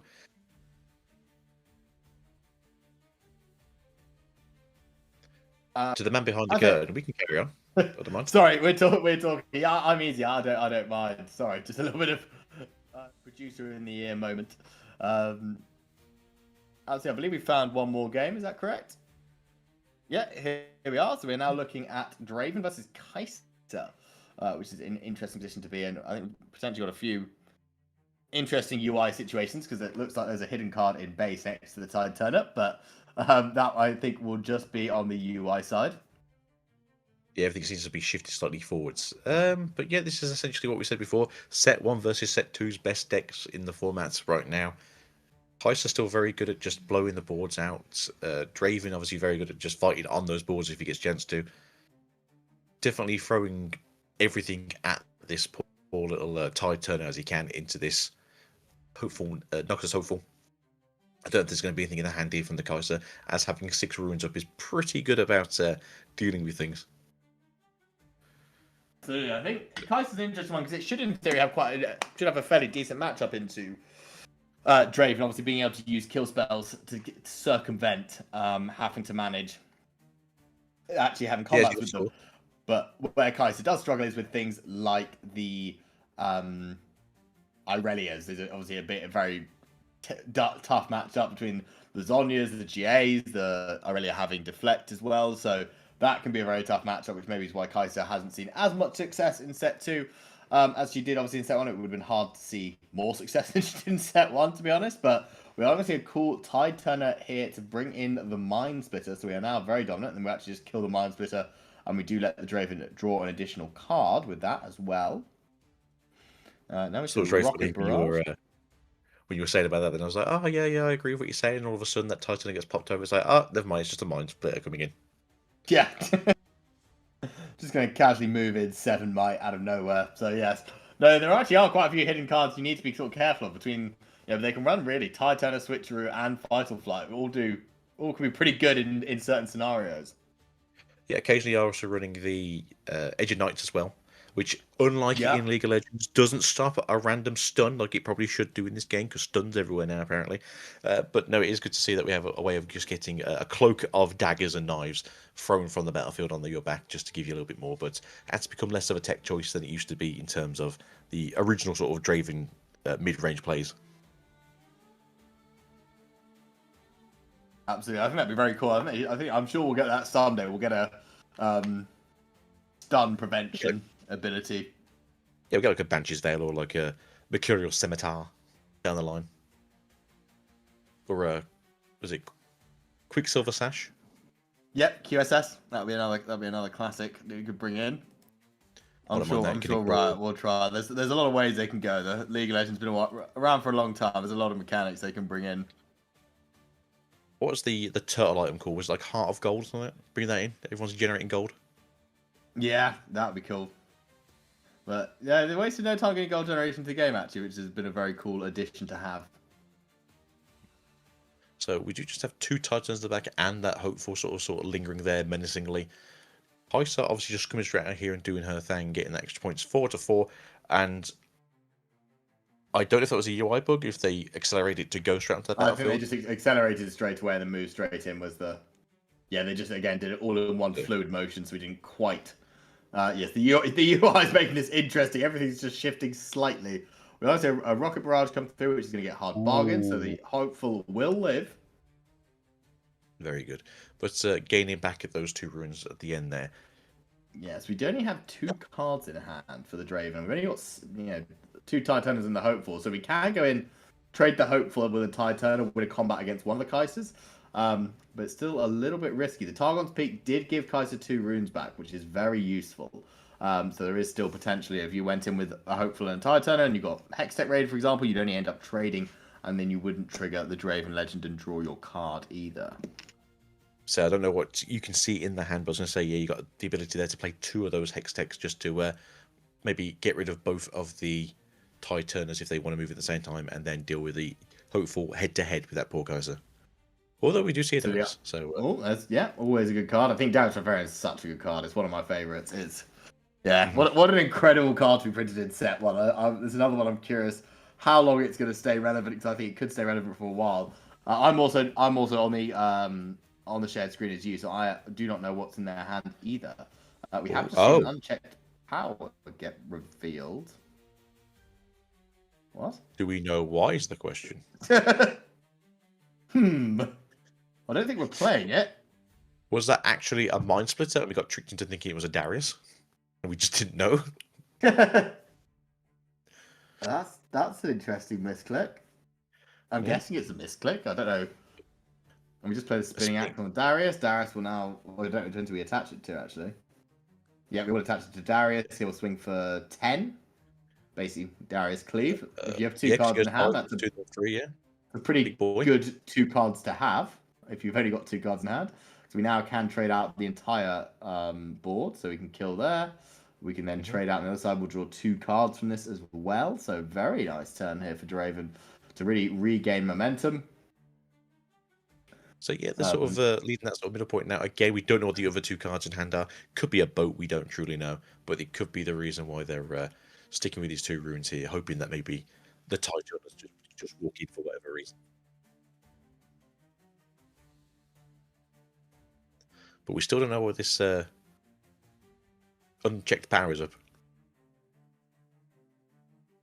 Yes, I mean, I'm guessing we might just be seeing it next turn is the answer. I think that may need to be the play. This other Kaiser, unless we have a different combat trick, is going to die. We will trade out the Hopeful. And we've just given Draden 2 cards, and they will restand 2 runes with Targon's Peak. So if we were to uncheck power and we get met by some sort of, could fight or flight its own unit. But, no, it's an action speed. So yeah, I think we're definitely going to uncheck power here, clear the board, which will just reset. And there we go. Very good. Now we do run some low to the ground stuff, so yeah, that's a good card. Yeah. Given this Draven has been top decking the entire time we've been watching, he's been doing a pretty good job. Just 2 cards in hand, and your 2 cards just happen to be Draven, Darius Spinning Axe. That certainly will help. You gotta do what you gotta do, and sometimes it's just be very lucky. Absolutely. Oh, and that will be GG. That'll be game, yeah. Unless we have a Void Seeker, that'd be the only real response I can think of. But yeah, that should be game. Indeed, we did not. We had Watcher Kaiser Singularity. And that is and we get the thumbs up. That is the GGs indeed. Wow, very nice. The power of drawing lots of cards. Power of Draven, the League of Draven. We are indeed in the League of Draven. That is for sure. Fantastic. And I think that will wrap us up for round 6. And that will also bring down the curtain for me and Jito tonight. It's been an absolute pleasure casting with you. Just for the people at home, if they want to find out more about you, what's your best? How can they reach you? How can they find you? You can follow me on that platform of Twitter, Twitter. We don't call it X, Twitter, as just a Geek Swiftly if you want to find me there. Or I'm sure Mr. Paul will do a lovely job and just put my Riftbound channel down here. Do subscribe if you like my voice, as it comes out quite often, and I do try and get as much content in there as I can. And I'd like to shout out my lovely wife who's currently snoring behind me, who's had to deal with me tonight doing the Riftbound challenge this evening. What about yourself, Mr. Bamboo? What would you like to talk about and throw out there? Fantastic, very commendable. Awesome. Yeah, you can find me as well on X or Twitter at Bamboo Panda TCG, where I just sort of post updates and things like that. And yeah, hopefully I will be back casting again very soon. But it's been an absolute pleasure. And I think with that, we are ready to send it to a break. And when we come back, I believe you'll have Plus back in the hot seat, or potentially somebody else. But somebody will be there to bring you round 7 and take you into the top cut of the Runes and Rift 1K Cash Cup. Ready me. So there's a lot of gold generation in this pack, which sort of complements the the very tasty purple and orange spells, because they use a lot of power. So I'm really interested to see this deck, and if it does what I think it's going to do, it's going to be a very, very tough battle for Kaiser here. So I'm very interested to see, what do we have here? We have a Void Gate and a Zorn Warren. So yeah, it looks like it is going to be the Miracle package on the Severe, taking advantage of that Zorn Warrens to obviously discard, fill your trash, get Razes out for basically nothing. And then do we see the signature spell? So do we see 3 Razes played on one turn with the signature spell to ready them all, and just a bombardment of Razes out of nowhere? mean, I'd be down to watching the Shadow Isles just essentially march upon someone's. Yes, exactly right. But looking at this, yeah, Voidgate obviously is here just to make sure that those kill spells are killing something each turn. 7 damage singularities are just an impactful card. 4-shot Hextex, 5-shot Void Seekers. You know, this is essentially the perfect, hey, this game, I just want to fight you as much as I can. A Time Warp in hand, probably only playing the 1 or 2 of, so it's one of those very contentious, do I put it back in, hope I can find it again later on. If it is the 1 of, maybe they are hoping it's going to be more of a case of I can just fight this down. And before I, 2 more things before I escape. I believe Randy's French, so no America this time, guys, I'm sorry. And 2, I'm so glad they have the ultimate art for the Sivir. Yes, it's very pretty. Yeah, we did see the Time Warp getting put back there, so I'd imagine most Kaisers only run 1 in the main board, so he's probably not going to take that as a win condition. We do see a translator on the right-hand side of Randy as well, so they are very, very well prepared for this matchup. So hopefully not too many delays, not too many judge calls, and looks like we are about to kick off. I don't know who got the on the play, but I think it was Randy. Kaiser got 10 and 4, so there we go. Yeah, I'm looking forward to seeing this. Luckily, as it is a Kaiser match, there shouldn't be too much going on for Randy in terms of not understanding what's going on here. As we've seen, Kaisers aren't really shifting towards the set 2 build. They are generally keeping towards that set 1 build. So everything that's played, Randy should be well aware of and well versed in. Sivir, on the other hand, might be a bit different because, again, Sivir's not really the biggest deck that's currently getting played over here. And yes, the West is true. Keep the West going. But yeah, I like this. I see some more treasure coming out. It's very early for Sivir, and Sivir obviously wants to just be hoarding and pumping out treasure as fast as possible, as you said earlier, to pay for those very expensive cards. Yeah, exactly right. And it looks like Randy is running the new Chinese Lucky Box sleeves on his runes. They are very pretty.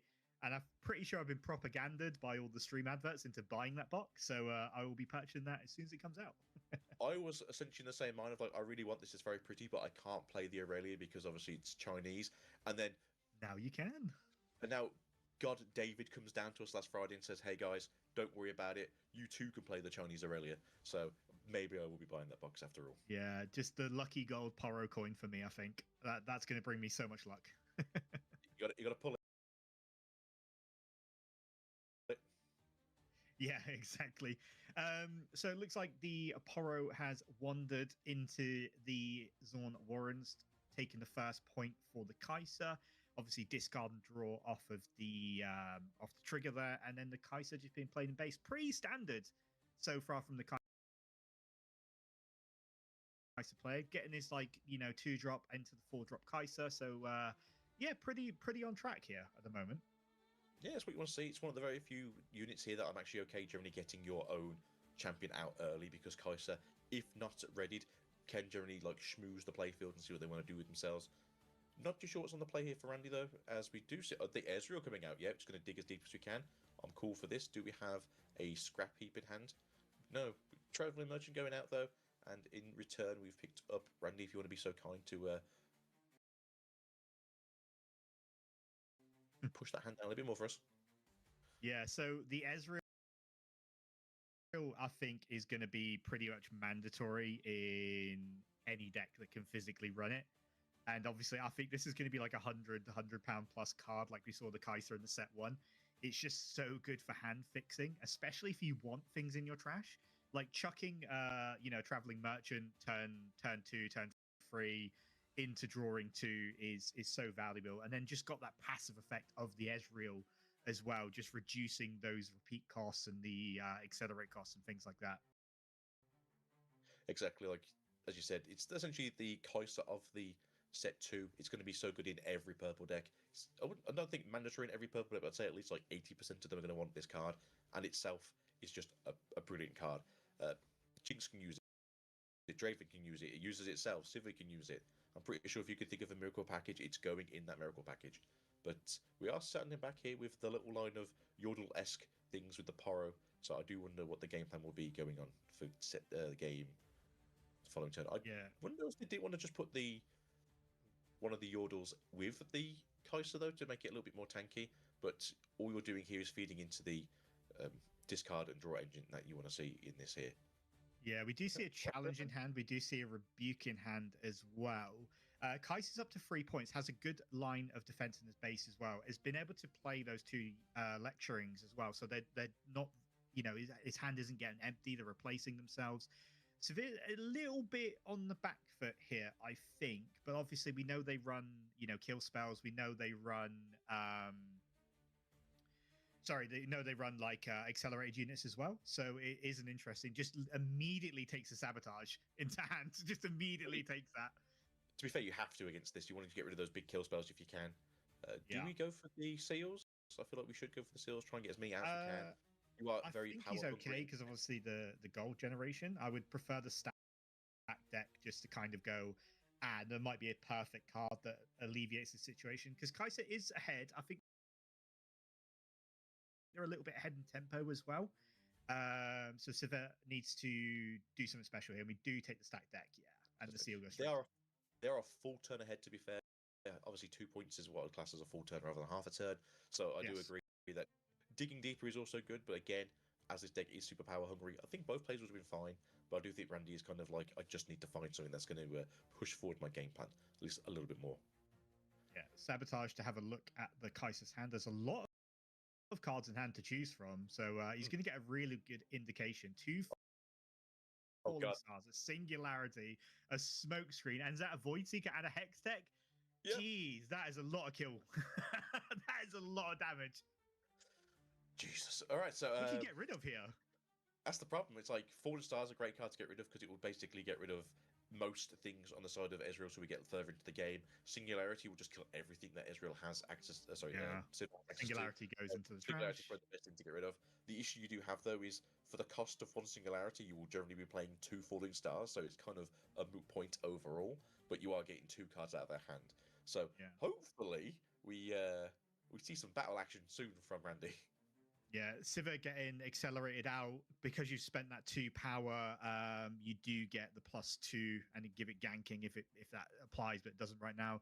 Takes the Kaiser out, but Randy knows the hand of the Kaiser player, so he knows that something isn't surviving here. He took away the singularity, which means he's going to have to get Falling Starred and Void Seekered, so really not much of a tempo turn. But because he does have so much might and so many units in his base, he can just basically kill everything here and then just carry on. Yeah, I did wonder if they were going to challenge, though, because that way you can at least... Oh, no. The Falling Star clears both, doesn't it? Because he's on Void Gate. Yeah, it does. That's the issue I was thinking. So that's devastating. Yeah, so I was thinking, use the challenge because you're going to basically wipe yourself out this turn. Try and just get rid of as much stuff as you can. And then as you get Fallen Star to the face, it's going to be a little bit of a wipeout, but... build that trash up as we do see the one Rasa in the hand already, so it's not the worst thing to have 2 extra cards go into your trash. No, I suppose not, but just that tempo swing allowing the Kaiser to go to 5, you're on 2, you have nothing on the battlefield. You know that the Kaiser has so many kill spells, so each time you go into a combat, there's going to be something flying back at you from his hand. This is tough. This is a really tough spot to be. That is the issue. Unfortunately, I think with the Miracle build we've seen going forwards, if you can't just get turn after turn after turn of just dropping units down, you do just feel like you are losing out on the plays. I think, unless we've seen anything else draw in terms of units, that might be the last unit they have access to currently in the hand. But as we did see, that hand is just ready to kill whatever comes on site. Yeah, stack deck being used in the action step, looking for an answer. I didn't quite see. I see a stack deck and a sabotage. I didn't see what. It was Rasa. It has to be the Rasa, right? I'm thinking the Rasa. Also, we got here a scrap. So maybe they got an Ezreal hand, so you can go Ezreal into scrap to get yourself 3 draws instead of just the 2. So I think he just needs the tempo. I think he needs to put stuff on the battlefield immediately. I don't think he can sit back for one more turn, knowing that the Kaiser has so many kill spells in hand. So what I think you want to do here is you want to Ezreal, because you've got the Rasa in hand already, take the scrap. Scrap then goes to trash. You've got extra trash in hand there. You can do Rasa for 2 at a power, and then you just play the challenge, I think, just to try and clear some board states before. Yeah, you might be actually right here. Yeah, he does take the scrap, so he's digging for answers. Rasa, not quite the right answer right now.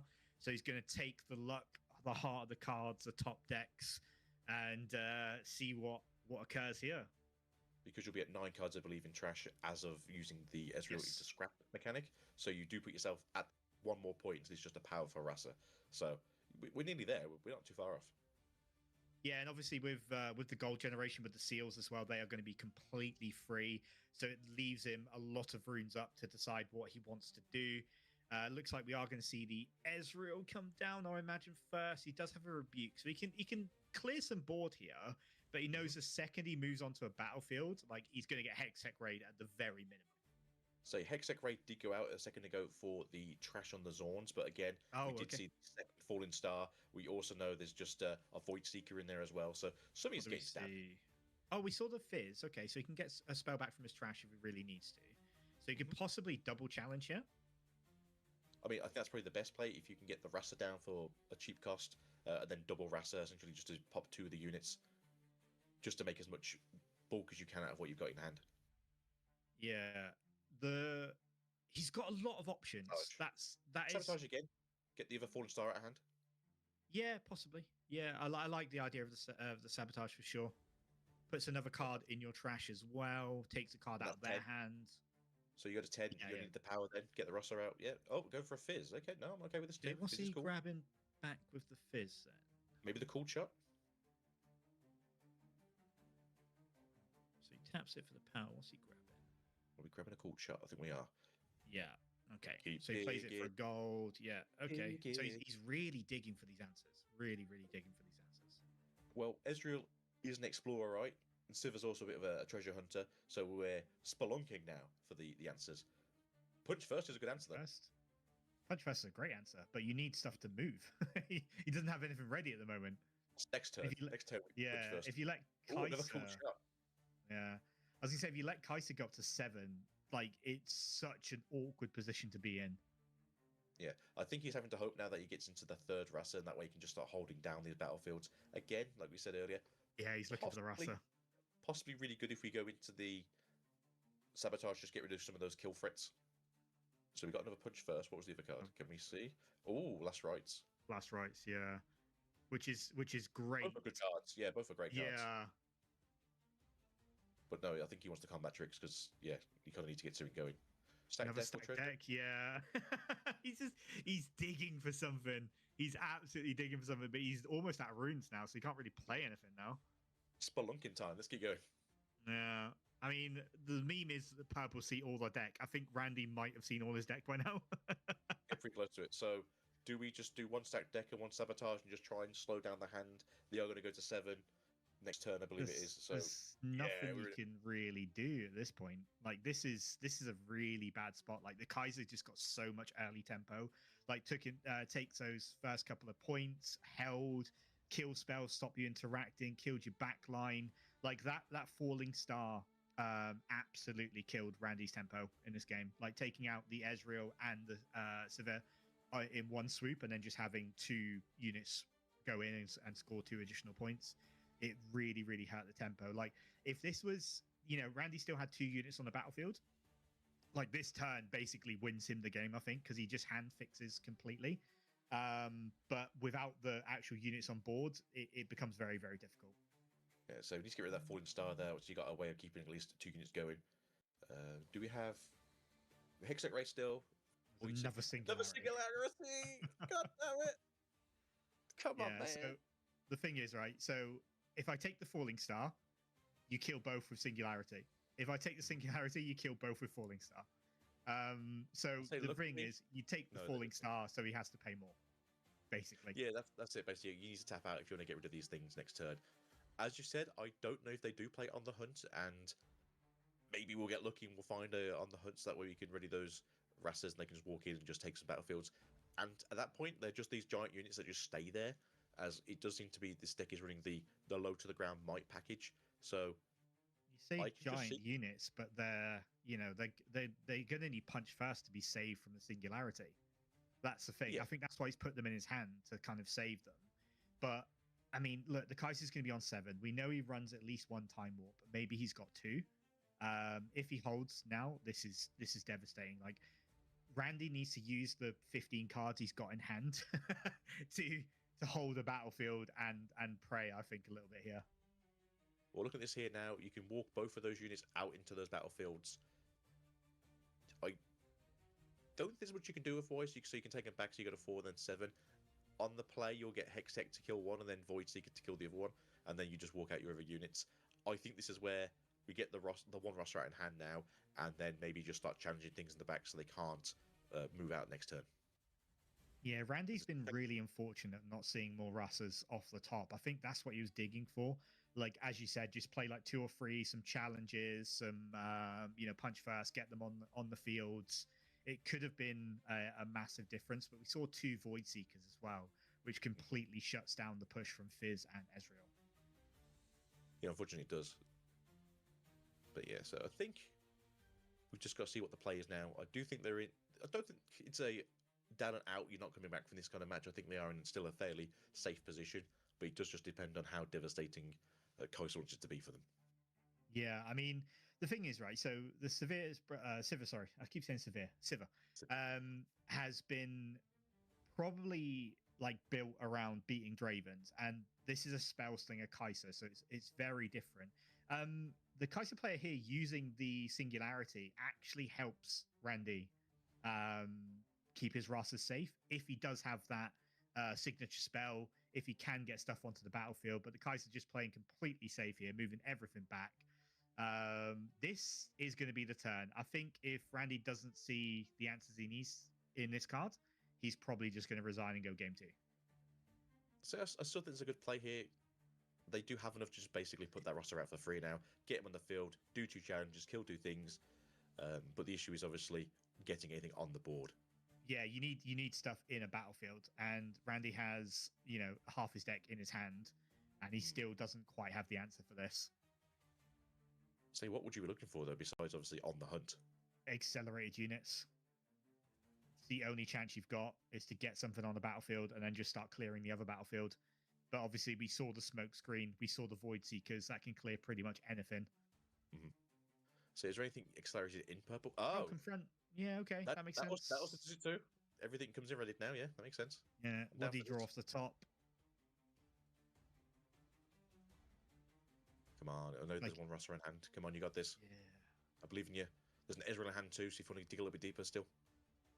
Yeah, but if he uses the 3 runes, and it's such a tricky spot. Like, the Kai'Sa just got so much early tempo.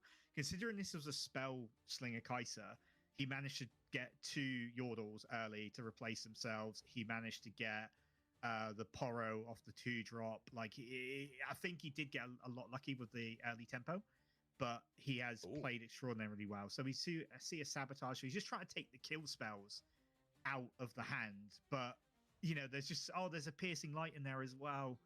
That is devastating on the Void Gate. Wow. So he's still got the roster in hand.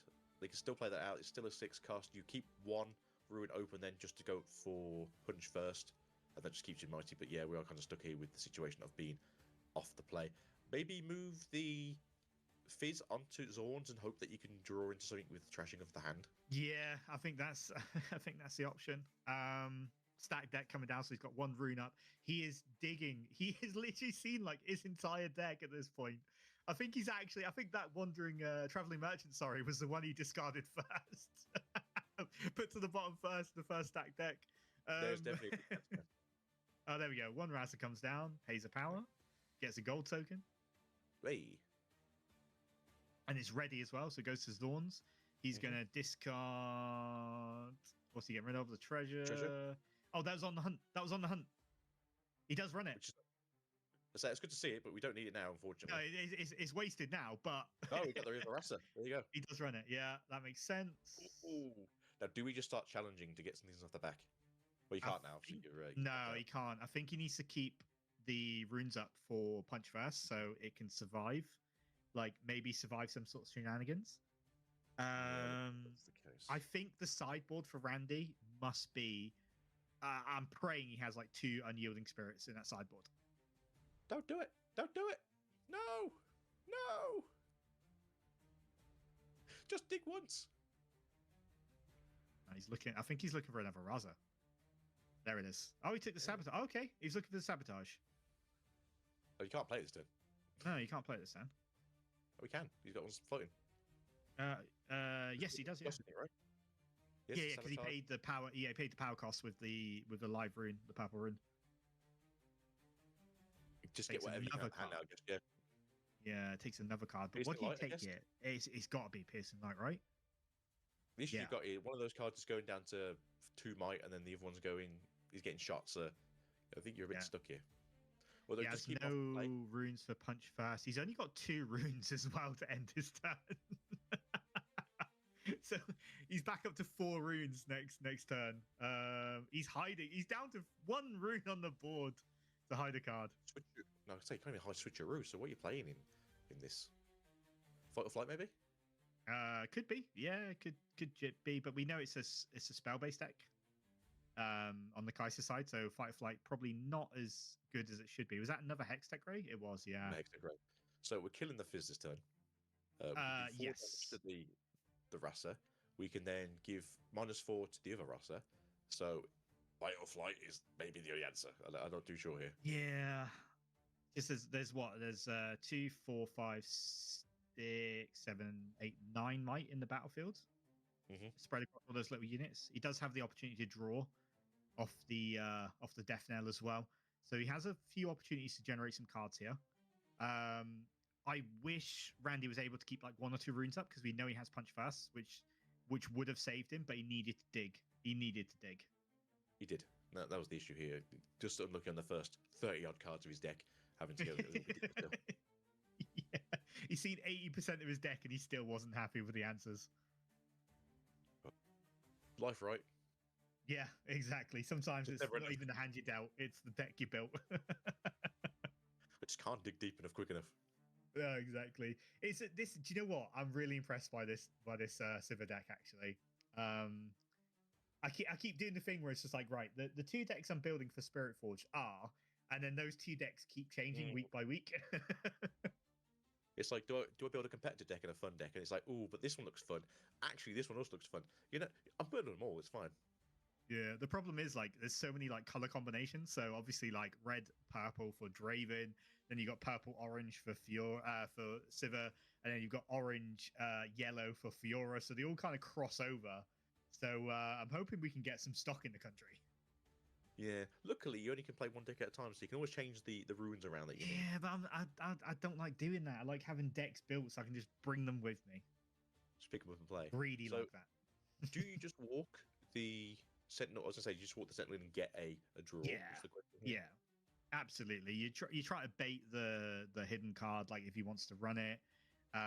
So yeah, he's gonna end up trading with the Fizz here, taking 3 might off the battlefield and drawing a card. It's probably the right thing to do. Like, unfortunately, Randy is completely tapped out, so it makes Kaiser's decision making so much easier on these might transfers. Fight and flight the Sentinel so it doesn't get the draw, and then you still kill the other Yordle, right? Yeah, quite possibly. They have to fight you more. But I suppose in this situation, it's going to be a case of I'll fight and flight something, and then I'll kill the other thing. Yeah, what did we see the top deck come out? So Hextech onto the Raza. It was the Hextech, so it's 2 Hextechs in the hand. Sorry, off the Wandering. -4 on the Raza to kill it. We're going to see the hidden card. What's Randy trying to say? Oh, he's reacting. He's reacting to the Hextech. Yeah. Pull the Raza back.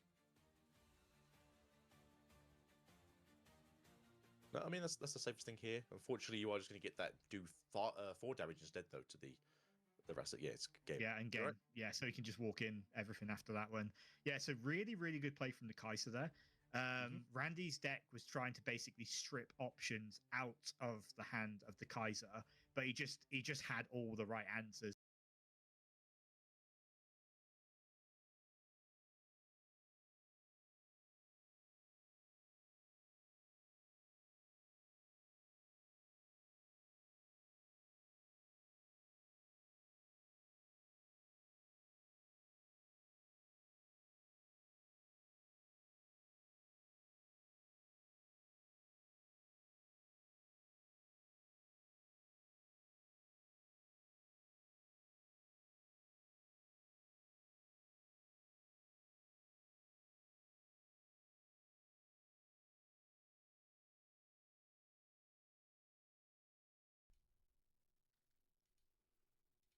All right, Riftbounders, we are indeed back and ready to finish out and close out the final round of Swiss. This is it. Everything comes down to these final moments for most of these players. Apologies for a bit of the longer break. We were trying to find a feature match. It took like 3 different matches, and we finally found one for you guys.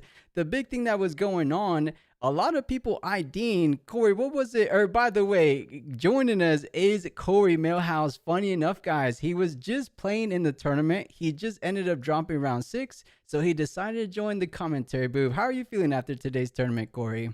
Yeah, fresh off a hot 3/3, and let me just say, Spinning Axe is a really great card, and that's pretty much the that pretty much sums up my my day so far playing against Draven decks. So. Yeah. But we're going to be seeing potentially a good amount of Draven because, like you said, we have a lot of people that are IDing right now. So, based on my pencil math here or paper napkin math, it looks like I believe we have a pretty locked 9 here. So what does that mean is we're going to be watching Koa on Azir here. I think he's going to be the only person playing that is in contention. So if Koa wins this match, he is all but secured into the top 8.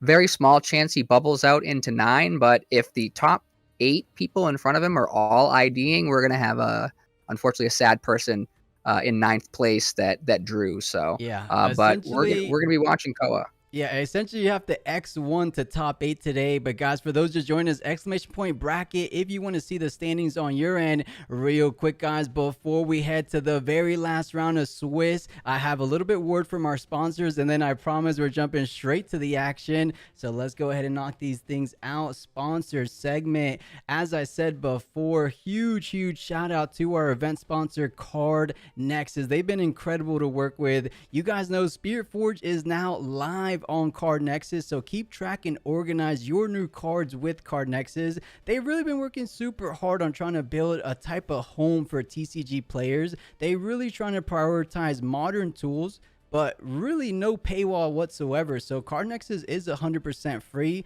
They help players and collectors manage their cards with features like Smart Bulk Import, portfolio value with insights. As I mentioned before, you could kind of see the trends in your cards or your Spiritforged cards increasing in value because someone popped off with them in the regionals, or they kind of reducing them. You want to kind of catch wind of letting go of a card earlier. So I love that feature from Card Nexus. Of course, completion tracking for those that want to have a full complete set of each and every card in Spiritforged. And of course, speaking of new features, in just a couple weeks they're going to be introducing a card scanner, an updated marketplace, and all included into a mobile app as well. And lastly, because as I mentioned before, Spiritforged just released yesterday, in order to celebrate, Card Nexus is doing a booster box giveaway. So those on YouTube, those on Twitch, you guys can type exclamation point Card Nexus, use that sign up link in the chat, and if you sign up before February 23rd, which is when the giveaway drawing will be happening, you guys will be entered into that Spiritforged booster box giveaway. So one more time, shout out to Card Nexus. Lastly, a little promo from our side of things, the Runes and Rift. Guys, we are doing a Matt's pre-order. The 2 on the left, the blue and the black, those are the ones we have up for pre-order. The ones on the right are the ones that they got inspired by. So one little caveat, chat, I don't want to confuse you guys. The left pre-orders, they don't have foiling. For the price, you know, foiling would cost like double the price because there's a lot of manual labor. But the foiling is what inspired the layout. So the pre-orders don't have foiling, but it's still going to be a really cool layout, really competitive layout, and a portion of the proceeds from these pre-orders go directly towards our community events, such like these 1K cash cups. If you guys want to support what we do here, we appreciate it very much. And on top of that is a little 10% code off if you use coupon code cash cup, exclamation point Matt for the link if you guys want to. But all right, chat, I think it is time. Enough of that. Let's go ahead and tell these players to get things started, and let's join them in the round number 7.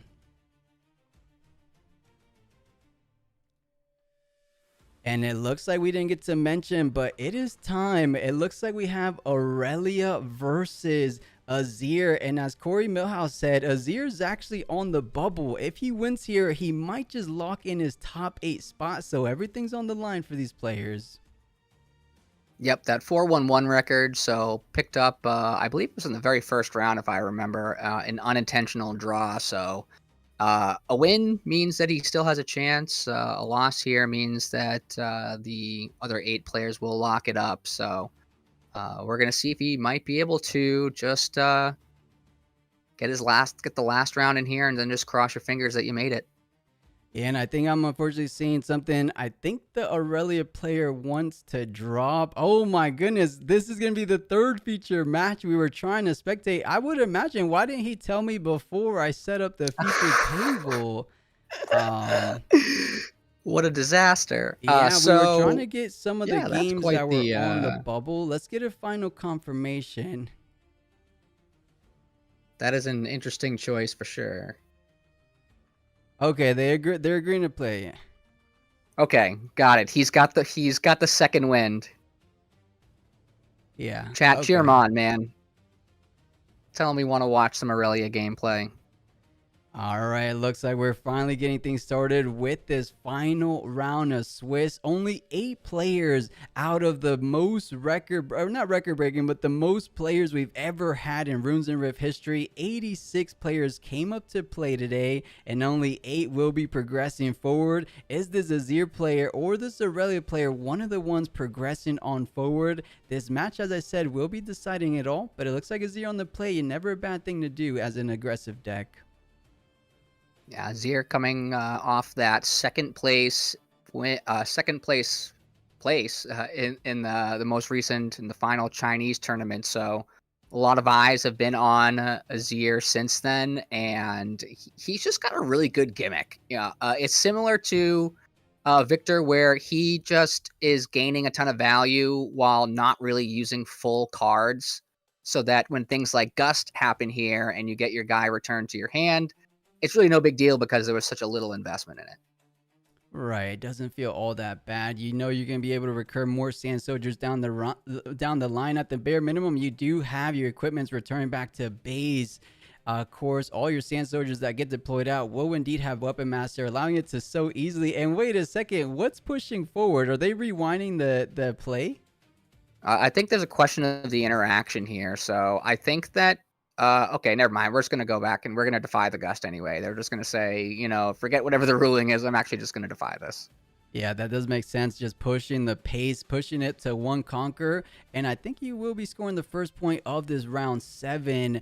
And I think that is just going to be a straightforward pass, as Azir has nothing left to do. Now Aurelia on that 5 points. Most Aurelias want to just play a naked Aurelia Fervent. In this situation, I don't think you get truly punished. Because Corey, can you think of any cards that could punish the back line for Aurelia from Azir?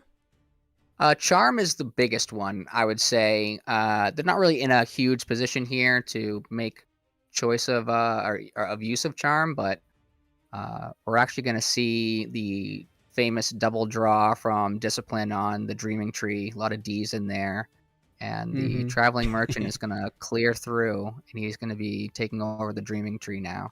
Interesting that we went to the Dreaming Tree instead of the War Camp that we started with. I think that would have been a lot more advantageous for us. That way, it takes not a lot more, but it does take more from the Aurelia player to get through that. So, Yeah, and then you're it's right. this twin brother. Perhaps just prioritizing that card advantage, as you mentioned, with that Dreaming Tree, with the double draw coming in. But now it's time for Azir to try to clap back, pushing forward the Eye of the Herald. So getting a recruit token, going to be swinging in for 3 total might versus the 2. However, does Aurelia have something like a simple on guard? Proc the Dreaming Tree one more time, protect the Traveling Merchant. We saw 1 defy, very unlikely to see 2 in the next 4 cards, and Traveling Merchant does come down. Actually, it does get brought down, but you have 1 recruit to get the Conquer, of course. Yeah, the recruit sticking around is pretty nice value. And then here comes a Brutalizer. I'm just going to have a nice sand token attached to him and see if we might have 1 more here, or are we just going to hold up? I'm trying to remember really the spell suite for Azir here, but I think probably just okay with having 1 guy in the base. Yeah, they do have a 2-cost Desert Call, make a Sand Soldier. It does have repeat on there. So in this situation, just 1 Sand Soldier. They have things, of course, like Hidden Blade that can be played out for 2, which would be decent, but he's playing out for 2 either way. As we spoke it pretty much into this moment, the Hidden Blade coming down on its own unit for a triple draw. Okay, that's impressive. I thought it was going to almost go for Aurelia, but maximize your card advantage every chance you get. So 2-2. But drawing 3 cards never feels bad, does it? That was pretty big since we were running a little low on resources. But for the Azir to now just refill his hand, ooh, that's tough though. Aurelia and a hidden card plus 2 runes up is pretty spoopy. It's going to be tough, I think, for Azir to try to contest this Dreaming Tree at the moment. And then the bad news about that is we know that Ride the Winds and Boots of Swiftness are just lurking around the corner, so no battlefield is really safe from these Aurelia decks. Even the Aurelia champion itself, you can just move it back to your base, target it with anything, any of the 20-something spells in your deck or equipment that do anything. Yeah, so Aurelia just being on the base here and protecting this hidden card, I think is it's going to be an uphill battle from here for Azir. Yeah, absolutely. Especially when we think about the simple fact that that hidden card might be something like a fight or flight. You could fight or flight your own Aurelia, proc the Dreaming Tree. You get 1 for readying it on the turn, 1 for choosing it, and then it's already ready position. So you get to push forward on that Triferian War Camp. So a little bit more efficient than using the legend ability, of course. But even so, if that wasn't a fight or flight, you still can do exactly as you said with that legend. So yeah, really one of the most powerful legends coming to Spiritforged. And we see time and time again why. They have good counter capabilities. They have good conquer capabilities and defensive hold capabilities. So what can't Aurelia do, it seems like sometimes? As a Kai'Sa player, I hear that. It really, they just seem to have everything all the time and just need a single unit to beat you, really. So, right. As you can see, we're even discarding a Draven Audacious. That's how good we're feeling right now with the Aurelia and the Traveling Merchant as far as our board presence goes. Could be possibly looking for the way to gank over to the War Camp this turn. We know the Aurelia is a 5 right now from having been readied.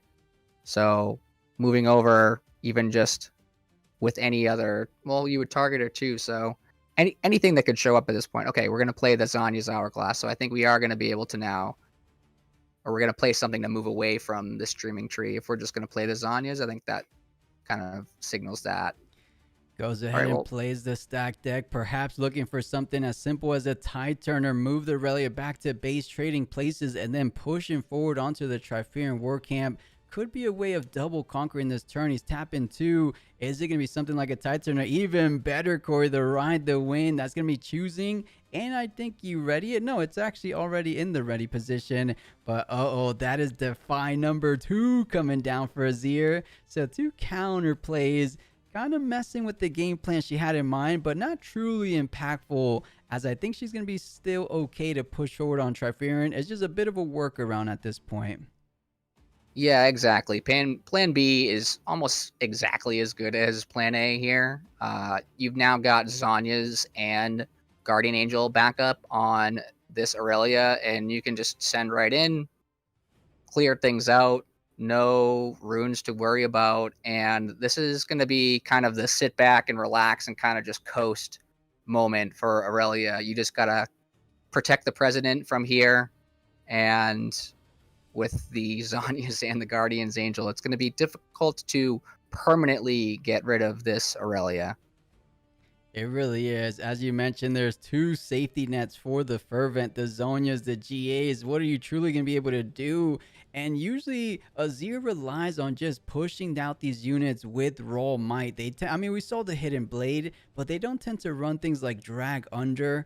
I think that might be the only other kill spells.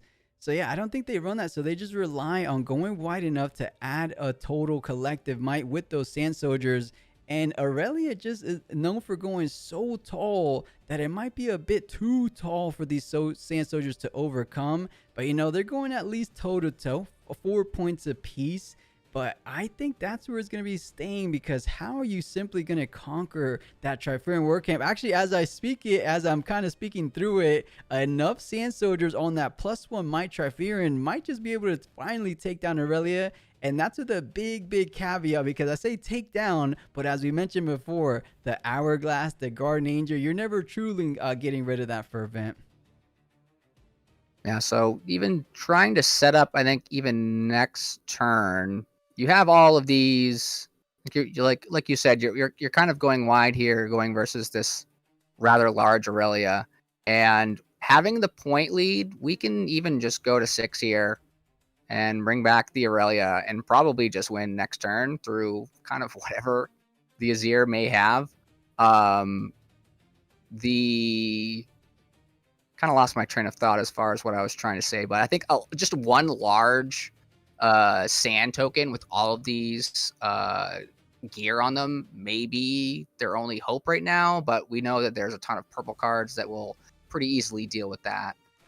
Yeah, and Corey, I don't even mind at all. I know you've been playing, guys. For those that didn't tune in a little bit earlier before we got started, Corey's been in this tournament this entire time. I've been sitting behind the scenes for most of the time, sitting, just pushing buttons. Corey's been using his brain power to try to push through this tournament, and now he finally decided to drop just to join the commentary team. So don't feel bad if anything kind of slips your mind. I think you're doing awesome, as you tend to do, but the on guard comes through, allowing him to ready the Audacious, and that's going to be an impressive 2-point swing from 5 to 7. Feeling good, double conquer. I think this is as good as over, but if there's a single spell, something like an Arise, or is it better to push through with your legend, or not your legend, with your chosen champion Accelerate? I can't do the math. What's more might? Right now, all I can say is, even if we deal with what's currently, like, we have to deal with one, not one, we have to deal with both battlefields, and there are still 2 ways to stop them from coming back. So I think even if we are able to clear through what Aurelia has and then still, have something left over, they're just going to get squished by the swing back, I think, coming here. So, and we're even just going to pull the Aurelia back, not even going to mess around with it.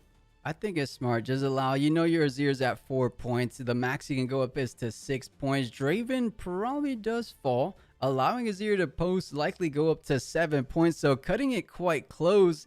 And if we take into account Aurelia, surprising enough, only has 3 cards in hand. Are those the perfect cards? Perhaps something like another Ride the Wind. We saw one get countered earlier, but she could have a second one in hand, or at the minimum, something like Boots of Swiftness. You push Aurelia forward. You Boots of Swiftness, choose it, ready it, get +2, 1 on the ready, 1 on the choose, and then try to gank on over. And is that going to be enough for this Sand Soldier army coming down? We said, what's the better play? It looks like Azir choosing to develop out the chosen champion with the accelerator course. So looking at that Draven Audacious, looking like he wants to take him down. The question is, how many Sand Soldiers do you take with you? I mean, it's simple math, because Aurelia is all but tapped out. So I think you don't even have to invest too much. Yeah, trying to do some math here of what. So we accelerated the Azir, and then we just sent in the token. Oh, of course, the Hourglass Draven doesn't truly die, aka you don't get the additional point, because Draven specifically reads it has to die via combat. So with the Hourglass, it actually completely negates that. So not feeling too good about that, but setting up what he would imagine to be the final front, the final defensive front. Are these Sand Soldiers plus perhaps the champion enough? Or I guess he's keeping the champion in the back to try to conquer both turns, or both battlefields the next turn, or this turn. Interesting. So, okay, I love these plays. I see why this is the highest placing Azir, because as it stands, he's using the Eye of the Herald to the best of its abilities. You're getting max use 2 recruit tokens on the right, and it looked like he was doing 2 recruit tokens on the left to take full advantage of their war camp as well. But I guess he's double thinking it. Was that just that was an undo button? Okay, he kind of like just moved a whole bunch of things around, and I was actually trying to understand what happened. Then No, he moved yeah, a Azir big, back. big Okay. undo there. Yeah, I mean it's the cool play for sure. So I can see how we'd want to go for that first, but I think Koa may have said, well, actually, hang on, style points may not be enough to win this one here. So it's gonna be tough. I don't see a huge window for Azir here. I don't think he's gonna be able to have enough might on both of the battlefields to stop a double conquer this turn coming up. Any 3 cards. I mean, I guess they could be like 3 tie turners or something like that, but very few combinations of cards here, I think, from the Aurelia should do it. Keep in mind as well, Draven, since you're at 7, you technically only need to conquer a single battlefield, but it does make sense to conquer both because in this circumstance, because you're at 7, you're going to get a double draw coming out of Traveling Merchant, and then you have the Fervent, then you have Draven Audacious to push through the big question, because unlike our previous events, we don't have the hand revealed because it is a 1K. There is some money on the line, so we don't want to be unfair to any of these players. Even if we did a 20-minute delay, guys, sometimes you keep that one critical card for at least the 20 minutes until you finally get it off and it changes everything. So I don't think there was enough delay to do, so we decided just to hide the cards, which I think was the proper play for an event like this. And Defiant Dance is a quick way to be able to change the combat math over here. I think the math was 13 if I did that right now. So this Defiant Dance is going to bring that down to 11, and the Aurelia, depending on if they use their legend here, is going to get +3 or +4. But we've got a Not So Fast. Yeah, so Not So Fast, there is part of that spell that targets one of his guys, so that is going to stop the Defiant Dance from happening. Yeah, interesting enough. What is plan B going to be? I was just going to say, interesting enough, you still get the +1 draw from Dreaming Tree because you chose your own target. On top of getting just 1 might, you're not going to get the whole 3 might package, but at the very minimum, you get the one for the same idea that you get 1 draw for choosing on Dreaming Tree. You still get the +1 might for choosing the Fervent. So something to keep in mind as well, but it looks like with 5 remaining cards, 6 remaining runes, you should have enough combat tricks, but perhaps not, Corey. He's digging through the deck. Maybe he doesn't have the exact combo pieces he needs. You can also just do a bunch of damage to this battlefield, let the Aurelia die, whatever spell it is that you're going to play during this combat, potentially, you can just play to use to target the Aurelia to ready her again, and I think that plus the Audacious is going to be pretty good. So, well, what happened here? Yeah, what happened there? He messed up. I think we did this backwards. Yeah, that's a little switch that one, reverse it. Yep, that's the one right there. So, okay, Yeah. So cleared out a lot in that Dreaming Tree. Just let the Aurelia down, and of course the Guardian Angel stomps it from dying at all. So keeping all of the buffs that we've had up until this point. Another Defiant Dance going to be coming in with the Draven Audacious this time, though. So this might be the beginning of the end now for this game. I think so, because you try to push it. If you get the victory here, you win outright. If you have one more combat trick, you still have your Fervent sitting pretty in the back. It kept all his might increases from the previous push. That is a big thing to note. Guardian Angel doesn't send it to the drop, or to the trash, I should say. So it doesn't reset his might. It currently has the exact same might from that, and that is a GG scoop. The Draven Audacious doing what he tends to do and just kind of accelerates the game plan. But honestly, I think Aurelia had a firm grip of that game number 1. Let's see. Azir, as we mentioned before, he is the highest placing Azir as of right now. I think he was sitting around, was it 9th in the standings so far? I can't remember. He's the highest placing Azir by a mile, I'm assuming. I can't imagine there's many more than 2 or 3 Azirs, but he is certainly the only one in the top 8 running. But here are the people we know for sure have made it into our top 8. Kasamo on Sivir that we saw once before. It was the Miracle Sivir. No, the Aurora Sivir. For Miracle fans, Prismatic or Prismaticism, that's 2. Miracle Draven. Colin is playing Draven. I'm not 100% sure He is of playing. what. Or maybe we don't say the legends. We just say the players, because I don't think all the Okay, players sure. know. Okay, We'll got it. reveal the legends soon enough. At least the Deal. distribution. But I think the rest of them, there is 1, 2, 3, 4, 5 people now fighting for the final 4 spots. Nice. And yeah, like Corey hinted at, and apparently I'm Corey as well. I kind of messed that up. Thank you, GG.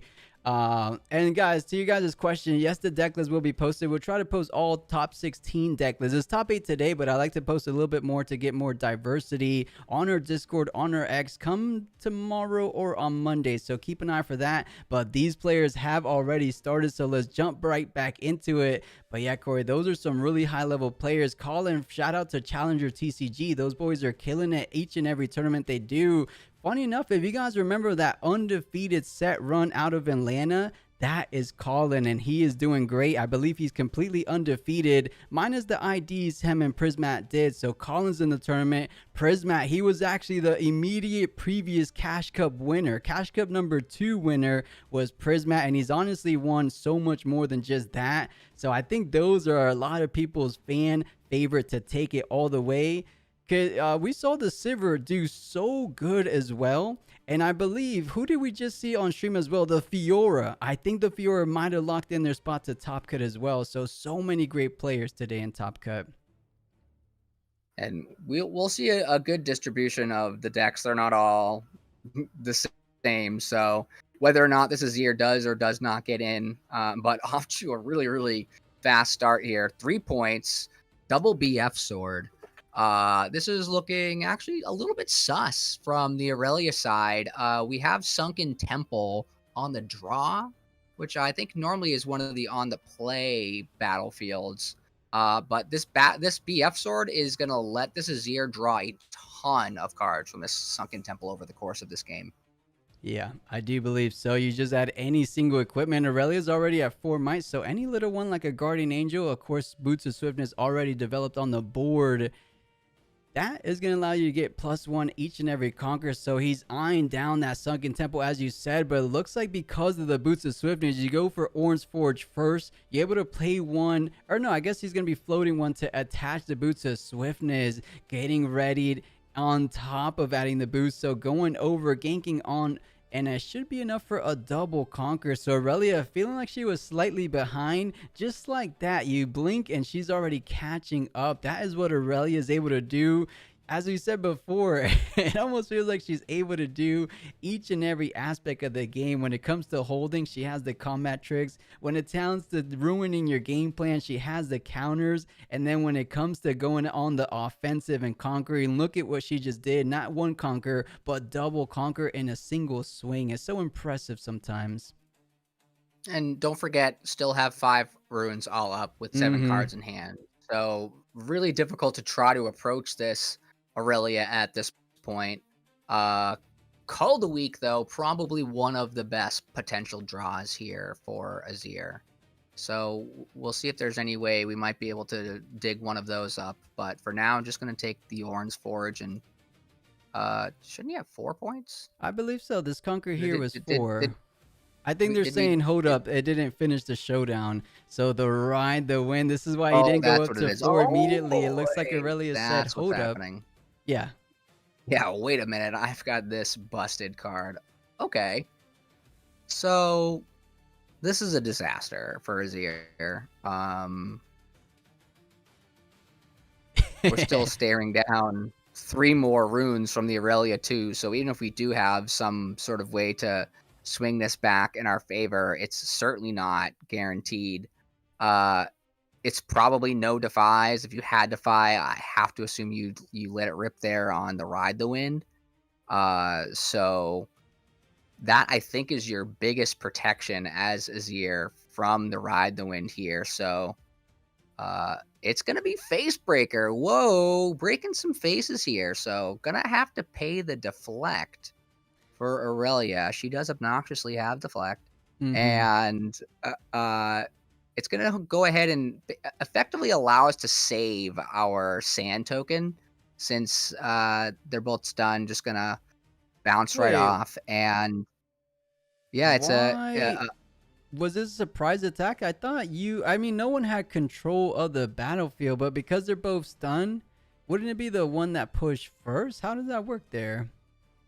So when you move, let me see here. So when you move it, I would You're the assume the biggest. attacker. Oh, Because yep. you were the attacker. You were designated on attacker on starting the showdown, then surprise attack, but Aurelia was still the defender in that situation.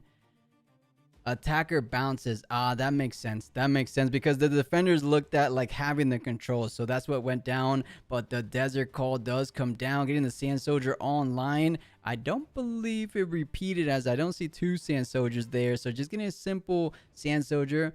And thank you, Chad. That does make a whole lot of sense. But to make matters worse, a hard bargain coming down, nullifying that same. Man, Aurelia seems to just have all the answers. Or Zir can't catch a break in this match.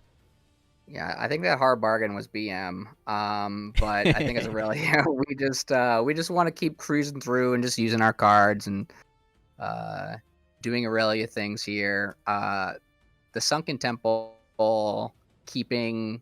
Oh, looks like we're gonna get the draw. We're actually not gonna take the draw. We need our runes this turn. Yeah, so just trying to maximize the rune efficiency here. Stack deck first, and then deciding on what you want to commit to this game. It looks like anything he does doesn't seem to be a bad play. He doesn't have enough for something like a Draven Audacious, but trying to retreat back to Aurelia, or perhaps trying to just gank on over, conquering up to 6 points. Did she already gank over? I think she did. That's why she's at 5. Held the Orns. Yep, held Orns Forge first. All right, we found a stack deck, presumably off that Discipline. So Aurelia with the point lead, not at 6, so it's not completely out of reach for Azir this turn. Only having the 1 unit, at least currently, only being able to represent going up to 5 as well. So I know the Azir Chosen Champion has Accelerate, so depending on, it's just a traveling merchant. So no worries about Aurelia getting thrown onto any battlefields of yours. You pretty much have the green light this turn from Azir to set up what you hope is going to be a formidable enough battlefield here to stop the Aurelia next turn. Actually, they can't even win next turn. So this is actually this is going to be a big turn for Azir. So if they can Arise is the one. I was just going to ask. I'm like, hey, what is the name again of that signature card that Azir has? Mm-hmm.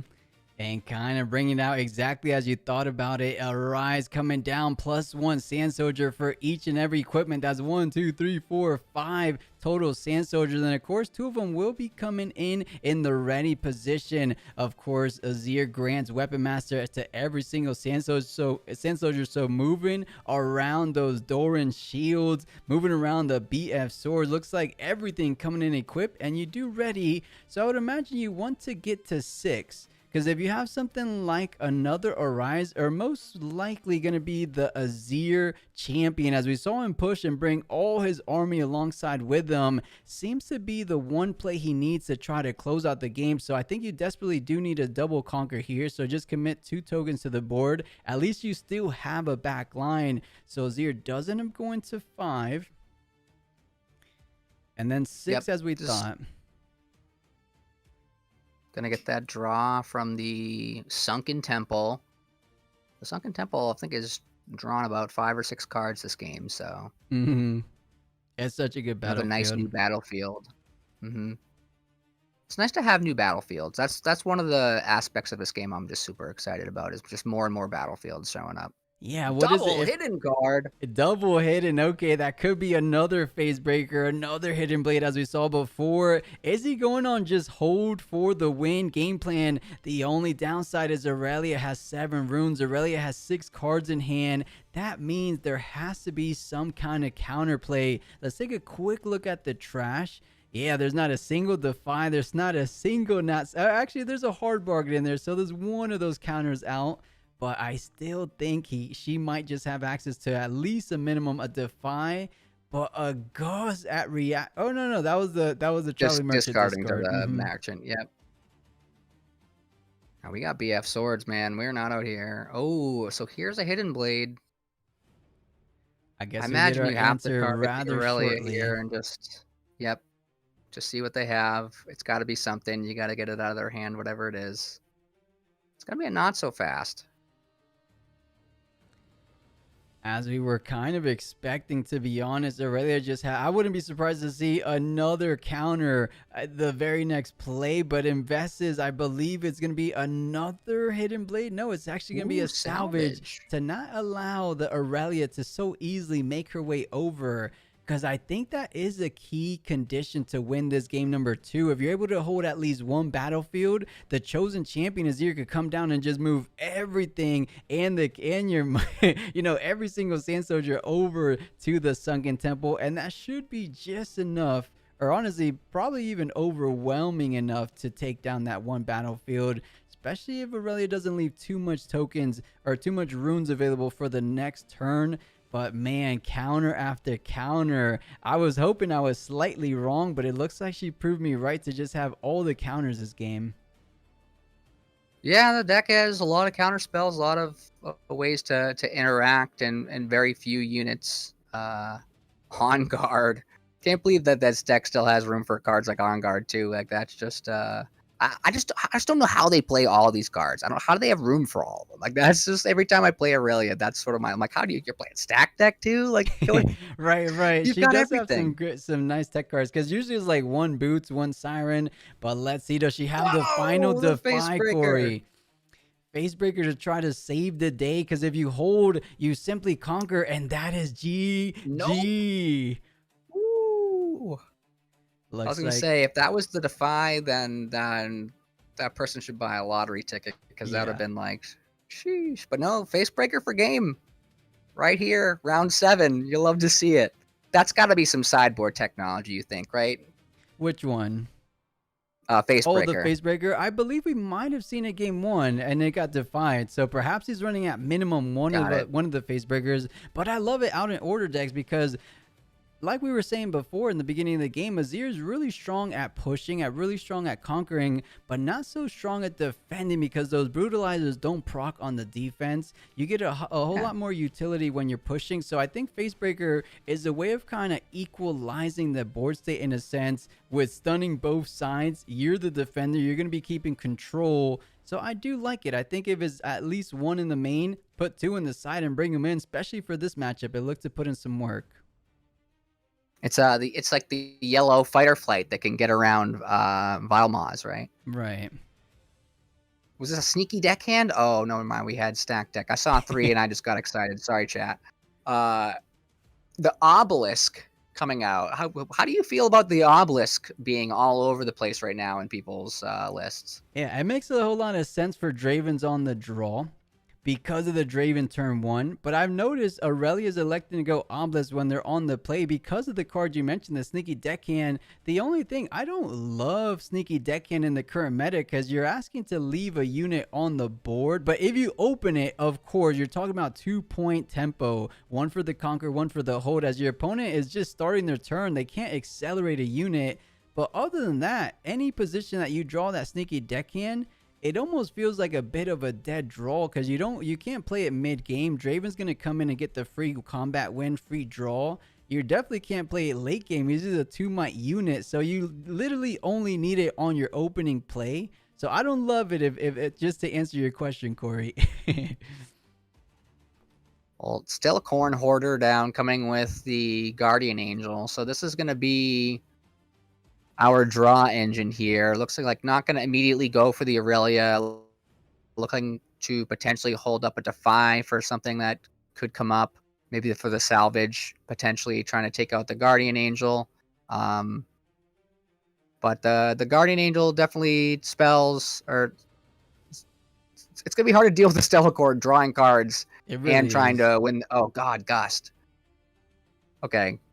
Gust is kind of a messed up card. I think people are not playing nearly as many Gusts, like maybe in their sideboard at least. I know some decks probably don't want to play main deck, but having more cards that just cost 1 sometimes it's just because, like, when you're looking at your opponent and they got 2, you're like, okay, they're gonna have like anything, right? When they've got 1, you're like, oh, they only have 1 up or something. But there are some 1-cost cards that are just so powerful, and Gust there taking out permanently an attacker there and leaving the board wide open here for Stellacorn is pretty nice. And that is an Adaptatron sighting we have, chat. That is right. Adaptatron coming out to play. But, you know, Corey, I 100% agree. I think one, Adaptatron is a great sideboard piece, but of course Gus as well is a really good side inclusion from Aurelia. I don't think you main board it per se, but in positions like this against an Azir deck, it does seem to be quite fruitful when you're able to get it off. Of course, Azir though, it's a tough time staying below 3 with those equipments attached to it, but sometimes you catch Azir off guard, and it's such a low investment. You know, the biggest investment is actually including it in your deck because you're limited to exactly 40 cards, but other than that, it's just a single card. Aurelia has Stellacorn. You're able to draw more cards where that came from, but I'm loving the Adaptatron coming out. It should put on decent enough work, but you're just killing one equipment at a time, and there's just one too many equipments coming out from Azir. A rise for 4 here on turn 2, by the way, right? Right. This is our second turn, right? Because turn 3 because of the obelisk. That's a pretty big chunk of fellas. Yeah, it's a big tempo swing, I feel like. Okay, we gotta get one on. One of them's gotta. Oh no, I guess we're probably gonna leave the Guardian Angels as is. No reason to really trigger that. So we're gonna Weapon Master pretty much everything else. Interesting that we. Well, I guess the Adaptatron's gonna kind of just snipe something anyway. So and probably go for the Guardian Angel. So yeah, it looks like. It looks to me you want to push up with the Silver Shears one to get that Death Nail online, get the additional draw because you're running rather short on card advantage. So it looks to be the play. Valmon's Lair, you're locked in. You have nowhere to go. At the minimum, you will be going up to 2 points so far for the double conquer this turn. So I like what he's doing because I believe it is Death Nail draw 1. And then, of course, it's an equipment. So it just returns back to base, allowing you to continue that Death Nail trigger over and over again with your Sand Soldiers. So not in a terrible position. Let's see how much use this Adaptatron is able to get done on her turn because Azir is tapped out. To my knowledge, Azir could maybe play Call to Glory, but there's no buffs on the current board unless you play things like War. Actually, you can't even play Warmox because it's an orange. So yeah, there's no counterplays, just straightforward math. Adaptatron should be able to conquer the Valmons, and then perhaps the Stellacorn Herder can take down the remaining with a couple combat tricks. At least you want to move the Stellacorn to get a little bit more draw in there. Yep, down to 4 cards at this point for the Aurelia. A lot less than you usually see around these times. So I think that's going to be what they're thinking is they really want to make sure that this Stellacorn sticks around so that they keep the gasoline going. Adaptatron, though, coming. Okay, so here comes the Stellacorn. We are going to move right in, get the draw first. And just trade? Okay. Oh, wait, no, we have the Zanyas. Of course, yeah. When they put in the discard for a second, I was like, wait, what did we just do? Okay, so we're trading the Zanya's not a great trade there if you're Aurelia. Not exactly the way that you'd want to do that. But the Adaptatron is going to come in now and is going to nug the BF Sword. Yep, so the BF Sword's going to go down. The Adaptatron now is stuck in the Vialwaz, which is of note. Ride the Wind being able to, or a Tide Turner or something might be able to free it, but that is actually pretty important for the rest of the matchup here. You don't really want that Adaptatron just taking out one of your equipment every single turn.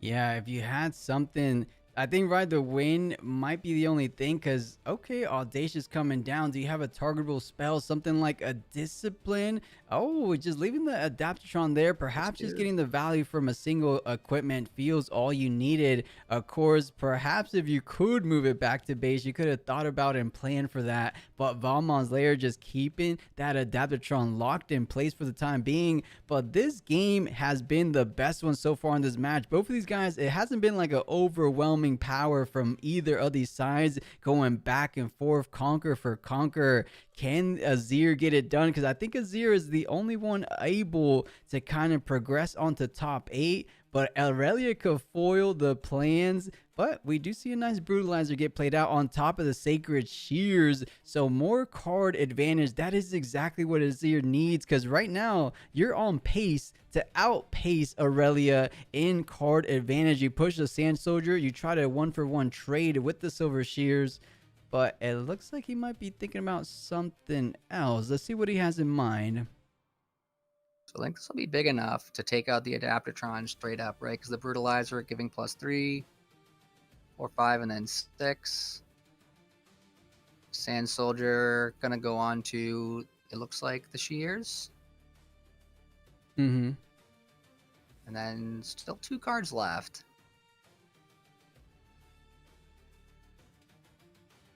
Is that a hidden card I see coming in here? Okay. Could be Facebreaker alert, chat. Facebreaker lookout, potentially. Guards is the other hidden card, Right. pretty much, I think, at this. I think that's... Hidden Blade also. So that's kind of what's potentially here. So we're going to get the Shears up here onto the Sand Soldier. That's going to make him, what, a 1, 2, 3, 4, 5 when we pass the turn? Okay.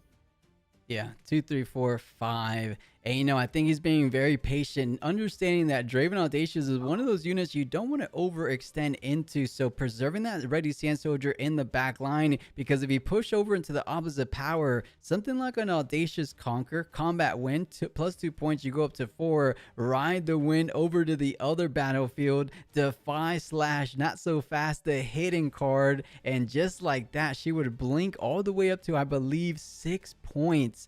So yeah, I think he made the right play by preserving that Sand Soldier, as well as preserving the Guardian Angel at that. But we said Audacious is hungry for some conquer points, pushing it forward on Valmon's lair. And you're right, Corey, it was guards. I believe that creates a Sand Soldier token. You may play it ready, but at the minimum, you're going to get at least 2 additional might on this battlefield. Yeah, I think you have to play it here. No, play it too. So okay, you could play it anywhere, actually.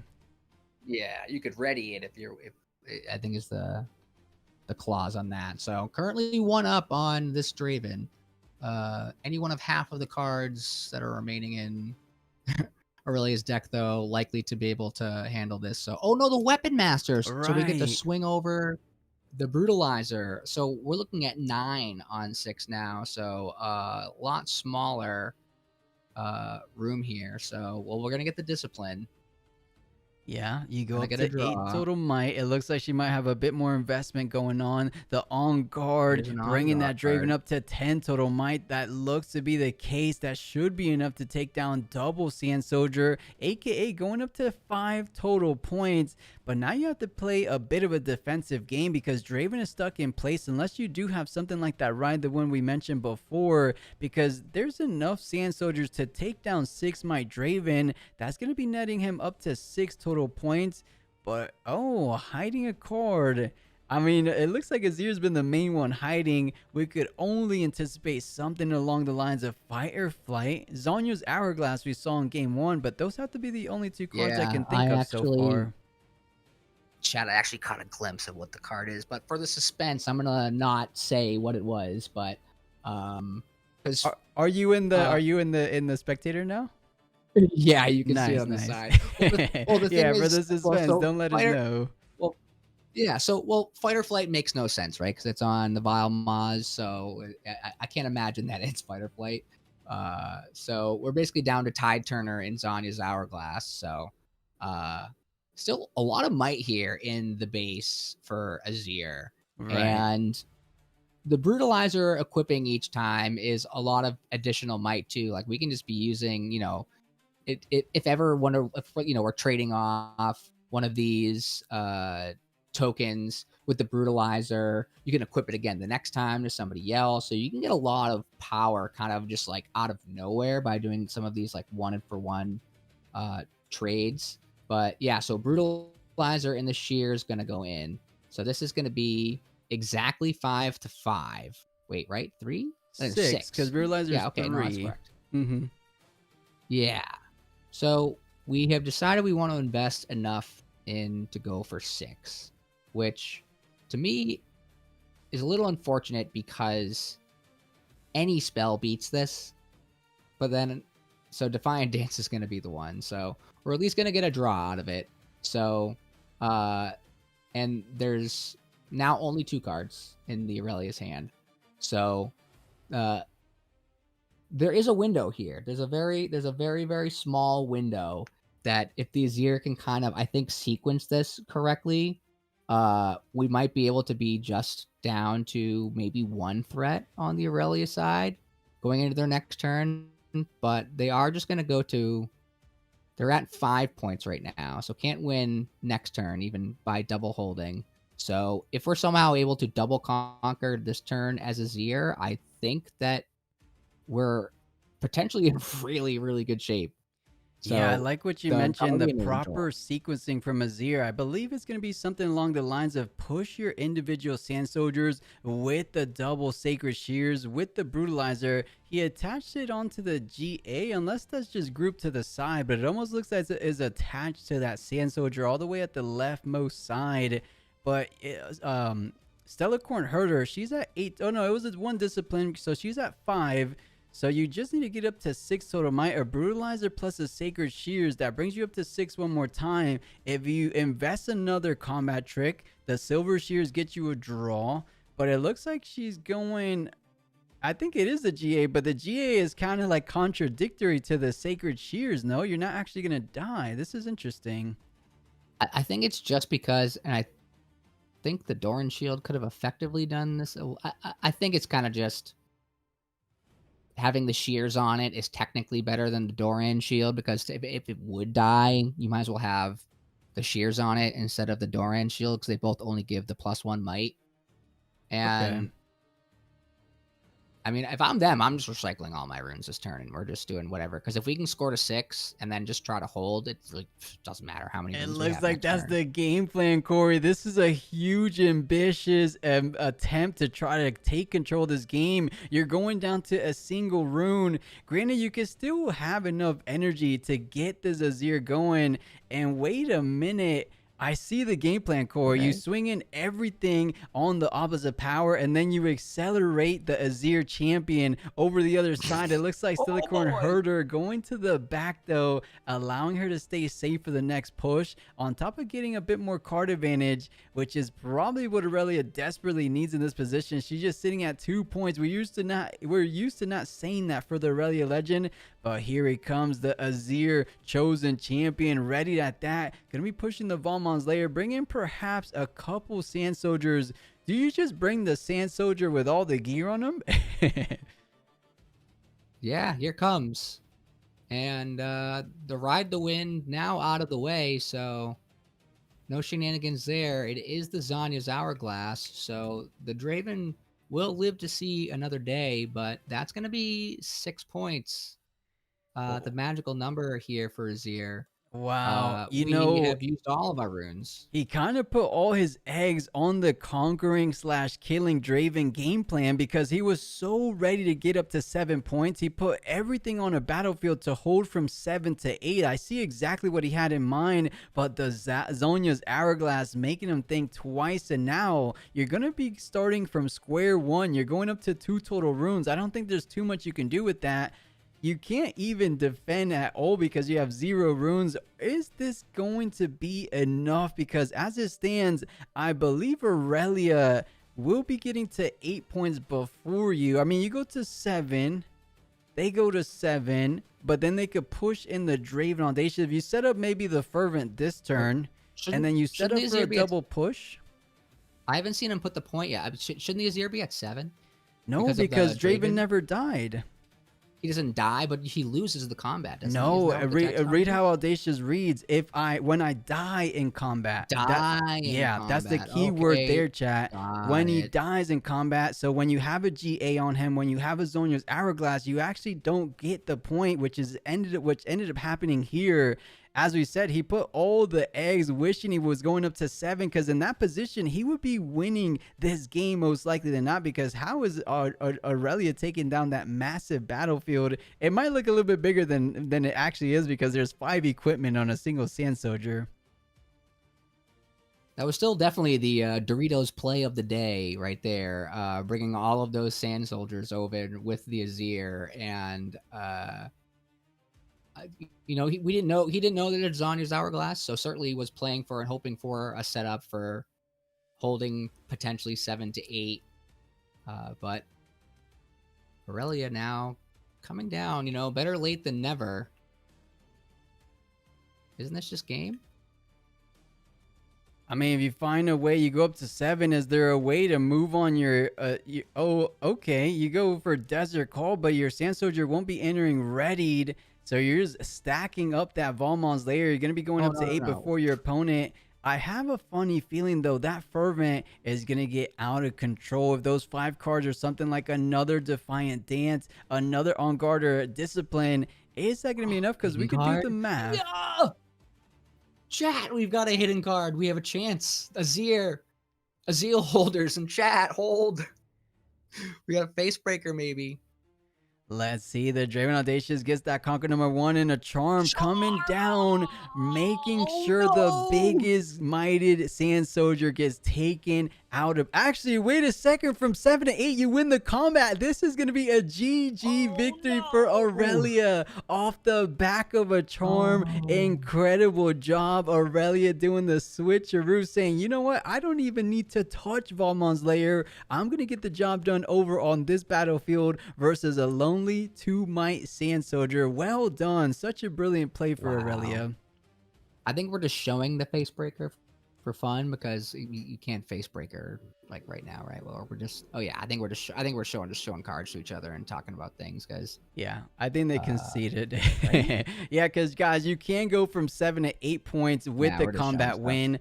So Corey, let's go ahead back to the commentary booth and we'll go on a break, as I believe this was the last match remaining. So I think oh wait, that's the wrong scene. Chat, you know we're tired, or you know I'm tired. We're approaching a 9.5-hour tournament and we haven't even started top 8 cut, which yes, that will be today, so stay tuned for that. But Corey, hopefully that was a good match to cast. I believe you're still gonna be hanging out for at least one more round, Corey. Is that right? I'm hanging around as long as you need me. Oh, you're the best, Corey. Let's do it. We'll figure it out as we go. But let's go ahead on a short intermission. I say short, but I have to do the pairings for Top Cut. And these are new tournament rules for the first time in Runes and Rift history / Riftbound, maybe. I don't know if they've done it before.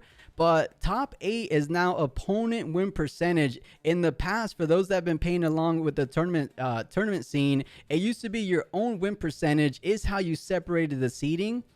Now it's opponent win percentage, so that's one thing that's different. The second thing that's different, we're trying to follow all the regional rules, all the tournament rules. The second thing that's going to be different from previous events is that for the first time ever, higher seed decides turn order. It's always been random in Top Cut, but today we're trying to do the best we can to follow suit. How do you feel about the turn order deciding by seeding? Are you a fan of that? I think both changes are W changes. The opponent's match win percentage is a significantly more meaningful tiebreaker to me. You know, I think the people that played against stronger opponents should get rewarded in a tiebreaker. And I also think that we call it, you know, the modified play draw rule where top seed getting to choose. I think that's also great because it incentivizes people to play out more of the tournament if that's something that's really important to them, because being on the play throughout the entire top 8, that is a very big advantage. Oh, huge advantage. You know, I want to say it was not one of the reasons Colin did so well in Atlanta, but it definitely helped. He was the highest seed, #1 seed out of Atlanta, so he was on the play with his set deck each and every Top Cut, so he just kept on winning. Is it going to be a similar story here today? I am so excited. Chat, we'll be right back. We'll try to do the shortest break we can as we pair the final 8 players. Like I said before, 86 players entered today's event. Only 8 of them will be walking away with a portion of the $1,000+ today as the Cash Cup commences. And when we come back, we'll get the deck distribution for top 8. I'm pretty sure it's somewhere in the neighborhood of 50% Draven, love it or hate it. It is just the reality we live in right now in set 2. But don't go anywhere, guys. We have top 8 cut remaining, so we'll be right back.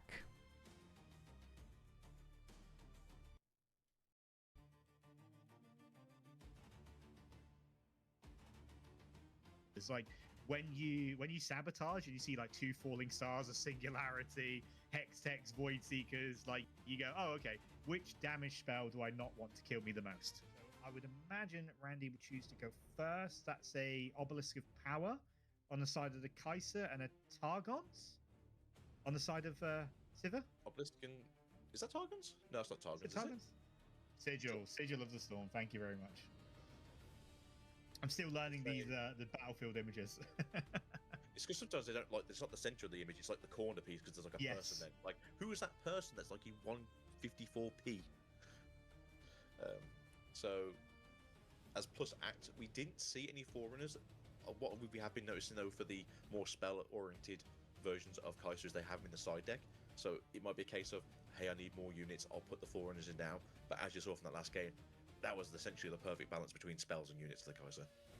Yeah, it was really, really good. So Sigil, when you conquer here, recycle one of your runes, which actually benefits Sivir really, really nicely, because obviously the legend ability says when you recycle a rune, you get to play a gold token. So it kind of replaces itself. And then the obelisk is the extra rune at the start of your turn, which again benefits kind of both players at this point. So even battlefields, I would say. We can do that, yeah. Let's say no. The good thing about this is as well is no one really doesn't benefit from having the extra rune, normally speaking. So, but yeah, the Ezreal's... Ezra turn one. Turn one. Jesus. Oh, and the scrap as well. That is ideal. That is the best opening hand I think you can actually get. How's your turn one play? Perfect. Yeah, I got 7 cards. What's your turn one play? Not 7 cards. Yeah, exactly. Yeah, so this should be an interesting matchup now. Like, we'll see how the sideboards have favored both players. I don't know if the Kaiser's going to switch out, like, be less spell heavy. Like, are they going to run slightly more units in the main deck? Like, do we see watchers and stuff like that come down? We'll see as the sort of board develops. But I imagine a purple's going to do purple things, and we're going to probably see about 50 cards in the hand of Randy. Quite possibly, and probably very soon as well, maybe by turn 3. I think with the Kaiser, they're in a very good sort of position where their main deck is just very good against these boards that want to drop these 6-might units, because besides Mind Splitter, I think everything is going to be 6 or less, so Singularity is always good, Falling Star is always good. Deflect, I'm not sure if there's Deflect in this. Is it the Sivir has Deflect? So it's the only thing you really have to start paying costs into, but overall, Spellslinger into Sivir is very detrimental to Sivir. Yeah, exactly. Does Sivir have Deflect? The purple one. It does not have Deflect. Has accelerating ganking if you spent 2 power this turn. But it's still good keywords. But no, unfortunately, it does seem to be a case of the biggest sort of counter to a Spellslinger deck would be some Deflects and the Camel. So hopefully he's playing a Camel. Yeah, we'll see. We haven't seen anything different in the board at the moment in terms of what cards he's got in hand. Have we seen any sideboard cards? But a little bit better tempo, I think, from the Sivir player here at the moment. Like having the Ezreal, and we've got Cold Shot basically for free again. This is, when people like complain about purple being really strong, this is the reason why. No. It's just like keeps getting away with it. It's like, no, he's not. He's only drawn 12 cards this turn. Yeah, exactly. Yeah. He's just doing fine. But no, I do agree. He's on a better tempo play. He's not 2 points behind at the start of the game. He's in a much better place than he was before. Obviously, the Kaiser there can test any battlefield that you do walk into. So, not necessarily the best position for the Ezreal here, but at the same time, I'm not unhappy with it. No, and the Sivir gameplay style is completely different. Like, it's very much like, I want the best possible hand, and then I'm going to start taking points. Like, you can see he's just playing it safe, building, the right cards in the right place.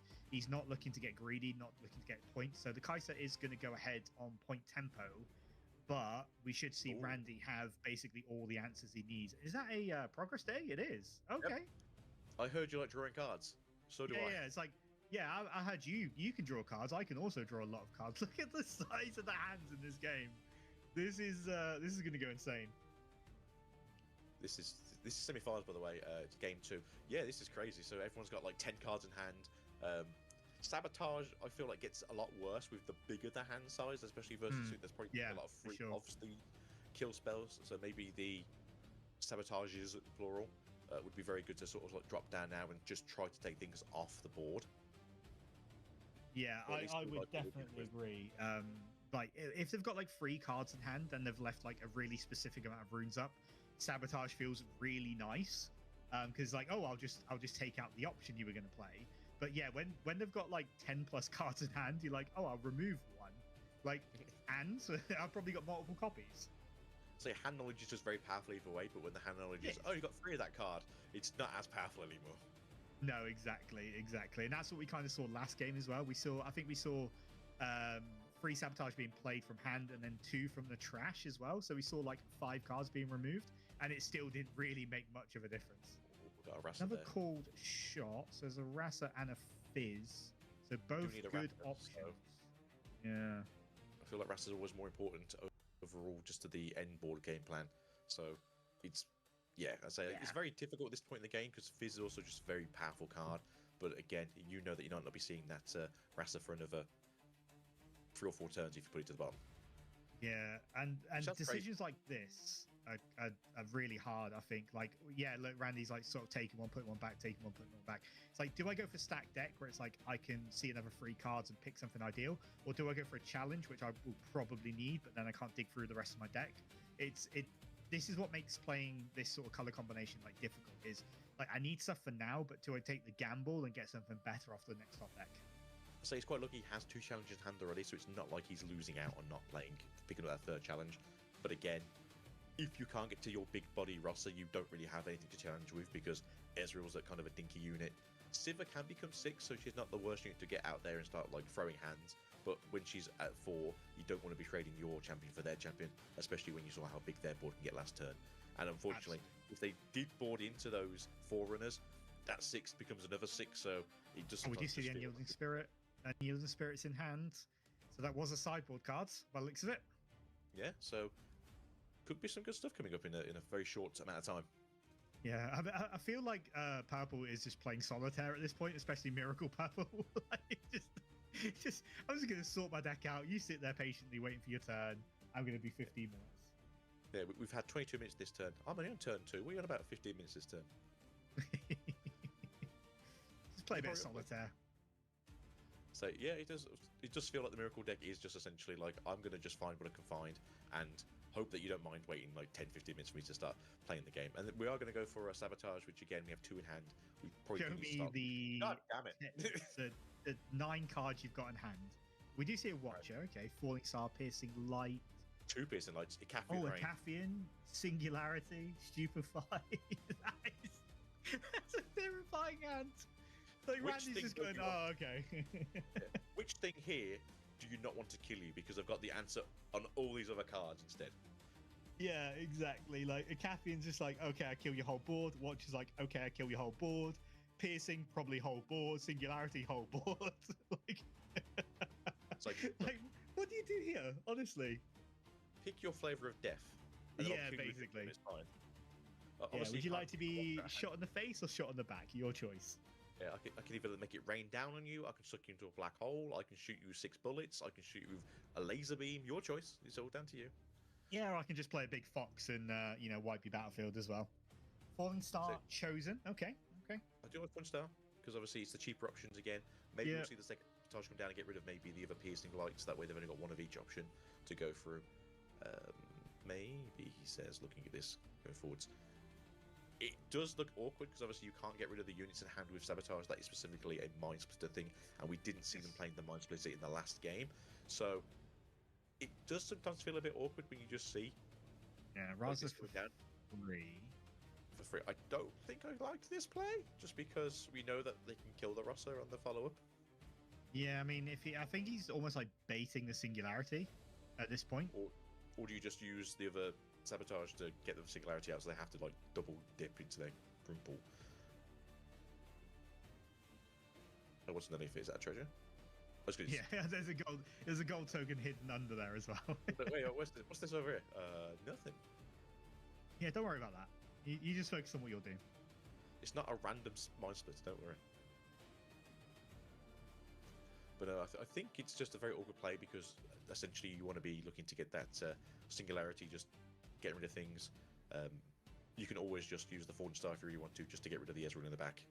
So it is a very awkward sort of situation to be in now, knowing that your demise is in the hands of your opponent.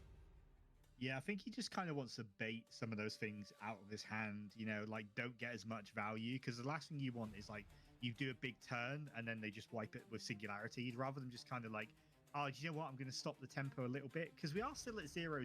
I feel like these turns are going on for about 5-10 minutes each. So nothing's actually happened in the game of Riftbound yet. Both players have just been kind of fixing their hand and drawing cards. He said, how many cards do you have in hand? He goes, enough. Yeah, a lot. Yeah. Not as many as you, but enough. Yeah. I know. It's wild that this Kaiser just played a progress day and just be like, yeah, cool, I'll just draw. I've got enough turn. Yeah, I'll just play progress day. Here you go. So I've now got 10 cards. You've only got 9. Yeah. Wow. Singularity coming down, obviously discounted slightly for the Kaiser Legend ability, but still costly. Still costs 6. Yes, So he's not going to have much use here. We do see the Unyielding Spirit come down, so yeah, he was baiting the Singularity there, knowing that he could leave one rune up with the Unyielding Spirit.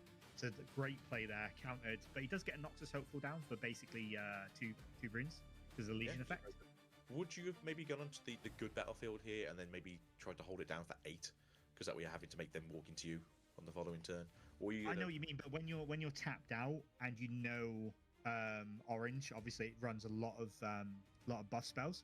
Do you see another Unyielding Spirit picked up in hand? So he does run at least 2 on the sideboard, I would imagine. So this is really good for him. This is exactly what he needs in hand to counter the crackback, because he knows he's got big units, and obviously the Kaiser player doesn't know this, but orange do run things like punch first and cards that have really nasty combat tricks.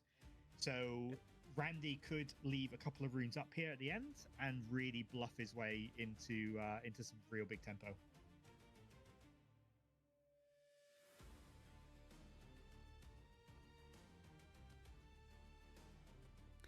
And just like that, guys, we are back. We knew it was going to be a shorter break because there's only 8 players remaining. There's not a whole lot of things going on the back line. You should have seen me scrambling around when there was 86 players to deal with. I was going a little bit crazy. So nice and calm now that there's only 8 players remaining. And I am excited. We have the full deck distribution, a whole lot of great legends. Corey, what legends ended up making top 8 today? So we've got, if you're a fan of Chaos decks, then stick around for the entire top 8. So we've got 4 Draven decks that made it through, so 50% of the top 8 going to be there. 3 of them are going to be on the play in this round, according to the new play draw rule. And the lone non-Chaos deck is going to be Fiora, and the Fiora is going to be our number 5 seed. So they're going to be playing against a Draven on the draw in the first round. And then our 3-6 matchup is Draven versus Ezreal. That's actually going to be featuring Prismaticism. A Draven mirror for the 2-7 seed, and our 2 seed there is Colin, and he'll be on the play for that mirror match. And what we're going to be watching here, folks, for this top 8 match, we're going to be watching our number 1 seed, Kasamo rather, is going to be going against the number 8 seed Tiger Death playing Ezreal. Yeah, so you heard it right from Corey. That's going to be Sivir, the Aurora Seer we saw earlier in today's Swiss bracket versus Ezreal. We haven't get to see any of Ezreal in a full match, so I am excited for this. I know Nurov saying, watch Tiger Death. He's someone to keep in mind, but chat, just like Corey said, there's 4 Draven, 1 Sivir, 1 Fiora, and 2 Ezreal. That is the full top 8 distribution. Actually, I don't think too many people will be surprised for me to say that, but when money's on the line, these guys are bringing here the best decks. Let's go ahead and tell these players it is top cut time. I'll go ahead and press enter on this time clock, and let's go ahead and join them for the first round of top 8. It is quarterfinals time. As we said, as Corey said, Ezreal versus Sivir. Starting on the obelisk here, so the Sivir already off to a decent start here, and the stack deck is gonna presumably be looking either for whichever we're missing, a Ramp Piece or the Dazzling Aurora. I mean, the overall strategy at the end of the day of these Aurora decks hasn't really changed. They've got some new fancy tools and some fun little gimmicks to add to what they're doing. But overall, going to be exactly the same. But a pretty important card here, Malzahar. This was a set 1 card, guys. I don't know if you guys remember what it was, but this Malzahar actually can do some pretty cool, fun stuff in the Ezreal deck.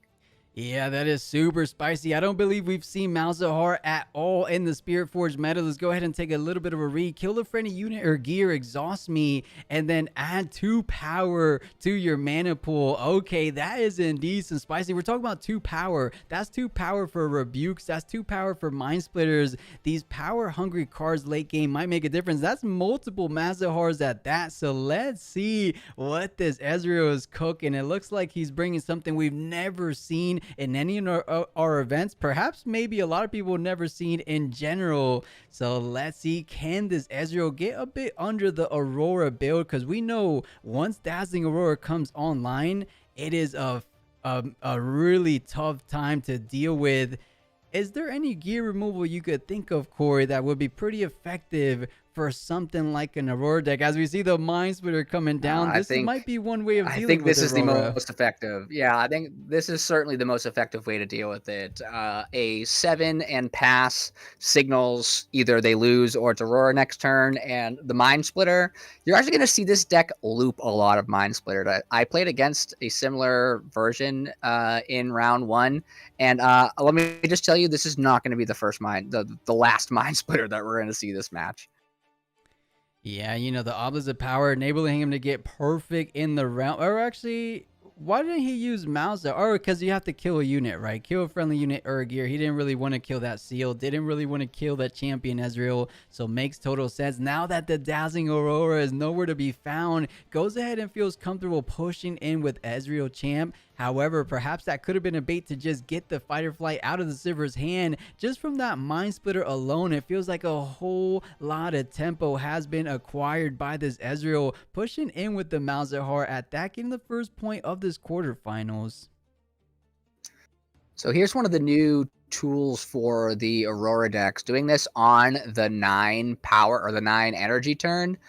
Repeating this called shot, if you're able to find the Aurora here, is going to be pretty nice. Being able to dig for 4 cards through like that is just making these decks a lot more consistent.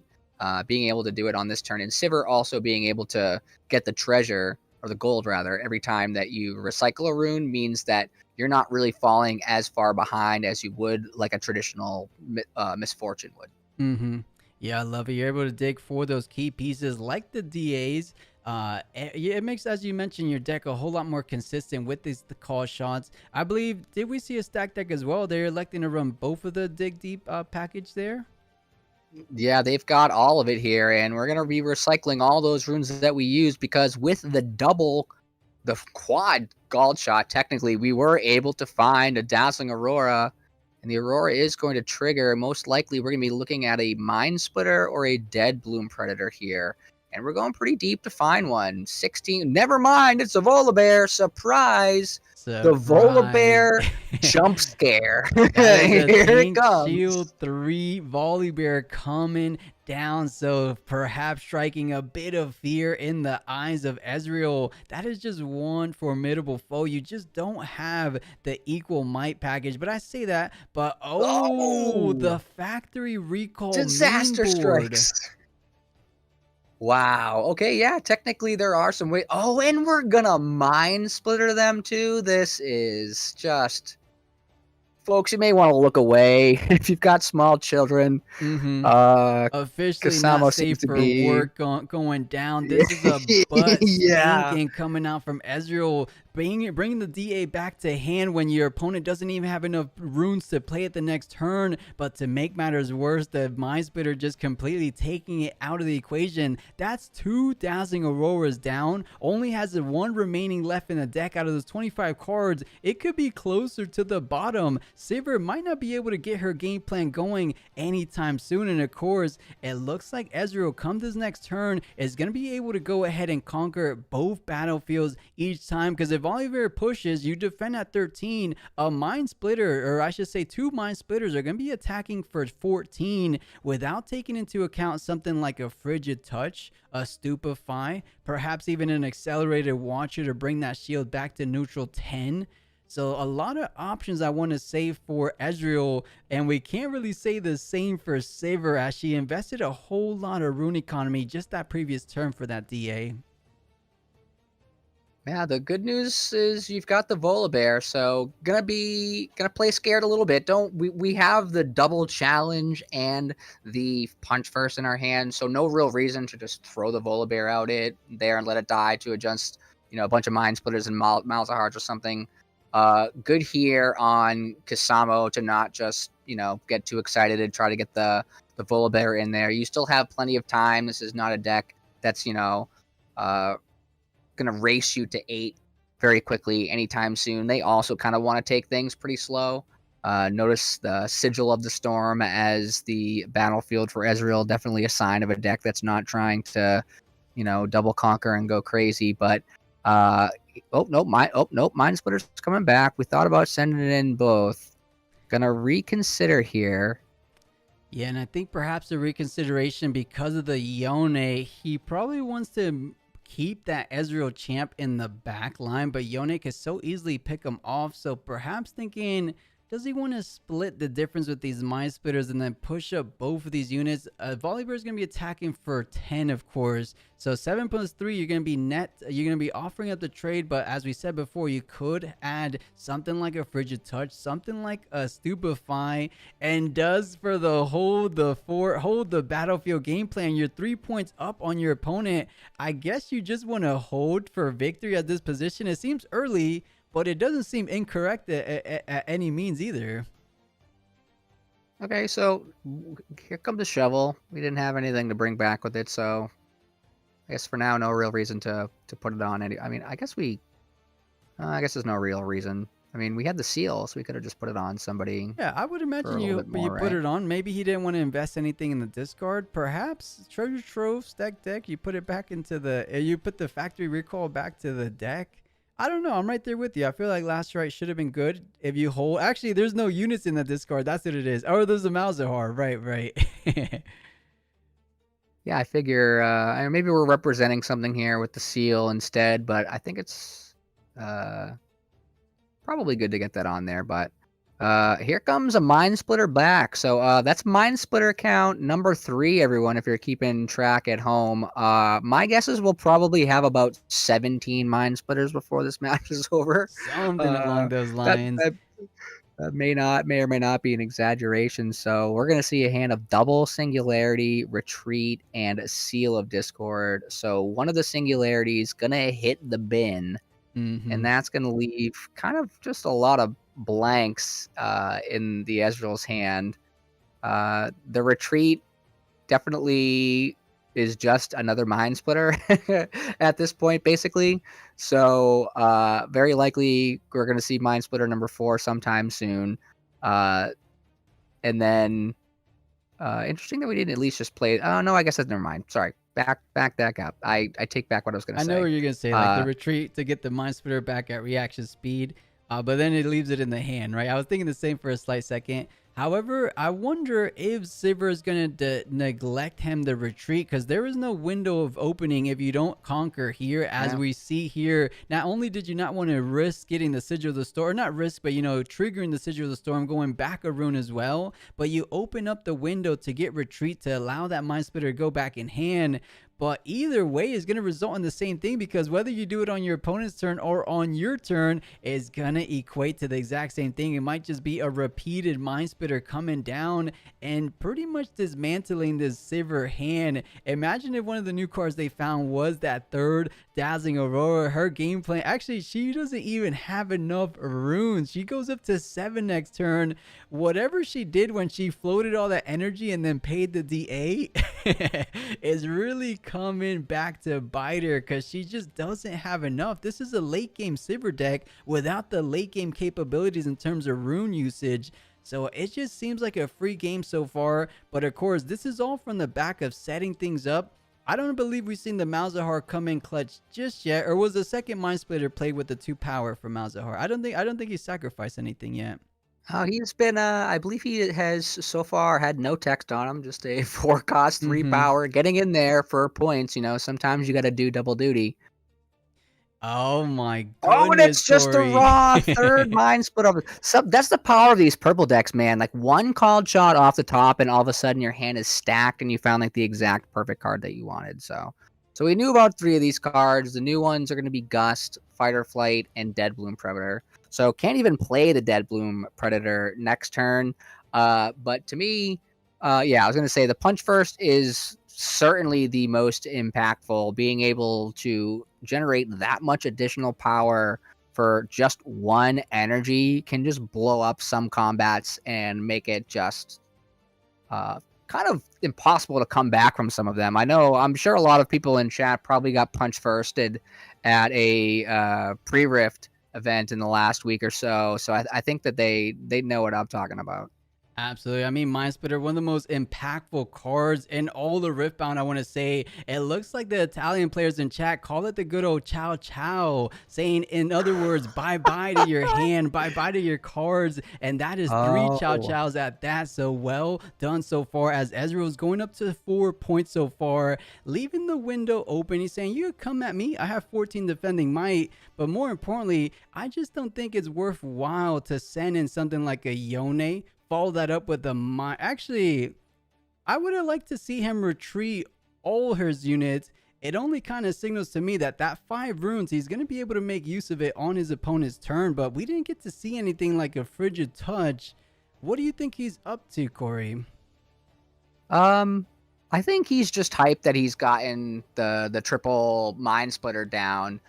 We know that there's a retreat. It could be a second retreat. If he's leaving them both there, my guess is that he found another retreat, and if we're just gonna retreat both of those, that's gonna be pretty tough. So the Chow Chow counter is just gonna be climbing and climbing. I said 17, and I was joking, and I think we may actually get to that number if we get to 3 games. Oh, I think you said it perfectly. Is the retreat, right? So he sends in, tries to invest over 14, but you're actually falling into the play he wants. He wants you to overextend. He wants you to have units on the battlefield. And it looks like he has to do what he has to do. So sending in Mind Splitter, perhaps just offering a trade 1-for-1. He knows the retreat's in hands. He's saying, Chow trade? Oh, okay. Stupefy. Stupefy. Oh, baby. Okay. Not good news if you're Kasamo. Oh, yeah. A bit of bad news bear for Kasamo. That's just 6 might. And he was so I want to say tunnel vision in a sense on that retreat play, forgot about other counterplay options like a simple Stupefy, bringing him down a size. But of course, as a 2 can play at the combat trick game, the challenge will be deployed out. The Volibear doing 10 damage, vice versa, 7 damage on himself. But the retreat coming in to save the Mind Splitter, and the showdown is still going down. It is still 7 might to the 6 current might, and as it stands, he is winning it. But we did see there was a secondary challenge. You might as well go for it one more time, but instead goes for the fight or flight, funny enough. Yeah, I didn't want to lose his Volibear there. That's enough damage between the 2 challenges to be able to... Oh, no, because we retreated the Thirst one. Maybe that's what he was thinking, but it got retreated, so no damage was done there. So I think challenge has got to be just better. Well, actually, he's got the... never mind. You kind of want to just fight or flight this because you don't want a Mind Splitter in the discard for the last rites. True.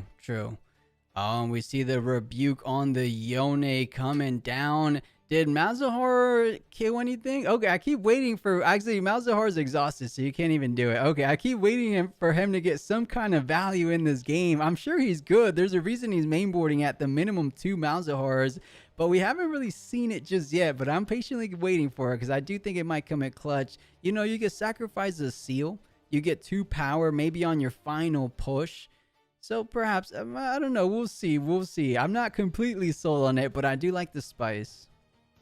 Yeah, the interaction with Treasure Trove is certainly nice, and the times where you're able to get that extra power. I mean, like you said, there's a lot of heavy power cards here, you know, Rebuke, double chaos, the Mind Splitters, double chaos, and this deck wants to play a lot of Mind Splitters, so it's going to be trying to hit that double chaos every single time. So Malzahar, sometimes he just needs to turn something into 2 power to have that be affordable.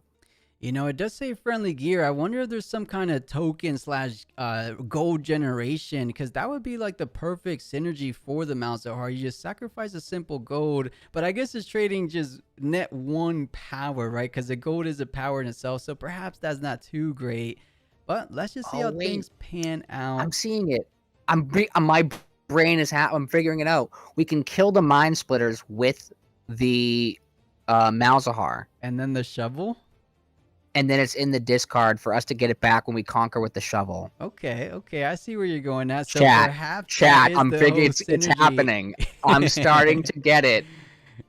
Oh my god. Okay, so yeah, so that's a potential line that you have there. So wow, the shovel is like low-key one of the better cards from Spiritforged, and I don't think it gets enough. I don't think it gets enough talk.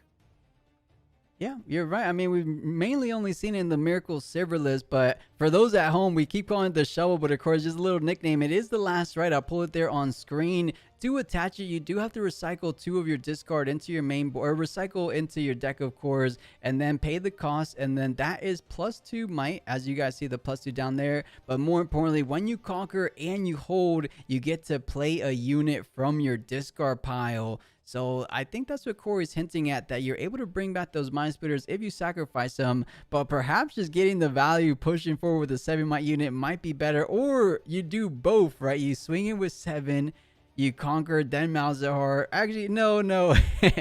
Let's just let the Ezreal pro player, I call him pro because I have a lot of fans of him in chat right now. But he does have to take down the Mind Splitter with the Boots of Swiftness, holding down for 9 might. Not impossible, but he is thinking about it. Does he at least want to conquer the Sigil? Or wait, he's looking at the hand again. He played the other Mind Splitter? Wasn't there already 3? Did he retreat it when we didn't see it? I must have looked away. No, it was from the challenge from the on the right, and the 100%. previous combat. So yep. So for those keeping track at home, the Chow Chow counter now up to 5, and we're only in game 1. Impressive stuff coming out. That isn't it. I think that was 4 from Ezreal, 1 from the side of Sivir, but does decide to push in with 14 total might. Should be sufficient enough, as we see just a trade 1-for-1 Mind Splitter. But now I believe the last right could come into play. You can't actually, not really, because there's only 3 runes available. If you could just have it back to hand to play later, perhaps. But he's almost thinking about playing the Malzahar. He's teasing us with the Malzahar activation. So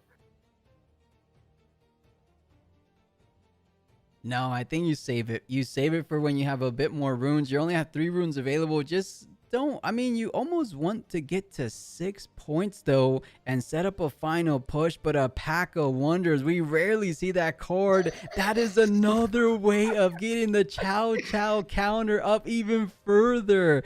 Unbelievable. Right, This we're Ezreal setting is cooking. I see where the Malzahar comes to play. It is strictly to rinse and repeat, Mind Splitter after Mind Splitter. This guy is cooking. He's looking to do some work out in Bologna, as he is an Italian player who's right there in the home base territory. I think he's going to make a good surprise, perhaps revealing a little sauce today, but not all the sauce. He's saving it for the event, I would imagine. yeah, this just in, TCG player is now sold out of Mind Splitters, it looks like. There's very few decks that can handle this. I'll be completely honest. I'm curious to see if Ezreal does end up moving forward, which at the minimum it looks like he will be getting that game 1, because things are just going from bad to worse for the Silver players. Still not even at a Dazzling Aurora territory with 9 might, or 9 runes rather. Even then, I still don't think it would be the saving grace for Sivir. So bare minimum, I do think Ezreal's looking good to close things out for game 1. And keep in mind, Sivir was our #1 seed. So Sivir was on the play here. So that was maybe something to play, because Ezreal did have 4 runes on turn 1 because of opposite power. He was able to kind of expedite the release of Mind Splitter. So maybe in a bit of a slower game, it might be a bit harder. But now, you know, Mind Splitter is going down to just a single 1 on the board, because I would imagine that Mind Splitter is going to be heading to the trash. We're going to take that. Okay, I was going to say we can't take the Mind Splitter. We can't have the Chow Chow on Chow Chow crime happen here. That's not allowed. Right. Taking the Singularity makes a lot of sense. Yeah, I guess. I mean, Singularity Bellows Breath combo would have destroyed the entire back line or 6 and then 2 or 2-1-1. No, actually, the Volibear would survive. But if he picked up something like a Watcher, no, I wouldn't. Why wouldn't Singularity have a tough time dealing with either of these units? The third Singularity for Ezreal off the top would be extra bad. I think is really what probably the play is. Just make sure Ezreal gets the draw after playing a single Singularity anyway. So I think it's really just making sure that you don't get double Singularity this turn in case he draws that. So that's at least my sort of interpretation of what Kasama would be thinking. Right, I mean, you're totally right. He does go up to 12 runes. That technically is a window for a double Singularity play, so perhaps just being conscious of that, of course, or cautious of that, but has the opportunity to go up to 6 points with a simple Conqueror. I feel like the Ezreal champ has gotten enough value this game, those double cost shots earlier on, to find more and more Mind Splitters this game. I think you kind of just go ahead and sacrifice them, send them to Sigil the Storm. But let's see what goes down. The treasure trove coming down. He has the seals to go ahead and activate it. Channel 1, draw 1 immediately. But the Pack of Wonders doing the 1-2 combo. I haven't seen treasure trove and Pack of Wonders since Season 1 China Regionals, where MF Aurora was on this package. Or it might have not even been Aurora, but Miss Fortune was on the Pack of Wonders package as well. Yeah, this Malzahar treasure trove thing, we could have all been doing this. This is not like a brand new thing that's been all of a sudden like we could have just been doing this before. But now just like the power of cards like Called Shot and Ezreal, like you're just filtering and drawing. Like there's 15 cards left in Tiger Death's deck. And I think he knows the bottom like 8 or 9 or something like that at this point. If not the entire deck at this point, right? We're only talking about 14, make that 13 cards. And he's sending one. Actually, no. He did send 2 there to the bottom. So he would have to know the top 11 cards, which if we take into account, that's been like the 3rd call shot this game. He's pretty close to knowing the remaining of the deck. I'm curious to know if he's taking notes, because he's playing kind of speedy. So I don't think he's just taking complete notes on everything in his deck. Sometimes there's a little bit of overkill. I think he's still in a great, fantastic position as he pushes forward with an accelerated Watcher. This looking like a double Conqueror, if I do say so. This deck is awesome. Right.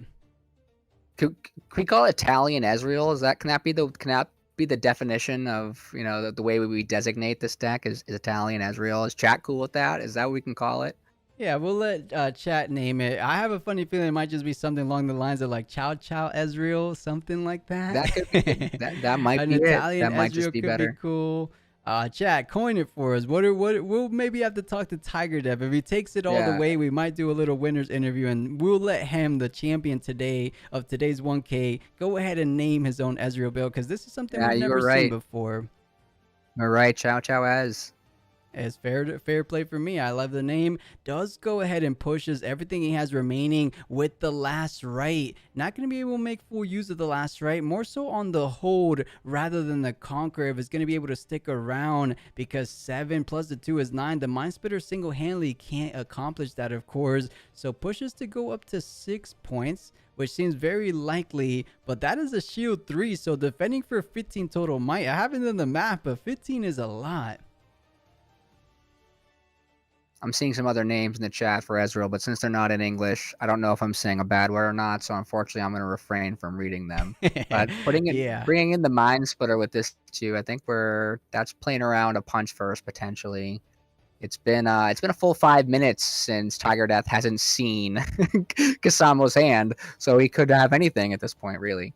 Right. And just like that, Ezreal just continuously rank up the advantage in board state and card advantage. He's looking really good, as we mentioned before, to close things out. And somehow, it just hasn't been in the situation where you're up to 9 runes. Perhaps Sivir is no longer playing for the Dazzling Aurora game plan. She's probably seen the majority of her units anyways, as the DA is probably nowhere to be found. As we mentioned before, 2 of the Dazzling Auroras already in the discard pile. 1, 2, so the third one probably not going to pay too much dividends going forward, as Ezreal's at 6 points If you're able to hold here, you go up to 7, and then you just have to push on forward. Does he have a second Watcher in hand that might just be perfect enough to close things out? Or he does have some wiggle room. We're talking about a Sivir at 2 points. You can retreat everything back, develop the board for at least 1 to 2 turns. At the worst, Sivir goes up to 6 points, and then push everything in when you do have that Watcher Bellows Breath combo. All right, so a couple of mind splitters are just gonna do the old Spider-Man meme here and just look at each other and say, me. Okay, yeah. So we'll just go down here.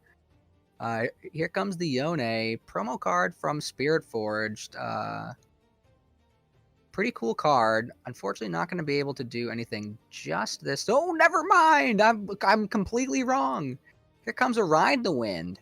You know, and just like that, Corey, every single unit available to Ezreal has been dealt with. Wait a minute, Is this the start of the stabilization process for Sivir? She just eliminated everything on the battlefield. At the best, Ezreal can accelerate to conquer a single battlefield, but Yone is a powerful card. Anything that you just play in base, there's at least going to be one open battlefield, and Yone has exactly 7 might. It doesn't trade like challenge. You're able to deal with the Mind Splitter. Oh, and to make matters worse, Devlin Predator, you go up to 8 runes next turn. If Sivir takes this down, it would be incredible to see. I could have sworn Ezreal had it wrapped up. Yeah, if you had a tick meter as far as, you know, who was in the lead, Tiger Death has been kind of in the advantage for most of the game so far. And not saying that he's completely out of it or anything, but like, you know, Kasamo is starting to claw back in here. Losing the Dead Bloom Predator, certainly not ideal, but we still have the Boots of Swiftness with the Yone, and we've got a Ride the Wind in the hand, so we're going to be able to start to close the gap on the point totals. I do believe so. It looks like Pack of Wonders, or the other way around, the treasure trove coming down, and Pack of Wonders bringing it back. So this is one way of recurring the card advantage back and forth. Pack of Wonders, treasure trove, vice versa. Just drawing each time you bring back that treasure trove back to hand. So I'm loving the synergy, but the thing is, that's virtually all you're doing for the turn. I was almost slightly kidding saying you have a lot of room, but eventually Sivir's gonna catch up. I mean, you're attacking with Yone for 7. You do have to do 9. If you invest a little bit more, actually, you had to invest before the combat, unless he's gonna challenge after the fact, because the damage is gonna stay for the turn. Oh, the double Yone Conquer, Corey. That's an impressive 7 plus 7, 14 total damage on that Mind Splitter. Are we seeing a world of this comeback for Sivir? This might be the most impressive comeback since I've seen a Kaiser come back from 1 point against a Draven at 7 points. Now we still got the Sivir in our champion zone. There we go, I was going to say. So we've got 2 threats down. And the Chow Chow counter at 7 for this game. I don't know how many more are be getting played. If I see a Soul Gorger come down and take back a Mind Splitter, I don't know what I'll do. Just saying, by the way, we're freaking out, but I don't think we would have seen it already, as he does just have 15. Wait, he's putting cards. Actually, the last right has been recycling cards from the discard, of course. So it does have a bit more cards to work with. But the fact that he keeps recurring the Pack of Wonders Treasure Trove combo signals to me he doesn't have the perfect combination to close out this game. The Fizz will be enabling him to get another Call Shot more than likely, unless there's another spell that feels a little bit better. But Call Shot seems to be the proper choice.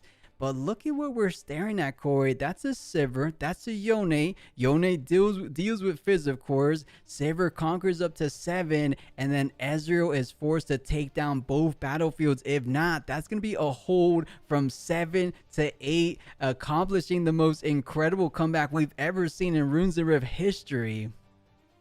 Yeah, we were, I don't want to say we were clowning on Kasama, but he was not in a good spot about maybe about 10 minutes ago in real time. So and Tiger's really just digging here at this point. He's looking for the last few ways to be able to kind of close things out here, but not being able to conquer is difficult because then you can't use your last rights. But with this Yone that just keeps kind of just running around, he's just going to keep sniping everything that's in the base. So Tiger's actually kind of locked at this point until he can get this Yone off the field. Mm-hmm. Yeah, this is such a tricky position. And what am I missing? How does the Pack of Wonders keep getting unexhausted? Or return? I think he might be. Because hasn't he used the Pack of Wonders more than once this turn? What am I missing there? I think he might be just showing him that this might be like a communication thing potentially. Because it looks like Kasama was typing to Tiger Dad. Yeah, so I think it was like some conversation with the players about maybe an interaction or.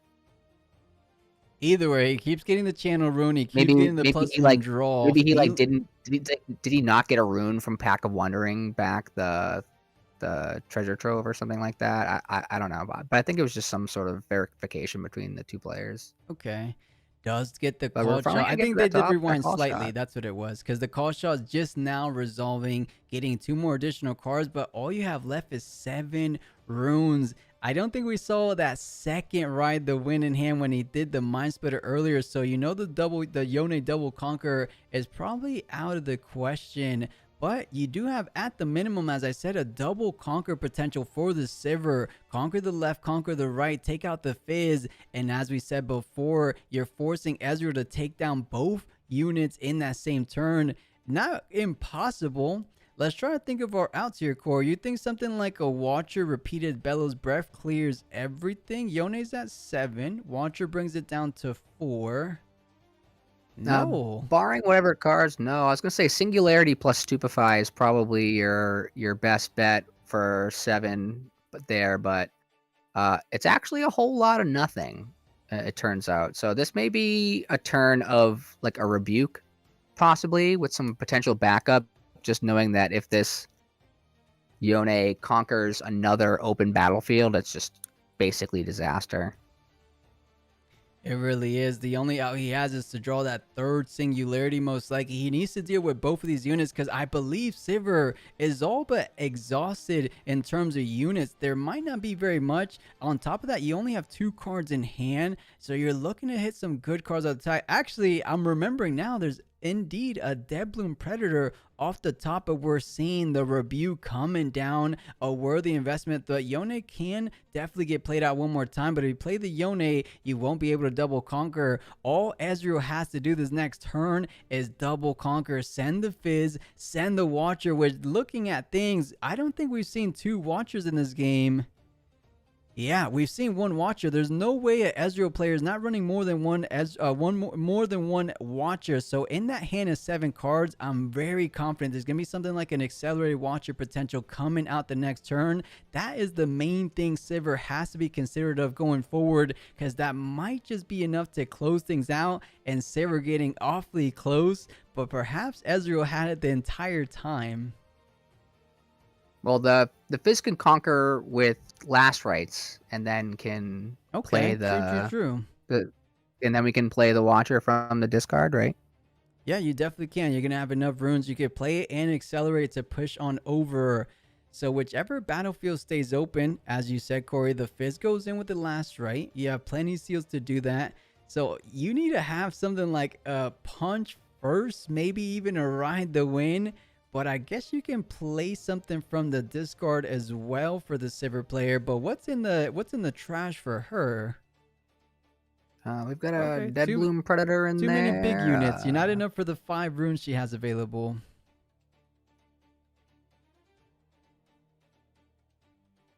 The Yone, right? We replay the Yone. It's in hand. Oh, no, it's rebuked in our hand. You could definitely play it, but right, not from the last right. Yeah, the no value last rights doesn't feel great in a game where you've been pretty far behind. So saying that is going to be a pretty big Sivir for the time being. Gets the ganking and the +2, but I'm just not saying how it's going to come into play. If you could go ahead and move it on over, because you do have the Boots of Swiftness, like you even need it, because you do have the keyword ganking either way. but you should be going up to 6. Perhaps Ezreal saying, wait a second, I do have something at this showdown. What can they possibly have? Perhaps a ride the win of your own. You ride the win Fizz over to the Sigil, hold for 8. I don't think we've seen any ride the wins from Ezreal, so perhaps he's not running it, but there's always a potential when we're talking about Chaos decks. Yeah, with the decks like these, you can run a spicy one of basically anything. You know what I mean? Because you're gonna effectively see your entire deck more games than you're not. These 12 cards that are there certainly at this point have to be known. So I think we're gonna go for the play that we talked about here. Let's see. Few cards Kasamo could have. Fight or Flight would probably be among one of the ones you'd really want to see here. I believe he might be going for that straightforward play, but not allowing the Fizz to conquer. But actually, because he's scared of the Mind Splitter coming down, he wants to go ahead and use the Punch first. Interesting. I think that's exactly what he needs, because there won't be another window. Actually, there will be another window for the showdown, but just preemptively Punch first thing. We don't get to see that too often.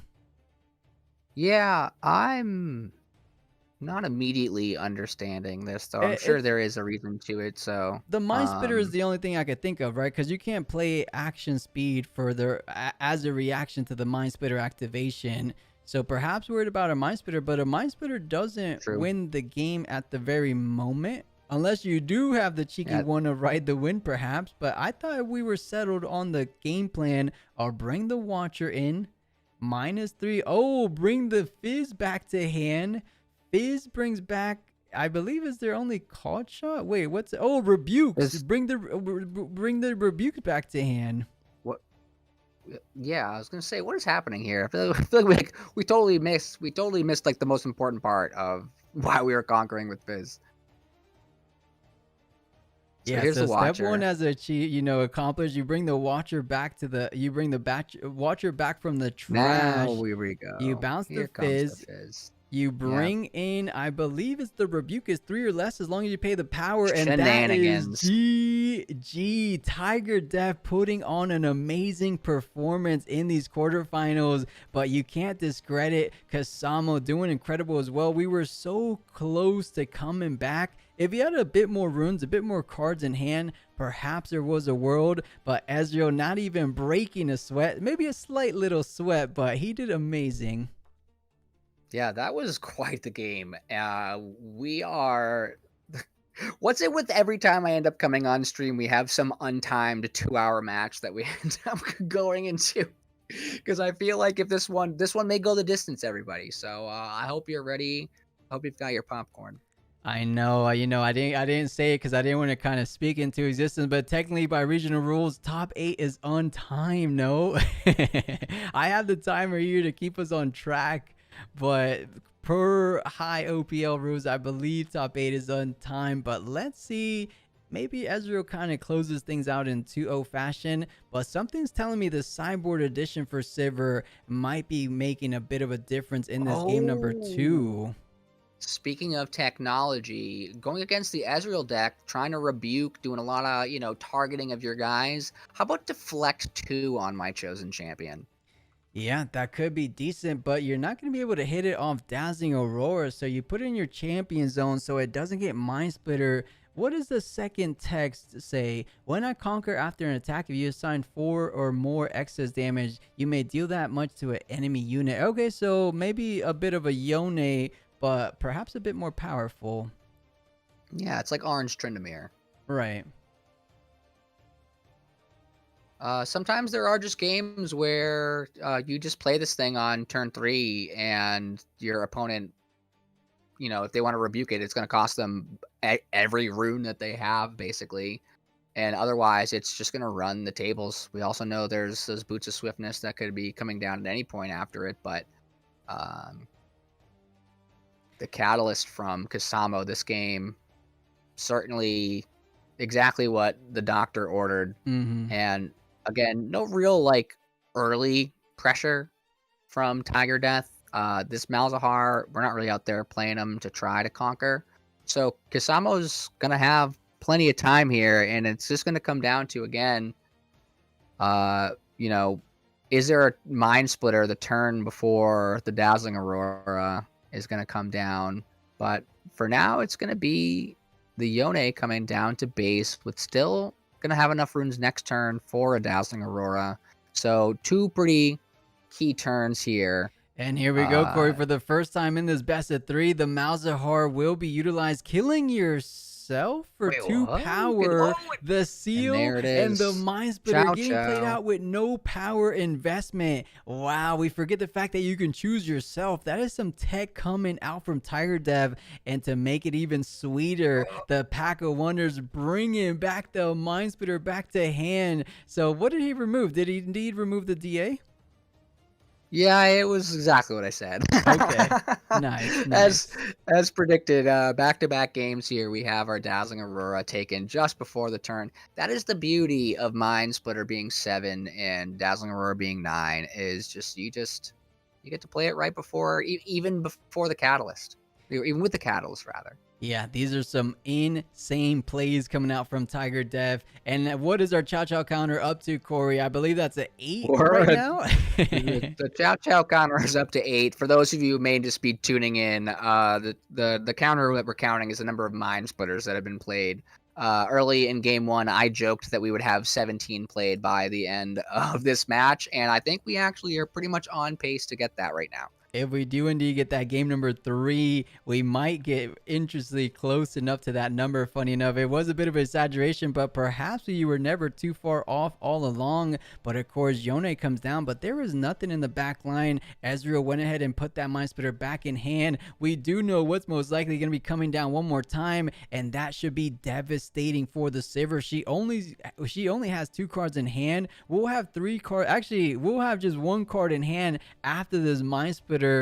Things are not looking too good. The name of the game sometimes is that card advantage, and Sivir not known for having a lot of tools to kind of refill that hand. Of course, I believe you do have those call shots we mentioned before, but that's going to be eating at your rune economy at that, because you don't have any seals on the board. But here he goes, bringing up to 9 Chow Chow counters. It looks like the Volibear might just be getting taken out the hand. I don't think you're worried too much about her fight or flight, but what do I know? Ezreal is the Ezreal in top cut right now. Perhaps the number 1 Ezreal in our current cash cup. And back and forward, unbelievable. This Mind Splitter might just bring us all the way to the 17th Chow Chow counter, I believe. I think there may be, we're going to test if there's going to be some insider trading and not. We're going to see if Kasamo may end up conceding before the 17th Mind Splitter gets played. The over-under on the counter, I see.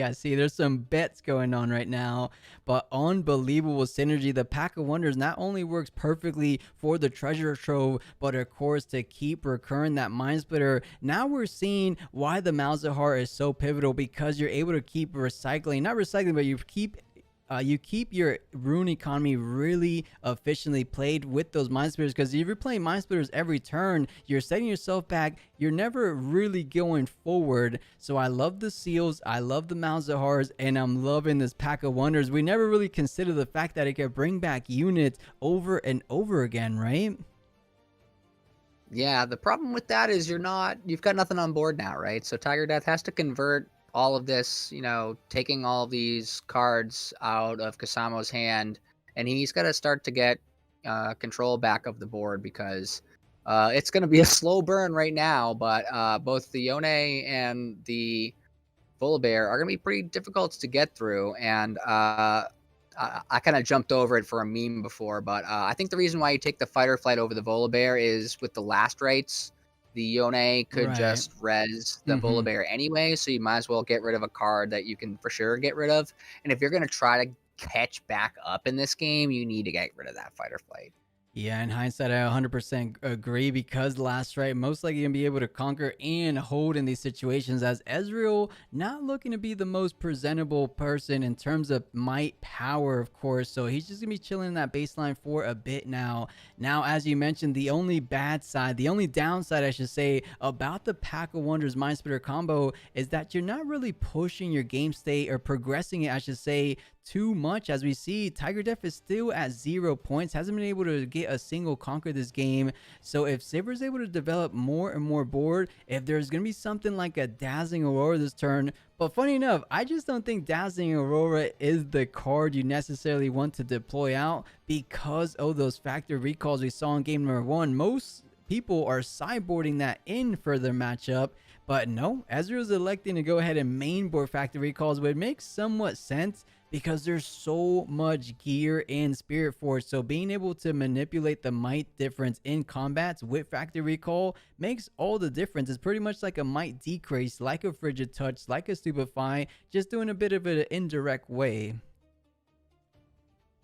To the point of Dazzling Aurora, you don't sign up for a tournament to not play Dazzling Aurora when you draw Dazzling Aurora. So I think you kind of just got to get it down. And we're gonna see this Sivir do a little bit of work here. I'm gonna predict a little bit that between this Yone and this Sivir, this board is gonna be locked up. It feels that way, right? But the big thing to note, Sivir has to do 5 excess damage, so if you never have a unit to deal that damage, you're not going to be able to destroy too much units. Unlike Yone, and man, we're seeing the combos coming left and right, the last right, just in case there were units in the back line. But this is more so to increase the might levels of that Yone, making it just that much tougher to deal with, because right now Yone is sitting good at 7 plus 2, bringing up to 9, so 11 total might currently, as Ezreal's going to be able to pitch a card draw too. But it almost feels like no matter how many cards you have in hand, it still seems to be quite the problematic board state for Ezreal. I say that, but perhaps things like Watcher into... I mean, Watcher Bellows Bregs works for lower might units. We're talking about the big boys from Sivir. I don't think that 1-2 combo is going to be too effective this game. It's a lot of might in the back line. Deflect 2 on the Sivir, just a not really hurts. The Deflect 2, like we say it and we think about it, but then like when it happens to you and you have to pay Deflect 2 on something, you're just like, this feels awful. Right. It doesn't feel the best.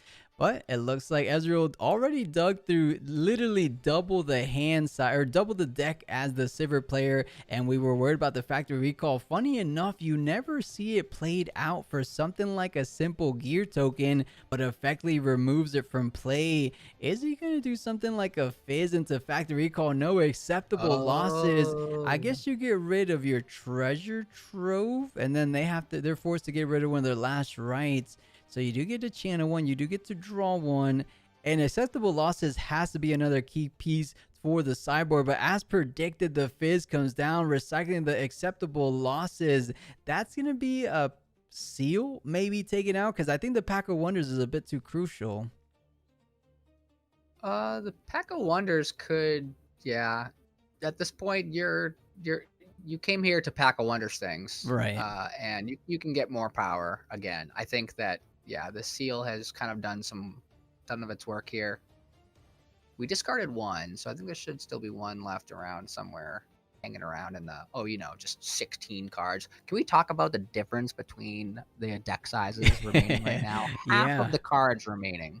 We were hinting at it, and oh man, just the Pack of Wonders recycling and recurring the most key pieces to the Ezreal game plan. The fizzes, the Ezreals, the Mind Splitters, even that has the capabilities of getting back the Watchers. It seems slow, but against the likes of Sivir, perhaps is the perfect opponent. I'm actually very keen to know how this game plan works against more aggressive strategies, perhaps things like Azir. Granted, we don't see too many Azirs in Top Cut, but if a deck is a little bit speedier, maybe this back and forth going back to the base, back to hand isn't as effective, but perhaps he just plays it differently, right? I'm just speaking how he's playing it versus Sivir, but I'm ready to see him try to do this game plan against another deck. But first things first, he has to get through Sivir, and this is our #1 seed Sivir, so she won't be getting taken down too easily, of course, as she goes ahead and conquers up to 5 this turn, looking like she wants to bring us to that decisive game 3 if everything goes her way, of course. Yeah, good spot for the Sivir right now. 2 cards in hand that we didn't play, so I'm assuming we've got some ways to potentially interact with any of the shenanigans that happen here. But when you're just kind of sitting here and you pass turn 2, it's just the Mind Splitters start to get a little more value. Problem being for Tiger is you're down 5 points, so playing Mind Splitters kind of isn't the ideal way to get caught back up in the game. So I think you're really looking for a watcher at this point. And it looks like Rebuke will be coming down on the Yone. So Yone being returned back to hand, allowing most likely a simple conquer. But oh no, the game plan is removing the Yone. Is that up to 10 now, Corey? Yeah, that is Chow Chow number 10 for those keeping track at home. So we're gonna combo. And for anyone just joining us, they're like, what are you guys talking about?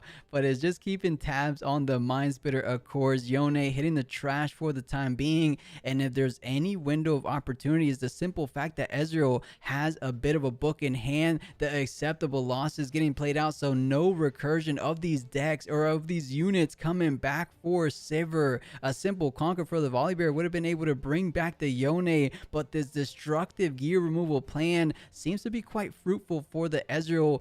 That being said, that is a 6-point getting put on the board for Sivir. So just 2 remaining points, and she's going to be able to bring us to that game 3. Make it 7 points if you push with Volibear. I feel like it's going to be, it might just be smart to do so. Unless you feel confident of a double conquer the next turn, you could retreat the Sivir and then try your best to double push the next turn. That doesn't seem too bad as well. Don't forget we've got Asper's Climb. It is a game to 9. So that the 6 points here, effectively you need 7 to kind of be at that magic double conquer to win. So, but you can, however, put 2 units into both battlefields, and if you hold both, that is 9 too. So just going to be dependent on what we find off of all these stack decks and called shots. Yeah, it looks like 2 can play at the game of looking through your cards to find your key pieces, and will be invested in the first time ever, the Dazzling Aurora. It looks like all the acceptable losses in the factory recall might just be in the trash for now. This could be the way of closing it out. You're already at 6 points. Something like another Mind Splitter coming down should take down the most essential card to Ezreal's next turn. So let's see what he's going to be hitting off the top. We saw Deadbloom Predators early on, and there it is, Corey. A Mind Splitter of his own. Contributing his way to the Chow Chow corner. Appreciate you, Kasamo. You are a gentleman and scholar. You know, Corey, we're definitely hitting 17. If we go to the game number 3, we're already at 11. So it is very likely. But let's see on a serious note, what is going to be the option to remove from the hand? I think Arcane Shift feels decently good to remove. There is already 2 Mind Splitters. I also think Fizz, so he doesn't get back those call shots. But the top 3 I'm looking at are Watcher, Fizz, and Arcane Shift.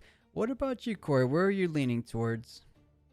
I think if you get rid of the Watcher, he just loses access to it entirely. Like if you discard the Arcane Shift, he has access to it through the Fizz. The Fizz, if you keep, he kind of just do whatever in his discard right now. But none of the cards in his discard right now can deal with your Aurora because you have the gold to be able to get rid of with the acceptable losses. So it's kind of covering that.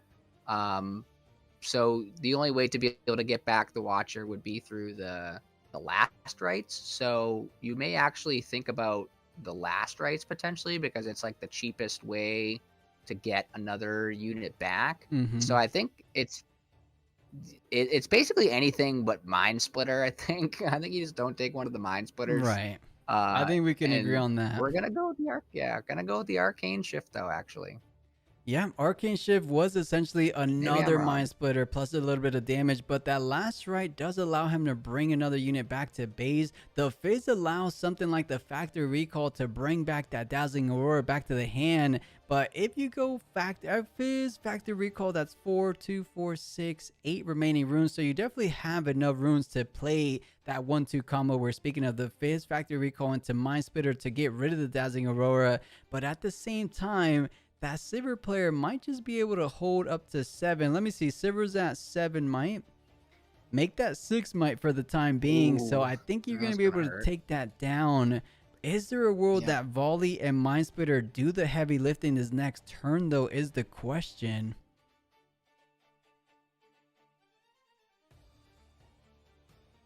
So that Sivir finally gets out of there, and Tiger Death is going to get on the board. His first point in about a half an hour, I think. I believe so, right? The very first point of game number 2, the Fizz comes down. As we would anticipate, something like a factory recall will be deployed out, so the Dazzling Roar hits the board, or hits the hand, and now I believe it's time for the Mind Splitter number 12 to come down, remove the Dazzling Aurora.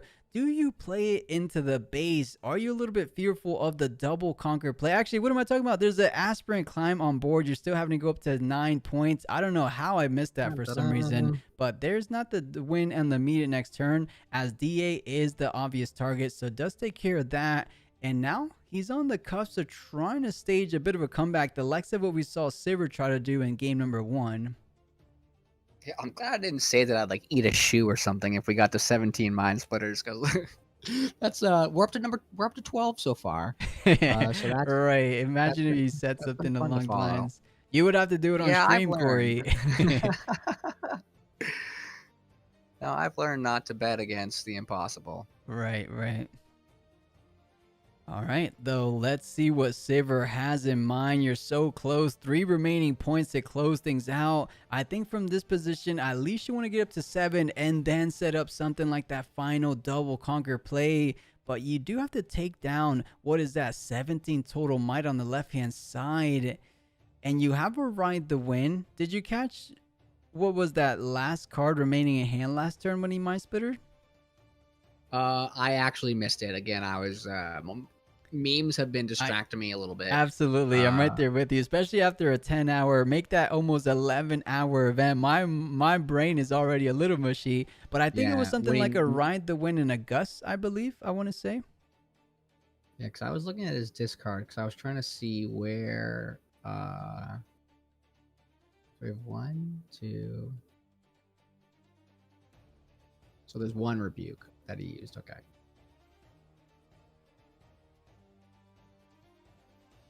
Yeah, we'll take a look while he's picking up a stack deck target. So he does have 1 rebuke for something like a Fizz, has those call shots. He doesn't have any units besides the Malzahar, so something to note, because he did leave the last right in hand. So just trying to think through some possible play lines, but he does indeed get up to that 7th point. As we mentioned before, that's just 1 more push of a double conquer, 1 hole / 1 conquer. Same idea. It's what he's trying to set up.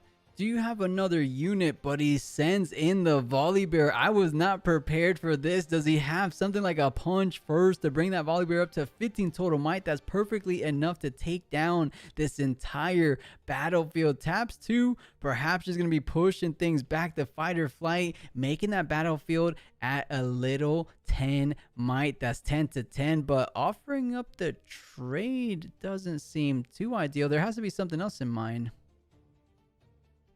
It's going to be something. Is it another? Oh, no, it's Ride the Wind. Yeah, you can't move that. You can't move it from Valmon's lair back to base, but you can definitely move it back or move it to the other battlefield. So definitely enough, but you have to take down the Volley Bear in this situation. But you do go up to 8 points. More importantly, you got rid of 2 units from the side of Ezreal. So little by little, it looks like Sivir might be able to squeeze this one out. It looks difficult because I feel like Ezreal is still not completely out of options. Because if you get rid of 1 Mind Splitter, what is she conquering with, Corey? I don't think there's any units left in the hand. / she might not pick anything off the top. She does go up to 8 points. But is this all she's going to be able to hold? This is awfully closer than it seems. 8 to 1. I say awfully close, but perhaps Sivir just has it locked in either way. The Ride the Wind, luckily for Kasamo, readies that Mind Splitter, so we can just bring it back since holding is going to be impossible. We've got the 6, 7, 13 total power on the other side, so our 1 unit would be absolutely doomed that we have in play. Yeah, and of course, just like the other side of the coin on game number 1, it's now Sivir, which seems like an infinite amount of room to just establish. the key thing is, what are you establishing? You seem to only have a whole lot of spells, not a whole lot of units. I mean, we could kind of take into account, the ride the win on your opponent's turn. You're trying to hold for victory right here, right now. But the thing is, Ezreal has 9 runes available. We saw the Watcher in hand. The Watcher alone can get rid of the Mind Splitter. It does come down. What is that final card in hand? Actually, I just don't think any one card in hand could hold off a Watcher Accelerated plus the Malzahar plus the Ezreal at the very worst. But I almost thought he played the that would have been a little bit of a misstep, but does accelerate Watcher, and that should be killing the Mind Splitter, I believe. Let's see if we've got a rebuke. Nope, Mind Splitter down.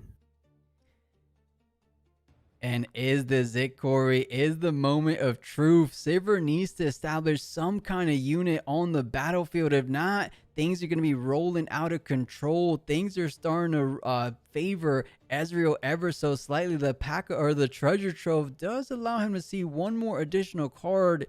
You desperately need something like a Deadbloom Predator off the top. Is he going to be fortunate enough to pick that up to take down at least one of these battlefields? Because if not, Ezreal will be going up to 5, potentially even 7. Oh, that might just be one of the best cards off the top. Is that a top deck? Because we didn't see it from one of the Mind Splitters previously.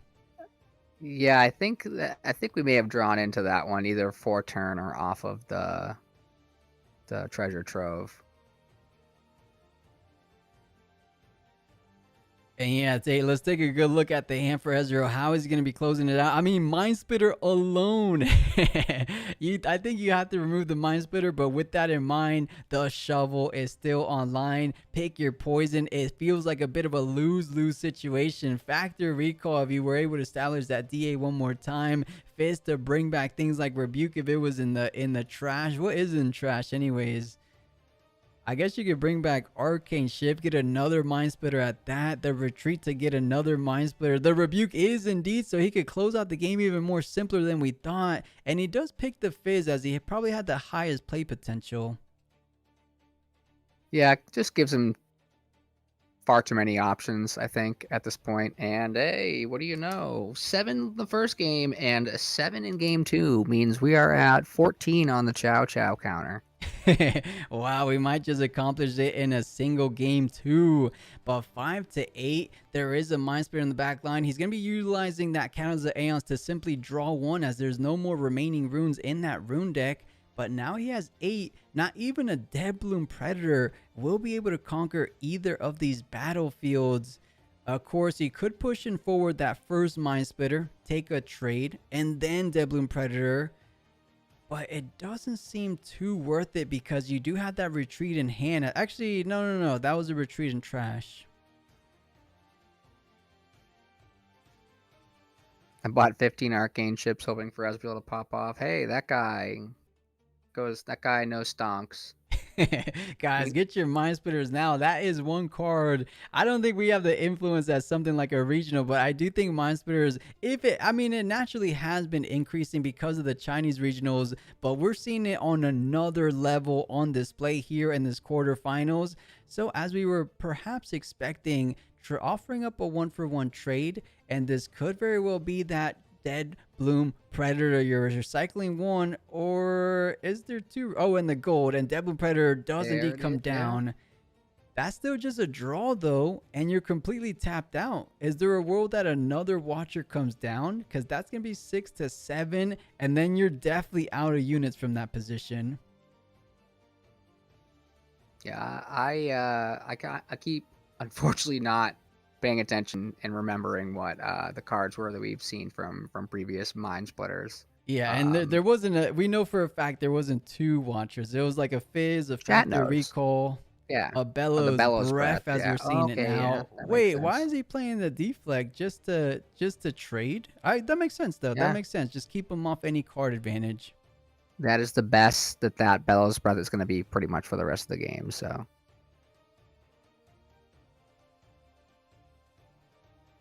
And here he goes, the climb back from the depths of defeat. It was literally, I believe, 1 point, or perhaps it was even something in the neighborhood of 0 points to 7 points for the Sivir. And little by little, closing the margins 8-6. Most likely will be holding for victory if you're able to maneuver one of these units up to the other side. Actually, no, I keep forgetting the Aspirin climb.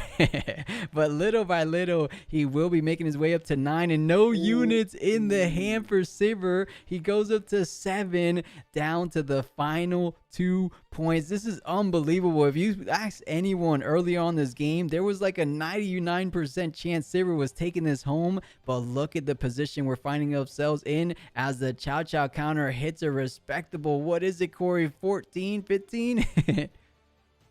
Yeah, we're at 15 now. This is very reminiscent of Patriots Falcons 28-3 when Tom Brady led the Patriots back from the greatest comeback in Super Bowl history.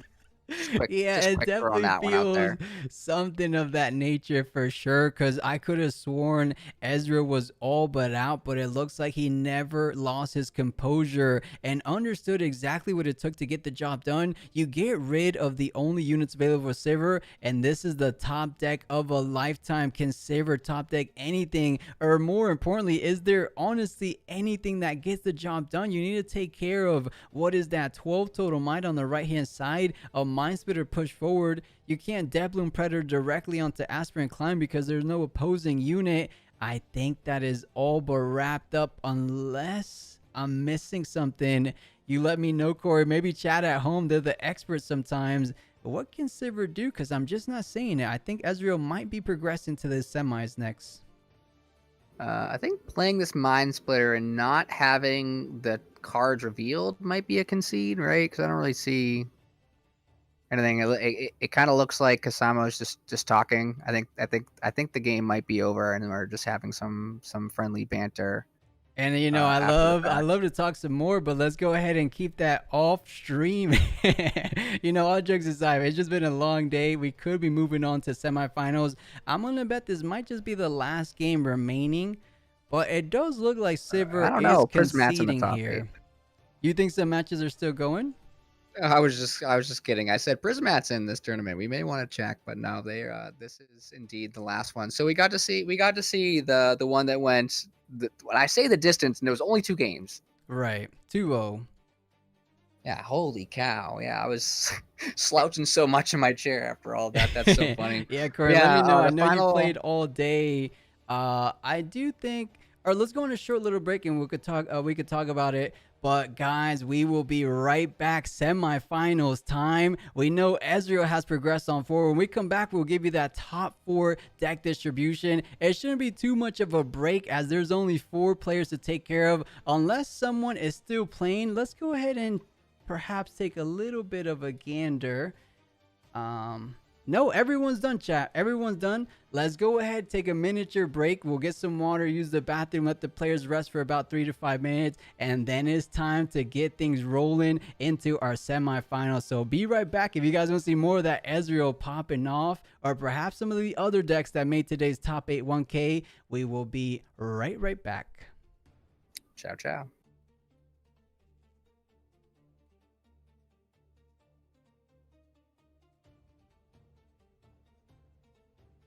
Say, do you just do a challenge now, make Rossa fight the Kaiser, and then walk the Ross in to remove yourself from the damage? That way it's another 6. Yeah, it's not a bad play. And as I said, the best thing in Riftbound for me is when it's my turn and my opponent's completely tapped out. That is my favorite thing in Riftbound, because it just makes the math, makes the logic, it makes the plays so much easier. Okay, we're getting the Sivir down. We're not paying for the acceleration. It's fine. It's fine. I don't know. I deny the Sivir here. Yeah, because he's just gonna pass. Yeah. He's trying to build up turn. He's trying to keep some runes up. Because I was like, if you now play into that, like all he has to do is get bigger might, and he knows that either you can punch first or you can use spirit. You can't do both. So I'm really glad that Randy decided to just leave everything in base. Like, he's not too worried about the tempo. Caffeine Rain, he baited the Caffeine Rain as well. So he's going to let him choose all the triggers. Nothing with deflect, so it doesn't really matter. But he's like, oh yeah, go ahead. Yeah, you pick your triggers. Yeah, all good. And you'll just. And then say we just seen draw in hands. Oh, not again! Yeah. Not again. It's like, oh yeah, do you want to move out this turn? Yeah. So he's negated 2 massive kill spells here, and he does still have a sabotage in hand, so he can sort of look at what's going on in the opponent's hand, see what he wants to do. But this is looking a much stronger game for Randy against this Kaiser. Totally agree. Yeah, just obviously getting that top deck look then as well. But you've dug like 15 cards deep. So is it really a look at this point, or is it just sculpting the deck the way you want it to be? But I agree. We need to get the sabotage out. We need to get one of those other kill spells out the hands. That way you can't remove everything off this battlefield or base. I do think we're going to go for the piercing light, because obviously that's the one that kind of just shoots everything for 4 and then 4 again. So yeah, it's one of those things. Like, the Watcher definitely wins you a battlefield. The piercing light probably definitely wins you a battlefield. Everything else is you're gonna have to pick one of those 2 cards, I think. So you can't pick the Watcher because it's a unit, unfortunately. You can stupefy. Takes a stupefy. Oh yeah, it's a unit, isn't it? Sabotage is spells only, isn't it? Sorry, my bad. Yeah. And gears. And gears, yes. Yeah. So non-unit cards. Non-unit cards, yeah. So gears, unfortunately, do get shot down by a broken pistol. Yeah, the thing is, like, the sabotage was only really played like as a side deck item to get rid of dazzlings in the last set, but there's a lot more targets for it in this set. Oh, it totally is. And now we can do a challenge. Do we do just the Rasa and just have Rasa punch the caster, maybe? You don't really want to be trading with your Siva, do you? No, I'd imagine not. Oh no, the Siva's got a +2 buff. Oh, that's fine. Jesus. Because he's paid an extra power, yeah. So it goes on the stack as you pay the power, essentially. I was very concerned. I was like, oh god. Yeah, same. I was just like, why did you do that? So yeah, no, pretty good now. So at the end of this battle, in a second, they will obviously hold themselves up from that to -4 as they do conquer this battlefield. I really like the play, actually. Get rid of the Stupefy, stop him drawing cards. Piercing Light is going to do what Piercing Light does. He needs to pay quite a lot to do this, and I think they're arguing about the stack.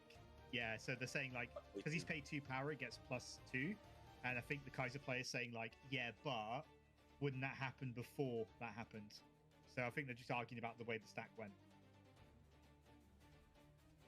I mean, you could have avoided all that issue if you just, used the Rasa. Yeah. What's the problem? There's no problem, sir. Yeah, so just clarifying with the judges. So, do you want to just use the Rasa now to... Hello? Front? Okay, to just draw a card? Maybe. It says nothing in hand is there to play. Is that a traveling merchant, maybe? Yeah, it was. Yeah, I think he's digging for another Rasa now. Oh, the there we did. We see the camel and the Rasa. Oh, this is actually a tough choice. I think the Rasa, just because you've got the confront out tempo-wise. But yeah. Looks like Randy has sideboarded for this exact type of matchup. Because I feel like Miracle has the issue of it's not very good specifically into Spellslinger decks. So having access to free camels that don't let you just get instantly taken out by them, the free, hopefully, unyielding powers that, again, don't let you get taken out by them. I think we're in a really good position right now because, again, the Watcher can only really take one battlefield. If you can maybe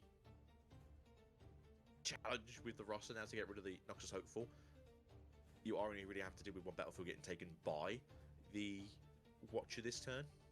Yeah, but you play the Watcher, and obviously, the other Rasa becomes free, Civic becomes 1, and then you walk the Poro, the Hopeful up and kill that as well. So it's a dangerous turn. Like, we did see Randy doesn't have any combat tricks in his hand. He kind of needs them. I mean, even if he puts 2 Rasas on the battlefield, the Watcher comes down, the Watcher still wins that fight with no buff spells. So I think he's going to have to bluff a punch first. Maybe. I feel like you probably just put the Rasa on one field and then the Rasa on the other field, so that way, if you do challenge, you kill the Noxus Hopeful, and then they have to then pick which battlefield to take because they can't take both if that's the case. Yeah, Fight or Flight in hand as well, so he does have the option to push that back. I think Randy forgot he had a Confront still played. that'll be the fight or flight, I would imagine, to save the Sivir from any So kill it feels spells. like the only hidden spell they kind of play. I haven't seen a switcheroo. I haven't seen a. I mean, wouldn't you just put that as? What are you doing? Oh, he put it onto the battlefield ready and moved it back to discard and draw. Yeah, that works. It makes sense, I guess, because you don't want to have the extra might there, because obviously it will go down to 1, so that would be very good on the following turn. No. Yeah, he just wanted to get the move off of it. So looking pretty strong here. Kaiser does have a big turn coming up. We know there's obviously some shenanigans in hand. The issue I have now, because I don't think they can save themselves from having either the Ezreal or the Traveling Merchant killed this following turn. Yeah. And so you've put yourself in a position of just danger Will Robinson, I feel. Yeah, for sure. And this is going to be a very long match. Obviously, you know, both players have a lot of options in hand and on board, and you know they're both digging for these options at the moment. We see Kaiser, you know, using spells to draw cards, but this is going to be a very long technical match. So if you wanted like the ideal matchup to learn this game, this is probably one of the ones to watch.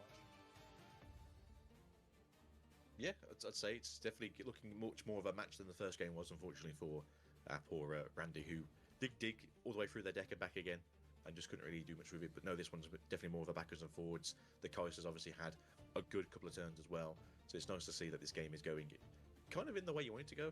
They're not paying the accelerate cost, though. No, I think he's just using it to basically, you know, clear some might off the battlefield. He is rather rune-starved, and I think he wants to keep 1 or 2 up for the Hextech Ray or the Piercing Light by the looks of it. Mm-hmm. And say, what you do now? Do you just kill the Sivir and then kill the Ezreal, maybe? Yeah, everything's kind of a possibility at this stage. Because I don't know if they can The pay. Piercing Light comes down, he pays, so he's only doing it once. He's out of runes now. Yeah, he's tapped out, so it's still a very good play.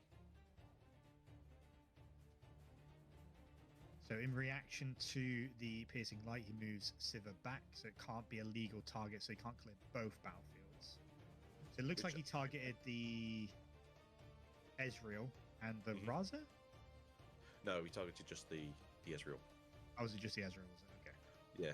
So I always find it really strange that's how that mechanic works, because technically Piercing Light should hit the thing in the battlefield first, and then if it gets bounced to the thing behind it. So if you're no longer on the battlefield, I find it confusing that it still works the way that the second thing still gets hit, because you're no longer in the battle. Do as much as you can rule, isn't it? So obviously, because the first part can't happen, the second part actually can. Because it's not like a Hidden Blade where it's just like kill a unit at a battlefield, its owner draws 2 cards. It's, you know, it does this and it does this at the same time. I say he's thinking about something. We didn't have a punch first hand, did we? So it's not like you can fight back here now. So maybe unless he's he did have one, trying to to see it. it. So you don't want to waste time if you haven't got one. So do something about it. Maybe what's going on here? What's the plan? No, so the Russ is going. It's not a bad position to be in anyway, because at most they're going to go to 2 points like you are, and then on your turn you'll just take those 2 points back. Yeah, I mean, the Kaiser's going to be fully tapped out as well, so anything he does leave on battlefields, you know, the Sivir player can just decide what he wants to kill. So yeah, the Kaiser player doing the right thing there and just kind of going, you know what, I need to get rid of the Raza. I'll need to leave this Noxus Hopeful vulnerable.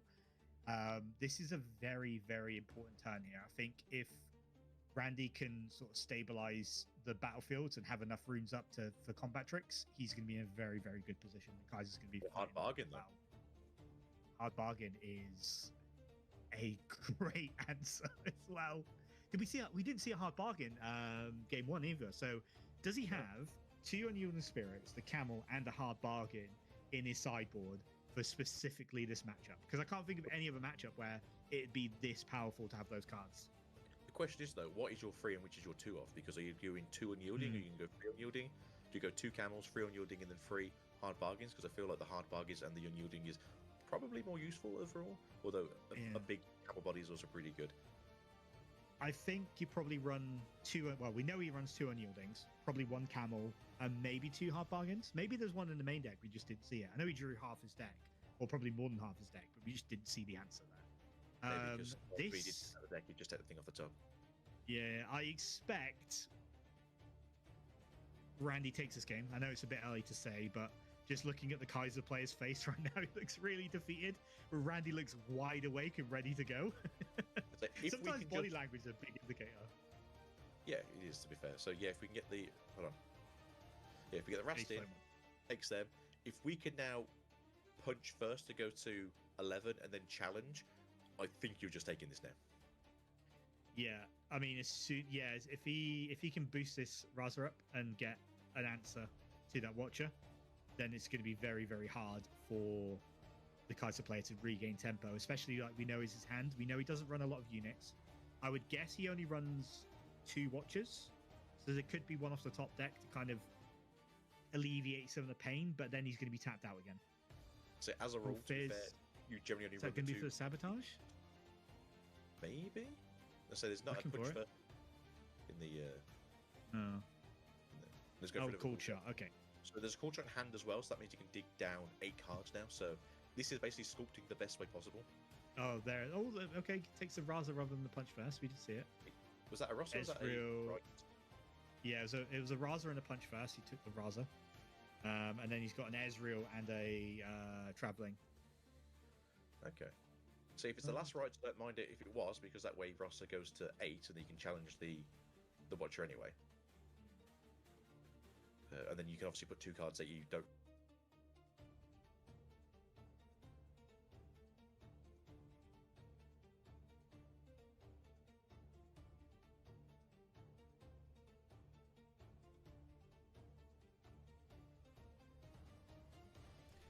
All right, guys, we are back and looking to get things started with our semifinals. Like we mentioned before, the event started with 86 total players, and we are down to just the final 4 players. 2 Dravens are actually stand corrected. 3 Dravens move forward, and then the Ezreal is the lone non-Draven survivor. So when things come at, with the high stakes on the line, it looks like people are bringing their best Draven forward.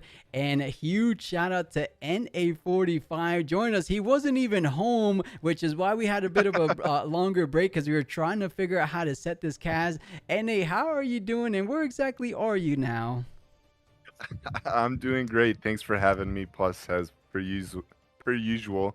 And yeah, I am actually at a Nexus Games in Waco, Texas. Check them out, guys, if you haven't. They're great shop. And I was hosting and casting a case tournament. So we actually just had a case tournament. And if you would believe it, actually, I'm going to ask you, what legend do you think won? I mean, the fact that you're asking me can't be as straightforward as a Draven, so I'll go with an Aurelia. It was a Jinx. Wow, a Jinx taking win. It down. That's awesome. Yeah. Yeah. Guys, what we have, since there's 3 Draven, we just saw the Ezreal, so it's absolutely inevitable. We have 2 Dravens on stream. I will note, though, these 2 players that we have coming up in our semifinals might just be one of the best 2 Dravens, I don't want to say in the entire world, but at least in the online scene / NA scene. We have Prismaticism. He's one of the best one of the best players that we've known from the beginning of online Riftbound, or Riftbound in general. And then we have the Challenger TCG representative, Colin Kaiser. If you guys are familiar with Colin, he was the 10K winner, the player who did the incredible undefeated run at the Atlanta CCS. That was him. He's also, him and his team have done incredible stuff along as well. So this is going to be huge fireworks. Yes, it's a Draven mirror, but this is a regional caliber game. Who's going to be coming out ahead? Is someone on a miracle package? Is someone more on traditional? Those are what we're going to be finding out as we jump straight into our semifinals. Let's go ahead and join these players in name. All right, this should be a good one. And I will admit, I am not super up to date with the last 2-week development of Draven, but is Zon Warren's popular from what you've seen on stream today? I think when you're playing the miracle package, it makes more sense because you're prioritizing the intense amount of draws, things like the Ezreal to drop the scrap heats to filter through more cards. So as we were speaking it, the scrap heat does get pitched down and drawing that impressive +3 cards. So already off to the races. Yes, you lose a power because of the seal, but drawing so much cards nice and early never feels too bad. It looks to me that Treasure Hunter perhaps signaling to me more of a traditional style. In your opinion, NA, who has the upper hand in this matchup? I know you've been playing Draven quite a bit with your team. Do you favor one over the other? So I personally like the Miracle Draven. I can't say. So this is actually kind of a bit of an oversight now that I'm thinking about it. We have not actually tested like normal Draven versus Miracle Draven. Right. I personally do like Miracle Draven more as a deck. It does feel like I have a few more options. It has more room for error because you make so many more plays, if that makes sense. So many more cards to play. You have to find the combos, but I personally enjoy it more as a player. Personally, I think I would give it the edge too, but I guess we'll have to see.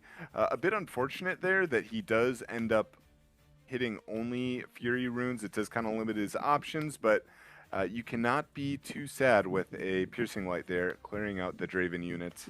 That is a spicy piercing light as that. We've never seen in the likes of Draven. We've seen Fallen Stars before, but never necessarily a piercing light. So I'm loving what Prismat's bringing to the table. Not only did you get rid of the Treasure Hunter, that was indeed on Reaver's Row, looking to generate more and more gold tokens going forward. So that was an essential blow to the game plan of Colin. I almost want to say a back-breaking blow, but of course we're talking about just a single point to 0 points, so perhaps there is a way of calling kind of to stabilize one more time, set up some board presence one more time, but that was huge. I don't think anyone was expecting a piercing light there. Yeah, that was really nice. Generally, you see the Falling Star is like the more common one, but Piercing Light doing Falling Star's job better there, right? Because it is able to clear out the Draven cleanly. It really felt that way. I don't know what could have been better in that situation, but using it to perfection, it felt like. And man, I think these guys almost faced off in the Swiss rounds, but they decided to ID. So I'm happy they actually get to face out in the semi-finals. And it looks like he does push into Reaver's Row because of that safety net that Reaver's Row does provide. So tying things up 1-1. But more importantly, I'm curious to see what Colin is going to be bringing on this next turn. You're at 6, so is traditional Draven's running things like Fair's Forerunner? I can't remember. So it was out of favor, and it's now back in favor again. And the reason being is the rise of the Kaisa deck. As Forerunner on its own is just such a brutal card to play into as the Kaisa deck, and even like the other Draven air quote counters, like the Victor removal deck, where normally they get a lot of value out of their removal spells, their kill spells, their singularities, etc. But as soon as you start playing Forerunner, that's less real, and you don't have to worry about it nearly as much, because now these singularities and stuff are kind of trading negatively. So it's a bit of like a meta shift, and I do like it, and I think it is more likely to see them in the main decks, but generally right now they're still in the side decks. I got you. As we see, just the Kaisa Survivor getting played out at accelerated speed. So thinking about, does he want to go ahead and try to push the pace, reveal that hidden card? Because at the best, that hidden card might just be something like a switcheroo. At the worst, perhaps as a bluff, something like a fight or flight that you get the Reaver's Row anyways, but decides to play it safe, goes for the Conquer on the Zon Warren. So Colin will be going up to 2 points, getting essentially kind of a pseudo double draw, but you're going to have to pitch one, of course. And it looks like that's about all you're going to be able to accomplish as you pass things back. Prismat will be able to go to 2 rather. There's a moment in these Miracle decks that a single turn changes the momentum drastically. Somehow, somewhere, you're able to pull out an impressive maybe 10 to 20 collective might out of what feels like nowhere, especially if some of these Miracle decks run things like a Nocturne package. We don't see it too often, but I've seen some of Prismat's streams recently, and he's been kind of leaning towards there. So let's see what he has in mind as he's tapping 3. Is that going to be the second Ezreal of the day? And that it is. I guess he's just going to retreat the other one, most likely. Yeah, which is pretty funny, right? Because just no purpose except to click more buttons. I will call out, and you made a good call, is the Forerunner. The Forerunner did get discarded, so is in the deck. I will say it's not particularly good against the purple decks, which is why he opted to discard it, as these decks do play Rebuke, they play Fight or Flight, they play a lot of ways to get around it without actually fighting it. So the Death Knell isn't always even going off across the entire game. Right. Now let's see. And for those that wondering why we have the hands closed, our events we have been recently doing the open hand. It's just because of the high stakes today. No matter how much of a delay, even if we did a 20-minute, 30-minute delay, it's still a bit unfair advantage. There is some things like stream sniping. I don't think the top 4 players would do it, but that's how we've been operating this entire tournament. So no real reason to change it now. So that's just what we're doing for this event. We'll go back on a more casual, not as high stakes reward as today. We'll reveal the hand. So we're in the hidden. I think, Annette, you personally like it a little bit better, don't you? I think it's a little bit more interesting from the casting perspective and the viewing perspective. Because we don't have full knowledge, we get to kind of talk about what we would expect to happen. And I personally find it a little bit more interesting Okay. than knowing full knowledge. Because knowing full knowledge, it's like easy to kind of like, I don't know, get hyper focused on like the perfect optimal line that wouldn't make sense in any other situation besides knowing both players' hands. Mm-hmm. But when you don't know the player's hands, you can kind of think in more of a generic way, and then you can talk about deck building. And I like it a little bit more. That being said, I don't think there's really a problem with either way. It's just a different style. But it looks like we do see a moving merchant and another discarded scrap heap. A lot of cards. And A triple Ezreal on the board. A net 2 Wow. plus each. So 6 draws essentially. The scrap heap netted up to 7. But we do see a nice little cheeky bushwhack. Something to keep an eye on because cards like Fizz are popular in the Miracle package. Fizz is able to bring back that bushwhack, allowing each and every unit you play that turn, including things like Rasa, including things like Battleram, to gain accelerate on that very turn it comes down. So that's a whole lot of powerful might coming down. But speaking of powerful might, the double Kaiser Survivor thrown at Reaver's Row, it looks like Colin trying to push the pace here because you don't have the total collective might to take it down. But he's just trying to say, I have some combat tricks. I have some spinning axes. I perhaps even have some fighter flights of my own. I am very curious to find out what Colin has in mind as we're seeing the fighter flight getting played out on the Draven that just recycled to get up to 6. Yeah, kind of an interesting. Oh, and there's a switcheroo. Okay. That's a bit of an interesting push for me. I guess it feels to me like it's kind of unnecessary as you are already kind of in the lead here with the point race. But I guess if you do have enough like combat tricks in hand, you can force this through, and we do see a spinning axe come down, which is kind of one of these perfect combat tricks that we're talking about. If you're able to clear both of the Ezreals, I mean, you do have to feel good about that one. And right now, it is only trading a Kaisa for for both Ezreals, Mm-hmm. and you are getting the draw as well. So that was a pretty good trade for Colin there. Yeah, Still 5 ups. It looks like a perfect sequence coming out from the side of Colin because you had the might total lead 8-6, of course. You're able to pass priority, and Prismat is forced to go ahead and use the hidden card. And knowing he has the combat trick as not as a response, but after the fact of the switcheroo resolving, of course, knowing that he's going to end up having the upper hand when everything's said and done, he does have to invest the gold, re-equipping the spinning axe, but that's not too much something to worry about for Colin, of course. I am loving Colin's position as it stands, but we mentioned before, those miracle decks can really just completely change things around in a single turn. We have yet to see anything like a battering ram. We have yet to see any rosters as well as the trash is filling up to 8, so just 2 more cards, and those rosters will be able to come out at a single power. So let's see. Oh, and to make matters worse, it looks like a little payback for the early piercing light, the falling star, diminishing the back line for Prismat. Things are not looking too good for him. Yeah, not too bad. Cleaning up the board nicely. I will say we are only 2 runes left. Not really a lot of interaction that's going to be happening. I guess there is like the hidden could be something. So I would expect, assuming that these cards are even played, like the battering ram, like you said, the Rasa, all the maybe even like the rights, a big turn coming up. I guess we'll have to see if he has seen these cards. Still half the deck left, it is a miracle deck, so Mm-hmm. it is possible to see the entire deck some games, but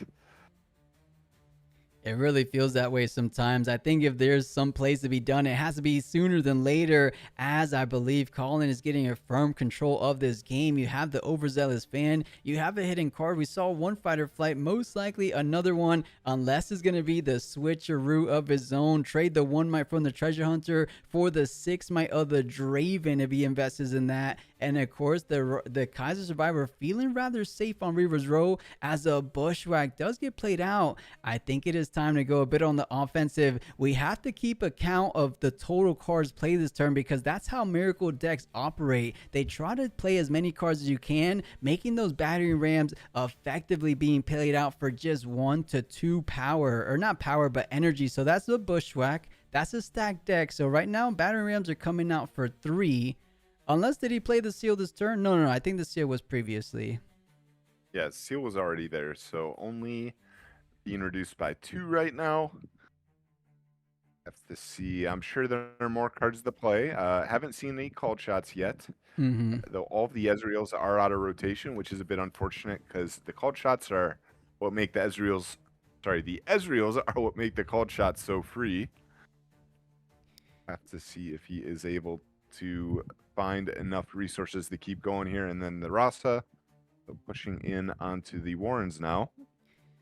Looks like he's activating the overzealous fan on the Rasa, pushing it back, but now the Draven alone with the treasure hunter. Is it going to be another thing like a switcheroo? But no, it's a straightforward fighter flight, no conquer, but that will be a combat win for the side of Colin, netting him a single draw for that victory. So nice little card advantage on that push, but now the treasure hunter just sitting all alone, something like a batter ram or the secondary backup Rasa going to be slamming into Zon Warrens, going up to 4 points, and that's 4 cards played, a stacked deck of Bushwhack and 2 Rasas. So something like a batter ram comes down for 1. Is there going to be perhaps 2 batter rams to try to hold down some of these battlefields with that collective might presence? Let's see, though. That's 3 in a rebuke, bringing the Kaiser down. More importantly, though, that's going to effectively be removing the spinning axe from play because of that temporary keyword there. Yeah, so just what we were talking about with the Miracle deck does get these big turns. We had it right here, right? This was the big turn. Double Rasa coming down and the Bushwhack enabling them to like you said, be played as kind of pseudo accelerate and clearing pretty much all the board. I will say it was an expensive turn in terms of power, but you're just kind of okay with that, right? You're like, okay, I've established a board now. It's hard for Colin to deal with everything, and very clearly is not able to. So this in the Look at what we're seeing here. The Nocturne is indeed in the deck for Prismaticism. That is a called shot repeated with the double seals, and the Nocturne going to be able to play out for absolutely free. I say free, but it's just a single power cost. You are able to float an energy. I believe the question at hand is, where do you want to play this Nocturne? Because you could go ahead and play it on the Zon Warrens, just try to build up a bit of a defensive front on that end. Or if you're feeling confident, actually, your opponent can go up to 7. You go up to 6, so perhaps you do just conquer 1 on Reaver's Row and then keep everything in the base for the final push forward from 6 to 7 to 8 points. But I guess what are you kind of sacrificing? Would you rather sacrifice? Actually, as Reaver's Row, you're not essentially sacrificing anything. So sends in both units. Interesting enough, I was under the impression that you just need to send in 1 unit. What do you think is in mind for both of those units? Oh, that's a good question. I will say that sending these both in does force Colin to commit combat tricks, right, to get through this, as it is beating board. Board is only 8 might, so you are forced to commit spinning axes. You're forced to commit rebukes. You're forced to commit fighter flights, and it's a pretty formidable battlefield here, right? Like you have what? Potentially 18 might.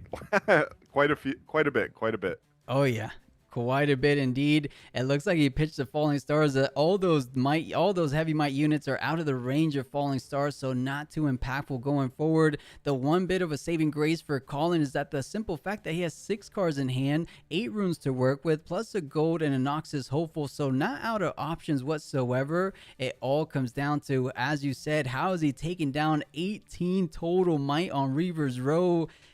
Darius plus a cleave doesn't get there. Darius plus a spinning axe, obviously. Maybe spinning axe plus a cleave still doesn't get there. So this might be a hold up to 7 in the Nocturne plus the Rasa. If there's perhaps something like a Fizz to bring the Bushwhack back, and then battering ram, or I might be getting a little bit too ambitious. I don't think you could play all that out in a single turn. Yeah, it's a lot to play out in a single turn. I think right now Colin's best bet here is to try and see. It's hard because you have to effectively hold against the Nocturne plus the Rasa plus, again, whatever cards in hand, and then that only, like, even if you are able to hold, like, you're still only up to 7 and you still have to deal with the Reavers, right? So the Reavers is going to have to be dealt with at some point here, and it's just kind of on you when you feel like you're capable of doing that. I mean, it's not an easy situation to be in. Not at all.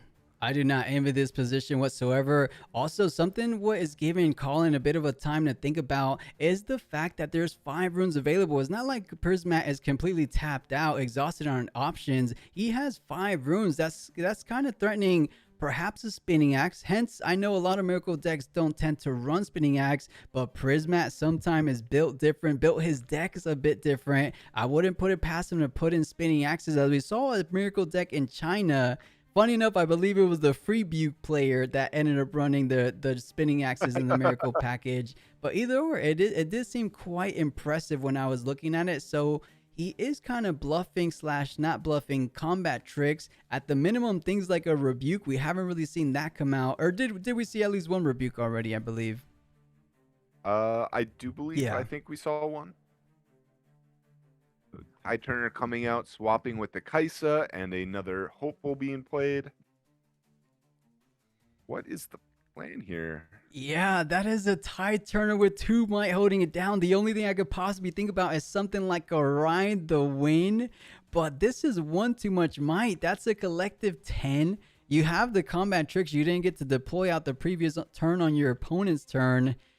Oh man, is this just going to be a conquer up to 8th points? Let's see. First things first, it will be indeed a Fizz. I would only imagine perhaps a Rebuke / a Bushwhack feeling okay, but of course keep it more cost effective with the Fight or Flight. Push the Tide Turner back, and all you have to do is conquer perhaps 1 at a time in case there's a Ride the Wind. This is tricky. Is it all but over? Did Prismat just take it down? I mean, it's looking pretty convincing here. You just need, like, your opponent needs, Colin needs, like, 2 answers here. But, yep, okay, nope, just pick it up. Fair enough, fair enough. Incredible stuff. And, you know, we were slightly worried that this best of 3 match might go the distance, but I think we're going to be just okay with the fact that the first match finishing in about 20 minutes, and we might have our answer. I believe Colin was the higher seed as he started on the play. And believe it or not, NA, did you know we were doing the higher seeding today? Gets to choose turn order. I mean, that's got to be a pretty big incentive for the players that actually play out the last few rounds and actually try and win, which I'm actually a pretty big fan of, because I've never been a huge fan of IDs. I understand why people do them. I don't think there's really a huge reason or a huge, like, moral reason not to. Right. But it's cool to see the players actually try and play it out and duke out for those high seeds. Yeah, and I do, as I said, like I said before, I believe Colin was the higher seed as he was off to the play first with that treasure hunter.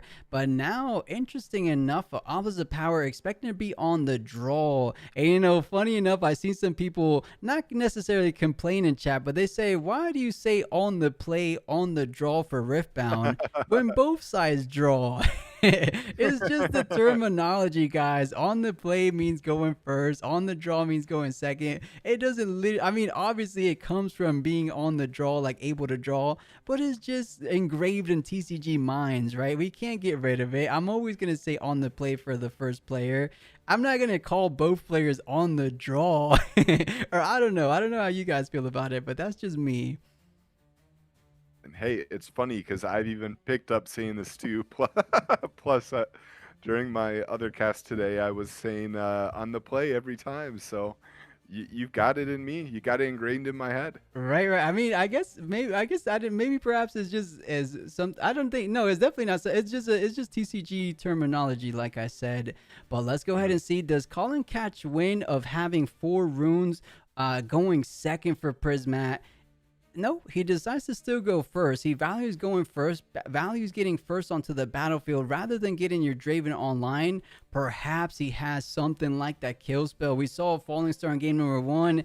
It's just a little bit worrisome because investing in Falling Stars for a single unit, it is quite the pivotal unit at that, but you are putting yourself back an entire turn.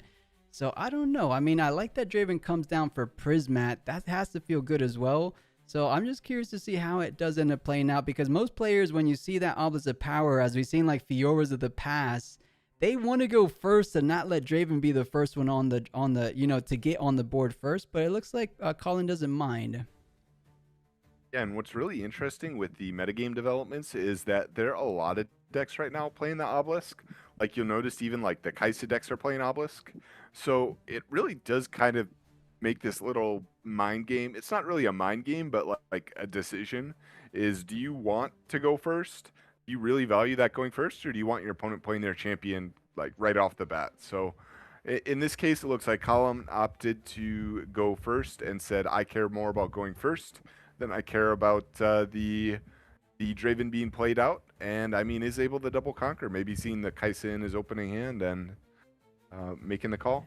Yeah, I think that definitely had to sway his decision making there. Actually, you have to decide before either or. He had the perfect hand to take advantage of playing first, of course, making sure you get the double conquer as early as possible. And you spoke it before, the Ezreal champion being online enables all these crazy dig through your deck type plays. And the Nocturne, fortunate enough for Prismat, is one of those top 2 cards in hand. Imagine he has 2 Nocturnes off the top 4. That'd be a bit too fortunate for him, but I think at least the Nocturne will be played out to base here, as that's the only available target for it. But the question is, where are we pushing this Draven, right? It seems like Targon's Peak is quite the easy conquer, because even in the hands of a spinning axe coming down, you're not able to save the treasure hunter, and on top of that, you're able to get the Targon's Peak. But Colin was anticipating that the whole time. The fight or flight will get deployed out, kind of letting yourself go up to 4 points on top of getting a draw. This is getting a bit out of hand for Colin, or I should say for Prismat to handle.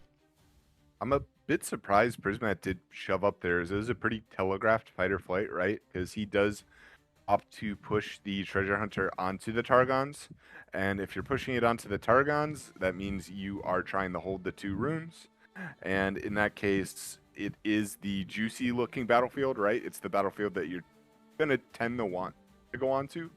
In which case, I mean, obviously the fight or flight is going to be the perfect response.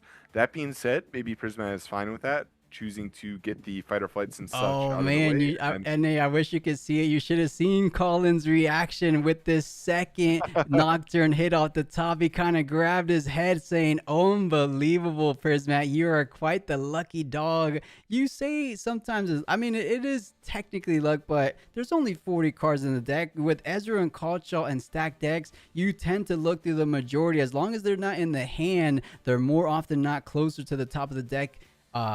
But it does come at a bit of a hefty price, right? Look at the rune economy for Prismat, down to a single rune as it stands.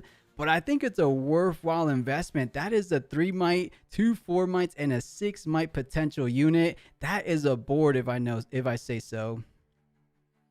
Yeah, this does seem to be the I'm not going to say it's an issue, but it is a pretty common theme with the miracle decks is that you pay so much power if you don't see like multiple seals, which he did even see multiple seals this game, Yeah, but he if you don't really see a did. lot of seals, a lot of treasure, sometimes you just end up going down to no power or no runes, which, I mean, the deck can play with very few runes though, which is one of the cool features of the deck. Yeah, it really is. It's so amazing to see it. When it hits, it really seems to go all to be firing on all cylinders. Though he doesn't have anything to conquer or push the pace, I should say. So Colin will be able to get up to 4 points of cores, and that allows Colin to play a bit more patiently. He has a huge margin difference between both these guys' points. So you can kind of recall your units, recur another gold resource, get another draw the next turn with a Kaiser Conqueror. But something's telling me that Prismat could probably set up a big defensive front on his end. That is a whole lot of units. And if you don't have things like the another fight or flight or those spinning axes we saw in game 1, those units might be able to stay and hold for a long time. But you are behind, so they can't hold forever. You do have to consider the other battlefield, of course. And they are hitting the important 4-might breakpoint that says Falling Star is not doing anything. Obviously, he can kill the Ezreal, but that's literally it, right? And that doesn't feel very good because you want your Falling Star to be trained with multiple units here. And not being able to really deal with the backline effectively with the purple-red colors, unless he also is on the Piercing Light. I guess that is the question, is how deep into the metagame techs are we? Right. Strangely enough, because I'm always used to seeing Piercing Light in Kaiser builds, I almost thought that was a blue card. So I'm like, wait a second, Draven with a Piercing Light, but of course it is a Fury. But Prismat thinking very carefully about his decisions here. He has a single rune. Perhaps I mean, I don't know. Okay. He does decide to pass. I think this was just the opportunity to kind of recollect his thoughts and say, okay, let me, while I have the chance, think about the next couple turns. If I go ahead and pass, what is the worst thing that can happen in these next couple turns? And it looks like establishing quite the board might be on one of those lists of the worst things to happen. The Draven coming down, the Overzealous coming down, and that's about as good as you can get. As we expected, retreat all your units, establish the back line, and now you can let your opponent catch up a little bit, but every time you push, you are on the advantage. You have your combat tricks, your fight or flight, your spinning axes, and it kind of de-incentivizes stacking everything onto a battlefield because, as we mentioned, you still have to leave a bit behind for the other battlefield, because if you invest all in one, what's stopping your opponent from doing the same but just staying that much ahead each and every time? So this is a tricky situation for Prismat. Yeah, I will say Prismat's Piercing Lights in the list do help a lot with this, right?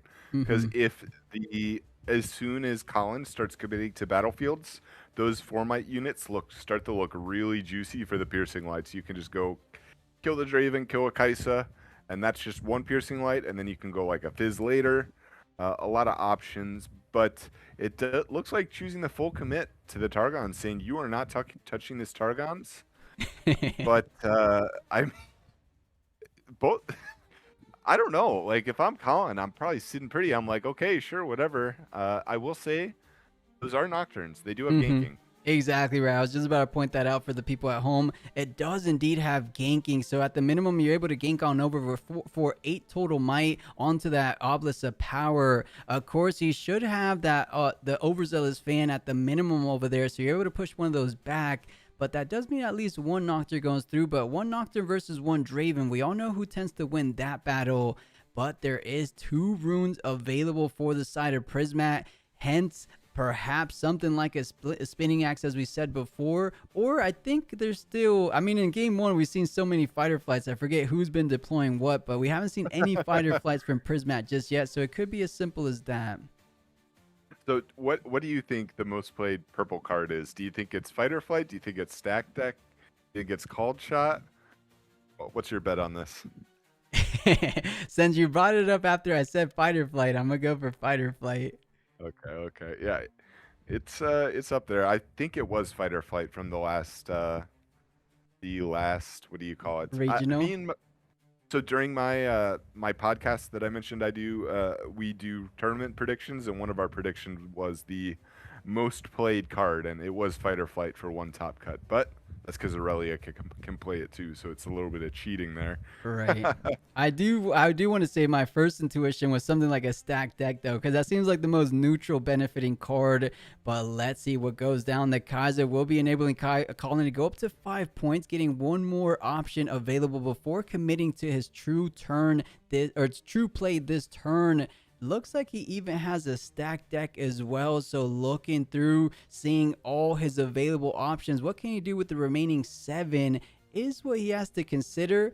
Or more than likely, just set up enough might on that Obelisk of Power to consider those Nocturnes ganking on over. As long as you control one of these battlefields, we're talking about a point disparity of 4 points. Each and every hold, you're going to be up. If one holds, you're still going to hold the other. So 6 to 7 to 8 points. You're not too far away from holding to victory, I feel like. Yeah, I mean, it's looking pretty good here. That being said, as we saw last game, the Miracle deck is pretty capable of these really big, like, counter push turns. We'll definitely, I mean, only 5 runes to work with makes it rough. It's a little bit harder to set up the big combo turns. But that being said, I mean, we didn't see battering rams in game 1, so I'd be curious if maybe they're just not in the deck. Yeah, I mean, battering rams are such a key piece to that Miracle Puzzle game plan, so I'm willing to bet they just weren't drawn or they just weren't played out, because it just makes sense when you have the seals into Ezreal, into call shots, into stack decks, into Rasas. You are the best deck to play things like battering ram. To make it even sweeter, you have the bushwhacks to ready them as soon as they get played out, so it does make sense to me. But perhaps he forewent on going for battering ram and replaced them for Nocturnes. But knowing Prismat, he probably has a way of putting both in this 40 card deck, honestly. It does feel like the Miracle decks just have infinite slots for infinite techs. And that is, I mean, it's actually not super surprising, right? Because you see so much of your deck that it ends up being that despite you playing so many 1-ofs and 2-ofs of whatever your choice of tech cards are, you will see them more than other decks might even see their 3-ofs. Just because you see so many cards. It is true. I mean, look at the difference. Not too much of a difference, but it is about a 7-card difference remaining in the deck, which is a bit considerable, of course. But now it looks like Colin taking a page out of Prisma's book. He's saying 2 can play at the whole game, but I'm going to be reaching that victory point 1 turn, or actually 2 points sooner than you are. So now it's up to you. Do you want to go ahead and invest that gank on over? Do you think your Nocturnes are strong enough to take down, what is that? That's 10 plus 2 plus 3, 13 total might. And without even considering the hidden card at that. So this is looking like a very uphill climb for Prismat. But perhaps just these Miracle shenanigans could get the job done. He does have a good amount of cards in hand. First things first, it looks like a piercing light. You said it might be the key piece he needs. Let's see what units he's taking down here. Yeah, this is interesting. Okay, I honestly expected Prismat to just like wait one more turn, take another turn off of just kind of taking it slow, go up to 7 runes, because it looks like Colin is kind of fully committed to this hold strategy, right? So if you end up saying, okay, 2 can play this game, I'm going to hold, and you do play cards like Piercing Light, so you could just say, okay, I'm going to wait till I know my Piercing Light's going to resolve. I'm going to see more cards than my opponent because I'm playing Miracle. It's more likely I see more outs to his board than he does, and I have access to ganking where my opponent does not.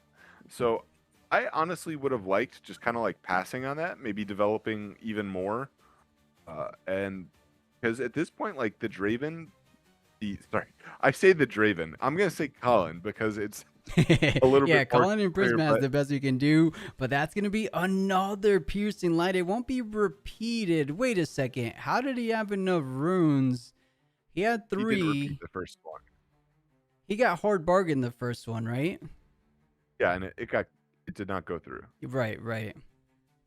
So he didn't repeat the first one. Oh, so perhaps catching wind. It almost looked like he clicked the units twice though. So I swore he had 2 units, but the piercing light paying out immensely. The Nocturne's coming in. We said the ganking posing a threat. The switcheroo is just gonna be 4 for 4, and this is the moment of truth for Prismat. I believe this is where the tables have just turned. The ability of conquering one battlefield was exactly what he needed. Now he's trying to hold both with 2 hidden cards. Prismat going up to 4 points as it stands. Or was that 3? No, I think with the Conqueror you're at 4, no?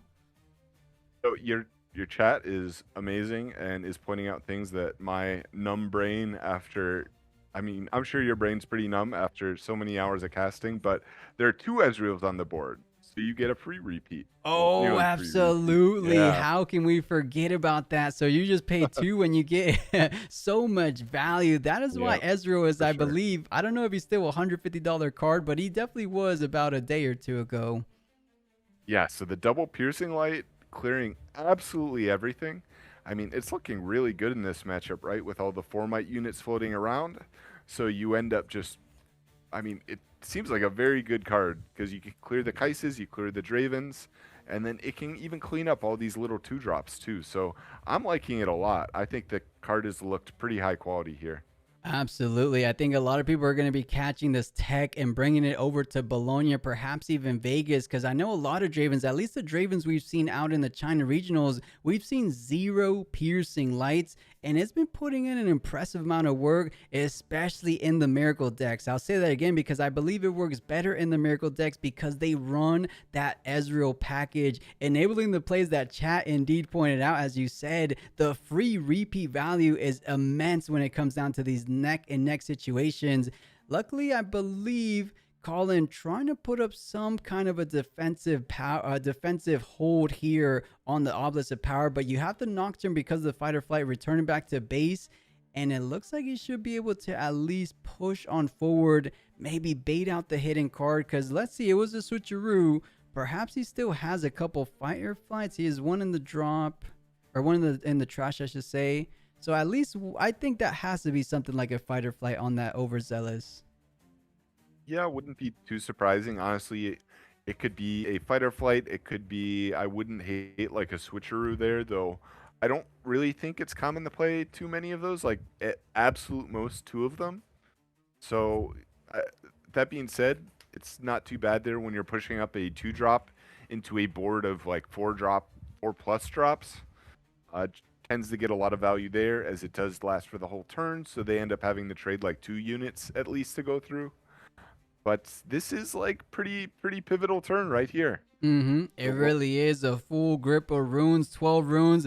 Bring your Thunder Song. We said it before, 2 can play at the whole game, and Colin will be reaching victory just that couple turns earlier. The Brynir, the Treasure Hunter, the hidden card, and the Overzealous Fan is almost all but certain able to hold things down. But take a look at what Prismat has in hand. The Bushwhack does get deployed out, does get the gold, and more importantly, every single unit has accelerate going forward. The red confront, if you will, Rasa is what I'm expecting going forward for Prismat. I mean, only 13 cards left in deck. It's pretty likely we at least have a couple Rasas. There's 1. There's 2. Do we got 3? At the minimum, something like a battering ram. If we don't see a battering ram at all in game 2, I'm right there with you, and perhaps he just doesn't run it, which is surprising because I think the Miracle decks utilize it the best to the best of its abilities. But I guess I was 2/3 of the way right to double Rasa at the minimum. There is a ganking Nocturne on the Targon's Peak. Perhaps you gank first. Or is there a world you just send it? Nocturne, Rasa, Ezreal. We are just holding it down with, I believe, what is that, 12, 13 total might, not considering the hidden card? I think you'd probably go... so it's hard, because if you do go 1 by 1, you are playing pretty hard into the Draven leader, right? Where it's just going to potentially draw a bunch of cards. And there we go. Piercing Light. This could be big. Is this going through? Yeah, a free repeated at that. You know, the fizz makes piercing light that much more incredibly valuable. Oh man, the stonks on piercing light have just gone through the roof in this Draven Mirror match alone. You get rid of almost everything on the remaining board. It looks like he's spreading out the damage so that a single unit might be able to take things down, but it's a little bit risky. Perhaps a calculated risk, but if you have a fight or flight, doesn't the damage get reset? Yeah, but if you do send everything in at once, right? Right, I think that's what it is. Right.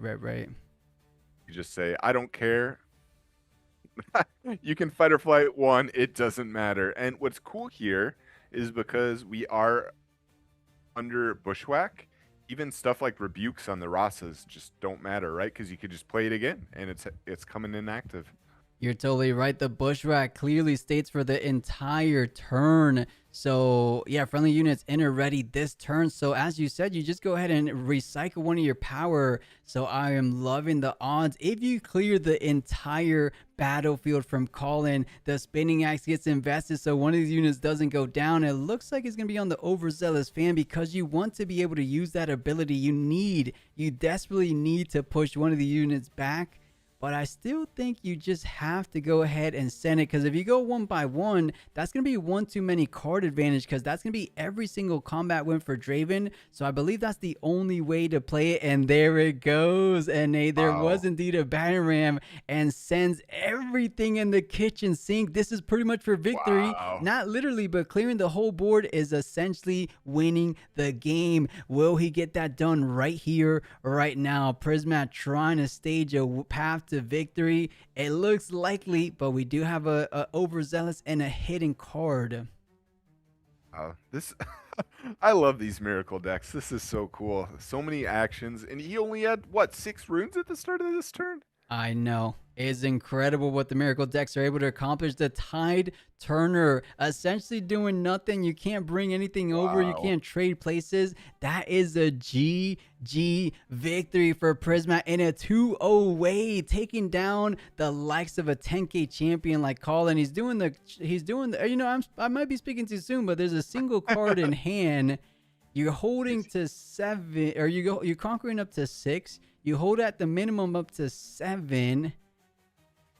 Yeah, so this isn't technically GG. Not Colin does technically. get a turn, but it is looking pretty bad. Only going to have 2 cards to work with and a pretty formidable board, Right. to say the least. To say the least, right? Quite the impressive amount of board state. And you know, all this came down in a single turn. The bushwhack, double Rasa, the fizz, and the battering ram, they weren't online just a single turn ago.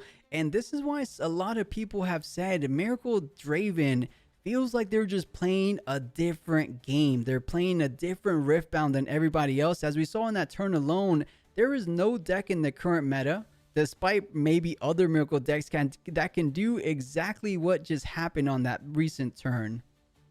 Yeah, it's so incredible. And this is what that's like one of the best cards you could have here. All right, so we have like a cleave or something. You will be able to Rebuke, conquer okay. 7s over the 6 currently. You're completely tapped out, and you don't have any ganking capabilities. And at that, you're going to be going up to 6 total runes next turn. Draws 2 cards, 5 runes remaining. Can you hold to victory? Imagine there's a world Colin brings this back. If there's a fight or flight, perhaps you could fight or flight your Draven, but that's not going to be enough unless you do indeed have a spinning axe. Draven goes up to 6, spinning axe brings up to 7, and what am I going on about? The falling star will be falling down on double Ezreal or Wow. the Draven, it feels like. Did Colin just hold? That was the best hit off the top, or perhaps just the last remaining card he had. That was an insane draw. Oh my gosh, because now now Prismat has to clear the battlefield again, and I don't know. Can he do it? I guess we'll have to see, but wow. It doesn't seem too likely. We completely, or I should say, I completely got ahead of myself. I just thought it was all but over. When you kill every single remaining unit, who would have thought it was exactly the combo Darius into Hopeful into Falling Star?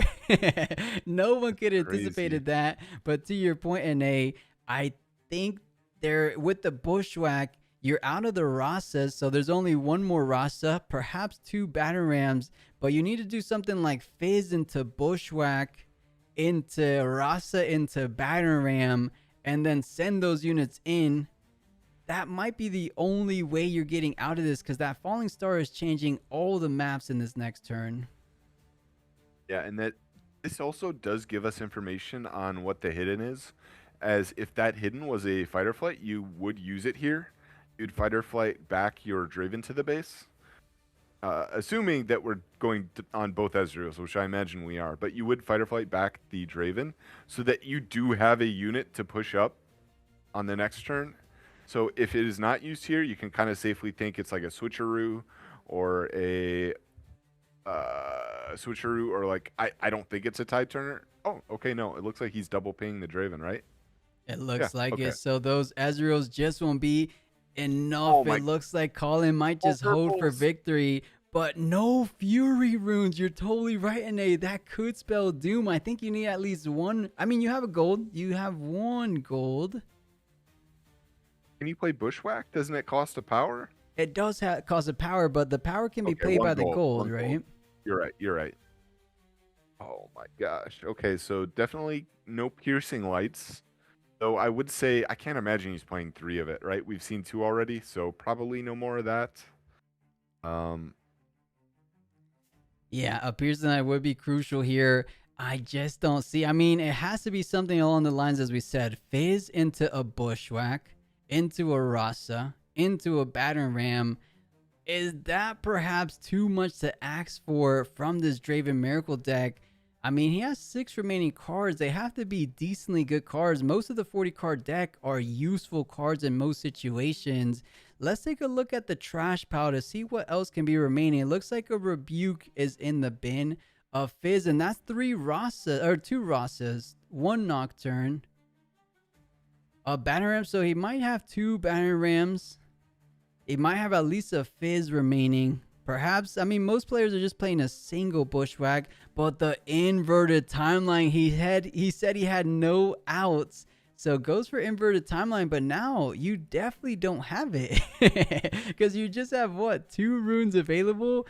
Oh man, and not to say I wish this was a 2-0 because I love seeing this mirror match, but it looks like we're going into a game number 3. So strap on. This is the final game for the semifinals, which Draven will be guaranteeing a spot in our grand finals. We're getting word that the Ezreal ended up winning.